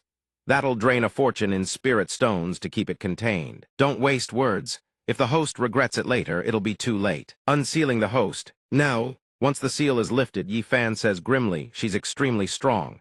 Everyone stay out of this." Van Suong descends slowly. "Oh, so you finally resort to your true power." A moment later, she halts. Van Suong begins summoning chains to bind Zai Yun. "But you are no match for me. Why make her suffer?" He shouts furiously, "Release my master." The system automatically activates a speed acceleration boost. Yifan rockets toward Van Suong in an instant, startling her. The system announces, "Speed amplified 100-fold." He throws a punch. His fist hurtles toward Van Suong's face as he roars, "Overlord Fist." The fist slams into her body. After taking the blow, Van Suong goes rigid, but her body quickly recovers. Van Suong laughs, "You truly don't know how to treat a lady gently." "After all, I am a woman." Yifan replies, Once you become my enemy, I couldn't care less whether you're a man or a woman. She gathers dark power and murmurs just as I expected. He frowns just as you expected. Van Xuong raises her scythe and prepares to swing. When she swings, Yi Fan catches the scythe with his bare hands. The system panics, it's over. The opposing system is too powerful for you to handle. Pick a weapon fast. The system tries to persuade him, but to no avail. Even if I give you a weapon right now, he won't have time to grab it. A few seconds later, a sword materializes before him. He thinks, the Emperor's sword. The sword speaks, "Master, please don't chop me in half this time." Van Xuong prepares to swing the scythe once more, sneering, "It's just a sword with a bit of sentience." Yi Fan creates multiple copies of the sword and readies them to launch at her. He declares, "This should be enough." As the swords begin surrounding Van Xuong, he activates Cold Flame Manual Heart of the Sea. Yi Fan roars, "Sword annihilation." She merely laughs and dodges every single blade hurtling toward her. Van Xuong appears right in front of Yi Fan, scythe at the ready, and sneers how pathetic. "Your strength has dropped considerably compared to before." He replies coolly, "Oh, really?" Another sword arcs around and pierces straight through Van Xuong. She clutches her stomach, trembling and screaming, "That hurts. That really hurts." Yi Fan lays down his terms. "If you don't want to die, release the control over my master." Van Xuong laughs, "I was pretending. Just now, if I were human, that might have killed me." She pulls out golden sand and flings it into Yi Fan's eyes. Van Xuong moves in for the kill. Sensing the perfect opening butt, the system has already upgraded his stats in time, deploying 100-layer silk cocoon shield. When the scythe strikes Yi Fan's body, a protective barrier shields him. Jade-green swords encircle Yi Fan. Cold Flame Manual 1,000 bones, myriad snow. He declares, "Since you refuse to show gratitude, don't blame me for showing no mercy." Van Xuong uses Zai Yun as a hostage. "Go ahead, kill me. If you do, your master dies with me." But what she's holding isn't the real Zai Yun, it's a cannon deployed by the system. The result? One massive explosion. The system laughs smugly. "Didn't see that coming, did you?" Van Xuong is sent flying several meters. Yi Fan strides over, demanding furiously, "Why are you targeting me? Why do you want to harm my master?" Van Xuong's nearly severed arm gradually heals. She rises to her feet, laughing. Once fully upright, she looks at him and says, "What do you think I'm going to say?" Yi Fan is stunned. "You're still alive." Van Xuong, her arm still regenerating, asks Yi Fan, "What's wrong?" "Can't bring yourself to strike." Qing Lan flies over in a rage, shouting, "Van Xuong, you wretch." Hearing this, Yi Fan grows even angrier. Yi Fan shouts at Van Xuong, "You are not my disciple. Why are you impersonating her?" The system blurts out in shock, "Host, you know her." A blast of dark energy sneaks up on him. But Qing Lan arrives just in time, shoving Yi Fan out of the way. "Careful, friend. That dark energy converges on a single point, and..." A voice speaks up, "Aya, truly heartless. What kind of person slaughters their disciple the moment they reunite?" It takes shape, manifesting a body. It bears a name, one of the four great system, Hunter's the evil system. He seizes Van Xuong by the throat and hauls her upright.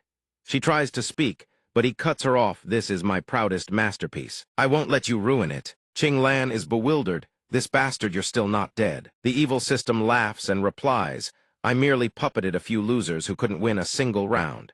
You didn't actually think I was dead, did you?" The Czech kin system is livid. "You old scoundrel. You actually dared to violate the rules and lay hands on my host." The blood chicken system erupts. "You beast among beasts. Can't even win fair, yet you dare touch the host's disciple." He lowers his head and sneers, "Two low-level good-for-nothings that can't even maintain a human form. Who gave you the right to open your mouths here?" Yi Fan grips his sword in fury and roars, "You harmed my disciple. You even plotted against my master. You wretched pawns, have you not died enough?" The evil system clutches Van Xuong's neck and laughs, "Die." Gossamer thin threads slither from his palm, latching onto Nuong An, Ren Hai, and Zhensu. Zhensu is baffled. "What the hell is this?" He cackles. "This is hilarious. Back then, merely controlling a few of the strongest experts in that dimension was enough to crush you to death. Where did you find the gall to challenge me? If I got serious, I could instantly seize control of everyone you've ever known and behead them all." The Czech kin system trembles. "Host, thank goodness I don't have a head." He caresses Van Xuong's face and murmurs, "Submit quietly. As long as you die, I'll spare a few of them. When the time comes, I'll pick a few beauties and turn them into puppets displayed in my treasure cabinet for all eternity." A spatial gate tears open behind the evil system. He whips his head around in alarm. "That aura. A superstar-level being. I clearly blocked all communication signals in this area, yet she still detected this." The evil system rips the spatial gate wider and shouts, I'll let you off this once. Once I finish refining the frost bones, I'll come for you. With that, he vanishes. The Czech kin system laughs in relief. Host, we're saved. Squander system, you truly came through for us, crawling right out of that spatial gate. It's the blood chicken system. The Czech kin system asks, why is it you? Where's the squanderer? The blood chicken system laughs, hey, don't you think I'm clever? I just used a fake formation signal from the squander system, and it was enough to scare him off. The Czech kin system breaks into a cold sweat and says sheepishly, what's the big deal? As systems, it's only natural my child is a bit clever. Yifan asks urgently, eldest senior sister, how is master? This isn't good, her body temperature has plummeted, yet I can't find a single wound. She replies, little junior brother. Ziyan holds Ziyun and asks, what is your relationship with those two? Yifan props Ziyun up gently and asks his senior sister to step aside. In his mind, he commands, system, scan for me. The Czech kin system receives the order, let me take a look. Guaranteed to find the answer. The problem? After the scan, it goes pale. Host, your master has lost the protection of Heaven's Tao. Yifan is puzzled, what do you mean? Czech kin replies, the enemy used a forbidden method to intercept and hijack your master. Right now, your master is like a passenger thrown off a moving train severed from Heaven Tao's control. Naturally, she'll no longer receive its protection. It's like Ziyun missed the train it left before she boarded, making her chase after it screaming, I haven't gotten on. I haven't gotten on. Yifan is furious. This situation is similar to second senior sisters. She can be saved, right? Czech kin sighs, I keep telling you, host. This isn't the same. Has anyone ever caught up to a train after being kicked off it? The blood chicken system suddenly butts in, actually, I know, in that Detective Conan movie. Czech kin shuts it down immediately. Don't you dare use anime logic here. Besides, we don't have system ownership rights. Czech kin tells the host, don't lose heart. Actually, it's not completely hopeless. Since it's a train, it naturally has a destination or the possibility of purchasing a supplementary ticket. Hearing it beat around the bush, Yifan yells, just spit it out. It replies proudly, when your strength reaches one of the realm's supreme limits, Heaven's Tao will send the train back to pick her up. Or the host and master could marry, becoming one entity with intertwined fates. Yifan is utterly enraged. If you want to die, just say it straight. Besides, what you're saying is exactly the same as last time, you just rephrased it. The Czech kin system trembles. Then what other options do I even have left? Host, every single time you refuse to cooperate, I can't earn any literary energy points. Even if I had a better method, I wouldn't have enough capital to execute it. Yifan demands angrily, then just tell me the method. Whatever's lacking, I'll figure out how to get it. Nyuong An suddenly walks over, points at the Czech kin system and blood chicken system, and asks, Senior, what are those two things floating around you? They panic, oh no, she can actually see us. Yifan asks Nyuong An, you can see them? She replies, not clearly. I can only vaguely make out two faint, semi-transparent shapes. The Czech kin system breathes a sigh of relief. Fuso, she's a system candidate awaiting awakening. The blood chicken system chimes in. But this world already has a system host. Why is there still someone awaiting awakening? Hearing this, the Czech kin system just lets out a groan. The blood chicken system suddenly screams, what? You forgot to submit my appointment letter for subsystem status. That means I've been working under the table for you this whole time. The Czech kin system tries to defend itself. I'm basically an undocumented worker here. I really just forgot to submit it to the main system. I actually did write it already. The blood chicken system seizes Czech kin in fury. System, you absolute scoundrel. The Czech kin system whimpers, I'm sorry. I was wrong. Stop squeezing me. Meanwhile, Yifan watches from the side and mediates, stop fighting. Master is still waiting to be saved. Suddenly, the Czech kin system turns around, host, I've got it. It points at Nyuong An. All we need to do is officially transfer my subsystem. Let the subsystem become her system. Then both of you will become children of fortune. With the power of two children of fortune, you'll be able to make Heaven's Tao take notice of your master. She asks, so I'd get a system too. Speaking of which, what benefits does a system even give? Yifan tries to dissuade her. Nyuong An, honestly, there aren't many benefits. In fact, there are plenty of drawbacks. In the worst case, it might even cost you your life. But it will grant you cultivation techniques and a cultivation base, saving you from taking detours in your training. Her eyes light up, it's that good. Then I want one too. The blood chicken system wails, you use me and now you want to throw me away. The Czech kin system tries to calm it, you can't say that. Nyuong An points and scolds, Czech kin system, what kind of behavior is this? What utter nonsense. The blood chicken system declares furiously, fine, I want an official transfer, I'm going to become her system. The check-kin system asks the host for permission. If they've both agreed, shall I proceed with the official subsystem transfer? The blood chicken system warns, you be careful during this time. Don't let that bastard exploit any openings. Yifan nods, got it, go on. As they depart, a tattered strip of white cloth drifts toward him. Looking at it, Yifan thinks, I never expected that in this life I'd still encounter someone from my past life. He was training a young Van Suong. Yifan barks, your movements are too weak. How do you expect to avenge your family like this? Do 2 more sets today. The little girl practices her swordplay while tears streak down her face. Yes, master. Some time later a certain place. Fires rage across the land. Blood flows in rivers, and a great sect has fallen. The people there shout in fury. You slaughtered countless members of our clan, and you think you can retreat safely. With such pathetic martial skills, you still dare dream of avenging the H-1EA1NG family. Wait for your next life. This time we root out every last threat. No one will dare offend our clan ever again. Van Suong lies on the ground, blaming herself. If only I had known. I should have listened to Master and trained harder. Only then could I have descended the mountain to avenge my parents. I'm sorry, Master. Past life Yifan materializes behind them and declares, you lot think you can kill my disciple. He proceeds to annihilate every last one of them. Yifan slowly walks over to where Van Suong lies, barely clinging to consciousness. Seeing him, she is stunned. Master. Yifan makes an excuse, you are my first disciple. If you die like this, who would ever dare take me as their master again? She weeps, Master, I'm sorry, your disciple was wrong. Suddenly, Van Suong startles Yifan as scooped her up into his arms. He simply says, I'm taking you back to the sect. Qing Lan calls out, bro, I told you already if you want to carry her yourself. I'm not waiting around. Yifan grumbles, bro, why am I always the one doing all the work? Seeing this, Van Suong's heart overflows with joy. Several years later at his position, Yifan says furiously that old Taoist really has some skills. This time, he's rallied 3 million cultivators at the Tribulation Transcendent stage to fight me to the death. Disciple, hurry and lead your junior brothers and sisters away. This sect can no longer be protected. Van Suong smiles, understood, Master. Hearing this, he is startled, turning to ask, what is it? Van Suong lunges forward and kisses him. She smiles, Master, don't you dare let those cultivators catch you. He replies with a grin, don't underestimate your master. Van Suong whispers, you faithless flirt, you absolutely must come back. She awakens in the present, disoriented. The evil system stands outside. Watching her stir, you're awake, my masterpiece. She floats in a chamber of liquid. He drains the fluid, releases her, and asks, well, did you find the weapon you wielded best within those memories? Van Suong answers, I found it. My sword is called.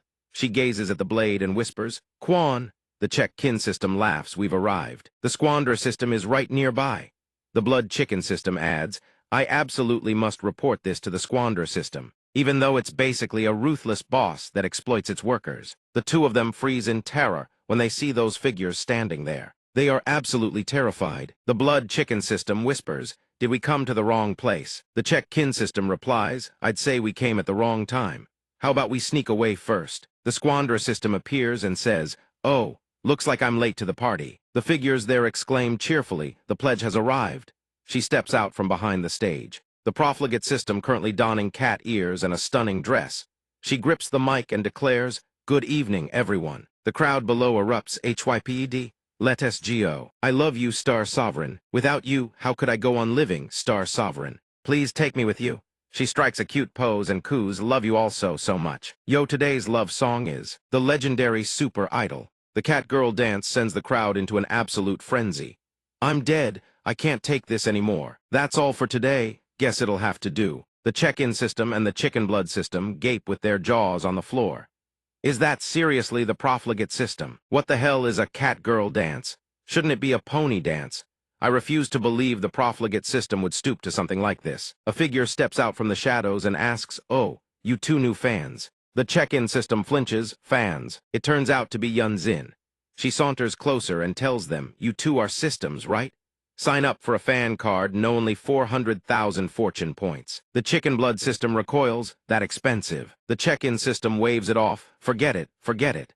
We came here to find the profligate system on urgent business. Yun, Zinbao, no worries. Once the show's over, just head backstage to find her. The chicken blood system asks, if I may, we did the profligate system come here to become an idol? She answers, well, She doesn't have a host right now and is bored out of her mind with nothing to do. So I advised her to become an idol helping me shop for outfits gives me creative inspiration. The check-in system, what kind of advice is that? I'm speechless. Yun Xinbao, simple. If she doesn't listen, I'll toss her onto a planet crawling with tentacles and turn her into a cream cake. The two systems clutch each other in abject terror. How can someone say such horrifying things with a straight face? Spoken with such a calm expression, utterly terrifying. She doesn't even treat the profligate system like a fellow system anymore. Suddenly, she leans in close and stares right at the chicken blood system. It flinches. What? Yunzin suddenly declares. I've never seen eyes so pure, so pristine. They remind me of a college student who hasn't been crushed by society yet. So, how about becoming an idol under me? The chicken blood system declines firmly. I respectfully refuse. Several hours later, the show finally wraps up. Backstage in the dressing room, the profligate system slumps over. That was exhausting. Hours of this. I don't want to work ever again. What did you two come here for? They speak in unison. We came for two matters. First, I want to be bound to someone to become a proper, legitimate system. When the system dies, moving on to the second point, we've finally discovered the mastermind scheming against the host. She leaps to her feet and slams the table. What? We finally found that scheming little bastard who framed me. This time I'll tear him into 8 pieces. Yun Xin suddenly materializes behind the profligate system, just as she's mid-rant. Can you really tear him into 8 pieces, though? I don't know about that, but you'll definitely be the one getting torn to shreds. She turns around and sees Yun Xin. She freezes. The profligate system trembles. B-boss, what's wrong with me? Yun Xin roars, your Death Star is glowing. A notification suddenly pops up. Terminated. Unable to revive. Outside, Zai Bing, Zai Yan, and Zai Qing tend to Zai Yun, who remains unconscious. Yi Fan stands outside, observing silently. Fei Yi walks in and says, Yi Shixing, have something to eat. She startles him. She continues, by the way, Yi Shixing, what was that sword you used earlier? It felt incredibly sentient. Yi Fan responds matter-of-factly, thanks. That sword is called Sida. It really does suit me well. Fei Yi laughs smugly, pleased with herself. She preens while gnawing on bread. Yi Fan remarks, I just threw cold water on her. But if given the choice, I'd still prefer using a spear. Fei Yi's eyes widen. What? Qing Lan shoves the petrified Fei Yi aside, sighing, you scrap of metal, always finding trouble for no reason. She turns to Yi Fan, Yu, why aren't you going in? Are you blaming yourself? He responds something like that. Qing Lan presses, Yu, was your disciple being controlled by that foul Taoist? Otherwise, when we encountered her, you would have. She merely wore the guise of my disciple. Next time you meet her, there's no need to show mercy, that is. Hearing this, Qing Lan falls silent for a moment. She responds, is that so? Then it'll be easier on my conscience when I strike. Dahai, I have a favor to ask of you. Yi Fan says, if that old Taoist or his puppet shows up, I'll be the one to face them. His tone turns grave. Listen, no matter what happens, do not leave my master's side. That old Taoist is cunning and treacherous. He's very likely to strike against master when we're not looking. Within the sect, only you possess the greatest strength, and you alone wield the world-ending flame capable of fighting that Taoist without falling under his control. Qing Lan nods. Yu, I understand. Speaking of which, it reminds me of your master. How about I write? Suddenly, a spatial rift tears open behind the two of them. Yun Shuang steps through and announces, Master, your disciple has returned. Last time I came in a rush and brought nothing. This time I've remembered to bring fruit for Master. Yi Fan asks warily, what are you planning this time? She grins sinisterly, oh, just a gift enough to slaughter the entire cultivation world. Yi Fan thinks slaughter the entire cultivation world. Is this tragedy about to repeat itself all over again? Yun Shuang commands the spirits behind her, Geo. They scatter in every direction, flying wildly across the sky. Qing Lan asks him, Yu, should we stop them? Yi Fan holds her back, there are far too many. We can't possibly stop them all. Qing Lan curses, Fei Yi, you useless thing. Stop standing there like a statue. Yi Fan leaps away, shouting, Dahai, guard the Xian sect, protect Master at all costs. Qing Lan answers, understood. The sword chimes in, Master, wait for me. Yun Shuang sees him and smirks, Master, it's been so long since we last crossed blades. I wonder for someone who has lived as long as you, how much martial prowess do you still have left? He launches the cold flame art rising dragon from the sea. She counters with cold flame art extinguished flame lingering fire. Their techniques collide with a deafening boom. Yi Fan and Yun Shuang clash swords, and mid-duel she taunts, Master, have your hands gone cold? Why aren't you as fierce as the first time? He responds coolly, I don't recall teaching my disciple to say things so easily misunderstood. Yun Shuang swings her sword and bursts into laughter. Master, I love you so much. Once I kill you, I'll refine you into the Wang Jun sword so I can carry you with me everywhere. Yifan replies, then let's see if you have the skill for that. She unleashes the cold flame art. Red rock spreads wingsput. He launches shards of ice to intercept. The two forces collide and annihilate each other. Yifan charges toward Yun Shuang. It's still too early for that. She smiles. Master, you fell for my trap. He freezes. Yun Shuang's scythe slashes past and cuts him. She holds the blade and mocks. Master, you're not as invincible as I thought. Sensing a surge of dark energy erupting behind her, Qing Lan realizes what's happening. She calls out to the others, eldest senior sister. Everyone get Master and Jia Yu out of here. Now. Understood, Zai Bing answers. Then a figure materialized, none other than the Sinner system. He sneers, you wretched beast. Why aren't you helping your master, instead of standing guard over a piece of trash like this? Qing Lan answers, Jia Yu can handle himself. As for me, I won't let you threaten the people around him anymore. He surges with power and growls, you want to stop me? Then come be my toy too. She says nothing. Instead, she unleashes the world-ending flame. But when the flames slam into the barrier, nothing happens. The Sinner system has deployed a precision shield. He remarks, worthy of the world-ending flame. Truly a troublesome power. Even my barrier won't hold for long. Still, at the end of the day, it's just a tool. I'll shatter it eventually. And before I leave, I'll still find a way to deal with you. Qing Lan snarls, keep showing off. The Sinner system activates his technique puppet duality spirit pet collar. She cries out, not good. A dark energy coils around Qing Lan's neck. It tightens around her throat. He laughs, this is merely a modified pet collar, nothing more. It's just a pity it only works on pets. I'd stashed it away in a forgotten corner. Who knew I'd actually get to use it today? Qing Lan spits at him, DSPICTABLE. The Sinner system sneers. If you want to blame someone, blame yourself for being nothing more than a beast. As for Yun Xuanjevin, though a massive chunk of her arm has been torn away, she still mocks him, because she can regenerate it in an instant. Yun Shuang says, Master, stop struggling. You can't defeat me.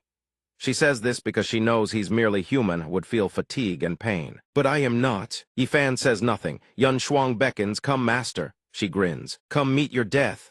But his mind has already drifted to the past. Yun Shuang had her head severed and put on display. Her arms were hung from the ceiling. Qing Lan tells him, Jia Yu, stop looking, she's already dead. What we should do now is kill that foul Taoisto, avenge your disciple. At that moment, only two words filled his mind, revenge. Looking back on it, Yifan thinks, right.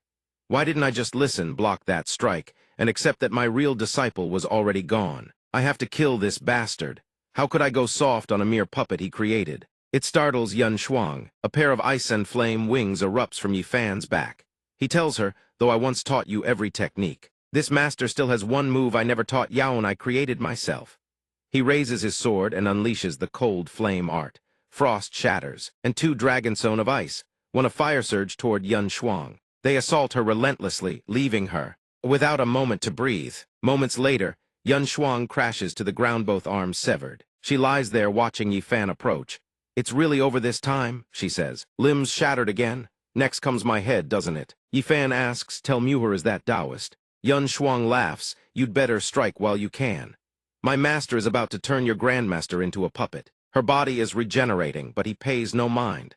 He raises his sword, I never intended to spare you. The glitch system appears and screams, stop. He seizes Qing Lan and threatens, don't you dare ruin my handiwork, or I won't guarantee this mongrel's survival. She shouts from below, Jiyu, don't misread the situation. Yifan seethes, are you threatening me? The glitch system grips Qing Lan's throat, this isn't a threat. Even in a one-on-one duel, you wouldn't stand a chance against a puppet system like me. He replies, fine. She screams, Jiyu, don't. The man just grins, now that's more like it. Despite his words, Yifan drives his sword into Yun Shuang's skull. Her body gradually dissolves into nothingness. The glitch system roars in fury, you dare. She was my magnum opus crafted with every ounce of my soul. How dare you destroy her? He glares at Qing Lan with murderous eyes and threatens, since you clearly don't care about this mongrel, then I'll just kill it. Liang Ying materializes and strikes him, drawing a scream of agony from the glitch system. She says, so this is the power of a system? Devastating. The blood chicken system responds, that's right, thighs is the compensation the system granted me. He demands furiously, who are you? Why is there a Liang Ying system? She strikes a pose and declares the world destroyer, the guardian of ponds and sandbars. Seriously, the magical girl goes on air. Yifan thinks that line really doesn't suit her demoness vibe at all. The Chicken King system cheerfully announces, "Host, we're back." Yifan's expression barely changes. "Oh, back just in time." The glitch system sneers, "HMPH, just two low-level systems. So what? Even if they've arrived, what of it?" His face twists viciously as he bellows, "I've had enough. I am done playing nice." The glitch system furiously pulls out a stone and summons every evil puppet at his command. By now, those puppets should have butchered a good chunk of the cultivation world already. Time to come back and level the Xian sect. My puppets return to me. Yifan watches him, irritated and disgusted. Great and author human wave tactic. The glitched system stares at the stone, then blankly looks around. But nothing happens. Panic floods his face. Summoning has no effect. What the hell, my puppets? Severed from me without a whisper. Who did this? Yifan reads his thoughts perfectly and smirks. No idea what's going on, but judging by that face of yours, looks like something went wrong. Glitchy. Humiliated and drenched in sweat, he still bares his fangs. Don't get cocky. Have you forgotten I still have that move? Ultimate domain control. Activate. He stands right before Yifan, unleashing a barrage of silk-like threads that ensnare him, accompanied by a sinister laugh. Go ahead, strike me, but be ready to collect the corpses of your grandmaster and your senior sisters. Yifan ignores the empty threats, surges forward, and cleaves his razor-sharp sword through the man in one brutal slash. Instantly, the fabric strips on the glitched system shred to pieces. He never expected Yifan to be this brazen, cursing in shock. Yifan, you're a madman. Do you really not care that I'll kill the people beside you? Yifan remains silent, calm, collected, nothing like the raging man before him. His voice is steady, but every word cuts deep. I'm not mad. I simply understand you. If this ultimate domain control of yours really activated in an instant, you would have used it long ago. Those words pierce straight through his black heart. He squints, a panicked thought racing through his mind. He saw right through me, without giving him a single second to recover. The Chicken King system shouts to the Chicken Slayer system, "Purple system, let's destroy him together." The Chicken Slayer system turns to call out to Liang Ying, "Host, let us slay this evil together." She joins the fight without hesitation, fueling his resolve. Fight, die. Seeing the blazing fighting spirit of Yifan's group, the glitch system panics and prepares to flee. No, I cannot die here. But before he can escape, a frail hand grabs his collar. You. Yun Shuang crawls toward him, her broken body barely intact, mustering every last ounce of strength to speak. "You're not going anywhere." Enraged by her interference, he grits his teeth and snarls, oblivious to the fact that Yifan is already poised to strike him down. "HMPH, when did you get here? You wretched thinglet GO of me." Yifan swiftly brings his sword crashing down on the man's mud-filled skullbutt. It leaves not a scratch. The glitched system grins with provocation. "Didn't expect that, did you? I've still got tricks up my sleeve. My skull, reforged by the Kang body, boasts immortal-grade defenses. You can never kill me." The Chicken King system watches him, grinning like a lunatic, insufferably arrogant. This bastard really is bottomless scum. But whatever scheme he's cooking up dies in his throat because a golden bullet whizzes past his face. The glitched system freezes, his hand trembling as it reaches for his unscathed. "What just happened? How the hell can your sword fire bullets?" Yifan stares at his own blade, just as bewildered since when did his sword become this miraculous. Even the Chicken King system is intrigued. That firepower. It's Zioya's myriad annihilation Gun infinite ammo never jams. Elsewhere, Fei recalls the time she wielded that very gun. Perhaps she had anticipated this very outcommened beams with satisfaction, as if she just scored a legendary achievement. "Didn't see that coming, did you? I refined this weapon myself. It worked." The glitch system has been silent this whole time, and now, realization dawning, he clamps a hand over his mouth in horror. "Damn it, my core is damaged.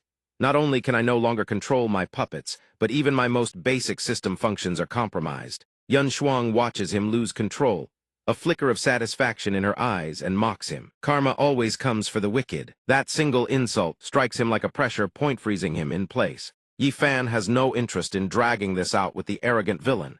He unleashes a killing technique to end him. It's time to end this.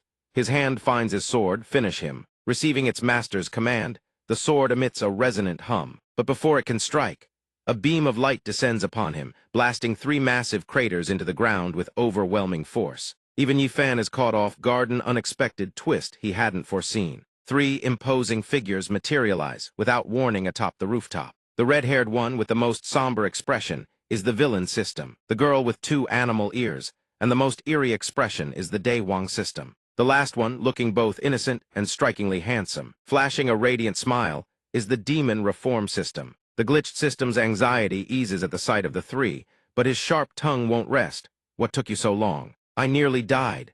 The villain system bristles at his whining and snaps. Shut your trap. Aren't we literally here to clean up your mess? Keep yapping and I'll smash your core myself. The glitch system has no choice but to swallow his pride, pleading, just help me kill them. The demon reform system, on the other hand, is in high spirits. He speaks without a trace of worry, yet his words carry urgency. We should retreat. The Star Lord has already locked onto our coordinates. If we don't leave now, we won't escape at all. The Daewang system nods in agreement, stepping into the barrier behind the villain system. Right, the Chicken Slayer system watches those venomous snakes prepare to flee and screams in fury. Don't you dare run. Fortunately, the Chicken King system holds it back. Don't be reckless, that's 4 high-level humanoid systems over there. The Demon Reform system glances at Yi Fan one final time, then casually drops, we'll meet again. The meaning hidden in those words lingers in Yi Fan's mind. The dark barrier rapidly shrinks and vanishes. The Chicken Slayer system watches the retreating figures with bitter frustration. They got away. Chicken King understands the reality of the situation and echoes the sentiment, stirring the air around them. Thank the heavens they left. If that fight had turned real, we'd be the dead ones for sure. Yifan looks down at the shattered Yun Shuang with aching sorrow, gently patting her head. When did you come back? The Chicken King system watches him, carefully and tenderly helping her up. It grows anxious. Host, what are you doing? Watch out, she might ambush you. But Yifan places his unwavering faith in her. She wouldn't do that. Nearly half her head is destroyed. Her body is a ravaged, pitiful sight. Yet she forces out her final words, Master, I'm sorry. If I die completely, he won't be able to use me anymore. Yifan gazes at his disciple cradled in his arms, blaming himself. He comforts her gently, this isn't your fault.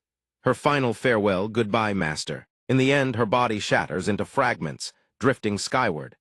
The Chicken Slayer system, usually fierce and unyielding, cannot hold back its tears. Is there any item that can save her? The Chicken King system is powerless. There isn't. Watching Yifan so helpless, Bing steps forward to comfort him, little junior brother. He composes himself quickly, so as not to burden anyone, and finally speaks, help me bury her on the back mountain. Her name is Hang Yun Shuang. She agrees to his request, understood, we'll take care of it. She gazes at him with concern. Once everything is settled, she approaches and asks, Senior, do you think those people might suddenly come back to attack? He cannot predict the future, who's to say? Oh right, what about the Wanshu sect's casualties?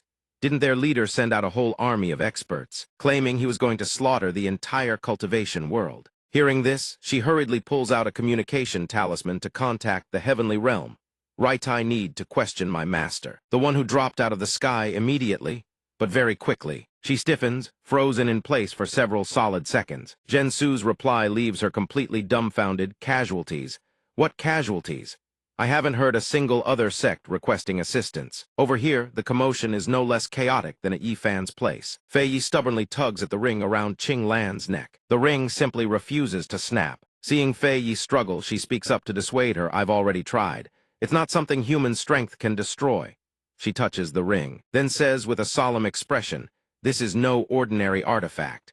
Once put on, my cultivation base and abilities were completely nullified. Truly maddening. Fei Yi grows confused at her words. So right now, you're basically just an ordinary mortal. Panicking, Fei Yi blurts out a dangerous suggestion. How about I just shoot it off with a gun? Are you serious? She's so furious she nearly explodes, shouting, are you that eager to see me die? My neck can't take this anymore. So what other options do we even have? Maybe only your close friend's master would know how to handle this. Suddenly, she recalls Zai Yun, still fast asleep on the bed. Why bring up that person? Isn't she still lying in bed right now? Seeing Fei Yi constantly misunderstanding, she grows slightly irritated and raises her voice. I'm not talking about the person who's here now. Have you forgotten how we survived? Fei Yi finally grasps Qing Lan's meaning and exclaims, Ah, you mean the one from a different modern timeline. Yungxin sits writing something in a notebook, leaving system by Jia idle, and sighs contentedly. Not a bad feel. Softness is about 223. This setting can be incorporated into the system's broadcast script. Baijia slowly sits up, rubbing her backside while grumbling non-stop at Jin Yungxin. You're way too much. All I did was break a few of your things. It's not like I can't compensate you. Yunxin gets called out to her face, yet remains completely composed, calmly pushing up her glasses. She utters just a few simple words, yet each one drips with killing intent. If you dare call me by my full name one more time, I'll stuff you into the Genius Idol training program, package you up, and ship you off to Dimension XX for the ultimate humiliation run. Sinister silhouettes with crimson, lust-filled eyes flash through her mind. She instantly cowers, bargaining apologetically, "Boss, I spoke way too loudly just now." Yet she still can't help herself, pressing further. "But hey, boss, why do you keep trying to drag me into becoming an idol? I clearly have way more important things to do." Being challenged so directly, she flicks Baijia right on the forehead in irritation. As an unemployed system that harassed other dimensions, and even tore 2 other systems apart, you think nobody dares manage you. 3 or 4 systems are all helping Yi Fan as we speak. If the temporal maiden decides to investigate, I won't be able to protect you. Her forehead now swollen from the flicks, she persists, "Out of the 4, who else is there?" At this, Yunxin suddenly answers in a serious tone, "There's a junior of mine." After her mission failed, she violated regulations and directly intervened in the dimension, saving many people connected to the host. By the rules, she should have been executed, but the temporal maiden turned a blind eye and merely banished her while letting her keep a portion of her combat capabilities. The system, Baijia, continues to follow along with her words, picking up the conversation. "I think I've seen her name in Yi Fan's files before. I believe it was." A silhouette emerges amid the chaos of battle, one figure, after another toppling like dominoes under a colossal hand. She's the disciple-taking system, a terrifying one most commonly found in puppet workshops, mutated specimens locked away in surplus system chambers. Dai Huang busily examines the heavily damaged Gui Luo.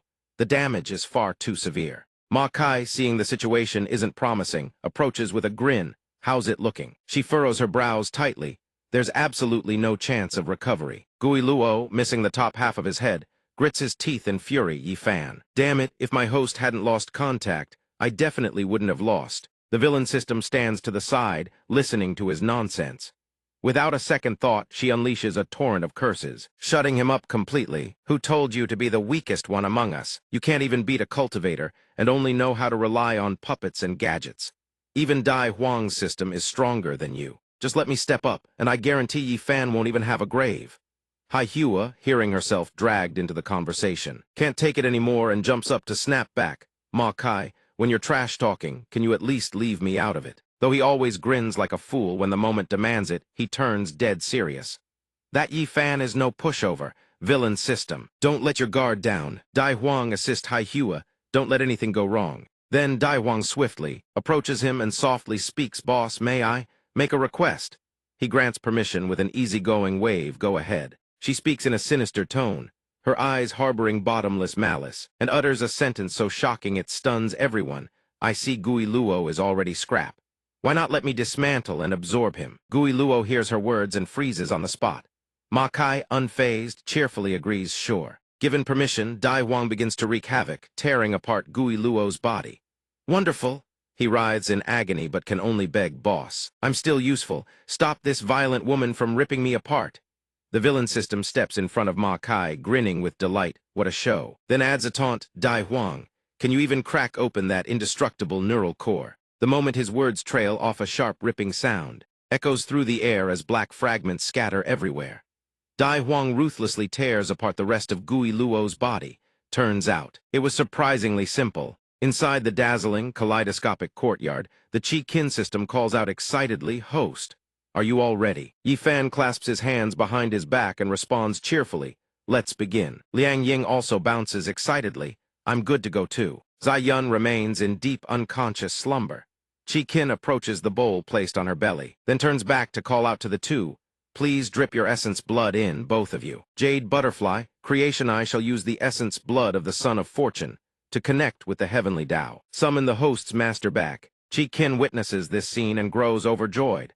This time it absolutely must succeed. Afterward, the blood drops from both Yi Fan and Liang Ying, drip into the bowl simultaneously. Immediately after, a pillar of light erupts from a black hole in the sky, shining directly down upon the courtyard. But very quickly, the light dims and vanishes. Chi Kin stares at the bowl of blood, unable to hide its dejection sigh. Yi Fan is also at a loss, sighing, "Looks like another failure." Liang Ying slaps her forehead repeatedly. Dejected, that's the 29th time this month. She's going absolutely insane. No method she tries can wake Zai Yun up. Impossible. I've tried every method there is. I even bought every item from the shopping center. How can it still fail? Degas, seeing her so helpless, can't help but offer some consolation. Perhaps your approach was wrong from the very start. Take my master. For example, she was already long dead. The instant those words leave his mouth, Yifan's face darkens instantly. Chi Qin realizes the blunder and immediately clamps Degas' mouth shut. Scrambling to salvage the situation, that was just nonsense. Can't you see her soul is still residing within her body? Although her soul has weakened slightly, there's no sign of further deterioration. It also flies over to his side to offer a few words of comfort. Host, don't worry too much. Based on the master's current condition, keeping her stable for another 1.5 years shouldn't be a problem. We'll definitely find a solution. Hearing this, he can only cling to hope and turns to leave. Let's step out. Let Master rest properly. I'll go ask the Grand Elder and the others if they've found any leads. Liang Ying watches his lonely, helpless retreating figure and calls out, Senior, do you need me to come along? No, there's no need. Just go handle your own affairs. In another courtyard, his voice rings out with urgency. Grand Elder, have you managed to gather any clues on your end? Extreme worry is written all over his face as he presses, such as alchemists, healers, or anyone with unusual methods, eccentric experts. Strange practitioners, the Grand Elder is equally stumped. Regarding treatment, all he can offer are a few simple words, nothing at all. I've already dispatched the 2 great cultivators, Huang Ru and Ren Hai, to search outside. Zai Yan and the Second Elder have been continuously stirring a cauldron full of insect medicine. The Second Elder, to save the sect master, has been refining pills day and night, with Master Zai Yan testing the medicines. Zai Bing and Zai Yan have also set out to find the antidote as instructed. Zai Bing tends to get lost easily, so I had her take Zai Yan to the northern region. Perhaps they'll find something useful. Zai Bing, upon spotting several exotic birds, came up with the devious idea of capturing a few demonic beasts to bring back for refinement, fighting poison with poison. Having arranged everything for the disciples, she turns to him and continues. As for Zai Qing, doesn't she command a swarm of insect demons? The head insect demon has already reported they've been infiltrating various powers in secret to gather intelligence. The image of a certain cultivator from Langxian Pavilion, terrified out of his wits by insects, immediately springs to mind. As such, they have extensive cooperation with the Langxian Pavilion Intelligence Network. If the Langxian Pavilion lends their support, I believe the chances of success would be the highest. Speak of the devil. Zai Qing appears, Grand Elder, little junior brother. We've returned. Yifan eyes the stranger she brought back and demands, Second senior sister, who is this person? She casually pushes him forward for introductions. This is Tang Yi. He's the healer we've been observing and have come to acknowledge, after a long period of collaboration with the Langxian Pavilion. Don't judge him by his golden core realm just last week. He hadn't even reached the chi refining stage. Following her cue, he steps forward with an arrogant air. This humble one is Tang Yi. You must be Yifan. It's a great honor to meet you. May I ask where the patient is? The Chi Kin system scans his identity, then immediately sends a covert message to him. Reaching golden core in just 1 week, the only comparable case would be someone with a special physique, an innate Tao body to be precise. That can't be right. How could someone with such heaven-defying fortune exist in this world? Zai Qing watches him, still pensive, and anxiously presses, Little junior brother, do you truly not trust this Tang Yi? He doesn't want to alert the enemy, so he simply offers a few words to ease her mind. It's not exactly that. After all, he is someone's second senior sister brought back. She senses the unease behind his words and hurriedly explains, Little junior brother, in the entire Xian sect, the only ones I trust are you and Master. If you truly feel uneasy, just tell me, I'll follow your lead. If this doesn't work out, I'll go find other healers. The Chi Kin system also sides with her and begins its persuasion. That's right, host. Second senior sister. Senior sister is right. It's fine who can find someone else to try. This person has too many issues. Yifan understands their concern, but he knows full well how serious this situation is. Even if they refuse Tang Yi, there is no guarantee the next person the enemy sends won't be just as dangerous. No matter what they choose, the outcome remains uncertain. The initiative remains firmly in the enemy's hands. Only by accepting can they hope to find an opening. Fellow Taoist Tang Yi. In the end, he decides to allow this stranger entry. Please follow me. Tang Yi complies without hesitation, as natural as breathing. Following the guide's lead, he enters the room. The incense burner still burns continuously, filling the air with thick, fragrant smoke. Tanya's gaze falls upon Zai Yun, submerged in deep unconsciousness. A flicker of discomfort crosses his face uniball to conceal his reaction to her peerless beauty. He thinks to himself, so this is Zai Yun, the true one. She truly is as stunning as ever. As the old saying goes, the female disciples under her tutelage are indeed all peerless beauties. Yifan notices the ill intent lurking behind Tanya's eyes and speaks up at once. Fellow Taoist Tangyi, is there a way to treat her? Tangyi answers swiftly, casually picking up the blood bowl. What's so difficult about that? This is merely a symptom of her heavenly qi falling out of balance. I only need a single drop of essence blood from someone blessed with great fortune, and the problem will be resolved immediately. The system chimes inchic point. Yifan stares at the blood bowl with undisguised contempt. Wasn't this the same thing I tried this morning? It was completely useless. Seeing Tangyi about to use his own blood, Yifan speaks first. Then take my essence blood instead. But Tangyi has no intention of letting him have his way. No need I have my own. With that, he grabs a blade and slashes it straight across his palm. A single drop of blood falls directly into the bowl. A radiant, shimmering light erupts from the blood bowl. More and more streams of light appear. They surge straight into Zai Yun's body. The system is utterly floored. Seeing this spectacle, the system is stunned beyond words. How is this possible? Zai Yun's long-sealed eyes slowly creak open, leaving it utterly bewildered. Good heavens, she's actually awake. Tangyi gazes upon his handiwork, puffing his chest with pride. See that? This is the power of a true healer. As long as it's an ailment, there is nothing in this world I cannot cure. Yifan rushes forward to help her sit up. Master, are you all right? One might expect a heartwarming reunion between master and disciple to unfold. But instead, she violently shoves his hand away, shrinking back in fear. Zai Yun stares at him, her lips parting with hesitation. Her eyes brim with utter confusion as she looks at him. Who am I? The words strike like divine lightning, freezing Yifanbuddy and Solinto's stone. Yifan stares at the person before him, his voice riddled with disbelief. Master. Lost her memory? The system quickly whispers into his ear, sharing its deduction. Host, I don't think Master is pretending, but I sense something very off about her. Zai Yun speaks timidly, one careful word at a time. I'm sorry. I don't know who you are. I don't even know what happened. Yifan looks at her, his heart shaken. Master, is she truly testing him? Tangyi seizes the opening the moment Yifan lets his guard down, interjecting with a voice full of calculated concern. Ah, Yifan, it appears that Master's spiritual soul has sustained damage, resulting in memory loss. It seems that even for someone like me who practices medicine, my skills are still not quite up to par. Far from it, in fact. Would it be possible for me to stay at the Xian sect for a few more days to observe? It would also allow me to help regulate your master's health. Yifan's face flushes red with frustration, but he has no choice but to relent. Then we'll be in your debt. Zai Yun, utterly terrified by these half-familiar, half-strange faces, quickly makes an excuse to shoo everyone out. You all call me master. So you must be my disciples, correct? Could you all step outside for a moment? I need some time alone to process this information. A single suspicious phrase catches Yifan's attention like a fishhook. Process information. If she truly has amnesia, why would she say that? Outside, Zai Qing waits alongside the Grand Elder, both of them sighing continuously. The moment Zai Qing sees him emerge, she hurries over. Little junior brother, you two came out so quickly. How is Master? What's the situation? Still the same as before. Yifan stands guard at the door and reports calmly, Master has awakened. It was fellow Taoist Tangyi who cured her. Overjoyed, she leaps to her feet. Wonderful. Master has finally regained consciousness.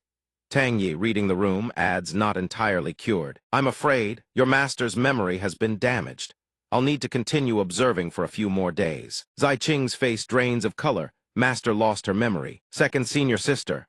He doesn't answer directly, his silence speaking volumes. Then he assigns the tasks. Master is a woman. It's not convenient for us men to tend to her directly. So if fellow Taoist Tangyi wishes to treat Master, I'd ask you, senior sister, to stay by her side and assist whenever he visits. She listens to his instructions and resolves herself firmly. Understood, Grand Elder. The Grand Elder, now the acting head of the sect, steps forward to host Tangyi with full courtesy. Fellow Taoist Tangyi, we've prepared a room for you. We'll trouble you to stay at the Xian sect for the next few days. Tangyi, having no reason to refuse, answers without hesitation, very well. The moment she finishes arranging the logistics, Yi Fan adds a few more words. Oh, that's right, Grand Elder. Please assign a few servant disciples to attend to fellow Taoist Tang Yi. That way, should he have any needs, we can accommodate them promptly. Tang Yi nearly loses it at this. His brows knot tight, and he practically wants to curse aloud. Damn it all, I did was glance at his master a few times, and he's already guarding against me like this. If it weren't for the urgent matter that forces me to remain at the Xian sect, I would make every single one of you regret this day. The system checkpoint activates instantly, deploying a full-body scanner to sweep every inch of Tang Yi's being. Yet it returns nothing. Strange, there really is no system on him. But his luck is dense to an abnormal degree. Could it be that the Heavenly Tao has begun grooming a new child of fortune? Could the Heavenly Tao be raising a new favored son? Tang Yi finally settles into the room that has been arranged for him. He drops into the chair with ease, a scheming glint in his eyes, now that I've successfully infiltrated the Xian sect. He taps his fingers on the armrest. How do I take control of this sect next? Those elders and Yi Fan are cautious, not easy to deal with. While he is deep in thought, two timid disciples appear at the doorway, speaking bashfully. Hello, Senior Tang. We are the servant disciples assigned to attend to you. If there is anything you need, please don't hesitate to command us. Tang Yi looks at the two of them, a sinister idea taking shape in his mind. A sly smile creeps across his face. Well, how wonderful. You two arrived at just the right time. The moment the two disciples step inside, he produces two gleaming medicinal pills, leaving them bewildered. Senior Tang. He casually tosses out a convenient excuse to dispel their suspicion. This is a marrow-cleansing pill of my own refinement. It can improve a cultivator's physical constitution. I was worried I'd have no one to test them on, and here you are. The two disciples, whose low rank condemned them to menial labor, now have greed blazing in their eyes. Marrow-cleansing pills. These are extremely rare Tier 4 pills. To think we'd have the chance to consume one. Without a second thought, they each swallow one.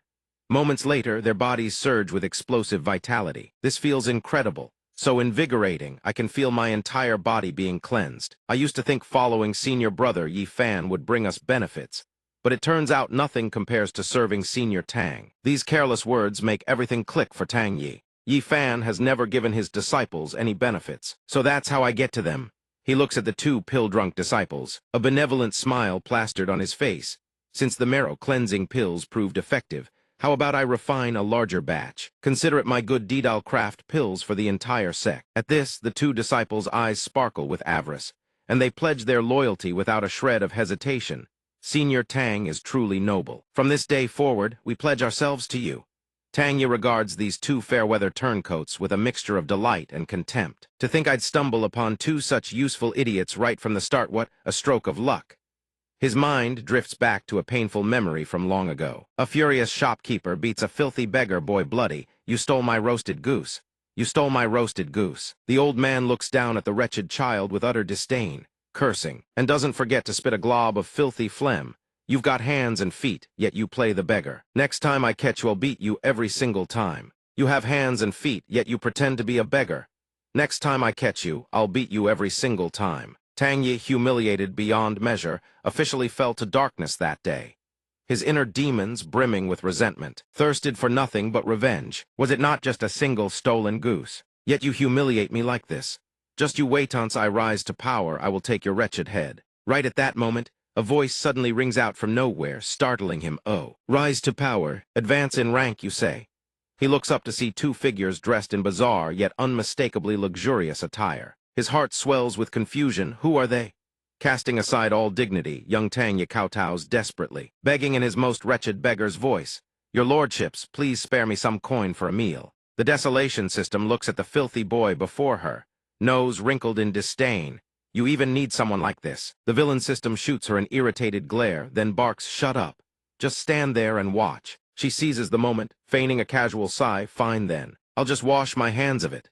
He walks up to the young Tang Yi and speaks with calm authority. You are Tang Yi, correct? Those words leave the young man surnamed Tang utterly stunned. How do you know my name? The villain system ignores his question entirely, simply producing a green ledger and holding it out before him. His voice drips with temptation. Do you want to become someone proud, respected, and feared by all? In the courtyard of the sect, a group of gossipy disciples stand around chatting. One of them suddenly says, have you heard? Senior Tang Yi's cultivation has already reached the Golden Core realm. Another gasps, that fast. When he first arrived at the Xian sect, Wasn't he only at Chi Refining or Foundation Establishment? The first disciple nods, exactly. His advancement speed is on par with senior brother Yifan. A purple-haired disciple sneers, Yifan, who's that? Don't even mention senior brother Yifan with that lazy, good-for-nothing attitude of his. How could he possibly compare to senior Tang? A chubby disciple chimes in, nodding vigorously, exactly. When Senior Tang cultivates, he also heals the sick, refines pills, and studies formation sol at the same time. If he weren't spreading his efforts so wide, he'd have reached nascent soul ages ago. Another disciple sighs wistfully. If only Tang Yi were a member of our sect, that would be wonderful. At Xianyu Peak, the system bristles with indignation, host, that Tang Yi has been buying people's hearts throughout the entire sect. I believe this works against your interests. Yifan hears this but remains perfectly calm, continuing to cook. It's nothing more than petty manipulation. If I let something like this draw my attention, then I've already fallen for his trap. The system seems to catch on. Host, you mean the real key is still master. Yifan's expression turns serious. Exactly.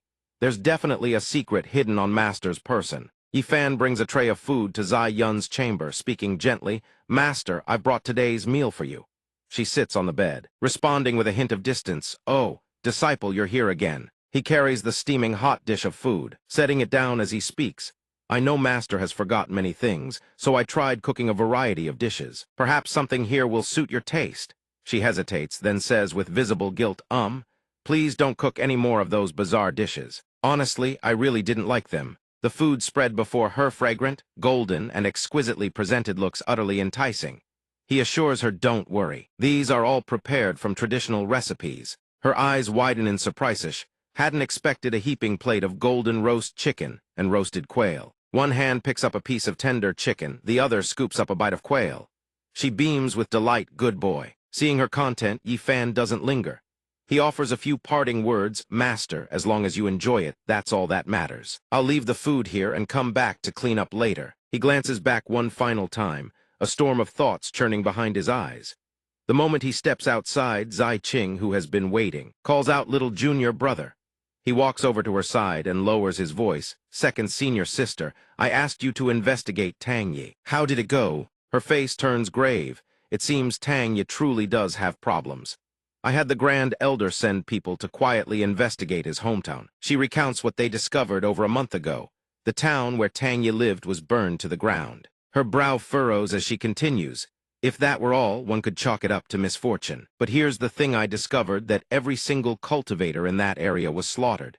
Not a single survivor. Judging from the charred corpses, the cause of death was the same. They were drained dry while still alive. Hearing this, Yifan falls deep into thought.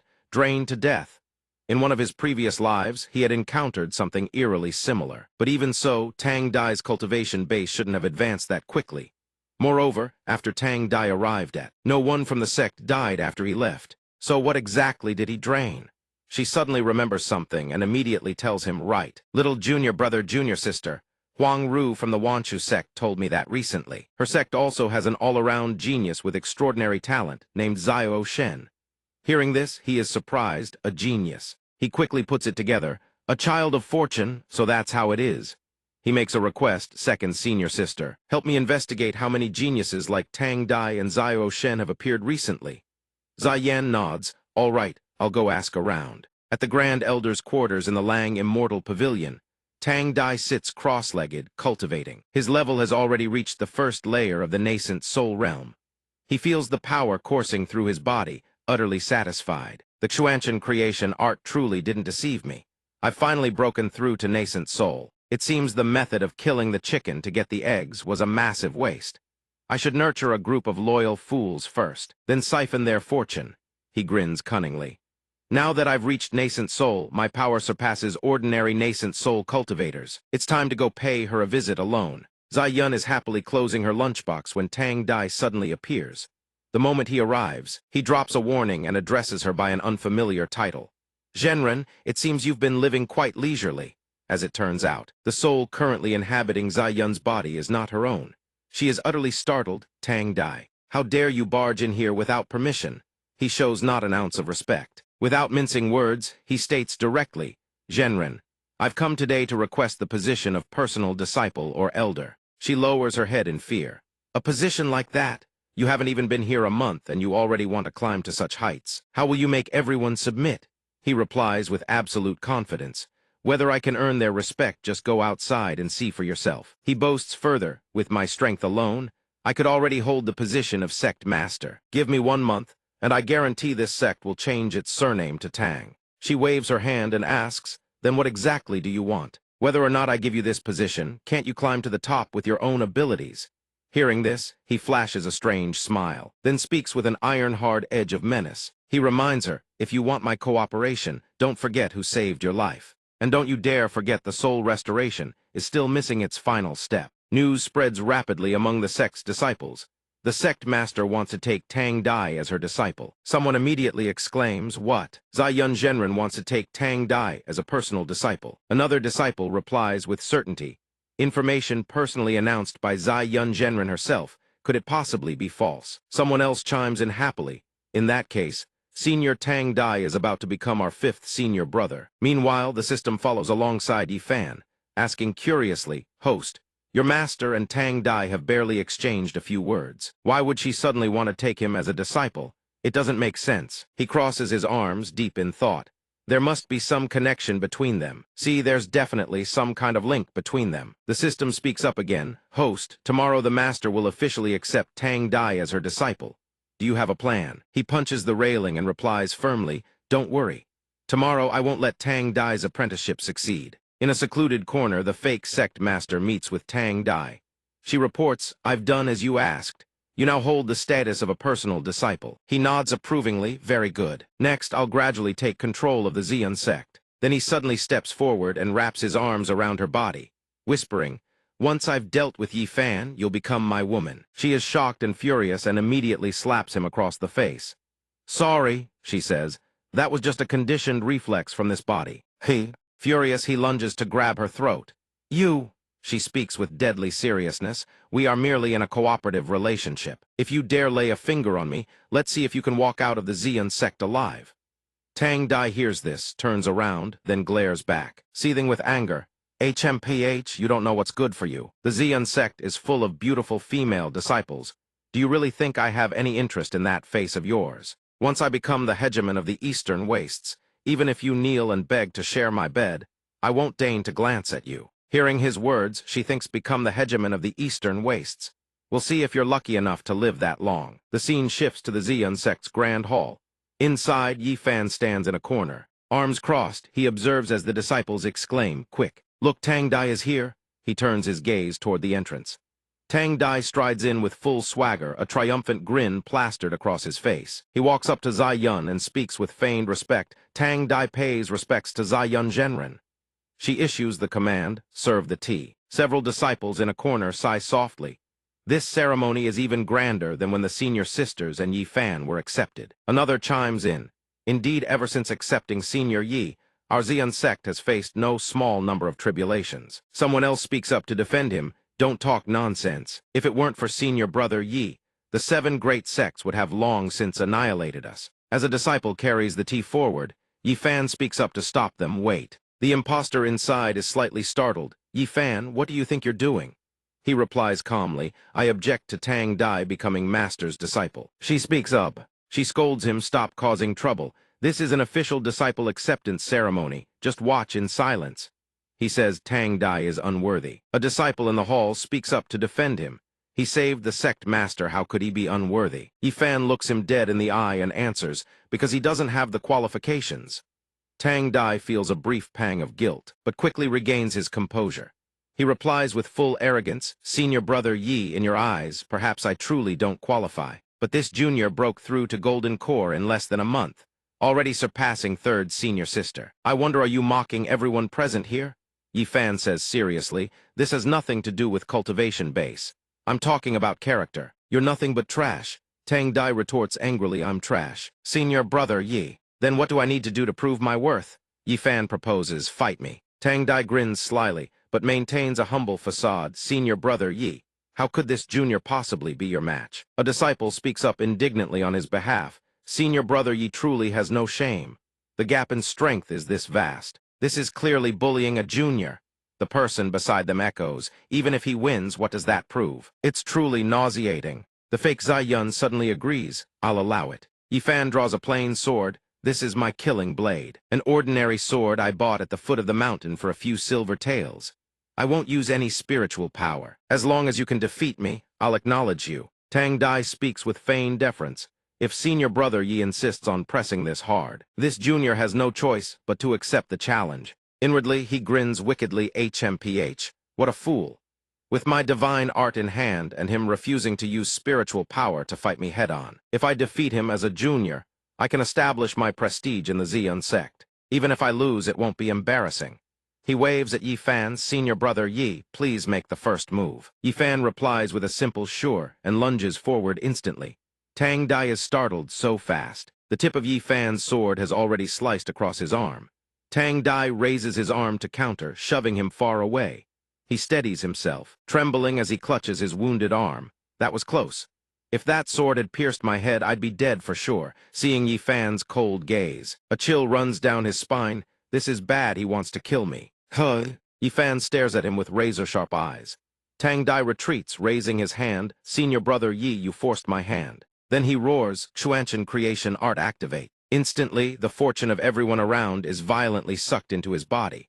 The disciples gradually weaken, trembling. Why do I feel my body getting weaker? Me too. Even Yi Fan is no exception. His fortune is being continuously drained. Tang Dai sneers, senior brother Yi, you certainly have a massive amount of fortune. But this junior will show you right now what a child of fortune truly is. Yi Fan doesn't let him talk any longer. He slashes with his sword and warns enough talk. Beside him, the system grows extremely anxious. Host, be careful. Don't let him drain your fortune. Once fortune is drained, it's incredibly difficult to recover. When fortune is strong enough, even in a situation of certain death, you can turn the tables on the spot. It continues, but when fortune drops too low, even crushing an ant could snap your bones and kill you. He shows no fear, replying calmly, then let's see is my attack faster, or... Tang Dai drains fortune at full speed and lunges forward. Take this gale step. His speed is too fast, leaving Tang Dai struggling to even defend. Ugh!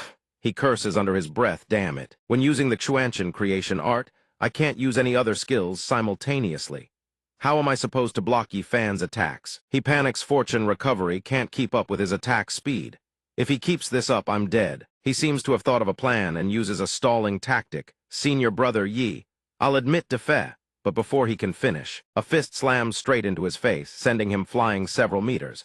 He struggles to his feet, cursing, Yi Fan, you don't understand human speech. Yi Fan holds his sword, casting a cold glance at him. Yi Fan unleashes a barrage of strikes, leaving Tang Dai bleeding profusely and crying for mercy. He collapses onto the floor, drenched in blood. A disciple criticizes him. Senior brother Yi is too brutal. Another joins in, is this really senior brother Yi? The Grand Elder hurriedly intervenes. Yi Fan, enough. This is a sparring match, you must know when to stop. Yi Fan replies to the Grand Elder, when did I ever say it was a match? She is rendered speechless. He, indeed, never said that. The fake Zai Yun slams her hand down in fury. Yi Fan, you've gone far enough. This is my disciple acceptance ceremony. He is my disciple. He ignores her and continues. He will never be Zai Yun Zhenren's disciple. Fellow junior brothers, help me escort Tang Dai to the sect's dungeon. She is both shocked and furious, shouting, Yi Fan, what do you think you're doing? The Xian sect, is it ruled by me or by you? He turns, sword in hand, and walks toward her.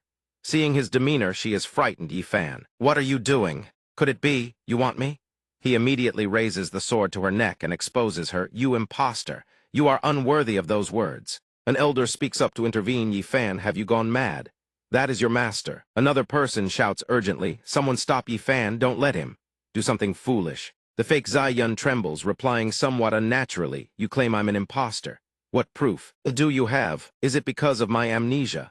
Or because my habits and behavior have changed from before? He asks, do you still remember the meals I made for you these past few days? She wonders, is it because my taste in food is different from before? He says those dishes don't belong to this world. She grows suspicious. You're from. Could you also be? Yi Fan pays her words no mind. He presses the sword closer to her neck and demands, leave my master's body. Otherwise, don't blame me for. She spreads her arms, speaking with false confidence. This is your master's body.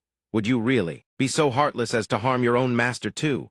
He steps closer and declares, once I kill you, master is still my master. At least I won't have to watch an impostor wearing my master's face commit immoral acts. She trembles, tears streaming down her face. Consumed by terror, I'm dead. I'm definitely dead.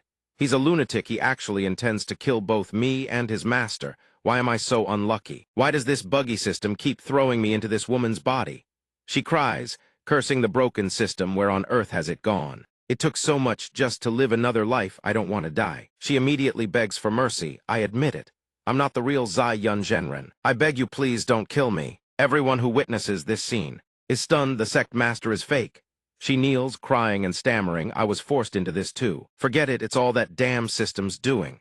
I want out of this body too, but nobody ever told me how to leave. Yifan desperately wants to know about Zai Yun, so he asks, "You're possessing my master's body, so where did my master's soul go?" She wipes her tears and replies, "When I entered this body, her soul was already barely a flicker. It's like she vanished from this world entirely."